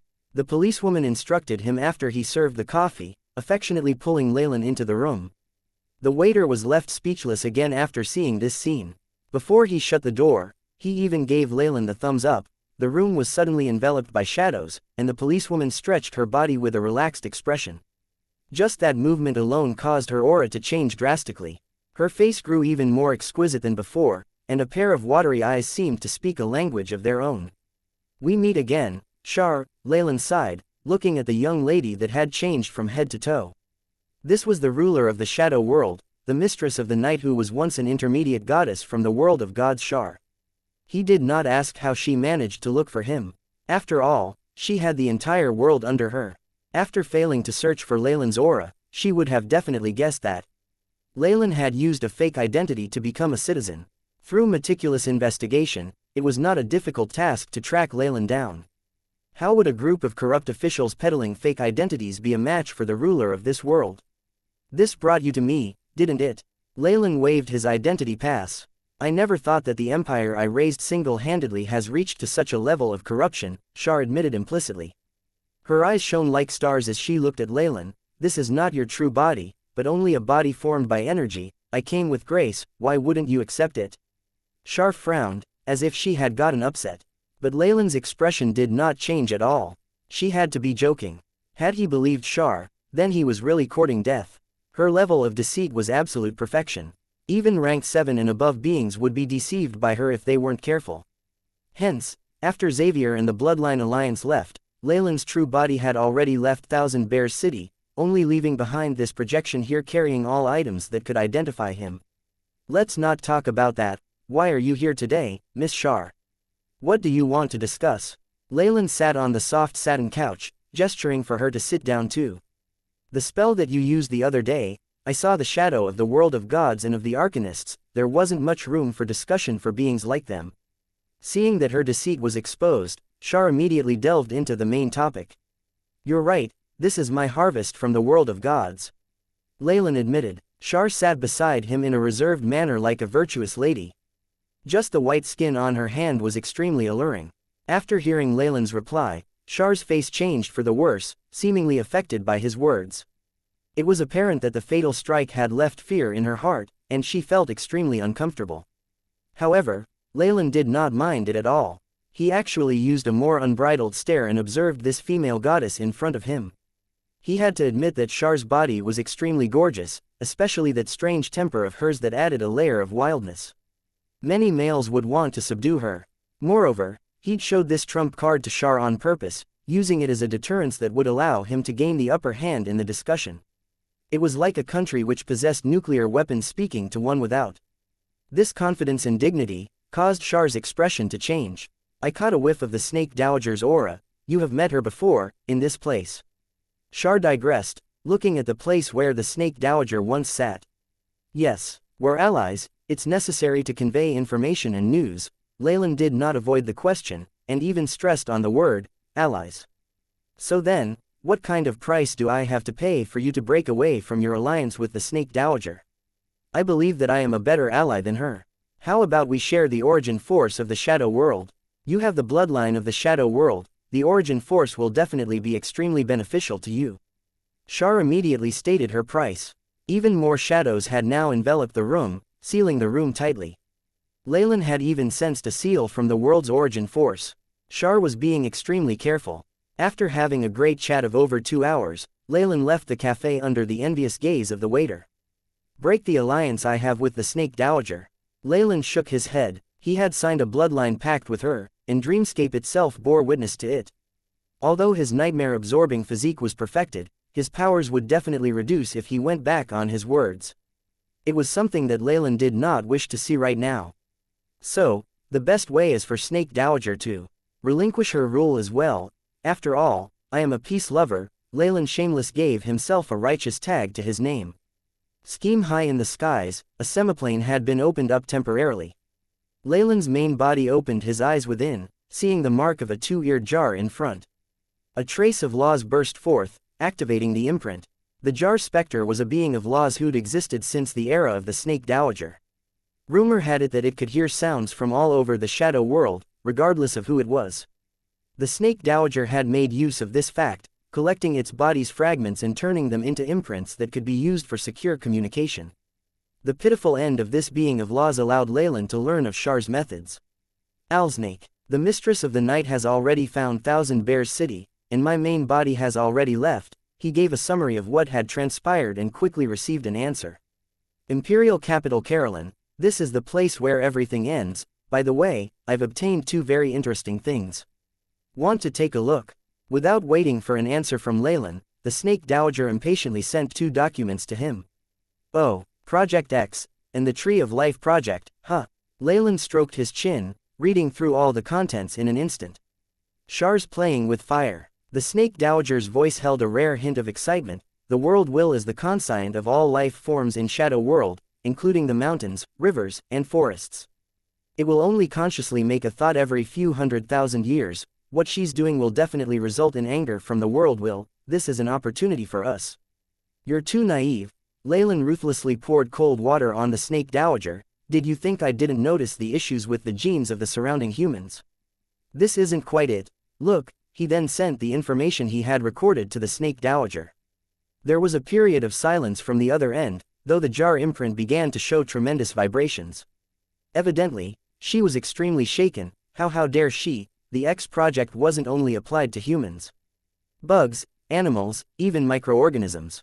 About 60% of all biological creatures in the world have already been affected.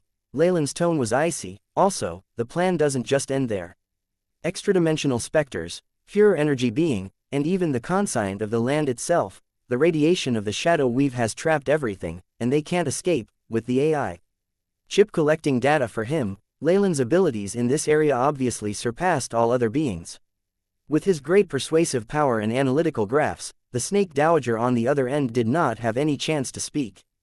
If Char's target was just the humans, then that would really be an opportunity for us, since they only have at most 20% of access to the world will.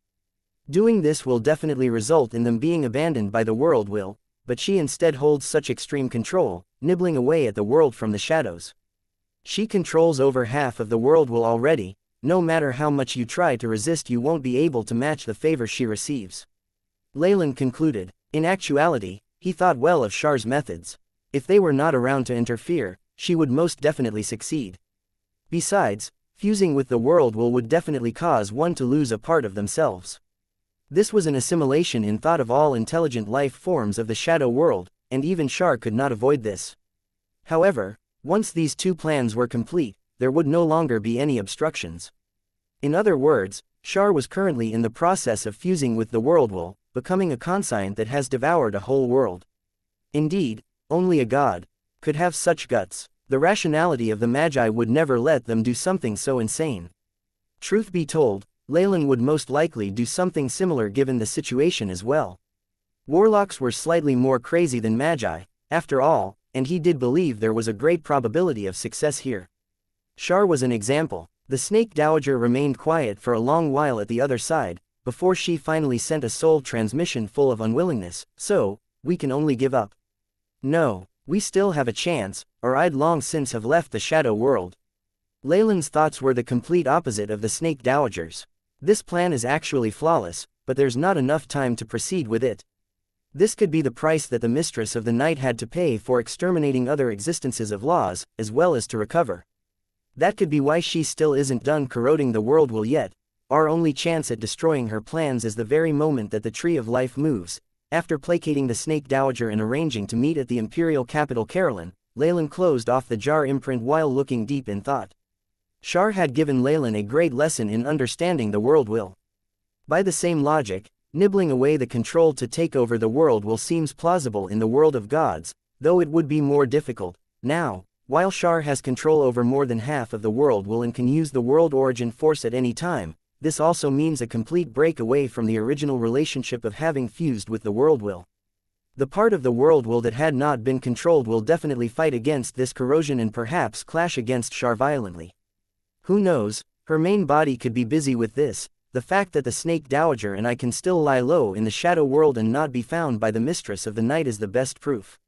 Space shimmered, and Leylin's main body soared into the skies. The stars and moon flickered in the dark skies, as cold gusts of wind blew fresh air into his face. It's already night.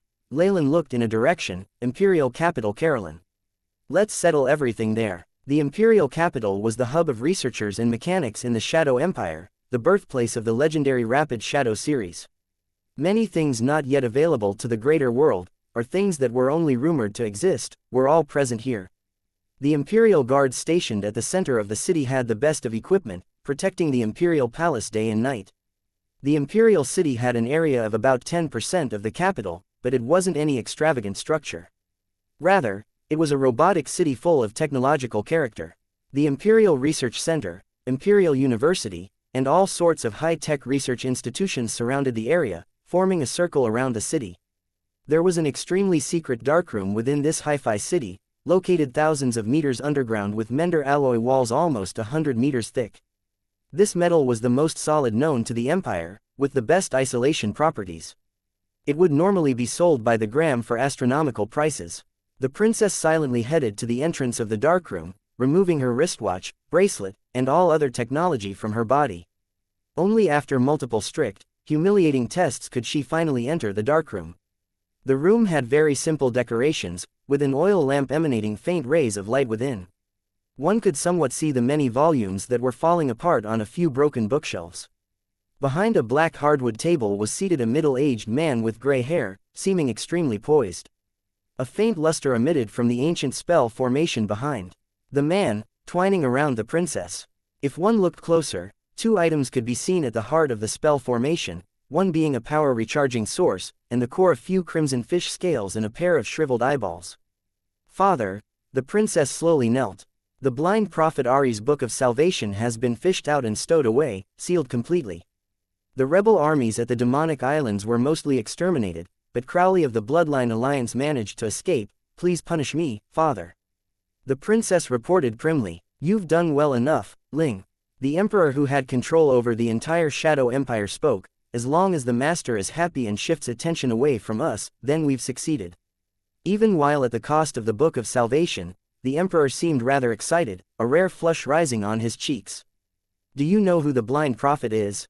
The emperor seemed rather eager to talk today, and even if she was the princess, Ling had no choice but to listen obediently.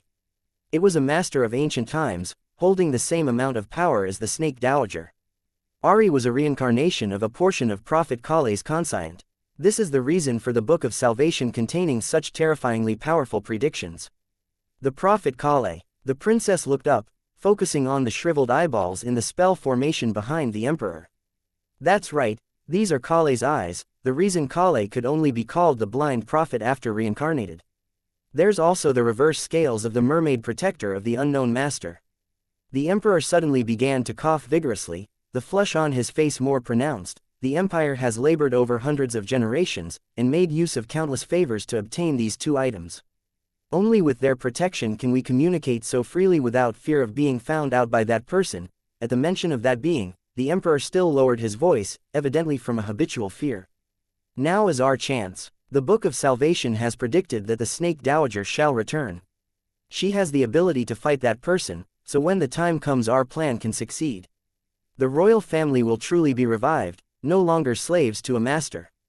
Somehow, Princess Ling sensed a crazed look on her father's face as if he were a madman, taking a huge gamble for this.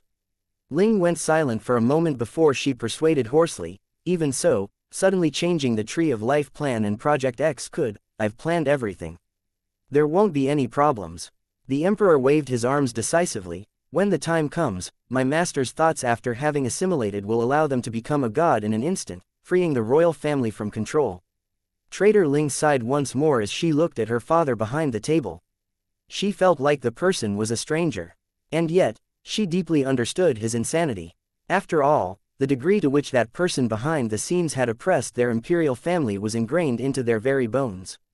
She still remembered the shock she'd felt when she heard of the incident at a young age, being aghast at the kind of sacrifices the imperial family had to make to break away from control. More crucially, her background and bloodline only allowed her to stand in the same faction as her father. That master intends to control everything, turning the whole world into something that belongs to her alone without caring for the ants seeking refuge in it. In her heart, Ling could only smile with helplessness. The only thing she could do now was to dedicate her all to bringing this project to fruition, to helping her father. It was a horrible feeling, like she was piloting a broken canoe in the largest of seas. No, it was much more terrifying than that. She understood that if the other party were to strike first, the whole imperial family would be destroyed in a moment's time. Perhaps they knew about it long ago but didn't pay much attention. Humans didn't care much about ants fighting either. Ling tried to console herself internally. Xavier's body was wrapped up in a black cloak. He was staring at the dim lights in the vast advanced city, clenching his fists as he spoke. Carolyn. I'm coming. Hey, we have good news. Genius came over, seated in his wheelchair. Our branch members managed to pull your parents out safely. They're currently en route here as we speak. Oh, that's great, thank you Genius. Xavier sincerely gave his thanks. Ha ha, you don't have to be grateful to me, this were all Sister Bobby's orders. Genius glanced around him like a thief, moving closer to Xavier and whispering, I didn't expect that she cared so much about Crowley despite how she acts aloof on the surface. Bang. A ray of heat brushed past Genius' ears, caught by Xavier with his bare hands. It was an extremely hot piece of stones, the edges of which were about to melt. The next one will be aimed directly at your smelly mouth, Bobby said in a cold voice. I got it. Genius made a gesture of sealing his mouth. He then pointed at Xavier's palm, trying to shift attention towards him again. Look, Xavier's improved again, he said with an exaggerated expression. Indeed, Xavier looked at his palm, the surface of which was covered in a layer of fine black scales that were emitting a dark light. He'd earlier relied on this protection to be unscathed as he blocked Bobby's attack. This terrifying improvement, it's growing faster and faster, Xavier muttered. He could feel his bloodline roiling every day as his body strength leapt up. Yes, it is good. You're about 70 to 80% as strong as that smelly snake now, enough to be dispatched as a trump card. Bobby was dressed in military uniform, and she arrived to stand between Genius and Xavier.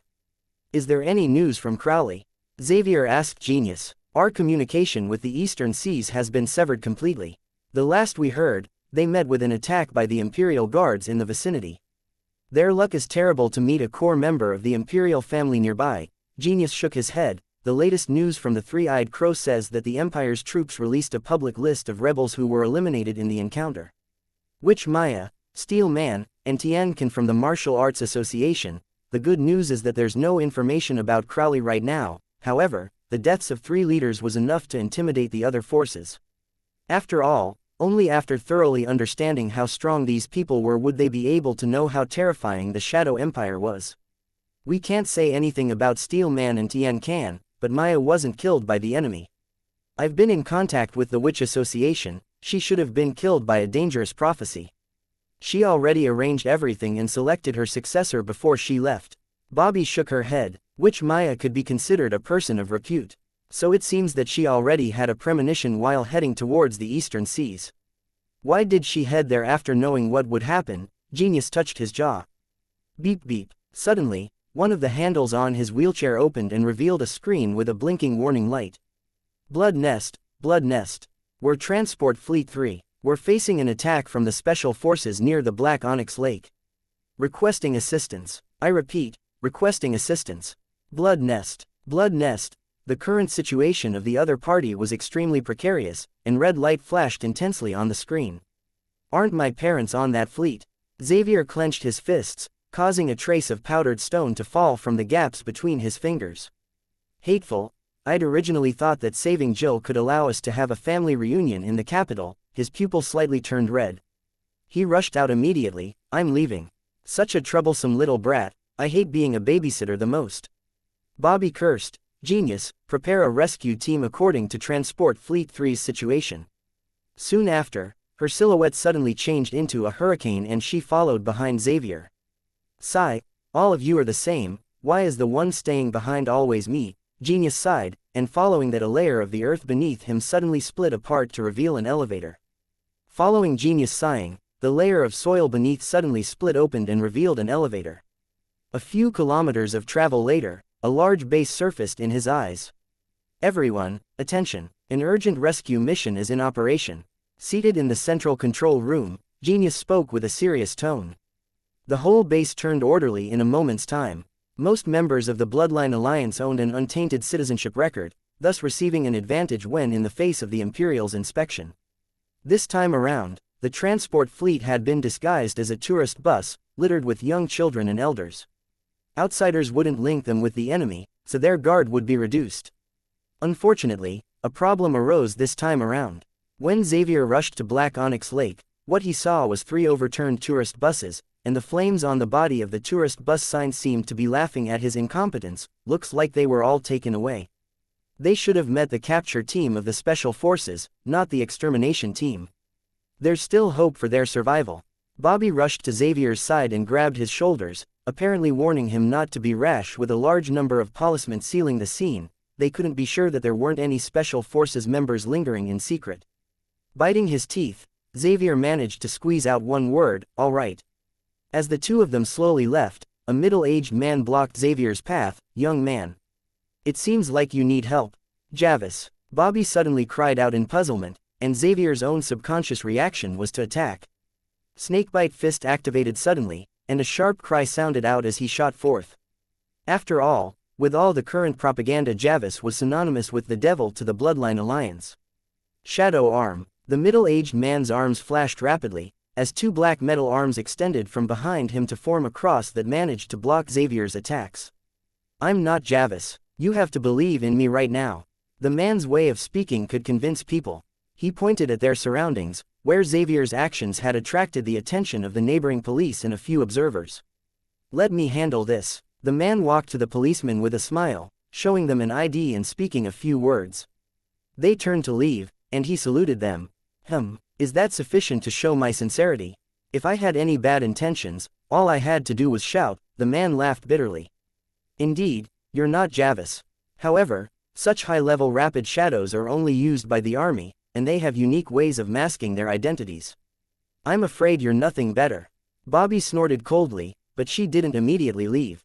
Follow me. The middle-aged guy laughed bitterly, leading the way and bringing the two of them to a secluded place. Bang! An electronic ball was suddenly suspended from his hands, emitting a layer of translucent energy that isolated the area. With that taken care of, we can speak at ease, the middle-aged guy took the initiative to explain. Right now, Xavier has also discovered a slight difference in this man. Although he looked quite similar to Javis, the graying hair at his sideburns showed that he was obviously older. That's the shadow pulse jammer developed by the army.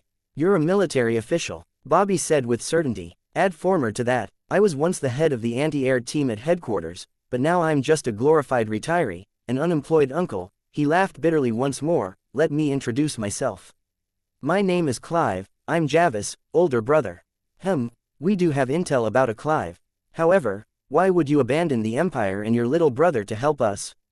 Although Bobby obviously wanted to rope in the other party, she knew how terrifying it was to have someone with ulterior motives hidden beside you. Her eyes were thus filled with vigilance. I naturally intended to be loyal to the country at first. But then I retired, and I used my previous connections to get the Project X plans from Javis. I have to prevent that from happening. Clive's face was filled with sincerity. To meet again, they plan to eliminate ordinary human beings with genetic manipulation, using the Tree of Life to control their minds and turn the whole world into a puppet. This wickedness, it far exceeds even the worst cruelties the ancient empire ever inflicted on its people. There was a look of righteousness on Clive's face. Some of the military who had access to project details couldn't accept it. We formed a secret organization, uniting our forces to resist the decadence that has taken over the imperial family. Clive turned redder and redder as he spoke, his voice growing higher in pitch. Without the protection of the pulse jammer, they probably would have attracted attention. Although she more or less believed the other party, Bobby still sneered as she crossed her arms. It's a pity that your brother doesn't know about this. Hearing that mentioned, Clive turned helpless as his expression filled with sentiment and grief. Javis, he's another one of the reasons I established this rebellion. Take a look at this. He pulled a golden necklace off his neck, the locket attached to it in the shape of an oval shell. A family photo was within. There were 3 boys in the photo, 2 of them looking like Clive and Javis. This is our third brother, Clive said, pointing to a red-haired boy standing at a side. He was the shortest of the lot, wearing a checkered black and white shirt. He seemed to have a shy personality. The 3 of us originally got along greatly. However, once we joined the army, a mistake I made in compassion caused our third brother to become a vegetable. Currently, he doesn't have the ability to think anymore. Clive revealed his secret. His situation is very tricky, with aspects of the soul involved. Even the most advanced technology of the Empire couldn't remedy the situation, and ever since then Javis has hated me. His personality turned more extreme and brutal, and he used that to his advantage to rise quickly as he joined the Special Forces. Not knowing why, Xavier suddenly felt like both Clive and Javis were quite pitiful. What does the death of your brother have to do with your loyalty towards the Empire? Bobby asked acutely, and then she covered her mouth. Could it be because of the X project? No, it's the Tree of Life orchestrated by the Empire. Clive seemed determined in his betrayal as he casually spoke of classified information. The project aims to use magic via rapid shadows as a medium, using immense pressure to directly implant the shadow weave into humans. This will give the royal family control over the thoughts, and even the soul. Ultimately, all humans in the shadow world will be integrated into a hive mind, forming an extraordinary existence. This is why Javis is royal to the Empire. The Tree of Life is the only hope for our brother to recover, the resonance of extraordinary power that comes with the implantation of the shadow weave able to bring him back. On top of that, the Empire promised to hand over some autonomy to the souls of the higher-ups, which is why some of them are still loyal. An empire they control, with no public opinion or resistance to worry about, letting them do whatever they want. To some of them, this is heaven. Clive revealed a mocking smile. You should be entitled to this as well, right? Wouldn't it be great? Once it happens you brothers can live happily together once more, Xavier couldn't help but ask. Clive suddenly hesitated for a moment, then he caressed the pendant in his hand. My only wish is to see my little brother recover. For that, I'm willing to sacrifice everything. However, he certainly wouldn't want to wake up to such a dark world. He breathed out a long sigh. I erred once, but I do not wish to do so again. Are you willing to join hands with us in our fight? Your reasoning is flawed, Bobby said with disdain. However, just as Xavier thought negotiations were about to break down, she continued. However, an undercover agent from the Empire could forge a more flawless background. I believe you for now. Of course, our people have clashed so often before that they currently hate each other. It's impossible for us to act in tandem, at most exchanging information for now. Bobby's analysis was very reasonable. After all, the resentment between the Bloodline Alliance and the Empire wasn't just a matter of a day or two. I agree, Clive nodded after a while. So, this is what I need to know. The Bloodline carriers on the Starry tourist bus, including the old and young, where were they sent? Silver Mountain Research Institute, close to Carolyn. These are the coordinates. Clive sold out the special forces without hesitation. Perhaps he wanted to use this to win Bobby's trust in the first place. It's a training and logistics center for the special forces. They were hit pretty badly recently, so they're most likely collecting fresh blood to train. The chances of survival are very high. A few on our side also have passwords to a few crucial entrances. Xavier's eyes lit up as this was mentioned, and he grabbed Clive's arm. What about my sister? Is Jill inside there? Jill, I'm sorry, I've never heard of this name. Clive politely retreated. However, if your sister is young and was sent to the Imperial capital, it means that her innate talent is extremely high. There's a great chance that she was sent there. That's great. After receiving the news, Xavier resolutely clenched his fist. Jill, Mom, Dad, soon, I'll be there soon, he said in his heart. If you need any more information, just head over to the capital's Golden Purple Flower Road, building 377 there to look for me. The boss is a disabled man, all you have to do is say, "Open tulips," and he'll naturally understand what you mean. Once everything was explained, Clive quickly stowed away his pulse jammer and gradually vanished into the darkness. Bobby and Xavier waited in place for a moment before the communication device on Bobby's collar rang out. The target's left, sister. There's no traces of an ambush in the vicinity. Very well, let that old man leave, he does indeed have some sincerity. Send the rescue team over. Silhouettes that formed a sparse encirclement slowly emerged from the surroundings and made Xavier jump. Earlier on, if Bobby had felt that the other party was lying, would Clive most likely have received a shot in his head? Contact Genius. One of the members immediately half-squatted, revealing a transmitter. Bobby inserted a disk Clive had given her into the device and sent it to Genius. Genius. This is the map of the Silver Mountain Research Institute, along with a few passcodes. Eliminate their firewall, and paralyze their base within half an hour. No problem, I am a genius after all. The youth on the screen looked like a ruffian, and pity and grief surfaced on his face. Damn it, why did you give me all these passwords? I can hack them myself. I thought I had a good opponent, but now it's like I'm using cheats. Scram. Bobby hung up the transmission and turned to look at Xavier. So, what now? This is the Imperial capital, with the most powerful guards in the country. Do you dare to do something big? What's there to be afraid of? Xavier suddenly shouted. In fact, he had indeed felt afraid. However, with his family members trapped inside, he had no choice but to go. When Bobby brought the elites of the Bloodline Alliance to attack the Silver Mountain Research Institute, what she saw was completely unexpected. There was no heavy guard here, instead a base that had been ruined. What happened? Has someone gotten ahead of us? Bobby's face filled with surprise and uncertainty. Other than the Bloodline Alliance, she could not think of another force that had the guts to be so rampant.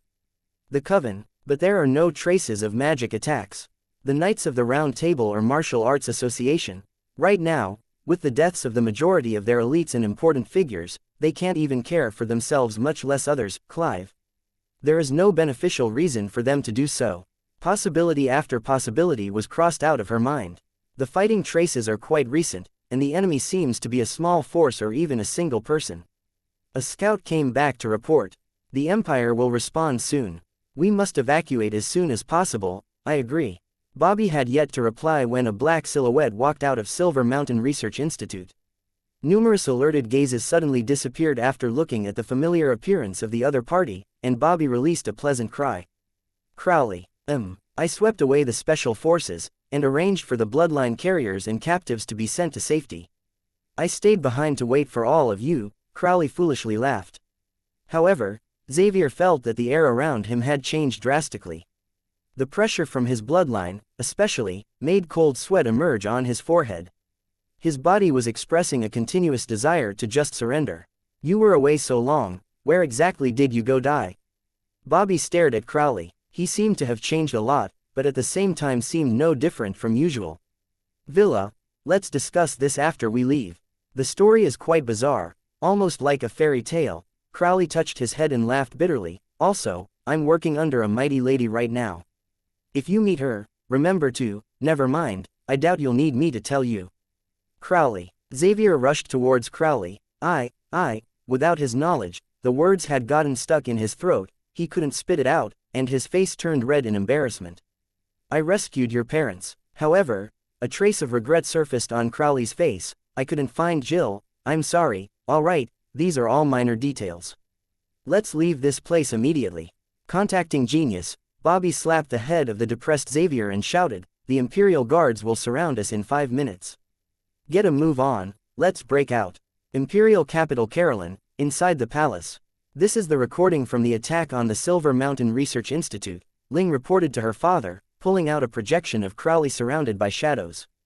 This man named Aragon, the graceful master of the Shadow Empire who had graying hair, was filled with serenity. The Imperial Army's lack of a result or the significant losses encountered by the special forces weren't of much importance to him. Hand these issues over to the garrison and military to handle. Your only goal right now should be the project. Understood. A faint trace of reprimand could be detected from Emperor Aragon's tone. I understand, Ling complied, and she went on to another report. I found another suitable body that resonates with the project. Oh, let me look at it now. Emperor Aragon Emperor's fervent attitude was so frightful that even Ling felt fear. I ordered the special forces to bring her here, and a series of tests revealed that the purity of her soul is extremely high. She can completely withstand the effects of the IRA and the converter.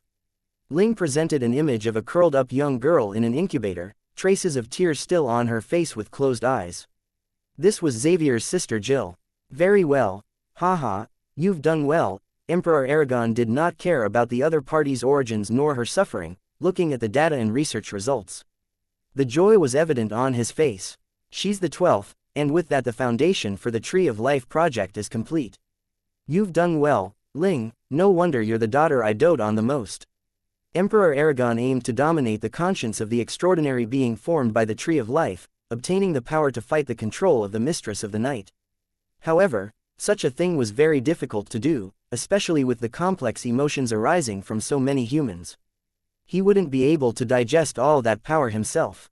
Thus, he had to establish a few transfer nodes to absorb a significant amount of insanity and evil, making the process much easier. Research showed the Empire that the soul refining array required 12 females with extremely pure souls, the kind only present in young children. It would allow them to call upon their strength to purify the evil. As for what happened next, and whether those souls could withstand the tremendous pressure or dissipate under the load, Aragon had no need to consider it. After all, these young ladies should actually be excited to sacrifice their lives for such a significant cause. It took a while for the Emperor to subdue his excitement. However, the first sentence he spoke afterwards shocked everyone. Find a chance to make a report to that fellow. The Empire's preparations are complete. We're finally about to begin. Ling looked at the Emperor's face. Although he seemed tranquil on the surface, the flames in his eyes could not be concealed. The prophet's eyes and the mermaid's scales ensured that Aragon had no need to hide anything anyway. He managed to hide his emotions from the outside world, and not even the Empress or his other daughters could realize that anything was unusual. This was a fundamental requirement for one to become an emperor. Why bring me here? Xavier asked Crowley, looking in puzzlement at the man. Ever since he came back, this man in front of him had been acting quite strangely. The atmosphere around him had become more daunting, yes, but it also seemed like he'd acquired another master. Bobby had ended up bringing him out of the base to confront him directly. Sigh. Crowley scratched his head, smiling bitterly. Some things you only believe if you can see them. Rest assured that I won't harm you. In fact, if we manage to get that person's assistance, the chances that we'll be able to save Jill will grow tremendously. Are you serious? Xavier's face filled up with disbelief. I'm your bloodline ancestor, and have lived for longer than 500 years. I will not harm you. With this issue being brought up, Xavier could do not but roll his eyes in secret. Crowley soon brought Xavier to the entrance of a red villa at the outskirts of the imperial capital. This is an estate I purchased during my travels. It's written to the accounts of a housekeeper and my progeny, so it's very safe. Crowley's voice contained a prideful tone. My master, the great lady I serve with all my heart, is currently within. I feel something abnormal. Xavier felt like his legs had gone soft, and he tried to leave. The blood in his body suddenly ran rampant, causing his eyes to turn scarlet. A few fine scales emerged on his face and the back of his hands. Bloodline resonance. He spat out with an expression of stone, his speech like the hissing of a snake. The red villa in his line of sight had turned into a blood-red whirlpool, attracting him to no end. His free will fought back without break, but his resistance was growing weaker. He almost entirely gave up. All right, Alsnake, stop oppressing your juniors the first time you meet them. You did the same thing when I first met you. Just as Xavier couldn't hold on any longer, a voice broke the pressure on him. The villa returned to normal in his eyes, as if what he'd just experienced was but an illusion. Wait, I know this voice. Xavier turned his head, only to see a cloaked Leylin wielding a black staff. Lay, why are you here? He'd had a deep impression of this man who'd displayed astonishing ability during the greater proficiency test. Hello, long time no see, gentlemen. Leylin laughed as he avoided Xavier's question. Wait, he is very suspicious. Unlike Xavier, Crowley was deeply vigilant against Leylin. However, this attitude flipped completely as he heard something, and he turned humble as he continued, Welcome, mighty existence. Mistress Snake Dowager is waiting for you inside, all right. Leylin did not exhibit any courtesy, immediately treating Crowley like a servant as he passed his hat and staff to the man. Following Crowley's lead, he arrived at where the Snake Dowager was. Your Majesty. The Snake Dowager nodded her head, and Crowley automatically moved to her side like a proper servant. Everything about her was so alluring, allowing her to become the center of attention regardless of where she was. This, Xavier's eyes were wide open and bloodshot. His heart was beating so rapidly blood was leaking from his pores. This feeling, why, that is the Snake Dowager. She's the origin of your bloodline, so you'll enter such a state whenever you meet her. The only way out is to become a being of laws, breaking away from her control completely, Leylin explained with a smile. Are you trying to play tricks on me right now? The Snake Dowager threw Leylin a glance. Still, even when she flared up she contained amazing charm. Crowley turned away immediately, as if he knew that he'd make a fool of himself if he continued looking. All right, Crowley, take my descendant downstairs, I'm aware of why you're here. I have something more important to discuss with Lord Leylin right now, the Snake Dowager ordered. To Crowley and Xavier, the instructions from their origin of bloodline held the utmost importance. They would follow through even if it cost them their lives. Crowley saluted to the Snake Dowager and Leylin, supporting Xavier as they moved out. Leylin and the Snake Dowager were left alone in the place. This is the first time out real bodies met in the shadow world, no. If the Mistress of the Night discovers this is probably a great chance for her to solve everything in one go, Leylin had a joking smile on his face. However, just after he spoke those words he showed a startled look, and seemed to fall into thought. Every action performed by a being of law had a far-reaching impact on the world. Even the words they spoke would be prophetic. Of course, the possibility that these prophecies came true hinged on many other factors as well, especially considering similarly powerful beings. Her hold over the shadow world is quite weak right now. It allowed me to do quite some things. The Snake Dowager blinked her watery pupils, and her gaze seemed to ripple with endless flirtation. I followed the plan as well. The Coven of Witches, Martial Arts Association, and the Knights of the Round Table have been suppressed, and at the same time I leaked some inside news to them. They should be rushing towards the capital right now, although I don't know how much use they'll be. Taking the initiative, the Snake Dowager was exceedingly protective of her descendants in the shadow world.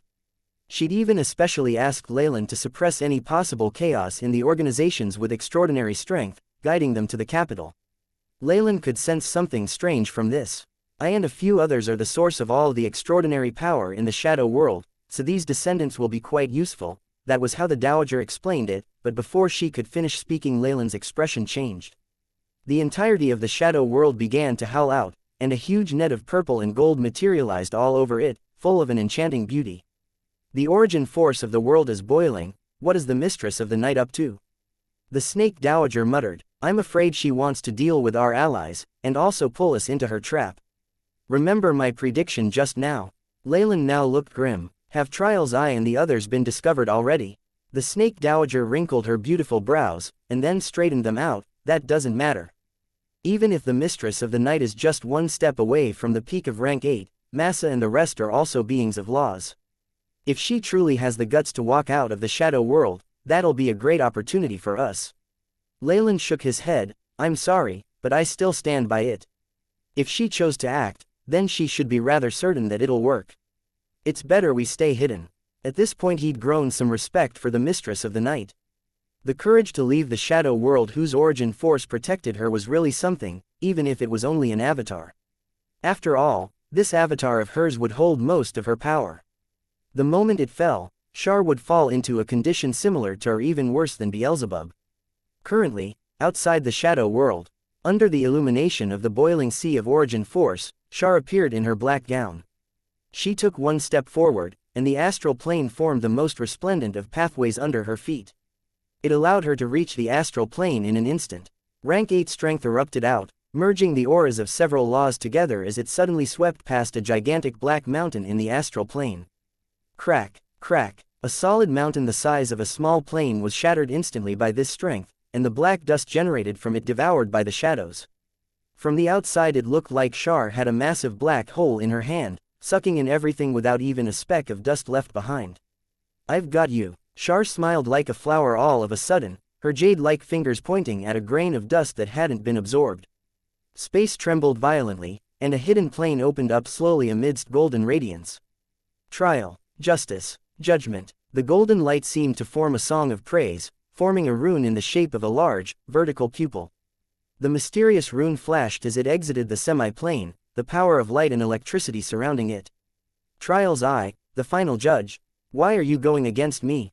Shar's own body seemed to grow in the face of this giant eye that seemed to span the entire astral plane. She was eventually a head taller than the eye, bringing with her the pressure of an entire world. "I guard contracts and enforce rules." Trial's eye used its own actions to answer, boundless golden light forming a holy lance that flickered with the laws of trial and justice. "What a pity, I would have wanted someone like you to work with me." Shar's expression showed the pity she felt as a large green web appeared in her hands to meet the lance. This was a weave she'd constructed personally. It could not compare to Mistra's weave or the shadow weave, but it was already enough to restrain Trial's eye. Threads of shadow twined around the golden runes, corroding into them. Evidently, Shar was more powerful than the Trial's eye in terms of sheer might. While both of them were rank 8s, Shar was close to the peak. Crack, crack. The golden lance was melted away by the web, but the eye betrayed no emotions. Light of judgment. A thin white streak flew out of the center of the eye, pushing space apart in the astral plane as it imperiled the planes and small worlds around them. This was the power of judgment, the Trial's eye's core law. In the face of such an attack, Shar had no choice but to get serious. Terrifying energy storms were formed in her surroundings, sweeping through the skies. A tremendous vortex absorbed the light. From a distance this golden luster was like a huge dragon, surging forward in the horrifying sea of shadow force. "Hee, stupid woman, you've actually left the shadow world," a voice suddenly sounded deep in Shar's mind, and an image of an old man wearing luxurious clothing appeared before her eyes. "A spiritual attack? No, it's one on my true soul itself." Shar bit at her lips, and a layer of shadows quickly enveloped her. "It's no use, I am a spirit grandmaster. No material power can hinder my soul energy." Yuri began to chuckle madly. "So this is the soul energy of a spirit-sucking monster, a brain-seizing devil." Shar bit at her lips. All of a sudden, a smile full of confidence emerged on her face. "I got another one. Stop trying to conceal it. I can see the terror and weakness hidden in the shadows of your mind." Yuri continued to attack her with all his might. The soul energy dispersed in her body, and Shar found that her control of her own body gradually weakened, as if there were two wills trying to gain control of her body. "How foolish. Did you think you can truly see my mind? Get out here." Shar yelled out, and terrifying soul force spread through the area like a giant invisible web going taut. Whoosh! A streak of black lightning appeared in the sky, striking down to reveal an old man in imperial robes. "Show your true face." Exceedingly powerful shadow force was transformed by Shar's hand, the effects of divinity and magic combined within. It undulated power, at least as strong as a rank 7 spell. The boundless shadow force turned into a black sickle that slashed at the back of Yuri's neck. Schlick. The blade cut through silently, and the black lines it caused immediately moved out into the slice through the world. Yuri's body melted away, and the luxurious imperial robes immediately fell and turned into a pile of ashes. The body that was like molten wax regathered to form a new figure, that of a terrifying spirit-sucking master with tens of thousands of heads. Numerous tendrils hung down from these heads, making it like a willow that was even larger than a plane. However, at this point, 100 of its heads had all exploded at the same time, causing smelly yellow pus to flow out. Evidently, Shar's attack had injured its main body badly. "I judge you." The light of judgment broke out of the vortex during Shar's exchange with Yuri, arriving before the former goddess. A luster that could melt worlds away was blocked by the black clothing, but Shar's right glove turned to powder as a look of pain emerged on her face. One could not help but pity her. She was outside the shadow world, no longer supported by its origin force. She was strong enough to have the upper hand against a single rank 8 existence, but fighting 2 would be difficult. As for 3, unless she was a peak rank 8 or had a specific advantage that targeted the enemy's weak points, that would be impossible. A bundle of darkness slowly squirmed until it was underneath Char, abruptly opening its mouth wide open. Kiki, I like the shadow force on you very much. Massa's voice sounded out, making her move upon Char once she noticed the former goddess was injured. However, there was a tone of greed and violence to her voice this time, completely different from the bashful lady that Leylin had met. It was like Snow White becoming an old witch. Massa came from the dark world, and she was enamored by the law of shadows. Her understanding of the law of darkness gave her a natural advantage over Char. 3 rank 8 existences were surrounding Char in a triangle. The situation seemed to be a complete deadlock. Whatever it is, this isn't the shadow world anymore. You're alone, and there's no way you can contend with the 3 of us. Yuri's 9,000 or so heads emitted powerful spirit undulations. Let us all attack. I want this woman's main body's brain. Inform Alsnake, have her rush over with Leylin. That's the most dependable method. Trial's eye shook, separating a tiny golden eye from itself that suddenly dropped into the shadow world. Within a red villa, the Snake Dowager and Leylin were standing on the balcony. Their expressions changed as they saw a golden meteor fall to the ground. The aura of the jar imprint. So it can be used this way too, Leylin nodded, finding that he had learned something new. The golden light split in 2, entering the eyes of the Snake Dowager and Leylin, allowing them to know the events of the astral plane as if they'd experienced it themselves. Seems like there's a great chance of them winning, now that Char has given up the reinforcements from the shadow world. What do you think? Leylin glanced at the Snake Dowager with a half smile. I actually have the same thoughts as you do. Char isn't someone so easy to deal with, so she must have some plot.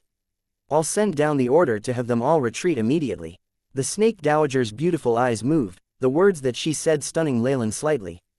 There's no use. Massa needs the shadow laws to make up for her own darkness. Yuri is also very envious.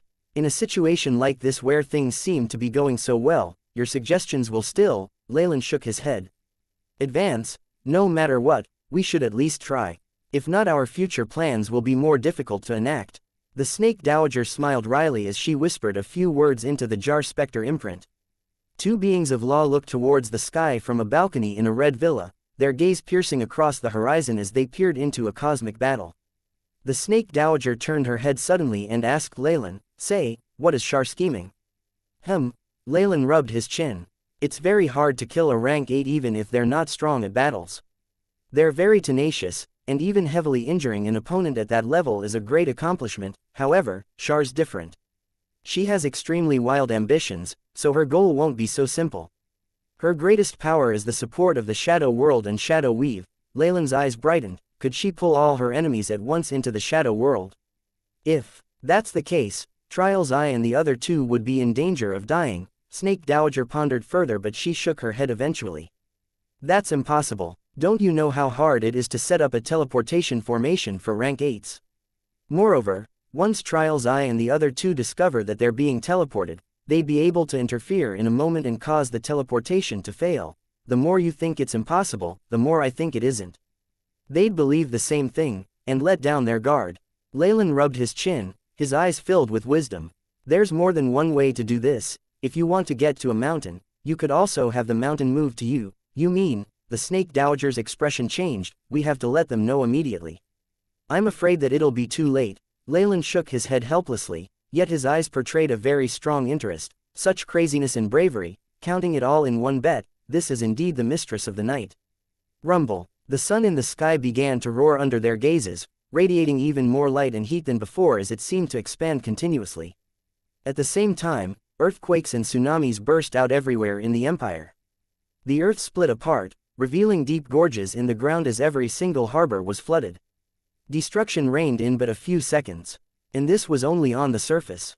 Someone gazing upon the shadow world from the astral plane would see it come alive, as if breathing with life. Alsnake asked us to leave immediately.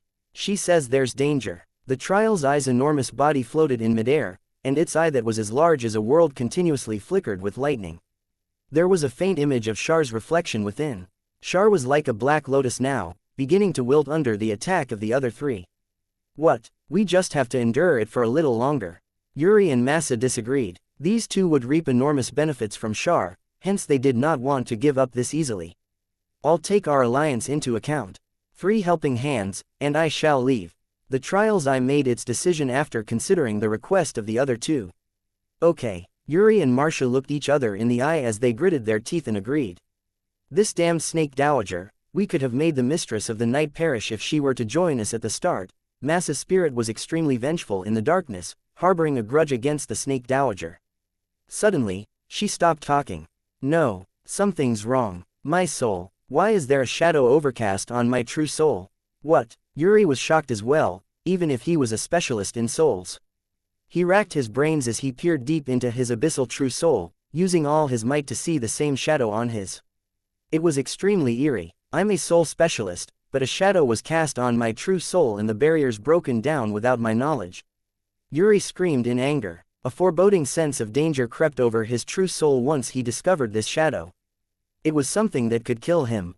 Not good, let's leave. Only now did they agree to the snake dowager's suggestion to leave. Lacking. Very lacking. As beings of laws, your ability at detection and usage of laws is extremely inferior to that Magus and Alsnake. They would never be confused by my soul shadow. Also, don't you think it's too late to leave?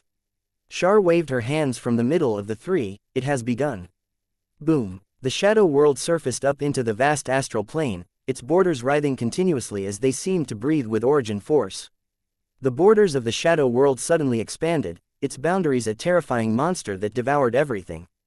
The parts of the astral plane around it, the spatial storms, rifts, meteors, and even small planes were all devoured. How powerful was the shadow world? It was the strongest world in the astral plane apart from the Magus world and the world of gods. As the monstrous borders began to expand, the dimensions beside it were annihilated. It had already grown half a fold, and these existences of laws had undoubtedly come within its bounds already.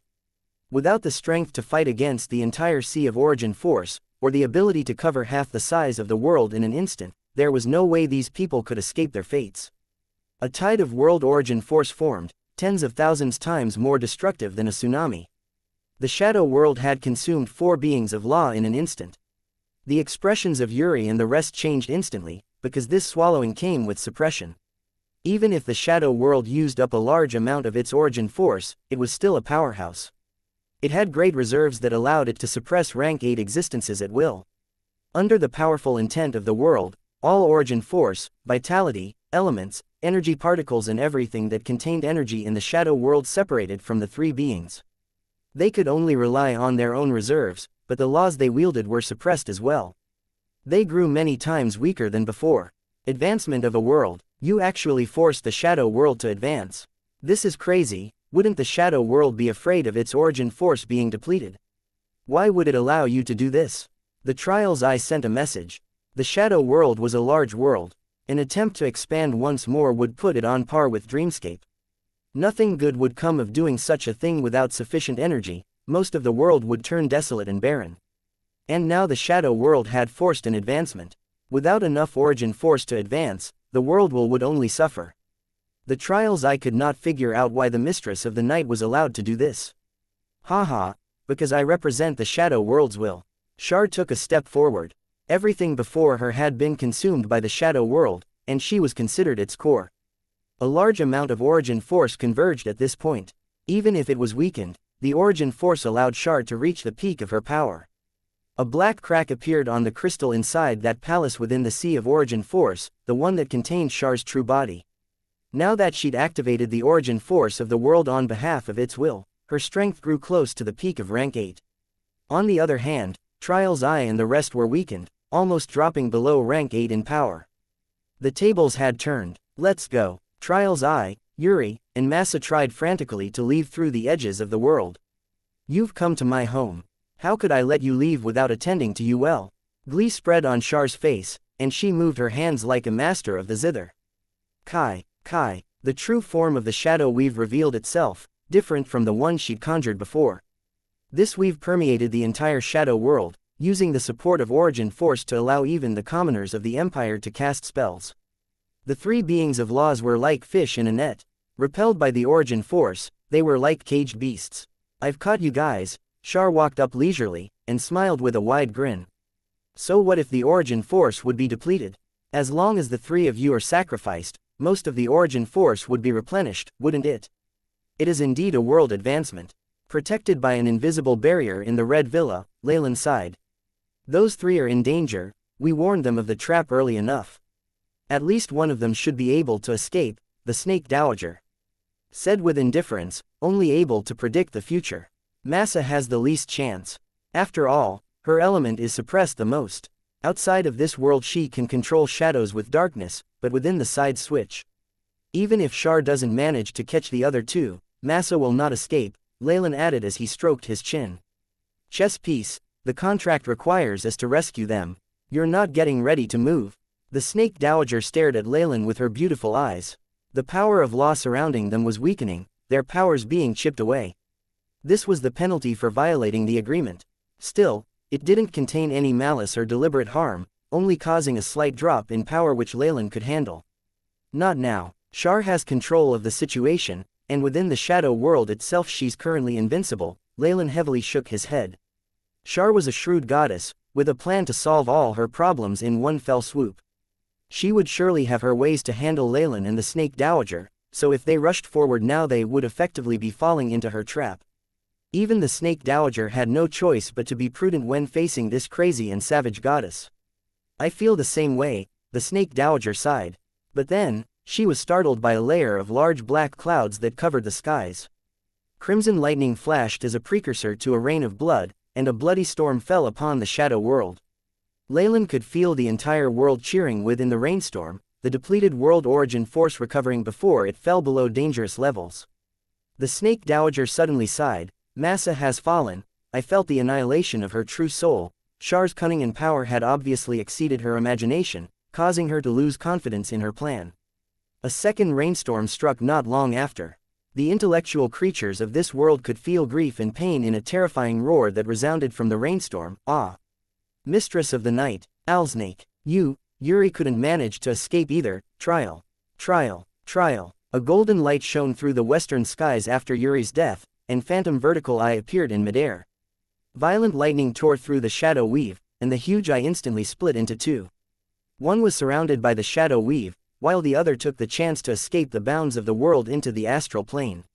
The Trial's eye managed to escape, but with serious injury. Leylin sighed. Two fell, and one escaped with heavy injuries. 3 existences of law lost their power in a split second. Such effort and scheming is truly worthy of the Mistress of the Night. Crack. The imprint of a jar shattered in the Snake Dowager's hands. She furrowed her brows as she told Leylin, I just received news from the Trial's eye. It plans to return to the Purgatory world, and won't be coming back. Seems like it suffered heavy injuries. Leylin nodded, fear lingering within him. The Trial's eye had been quite unlucky this time round. Of course, compared to the other two who fell, it could be considered lucky. However, with a lack of preparation to advance the world itself, this would be suicidal behavior on the part of the world will. We can conclude that Shar has more than 50% control over the world. The Snake Dowager nodded imposingly at Leylin's conclusion. The advancement of a world was no joking matter. Even if it expanded in size, the current shadow world would face great danger if it tried to advance without accumulating enough origin force or making progress in its civilization. The cities that had originally been brimming with elemental power were affected by the advancement, dropping in energy concentration. A chain reaction was triggered, but its effects were yet to show themselves. Leylin believed this move would render half of the original shadow world barren, and the soil would lose its fertility. Without sufficient food, the humans would suffer heavy casualties. With the reducing number of intelligent creatures and the death of the flora, the world would weaken. It would have to suffer the consequences of all this damage, so it was effectively committing suicide. An independent world would never do such a thing. This made it clear that the majority of the world will was now under Shar's control. Leylin faintly felt like this was only a half advancement, merely an expansion of size. The energy it required for this was much smaller, so the situation could be stabilized, albeit barely, with a few existences of law as sacrifices. Within the imperial palace, Princess Ling rushed to Emperor Aragon's side. Father. Yes. What happened? Rest assured, I can handle the news. Emperor Aragon ordered impatiently. Yes. Ling glanced secretly at the emperor, taking a deep breath before reporting the bad news. the data says this is a level 9 earthquake. Half the capital has already fallen into ruin. We don't have data about the other cities yet, but the situation there isn't looking good either. We've lost contact with several coastal cities that have experienced both earthquakes and tsunamis. Estimates say more than 10 billion citizens were affected, and the damage extends throughout the empire. It poses a fatal blow to our economy, and experts are saying that the famine and plagues that will follow are going to exhaust our food reserves. In the worst-case scenario, Ling couldn't continue speaking, but her trembling voice already made everything clear. This disaster was enough to destroy the whole empire. Haha. Emperor Aragon instead calmed down after hearing the news, his laughter like that of an injured wolf. Great master, are you prepared to abandon us? Aragon's bleak expression ultimately turned into madness. Ling, don't you think it's best chance now? No matter how hard we try to remedy the situation, the whole empire won't be able to avoid the fate of destruction. We might as well do it ourselves. Ling silently pondered over the matter. Indeed, what her father said made sense. This terrifying disaster would be the root cause of the empire's destruction anyway, but if the Tree of Life project was initiated, the entire empire could grow immortal and wipe out the rebel existences. Moreover, that voice at the end, you heard it as well, didn't you? Emperor Aragon's eyes sparkled. The Owlsnake has returned alongside an unknown existence. This follows the prophecy left behind in the Book of Salvation by Ari. That indeed is an astonishing power. If it weren't because of the disaster, I'm afraid that we would have questioned its existence. Ling couldn't help but think back to the voice that rang out in the hearts of all intelligent creatures, as well as that unresigned roar. Especially the name of Owlsnake, it was exactly the same as in Ari's prophecy. With the arrival of our mistress of ancient times, the flames of rebellion will rise, Emperor Aragon mumbled. He then waved suddenly. Ling, go out and reveal the second half of the Book of Salvation to the rebel soldiers. What do you intend to do? Ling hesitated. The existence of a rebel organization was no secret in the army. Release the news to the rebel organization. We need them to attract the attention of the ancient master and restrict her. We might earn enough time to complete the alternate Tree of Life. Aragon's eyes flashed with cunning. To scheme against multiple existences of law at the same time was like dancing on sharp knives. I shall obey. Ling left after a moment's hesitation. Outside the secret chamber, she moved to a high platform where she could see the entire capital in a mess. Even with the protection of advanced technology and the shadow weave, half the city had been destroyed. More than 10 million people were wandering the streets aimlessly and crying. It had a serious impact on social security. Even though the Empire's special disaster relief team backed by its wealth could appease millions, the scale of the disaster greatly exceeded even their limits. Alas, is such a beautiful and glorious empire in its twilight. What awaits us at the end of this path, total darkness or the light of dawn? A single tear dripped down her face. Nighttime. Leylin and Owlsnake were seated in a hall, enjoying a candlelight dinner as Crowley waited on them from the side with humility and respect. Mistress. Crowley had received some news from the Bloodline Alliance. People from the Bloodline Alliance have contacted me hoping to receive your guidance. Did they know of our existence? Leylin wiped his lips with a white napkin. He felt like the technological advancement of the shadow world had spilled over into their culinary skills. Yes, Bobby's saying a member of the rebel soldiers gave her a part of the Book of Salvation that details Mistress's existence. The prophecy says you are the one true savior. Crowley said with excitement. Blind Ari. The snake dowager gently closed her eyes, seemingly trying to sense something familiar yet strange. This prophetic power, is she a reincarnation of the prophet Kale? So, what do you plan to do? Leylin laughed. Their dinner done, Xavier tidied up the table and placed a chessboard on it. He was dressed like a waiter. What do you think? The snake dowager gazed at Leylin. We're currently the king and queen. Leylin pointed to the core of the board, the most important cards. We shouldn't throw that away so easily, instead sending some pawns first to test the waters. Having said that, he picked up a pawn and moved it one step forward. Motion, indeed. The snake dowager looked at the board and nodded before she turned towards Crowley. You are henceforth my representative, able to command all rebel forces. Dark red bloodline force formed a serpentine black eye that surrounded Crowley, causing his strength to rise several degrees once more. Yes, mistress. Your will is my command. Crowley knelt down. You go follow him, Leylin told the slightly fervent Xavier. Really? Thank you, master. Xavier hurriedly responded. The unbearable pressure had made him subservient somewhere along the line, especially now that he was in the presence of two of these terrifying existences. You served us well, so here's a tidbit of information. Your sister is currently inside the palace as well. Try harder, kid. Xavier hadn't left yet, and this news caused his body to tremble as he picked up his pace. Once the two of them left, a strange atmosphere enveloped the surroundings of the villa. What do you think of their chances of success? The snake dowager broke the silence. She stretched her body, causing Leylin to smell a unique scent that caused his heart to skip a beat. Leylin opened his mouth after a moment of silence. Project X has been in progress for so many years, and a big portion of the natural world has been taken over. The Shadow Weave's influence has also permeated the whole world. Our opponent can choose to act at any time. Instead of leaving the button in the hands of the Mistress of the Night, why not have the subordinates detonate the bomb in advance? Isn't now the best opportunity? It was impossible for the Mistress of the Night to have taken care of 3 existences of laws without paying a certain price. The opponent would definitely be weakened, so the chances of their success were much higher.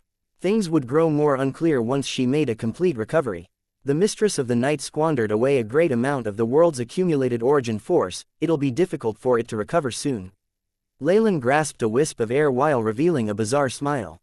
The advancement of the Shadow World this time had failed. Its reserves of origin force were insufficient, and the civilization itself wasn't prepared either. Shar naturally understood this, so instead of causing it to advance, she'd had the place expand. The world origin force had yet to condense, and there were numerous other missing factors as well. Because of all this, the Shadow World had been weakened by nothing. The sacrifices of Massa and Yuri only allowed it to recover slightly. However, if Shar had enough time on hand, she could lead the Shadow World to recovery, causing it to burgeon with origin force. At that time, the Mistress of the Night would not be so easy to handle. The Blood Nest had changed greatly by the time Crowley and Xavier arrived at the capital. Although the earthquakes hadn't caused much damage to their core base, a large number of strangers had gathered in the basement's inner conference hall.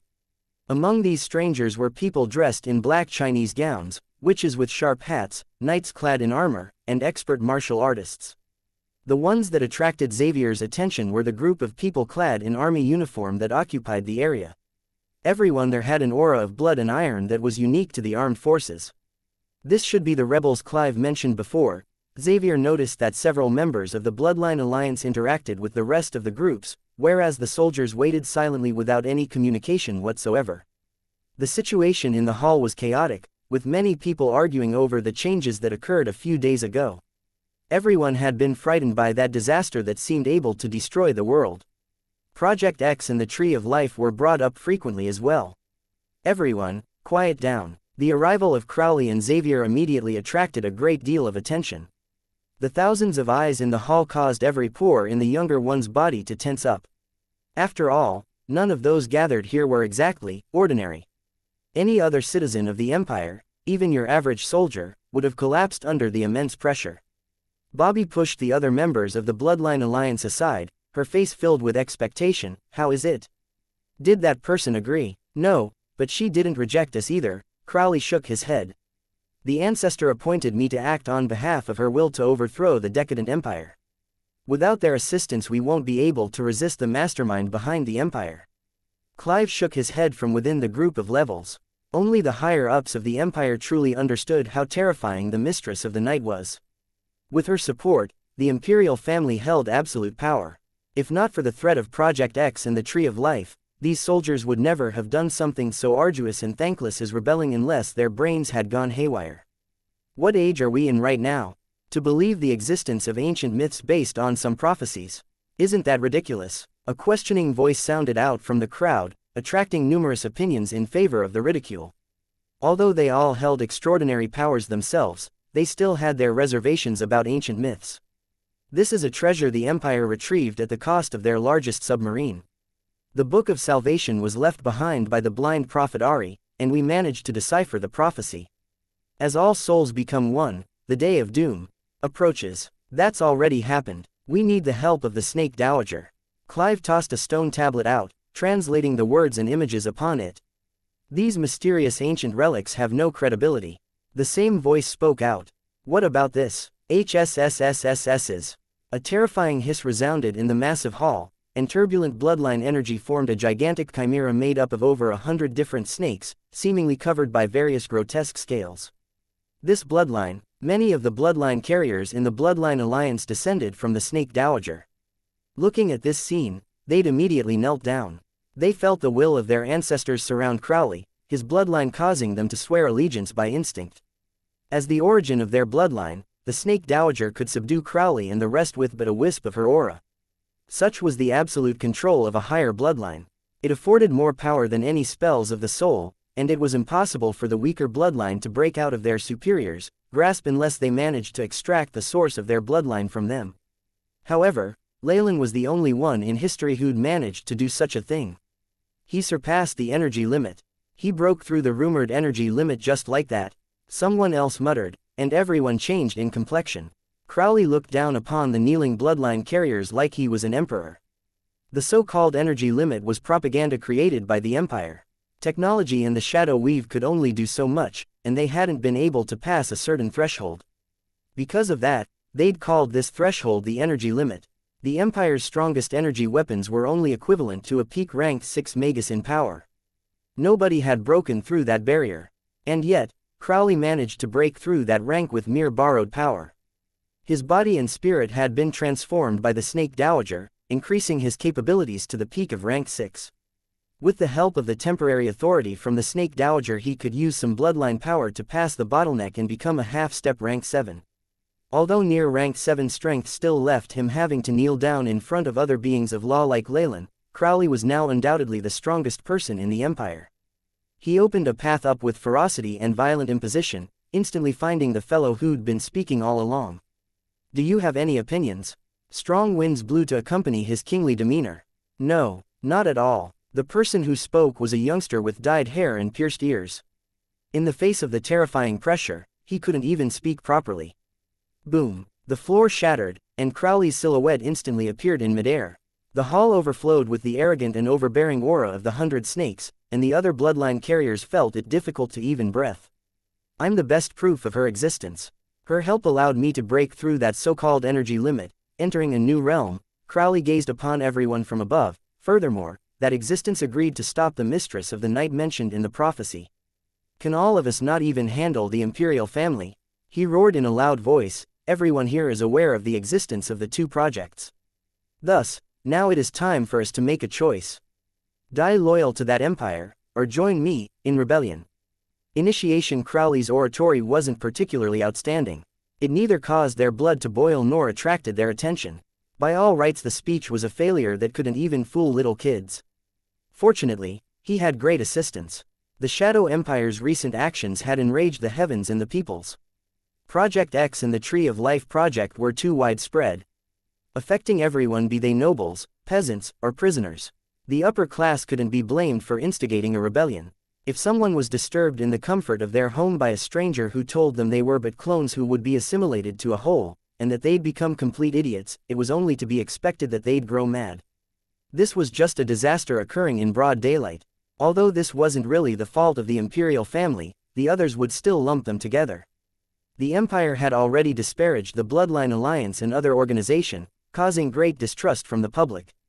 Now it seemed like they were psychopaths plotting to bring about the end of the world. This situation endangered ordinary citizens and government officials alike. Rebel funding grew greatly, developing further.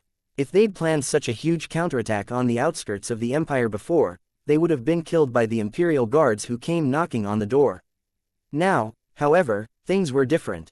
The refugees who's jumped ship felt bitter as well. They had to support the rebel groups with all they had. What would assisting the Empire achieve? Good politicians would never believe that the Empire would leave their souls free after assimilating them into the whole. As a result, it could be said that the Empire had given birth to the rebel army. Down with the Empire. Overthrow the Empire. Under the pressure of death, the heads of several major organizations had quickly reached a consensus. Excellent. Seeing the many faces flushed with righteous indignation, a smile bloomed on Crowley's face. He pressed a button, and a map was projected behind him. This is the Imperial capital. Unlike before, the city was now devastated. The surrounding regions had been thrown into disarray as well. We only have one target this time, the Imperial Palace. We have to thoroughly destroy the core of all evil. Crowley vehemently clenched his fist. There are at least 300,000 troops surrounding the capital on normal occasions, not to mention the police and the special forces. We'd never be afforded such an opportunity in that case. However, General Clive, I will only say two things. The gray-haired Clive was filled with bloodlust, and like a true military man he didn't mince his words. Firstly, the horrific disaster hurt the army greatly. Many soldiers are still participating in the relief efforts, and their information network has been broken up.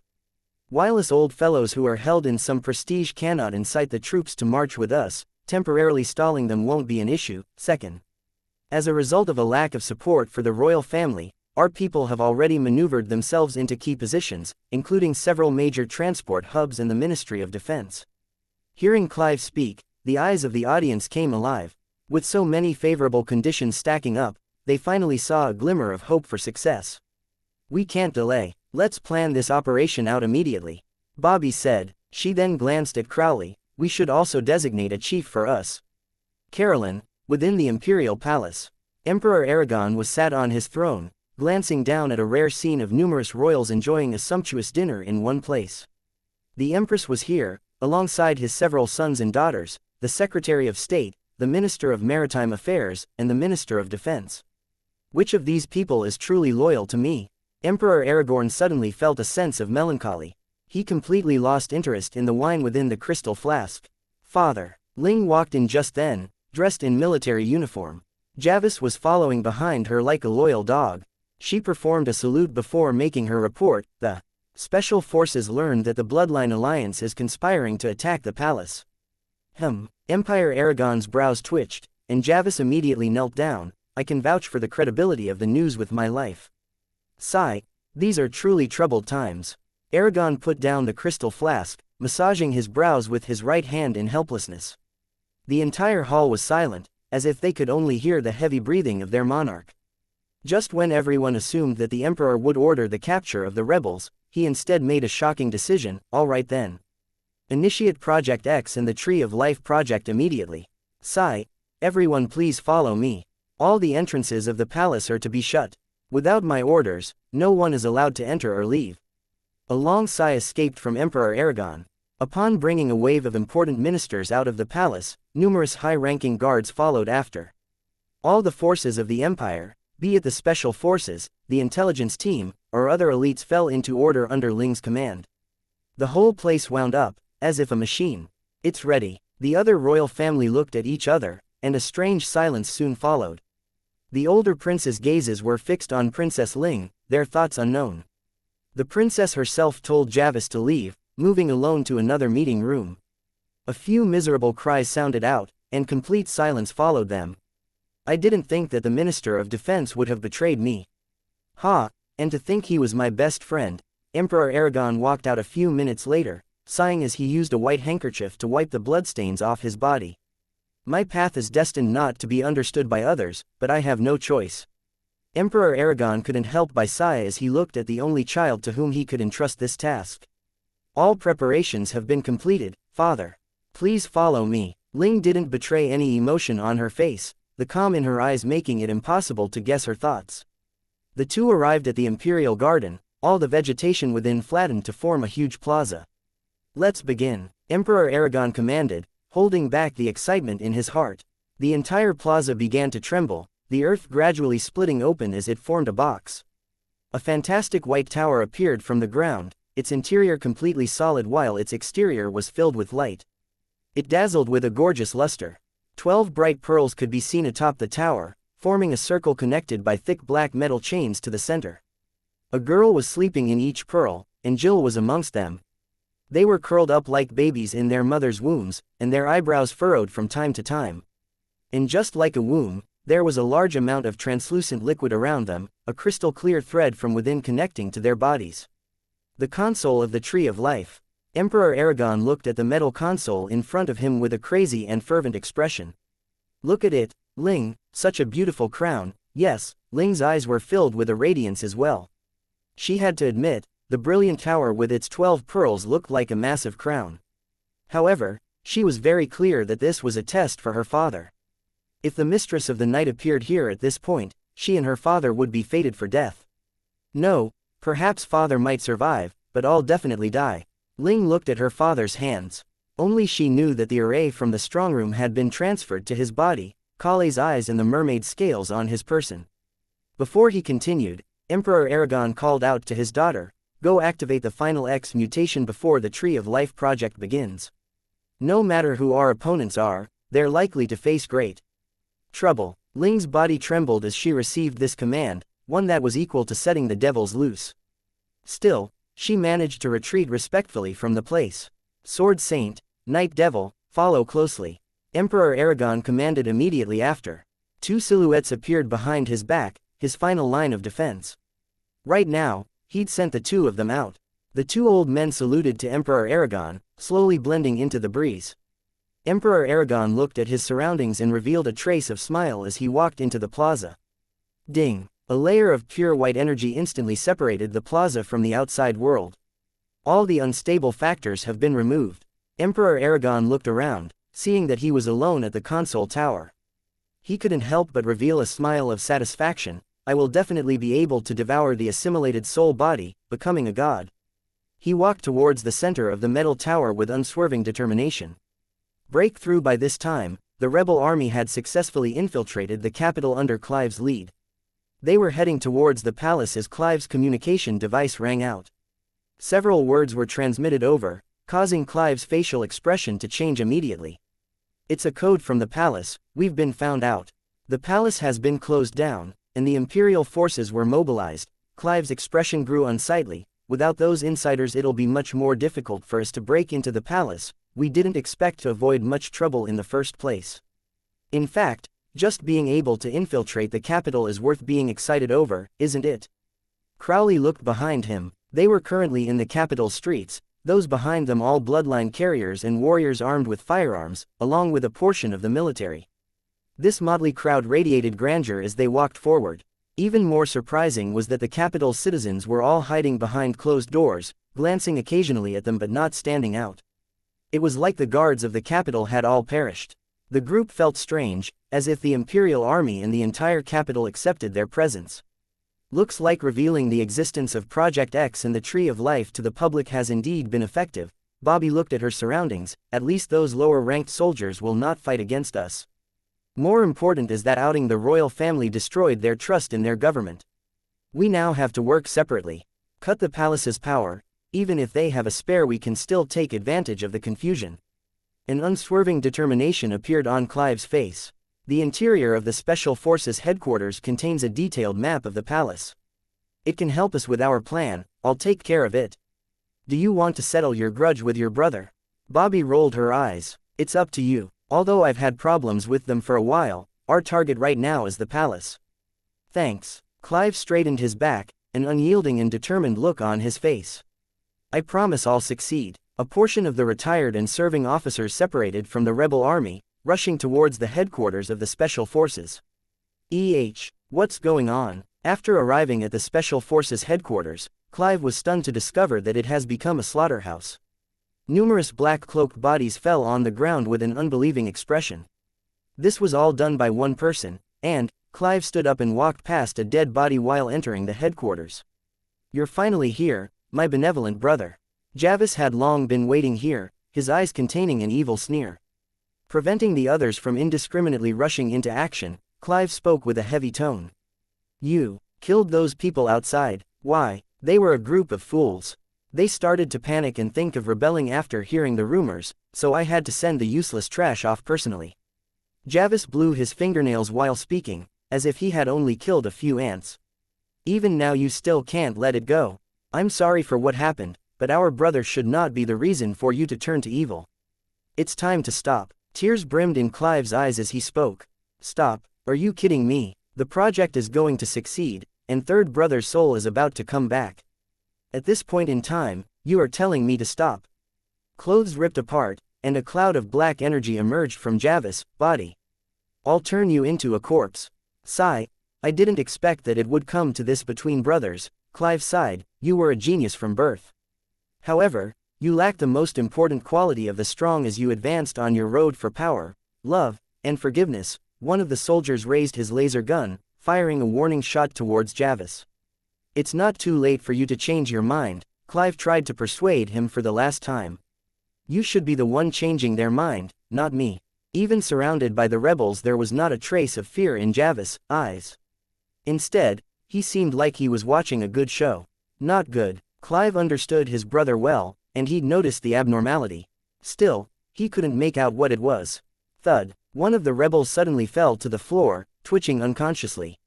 What's wrong? Clive's astonishing eyesight allowed him to instantly notice a layer of dark green spreading on the surface of the soldier's neck. Thud. Thud. The condition seemed to spread, numerous rebels starting to fall one by one. The rest were left staring at each other. The X gene mutated. Have they begun to act? Javis seized this moment's opportunity to attack. Shadow wind. Whoosh. A violent tornado suddenly blew everyone away.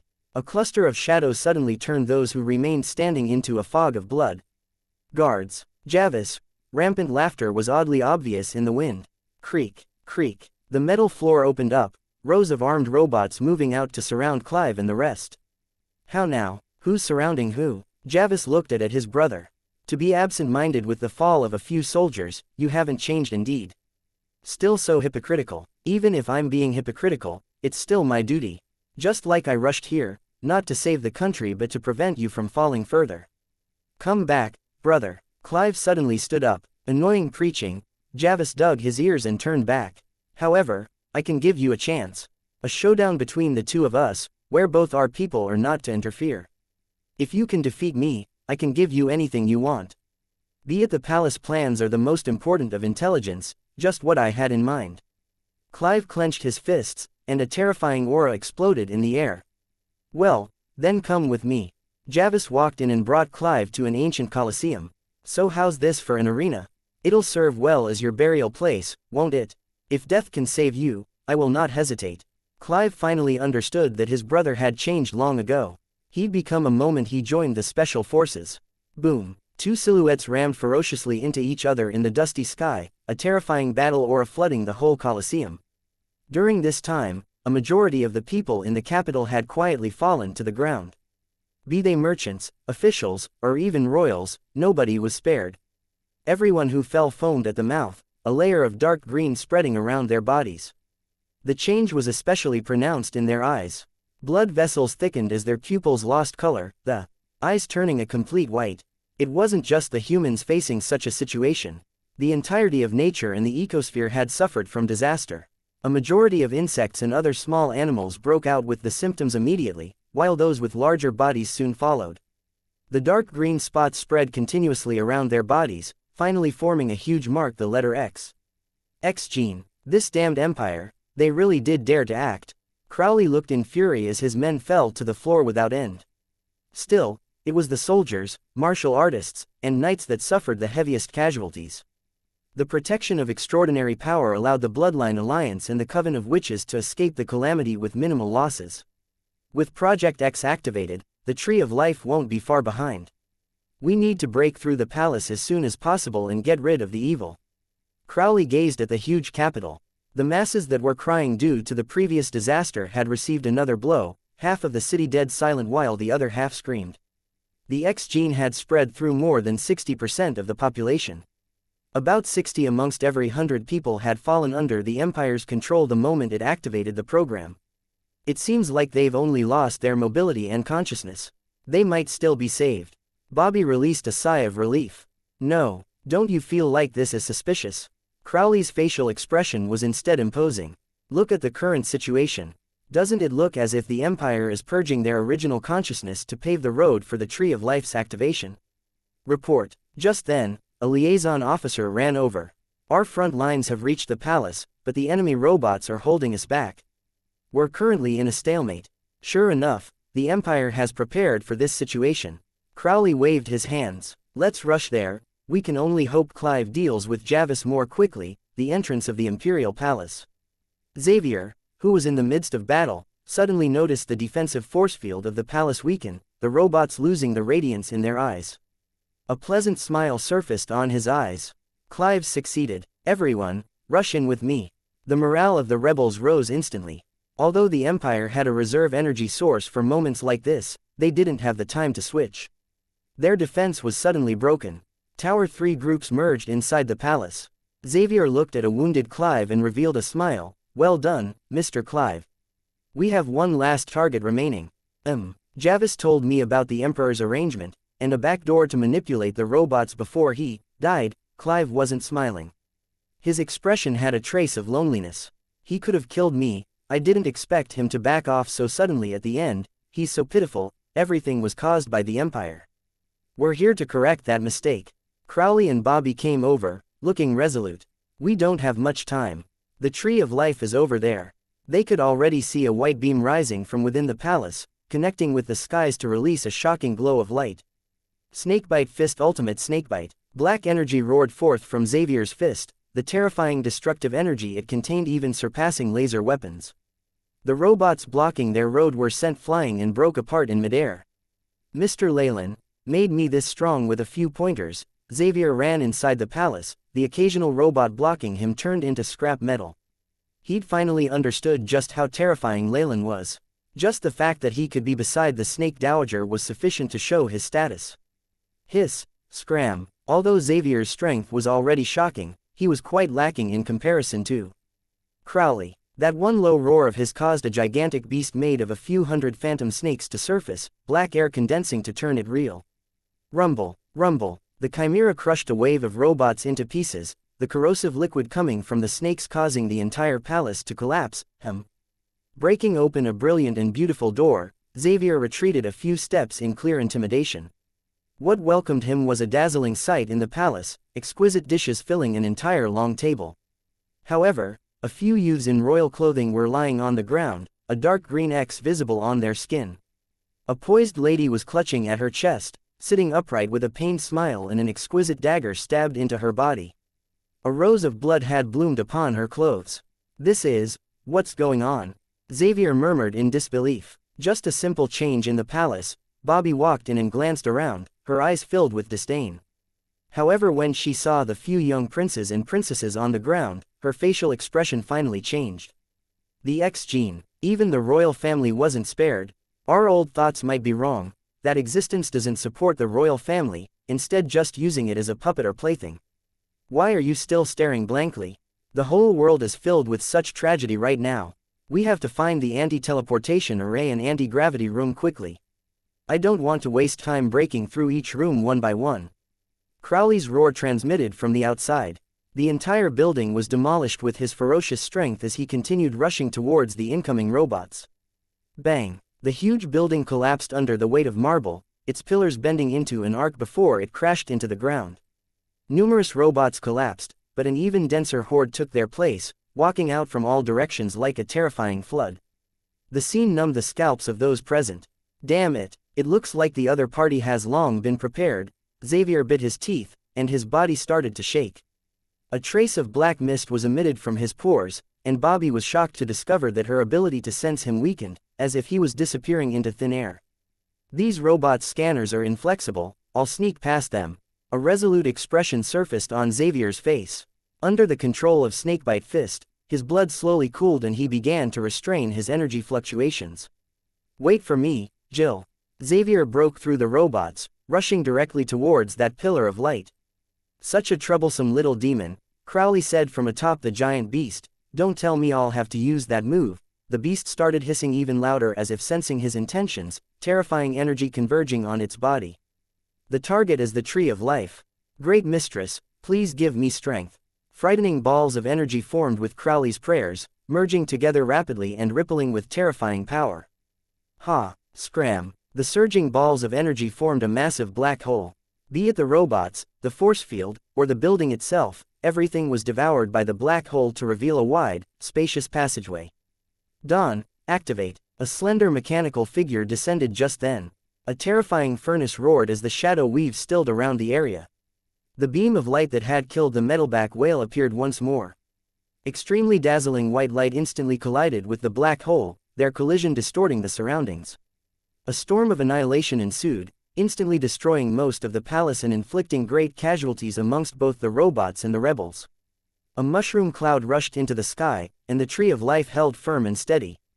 A strange mechanical armor stood in front of Crowley, forming its last line of defense. The armor was smooth yet slender, its back attached to a skeletal wing and a hooked tail. It looked like an angel revealing its dark side. Scram, or you'll end up dead. An increasingly murderous look appeared in Crowley's eyes. Regardless of who it was, being interrupted in the moment before success in life would cause one to fly into a rage. I'm sorry, I can't that. A female voice was transmitted from the glowing armor. Ling was staring at the screen from within the control room, the man standing on the gigantic beast drawing all her attention. An attack surpassing the Empire's energy limit. If I hadn't taken Dawn from the submarine, I'm afraid I wouldn't have been able to block that attack. Ling's face revealed a bitter smile. Dawn is the pinnacle of the Empire's technology, built to the limit of our energy. It's our last trump card, our final defense. Ling turned and looked at the direction of the Imperial Garden. Father, this is all I can do for you. Attack, kill them all and get rid of the Empire. Crowley did not stop just because the other party was a girl.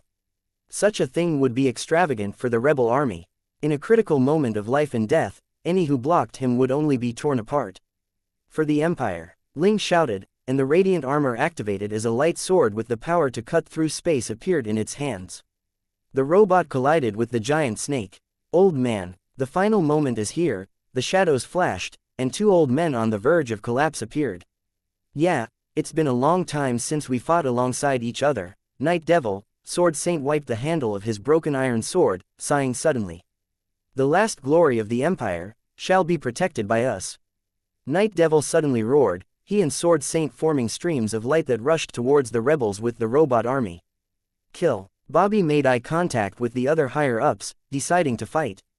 Both sides were fighting for their goals and beliefs. There was no possibility of turning back. Outside the Imperial Garden, the rebel army and last resistance of the Empire collided. The overflowing energy scattered and caused a terrifying fluctuation. Emperor. To govern everything. God. Emperor Aragon's eyes were filled with eagerness as he stepped onto the central metal platform. A flash of light verified him as he moved towards the top of the Tree of Life, towards its crown. The surroundings of the platform were absolutely empty, with but an isolated metal seat present. The resistance of hundreds of generations, thousands of years of unwillingness. Dear ancestors, please bless and protect me. A trace of resoluteness appeared on Emperor Aragon's face, and he took a box out of his bosom. Inside was a pair of shriveled eyes and some mermaid scales. Bring it on. Madness flashed in Aragon's eyes as he directly swallowed these items. I am the world. Immediately after, a horrifying change emerged on his body.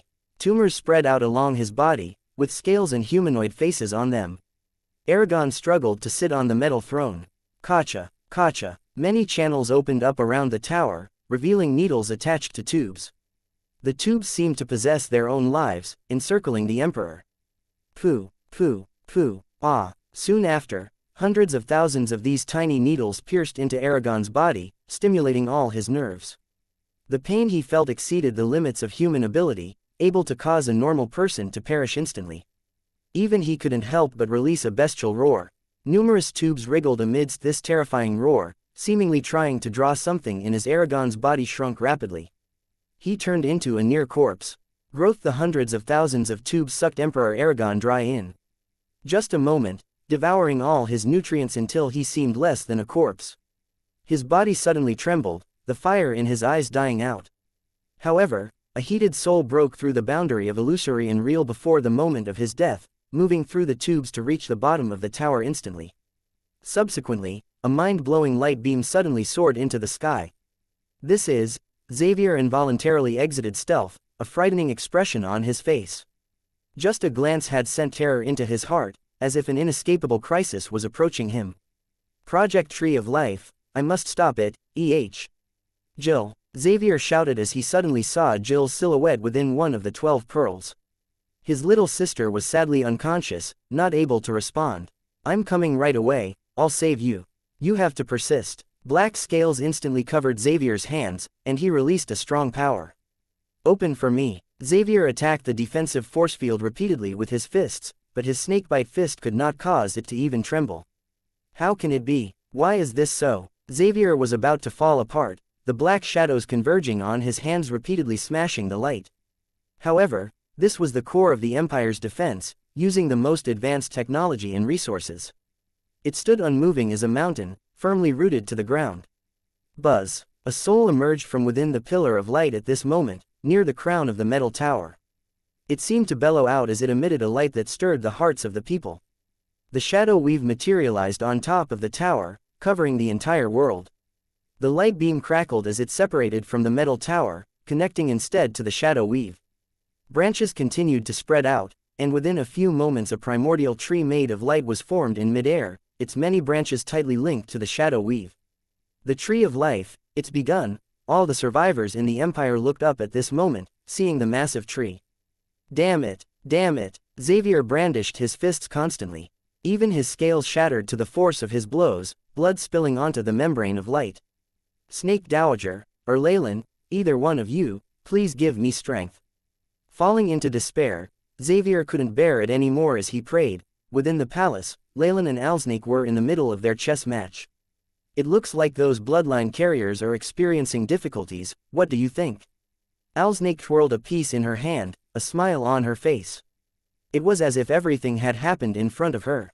Regardless of what they do, the Empire, no, the royal family is destined to fail. A trace of disdain could be seen in Leylin's smile. Even we can sense this easily, how could it escape Shar? I'm afraid she's letting them continue these small tricks, waiting for the right time to harvest the rewards. But what should we do about it? The Snake Dowager stared at Leylin with her beautiful eyes, a trace of coquettishness in her expression. I've noticed you have other plans in your mind. That's a secret, and the source of my confidence. Forgive me, I cannot reveal it to you right now. Leylin shot the Snake Dowager a sincere look. When the time is right, I'll fulfill my end of the contract. Please trust in me until then. What about now? Are we not doing anything? The Snake Dowager leaned back lazily, whether she really believed in Leylin's words unknown. Right now, we can add in a variable or two, waiting for Shar's reaction. Leylin smiled softly, placing a finger on a datura flower rune. Outside the Imperial Garden, Xavier suddenly felt his body heat up. This feeling, he tore his shirt apart, seeing a beautiful black flower slowly blooming on his chest above his heart. The pain seemed to tear his body apart, constantly eroding his nerves. The last time this happened he'd been unable to endure the pain, losing consciousness. However, things were different this time. Several upgrades in strength allowed Xavier to persevere, gnashing his teeth in an effort to remain conscious. The extreme force caused his gums to bleed. At the same time, he felt a terrifying power moving within his body. Snakebite Fist. A black phantom snake with scarlet eyes suddenly emerged in front of Xavier, a few stories tall. An earth-shattering roar resounded as he punched out, the surrounding earth trembling as the defensive force field shattered. Jill. Xavier instantly rushed towards Jill's location. Scram. The pillar of light radiated anger, and numerous needle tubes suddenly charged towards Xavier. These insignificant things, Xavier used his hands to catch them, but the moment he made contact his face changed. So hard, even harder than alloys. It's also so powerful, and this current, bang. The boy was sent flying. There cannot be any damage to the tree of life. The tree completed its preparations amidst the fluctuations of the soul, suddenly spreading out. Xavier suddenly felt lightheaded, as if his spirit had been extracted. Fortunately, the datura flower's protection had allowed him to remain conscious. However, he would rather have fainted than watch the scene in front of him. Particles of light emerged from everywhere in the capital like rain, converging on the pillar of light. The 12 pearls lit up, the faces of the girls within revealing painful expressions. Once the powerful soul energy was transformed, it gathered at the center of the tower that housed the tree of life. The tree grew in size, slowly increasing its pull on Xavier's soul. It has started. Ling, in control of Dawn, released a sigh of relief as she separated from Crowley. Hateful. This is all your fault. Crowley looked at his surroundings as an invisible net of energy began to materialize, looking like a bunch of branches that grabbed onto the fallen whose bodies had been infected with the X gene. A particle of light was then drawn out of these people, moving towards the tree as if this web was a bunch of roots. Looking at the scene, Crowley could not help but feel extremely terrified. It's useless even if you knock me down now. Ling forced a bitter smile while looking at Crowley. It'll start with the bodies affected by the X gene, their souls providing the tree of life its initial nourishment. Then will be the ordinary people who weren't infected, followed by ability wielders and bloodline carriers. With the tree of life's rapid growth, the force with which it will absorb these souls will grow. No one can escape, and abandoning the rapid shadows just ridiculous. The shadow weave is everywhere, such a thing would only help delay the inevitable by a few minutes, nothing more. Since you knew all this, why not do anything to stop it? Crowley was thoroughly enraged. The chimera of snakes roared and rushed forward. Because, this is my fate. Ling laughed bitterly, her eyes showing reminiscence. Cough. She suddenly coughed and spat out fresh blood. It looks like I won't be able to continue from now. After all, I only have an ordinary physique. There was a trace of a smile on the princess's face as the armor collided with the beast, roots from the shadow weave appearing to bore into her body. The feeling of one's soul being grabbed caused her face to stiffen. Self-destruct. Before losing her consciousness, Ling issued the last order. Boom. The armor grabbed the chimeral beast, before disintegrating in a terrifying explosion. How I wish to go back to my childhood, looking at my father push my swing, Ling smiled before. She fell into total darkness, her body swallowed by the fire. Crowley. Crowley. Bobby rushed over, only to see a bottomless black hole. The range of the destruction had been surprisingly small, but this wasn't Ling's goodwill. She'd instead focused all the destructive might on her opponent. The area surrounding them had been annihilated, the earth itself completely gone to reveal a bottomless underground tunnel. Crowley had borne the full brunt of this attack. Would he be able to survive? Bobby's face was filled with tears as she constantly called for Crowley. Cough. Rest assured, before the destruction of the Empire, I will not die. A few long-backed snakes similar to vines grabbed the edges of the pit before Crowley climbed out. However, he was not in a good state. Half of his body had been destroyed, both of his legs and his right arm gone. She was a respectable opponent, but also a pitiful person. Crowley looked at the pit and sighed. Whoosh. His body muscles suddenly squirmed, and he finally even grew out a new arm and legs. His newborn limbs had delicate white skin, seeming no different from the rest of him. Sacrifice. Perhaps it was because of the bizarreness of the recent events, Bobby just accepted Crowley's regeneration with some elation. He managed to help the others upon his return, killing Night Devil and Sword Saint before moving to the final battleground. It was there that he saw the elegant and imposing metal tower, with the needle-topped tubes surrounding it seemingly alive. Crowley. Hurry. The large metal pipes moved once more, stopping Xavier outside the tree. There were numerous wounds on his body, but the youth continued to sprint forward as he headed for the tower with pearls. The Tree of Life. The tree's huge roots had spread throughout the top of the tower, its huge branches covering the skies and making for a vantage point over the entire empire. There was a crimson glow on the tree's bark, forming a vague image of a face filled with madness. Ling is so useless. Rage appeared on the face once it saw and the rest come over. A powerful gust of energy shot forth as many of the roots of the branches of the Tree of Life shot forward to attack them. Many of the rebel troops were caught by these vines, their souls immediately extracted as corpses fell to the ground. At such a time, there's nothing to be afraid of even if I die. Crowley pushed Bobby away, revealing a black serpent imprint on his back. The final seal. Unseal now. Hiss. A powerful surge of darkness spread out, and the chimeral serpent appeared once more. Only now, it looked even more illusory than before. I give you all my life force, annihilate it. Black blood oozed out of Crowley's pores, continuously entering the body of the giant serpent. It hissed as it received the nourishment, a powerful ball of energy converging in its mouth as it materialized again. I'll bury you. Several hundred balls of energy converged, forming a terrifying black hole once more. The branches were destroyed in front of its might, saving many lives. Facing this attack, even Aragon, who'd turned into the Tree of Life, had to be cautious. The massive tree shrank down a little as powerful soul force formed a thick wall before the black hole. Boom! An explosion rocked the place the moment the black hole came into contact, shattering the wall. However, the Tree of Life still stood tall after the dust settled, and even worse, there was no damage to it at all. I've already become one with the Tree of Life. With the first stage of soul collection complete, nobody in the world can annihilate me anymore, Aragon bellowed as his face appeared on the now crimson tree. Just the soul energy of the Empire could bring me to such a realm. I will plant firmly into the earth, becoming the core of the realm as I spread my roots throughout the world. Aragon's spirit projection seemed extremely zealous, his insanity overwhelming. Are you afraid now? Do you feel that fear? Run for your lives. If you're lucky enough, you might be able to last through the end and watch the world perish with me. No, you'll watch the beginning of a new world. Aragon issued his decree. The Tree of Life immediately swelled as he spoke, terrifying roots piercing into the ground and covering the entire palace in an instant. The 12 pearls were operating at full force.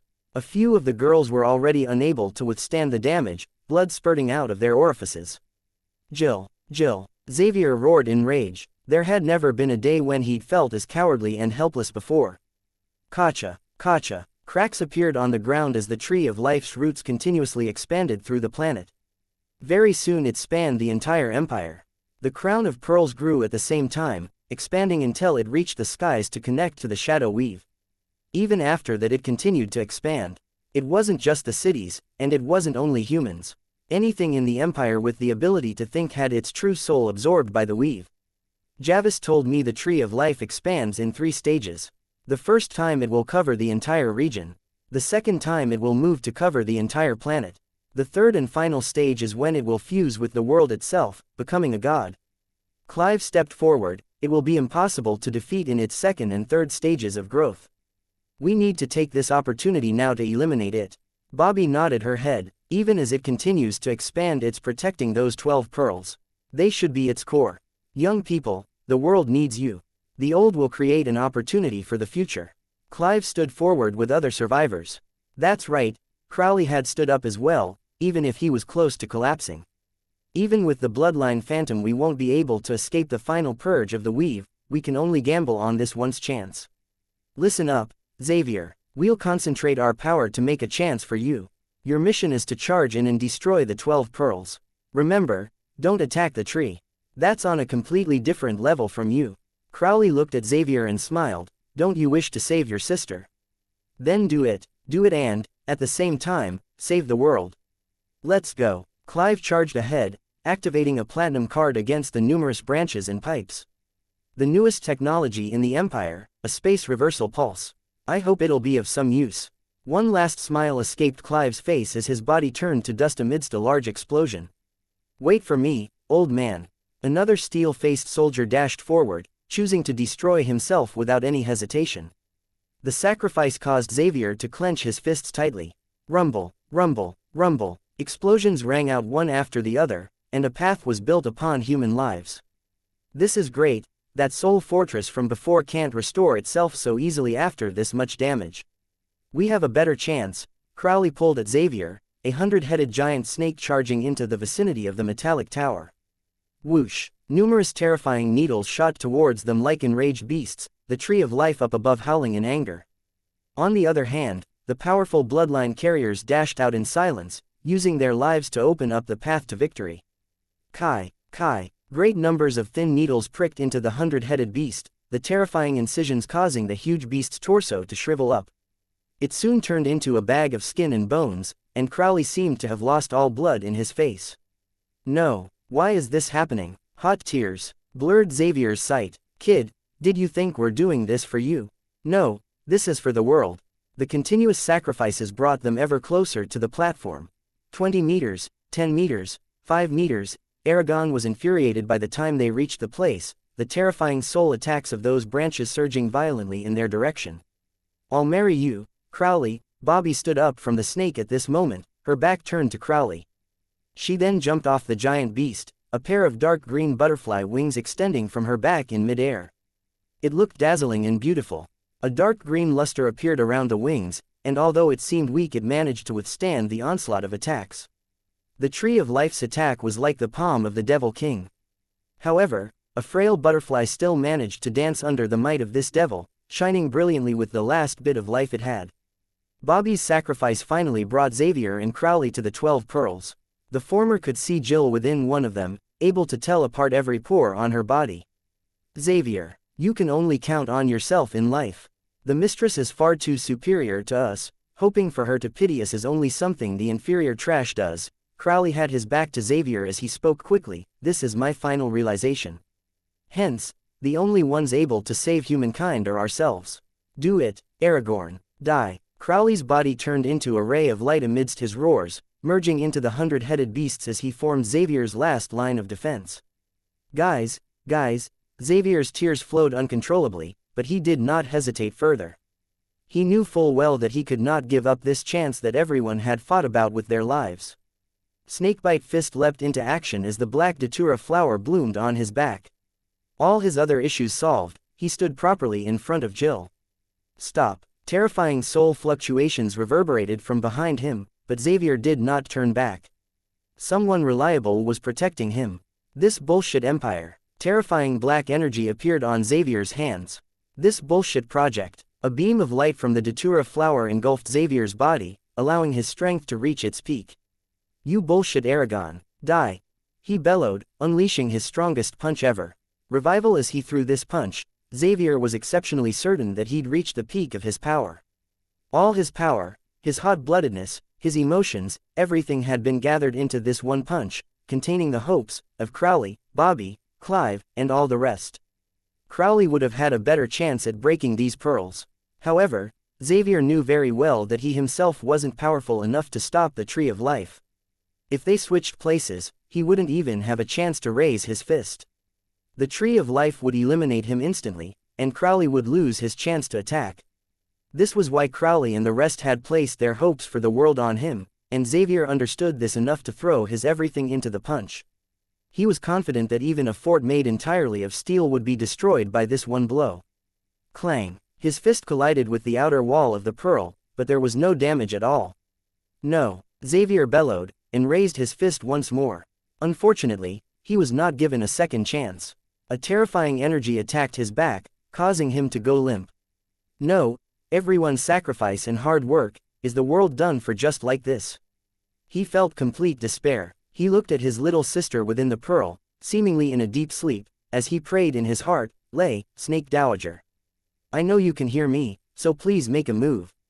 I'm willing to pay any price." Unfortunately, he soon felt himself being enveloped by a terrifying web, his soul taken captive. His thoughts grew stagnant. Before entering complete darkness, he raised his head and looked at Jill within the pearl. I'm sorry." The girl in the pearl had been asleep, but all of a sudden her eyebrows twitched as she awoke, her black eyes meeting Xavier's own.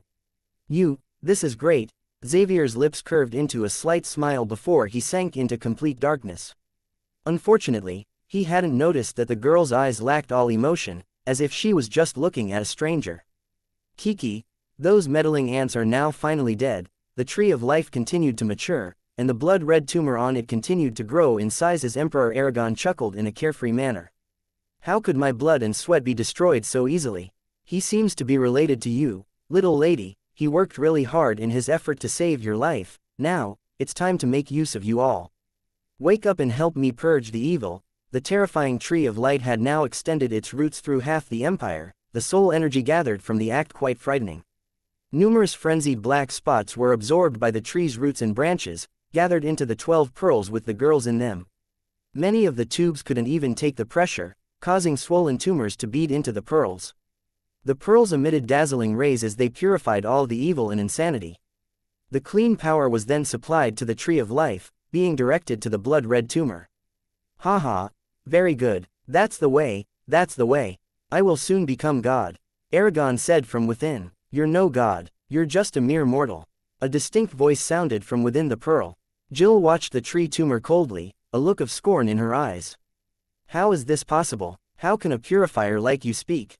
The huge tree tumor made a sound, and Emperor Aragorn's face appeared.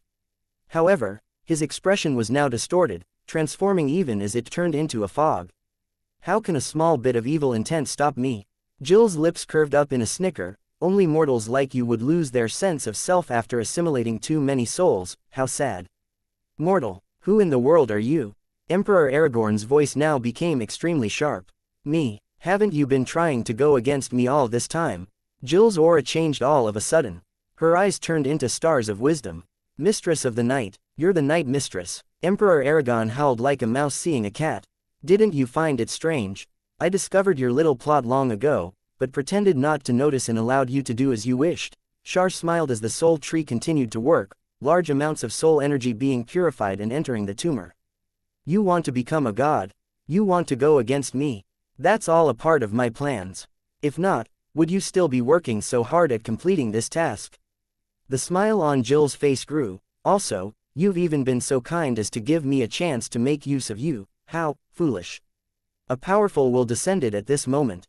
The 12 purifiers continued to work, but now things were different. A pure white soul energy traveled across these channels to enter the blood-red tumor, even beginning to form a huge web that unceasingly corroded Emperor Aragon's strength.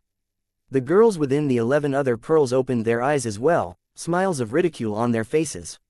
I will be the one controlling the final body, not me.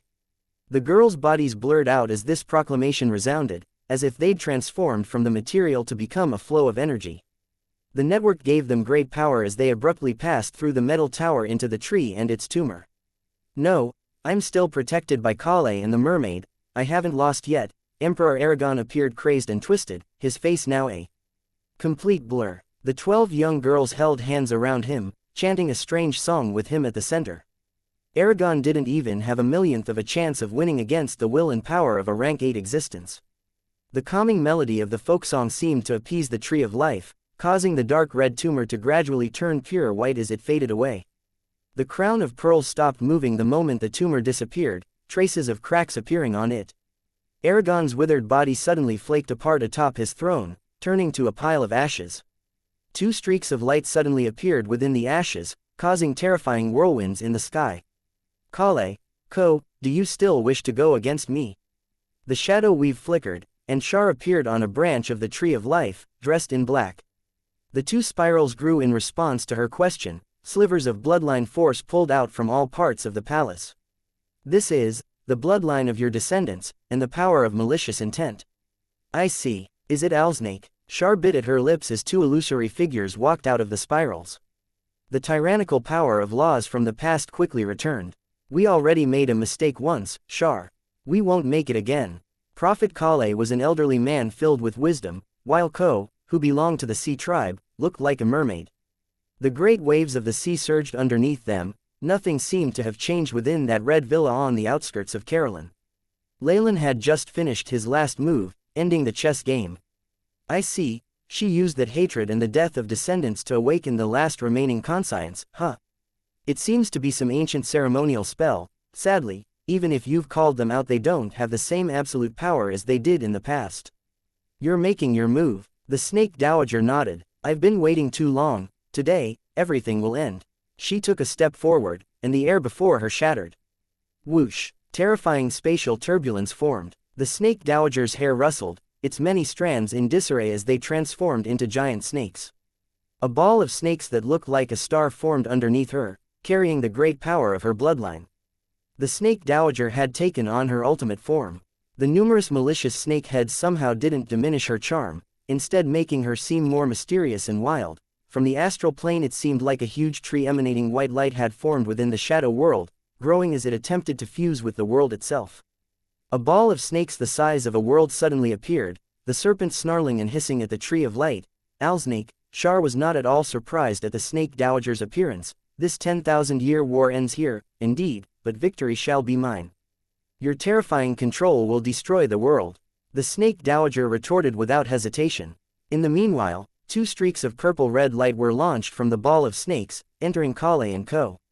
The great amount of bloodline force immediately consolidated the 2's powers, strengthening their auras.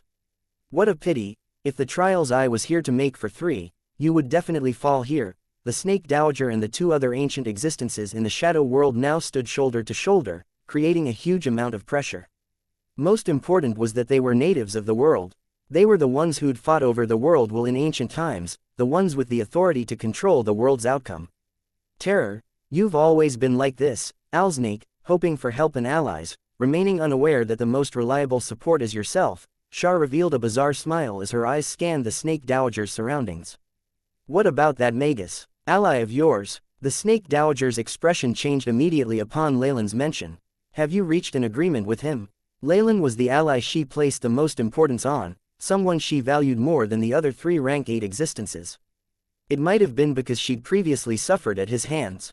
Nope, but since he decided not to show up, I can feel at ease when dealing with you. A sincere smile appeared on Shar's face, the terrifying killing intent causing the skies to darken as snow fell to the earth. That's exactly what I was thinking. The snake dowager had resolved herself to kill. Whoosh! A layer of obscure black wind instantly engulfed the entire shadow world.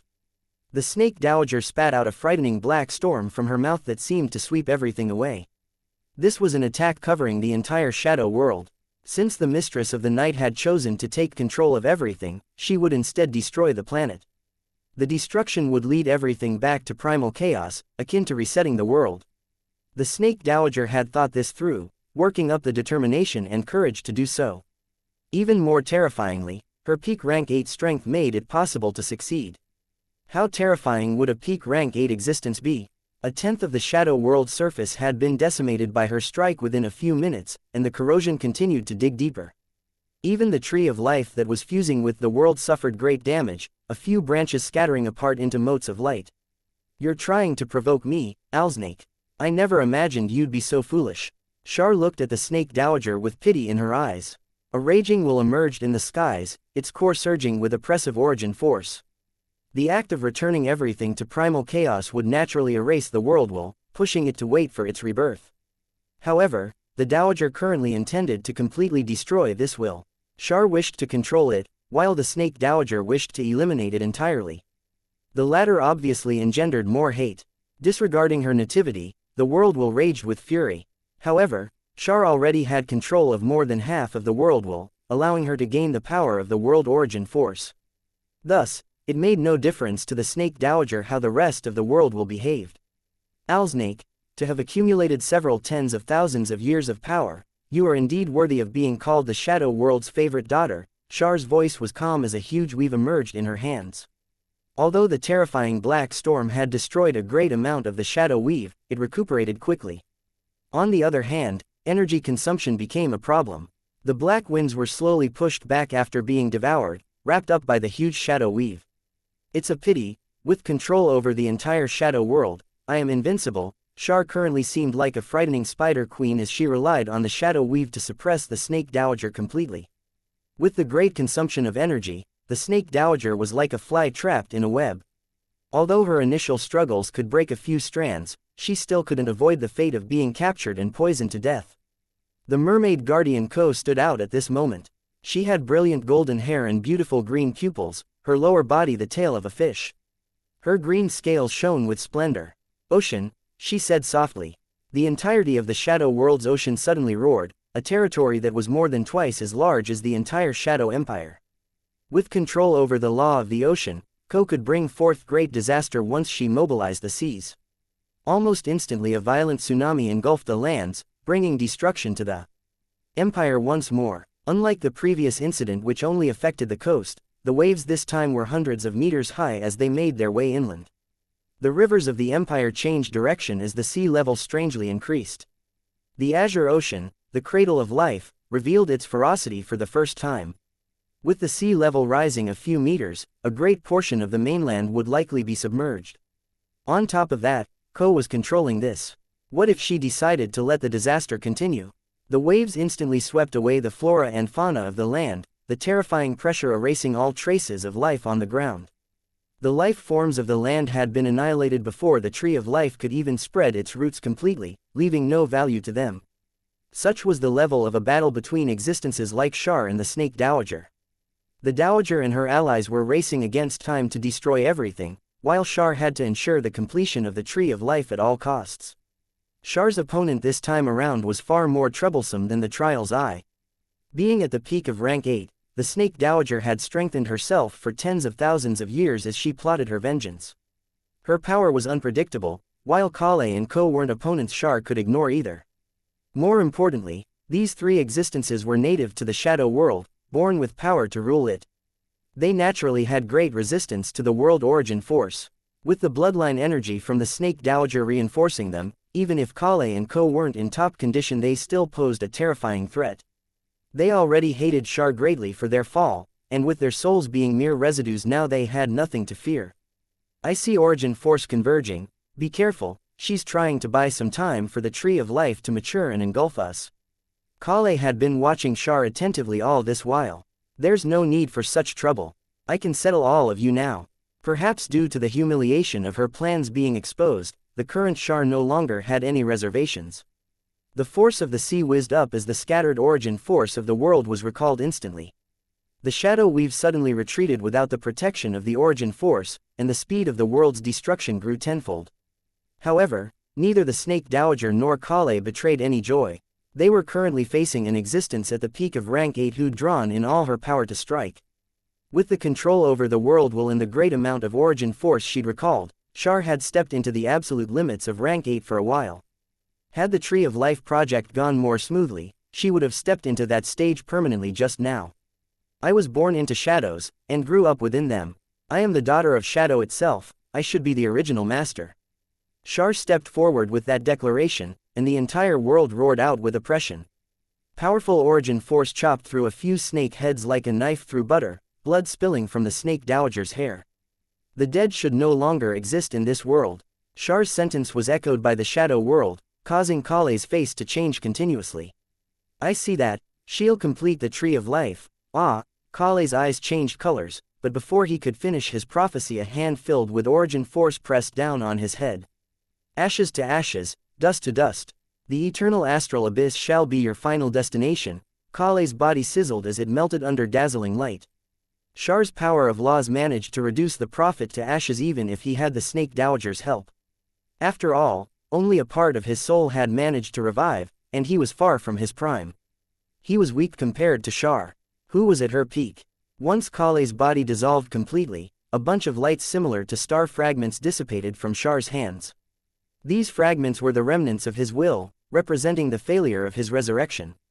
Kale's true soul had been sent to the astral plane, where he would have to wait a really long time before he could move into rebirth. It would take tens, maybe hundreds of thousands of years. Shar's actions had revealed her terrifying strength. Alsnake, do you really think I didn't realize those two soul residues were acting? Shar abruptly raised her head, coldness hiding in her clever smile. A complete world will doesn't just include thoughts of creatures, the earth, the seas, and the sky. Beings of laws are included as well. Only when everything is conquered would the world will form a true body. She spoke softly. Ko, you'll be next. The snake dowager's face changed suddenly. The world will certainly comprise the thoughts of all life forms. This obviously included beings of law, and what's more they took up a disproportionate portion of the world will. An ordinary person wouldn't comprise a millionth of a percentage point of the world will, but any being of laws would take up at least 100th of the world. This was what had allowed the snake dowager to escape after her prior fight. A being of laws was the darling of the world, and they also held a portion of its essence. You're wrong. Every step Shar took spanned 1,000 miles as she came face to face with the huge star-like ball of snakes. I've stripped away all of the world will's laws in the shadow world, except the bit you possess. The snake dowager turned frantic upon hearing this. Appearance: the snake dowager saw Shar's path to be one of control, where she'd devour the world will after gaining the shadow world to reach the peak of rank 8. Her plan had been detailed and thorough, going all the way to using the Shadow Empire to hasten progress on the Tree of Life that could rob all thought and take control of the world will. Unfortunately, there was one issue with this plan, and that was the existence of the snake dowager. She'd taken part of her authority over the world will with her when she fled, the few percentage points of the will she possessed as a being of law native to the world. Without that portion of authority, Shar would never have complete control over the world will, which was really annoying. After all, it wasn't as if she could rush over to Purgatory World and pull the snake dowager out. She lacked a portion of power, so the world will would never be complete. The peak of rank 8 would forever remain an unattainable dream. The snake dowager's return was an opportunity for both parties. The former had her vengeance, while Shar had a chance to take over her authority to complete her hold over the world will of the shadow world. After devouring it, Shar would instantly reach the peak of rank 8. In order to go through with this plan, Shar did not mind letting the Empire get wind of Project X and the Tree of Life plan ahead of schedule. She had even taken the initiative to attack first, eliminating unstable factors like Trial's Eye and the two others. And now, it was time to do the harvesting. Your target is me. A rare look of confusion appeared on the snake dowager's face. Foolish being, as a native of the shadow world, you're an important part of the world will. Shar came before the snake dowager, meeting her gaze fearlessly, and now, all of the world will shall gather to form a whole new body. A huge, terrifying web that covered the sky suddenly appeared from all parts of the world, a purplish gold luster about it as origin force roared. This was the true form of the shadow weave, and its original state. Shar showing this to the dowager meant she had no plans of letting her leave. All grudges and victory should be settled by now. The snake dowager bit at her lips, the calm expression on her face able to cause all male hearts to break. Alsnake devour. A tremendous amount of purplish-red bloodline force extended from the Star of Snakes. This was what she'd accumulated over all these years. In the meanwhile, scenes of large snakes living their lives out appeared behind her, including their fights and reproduction. It was like an epic detailing the culture and history of giant snakes. Terrifying snake souls hissed and roared from within this glorious scroll of civilization, launching a surprise attack on the maiden in the shadows. This was a gathering of generations of bloodline power, able to cause the entire shadow world to tremble under its prowess. The ground cracked to reveal numerous large snakes with phosphorescent fires in their eyes. Their huge bodies began to move, like the world had returned to their rule. Are you deluding yourself into thinking a civilization that has already been lost can be revived? Facing this epic attack, Shar merely snickered. Your time has passed, Alsnake. Now I'm the source of everything. Shadow weave, implantation. Almost at the very moment Shar gave the command, all the mutated bodies of the shadow world that were still alive began to twitch. Threads of mysterious power entered their bodies, and their blood vessels popped out as they shook violently. A foreign being had taken over their bodies. With its control over their souls, the Tree of Life had turned these people into walking bags of flesh. However, their eyes lit up with intelligence once more as a darkness spread across their bodies. They'd gained powerful abilities similar to magic. Mistress of the Night, you are our master, the one who rules all. Numerous intelligent life forms knelt down on the ground.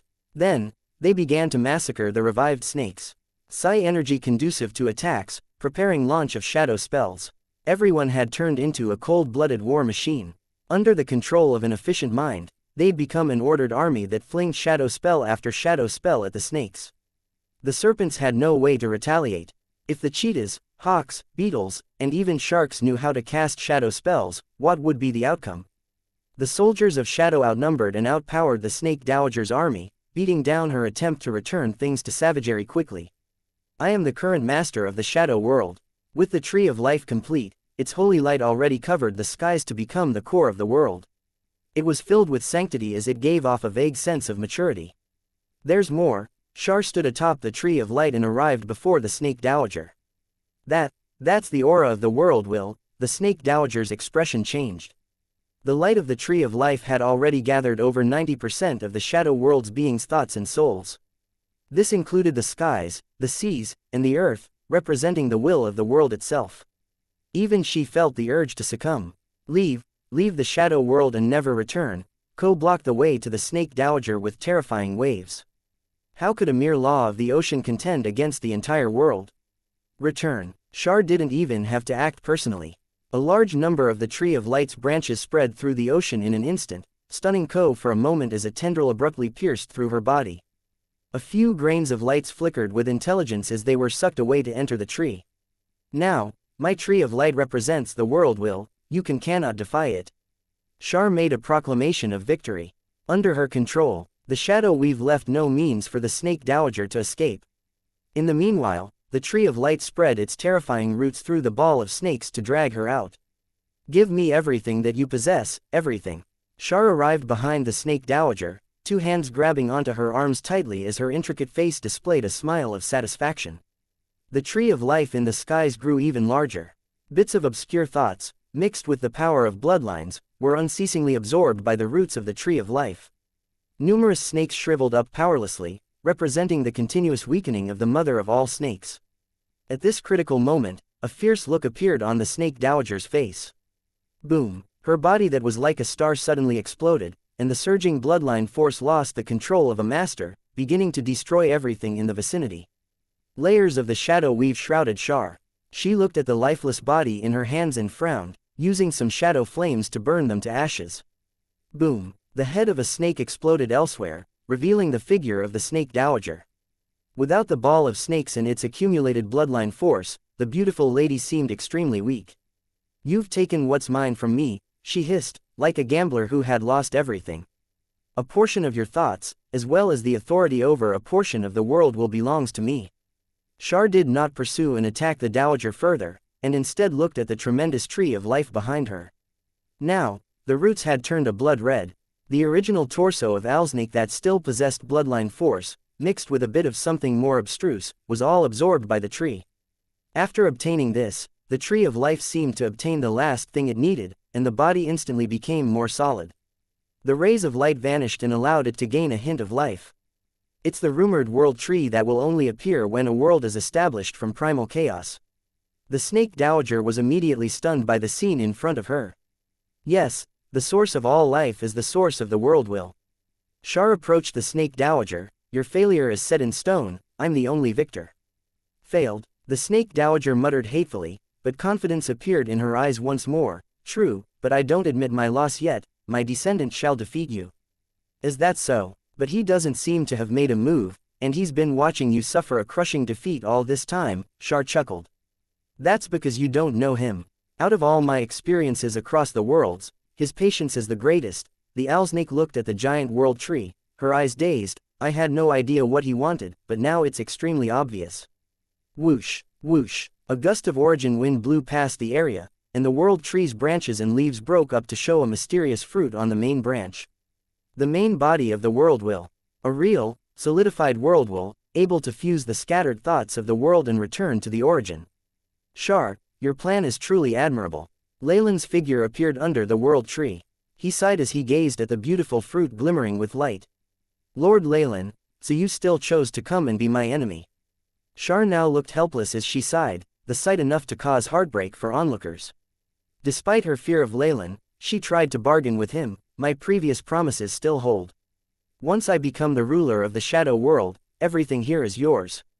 Unfortunately, Leylin was unmoved by this sort of temptation. It was far too dangerous to make deals with someone at the peak of rank 8, and besides, he much preferred getting what he wanted with his own abilities. Reversal. Leylin gazed at the world tree, his face filled with awe. Rumor had it that this was the source of all life. Only once life formed in a world would all thoughts gather to form its will. Shar had used all sorts of impossible schemes to gain control of the intellectual beings of the shadow world, using the weave to gather all conscience and rob the beings of law of all authority. She'd managed to reverse origin, purifying the world will and giving it form. Leylin didn't think he'd be able to do it better himself. This world fruit undoubtedly represented a complete world will, and the moment Shar ate it she would instantly reach the peak of rank 8 and sweep through everything. This was directly against Leylin's interests. Given that she was an enemy anyway, Leylin didn't hesitate to step out. What a pity, we still became enemies in the end. I thought you would make the more rational decision. Shar was obviously disappointed. My apologies. Leylin's expression did not change as he walked to stand by the snake dowager. Then I'm sorry, but you'll have to fall here. Shar's expression instantly turned cold as she aimed a finger at Leylin. Rumble, terrifying, vast, seemingly limitless origin force crashed down on Leylin with the weight of the world, nearly crushing him to powder in an instant. Shar didn't spare him another glance as he arrived before the world tree that was radiating life. The fruit was already mature, about to fall any moment.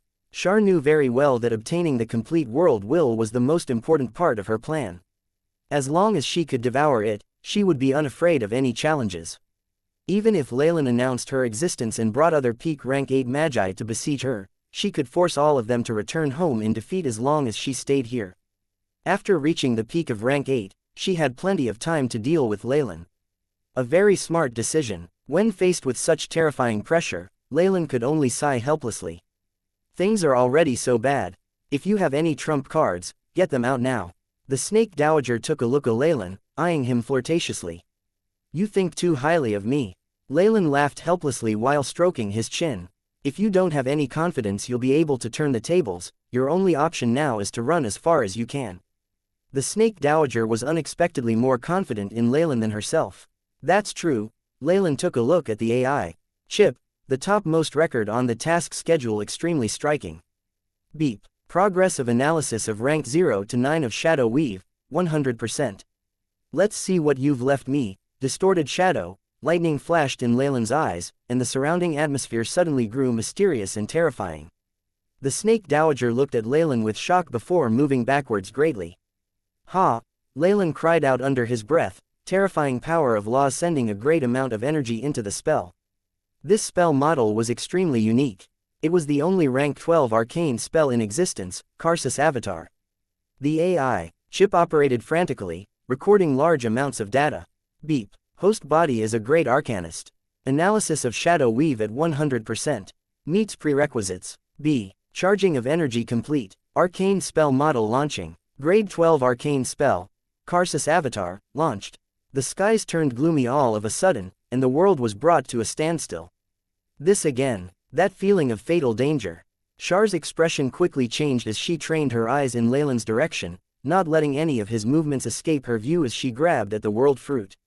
Crack, crack. Great numbers of cracks began to appear on that crystal in the sea of origin force.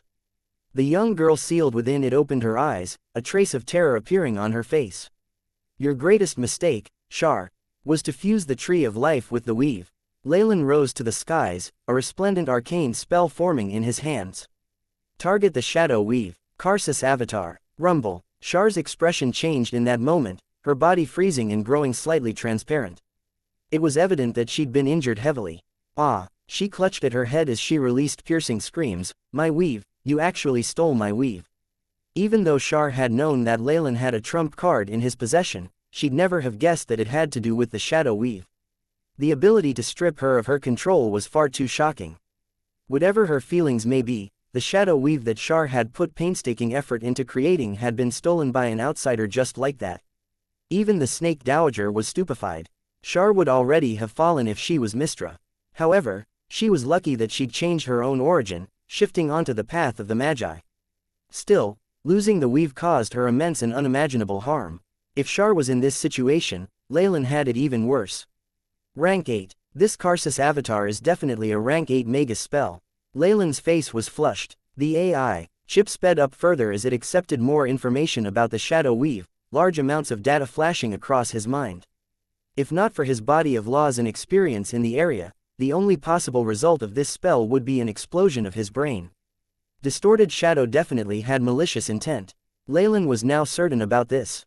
There was nothing wrong with the arcane spell itself, but the problem was who would take over control of the weave. After breaking away from Char's control, the shadow weave immediately went berserk, giving Leylin the impression that it was like a high-voltage electrical network. And now, he actually would have to use his own two hands and placate this power grid. Nobody but the weave's original controller can take control of it in an instant. Be it a great arcanist or a being of laws, forcing control would only cause them to die alongside it. It isn't even possible to stop and save your skin. Leylin had once thought that the advantage of his main body and the support of the AI chip would make it simple to replace the goddess of the weave. However, he now knew that his conjectures were completely off. If just the shadow weave could render him in this state, then the true weave that extended throughout the world of gods could only be more terrifying. With his current strength, launching this arcane spell could possibly mean nothing would be left of him. He would basically be doing free labor for Distorted Shadow. As expected of a sly magus from ancient times, he hid something in that arcane spell that even the AI chip couldn't simulate. Cold sweat beaded down Leylin's face. If not for this practical test using the shadow weave, he'd likely have been tricked into death in the world of gods. Sacrificing himself to help others was definitely not his style. But, with this data, I'll be able to right the mistakes from before. The shadow weave was inferior to the real weave, but with one experience of such a terrifying change Leylin had something he could work with. Get over here. The shadow weave was now entirely under his control. Being founded atop the weave, the world tree was naturally his as well. In a moment, the world tree abandoned Char and became Leylin's. With most of her strength lost to the grievous injuries, she could do nothing to stop it. The last step, Leylin pulled at the air with two hands, and the origin weave of the shadow world came into view. With the shadow weave as the offering, mature. Rumble. A pair of hands made of primal chaos erupted from a part of the world tree, grabbing the purplish gold weave and kneading it into a bundle before disappearing back inside. Leylin felt no regret when it came to the shadow weave. He could also make use of this opportunity and rid himself of this high-pressure electrical network. The world tree finished the final stages of its growth with the weave, placing its terrifying web of roots into the world as its lush branches took the place of the original weave. This is the final implantation plan. Leylin sighed and approached the world tree. The fruit had now grown murky, containing authority over the entire world. This is a world will, concentrated to the limit and completely solidified. Leylin had a mysterious luster in his eyes as he reached out and plucked the world fruit. Holding it is akin to holding a whole world. Leylin couldn't help but grow intoxicated by the feeling of having an entire world in his grasp. The fruit that Shar had painstakingly cultivated had become the greatest of his profits. The moment he consumed it, Leylin would instantly become a peak rank 8 existence, gaining control of the entire shadow world. It would make him the world's master, and give him an extremely long life. Unless the shadow world was destroyed, he would never fall. The shadow world was a large world itself, and without any disasters that could destroy the astral plane itself, it definitely wouldn't face any problems. In other words, if he willed it, Leylin could obtain terrifying power and lifespan in an instant, living as long as the astral plane itself. This was definitely a huge temptation for any magus, something everyone spent most of their lives pursuing.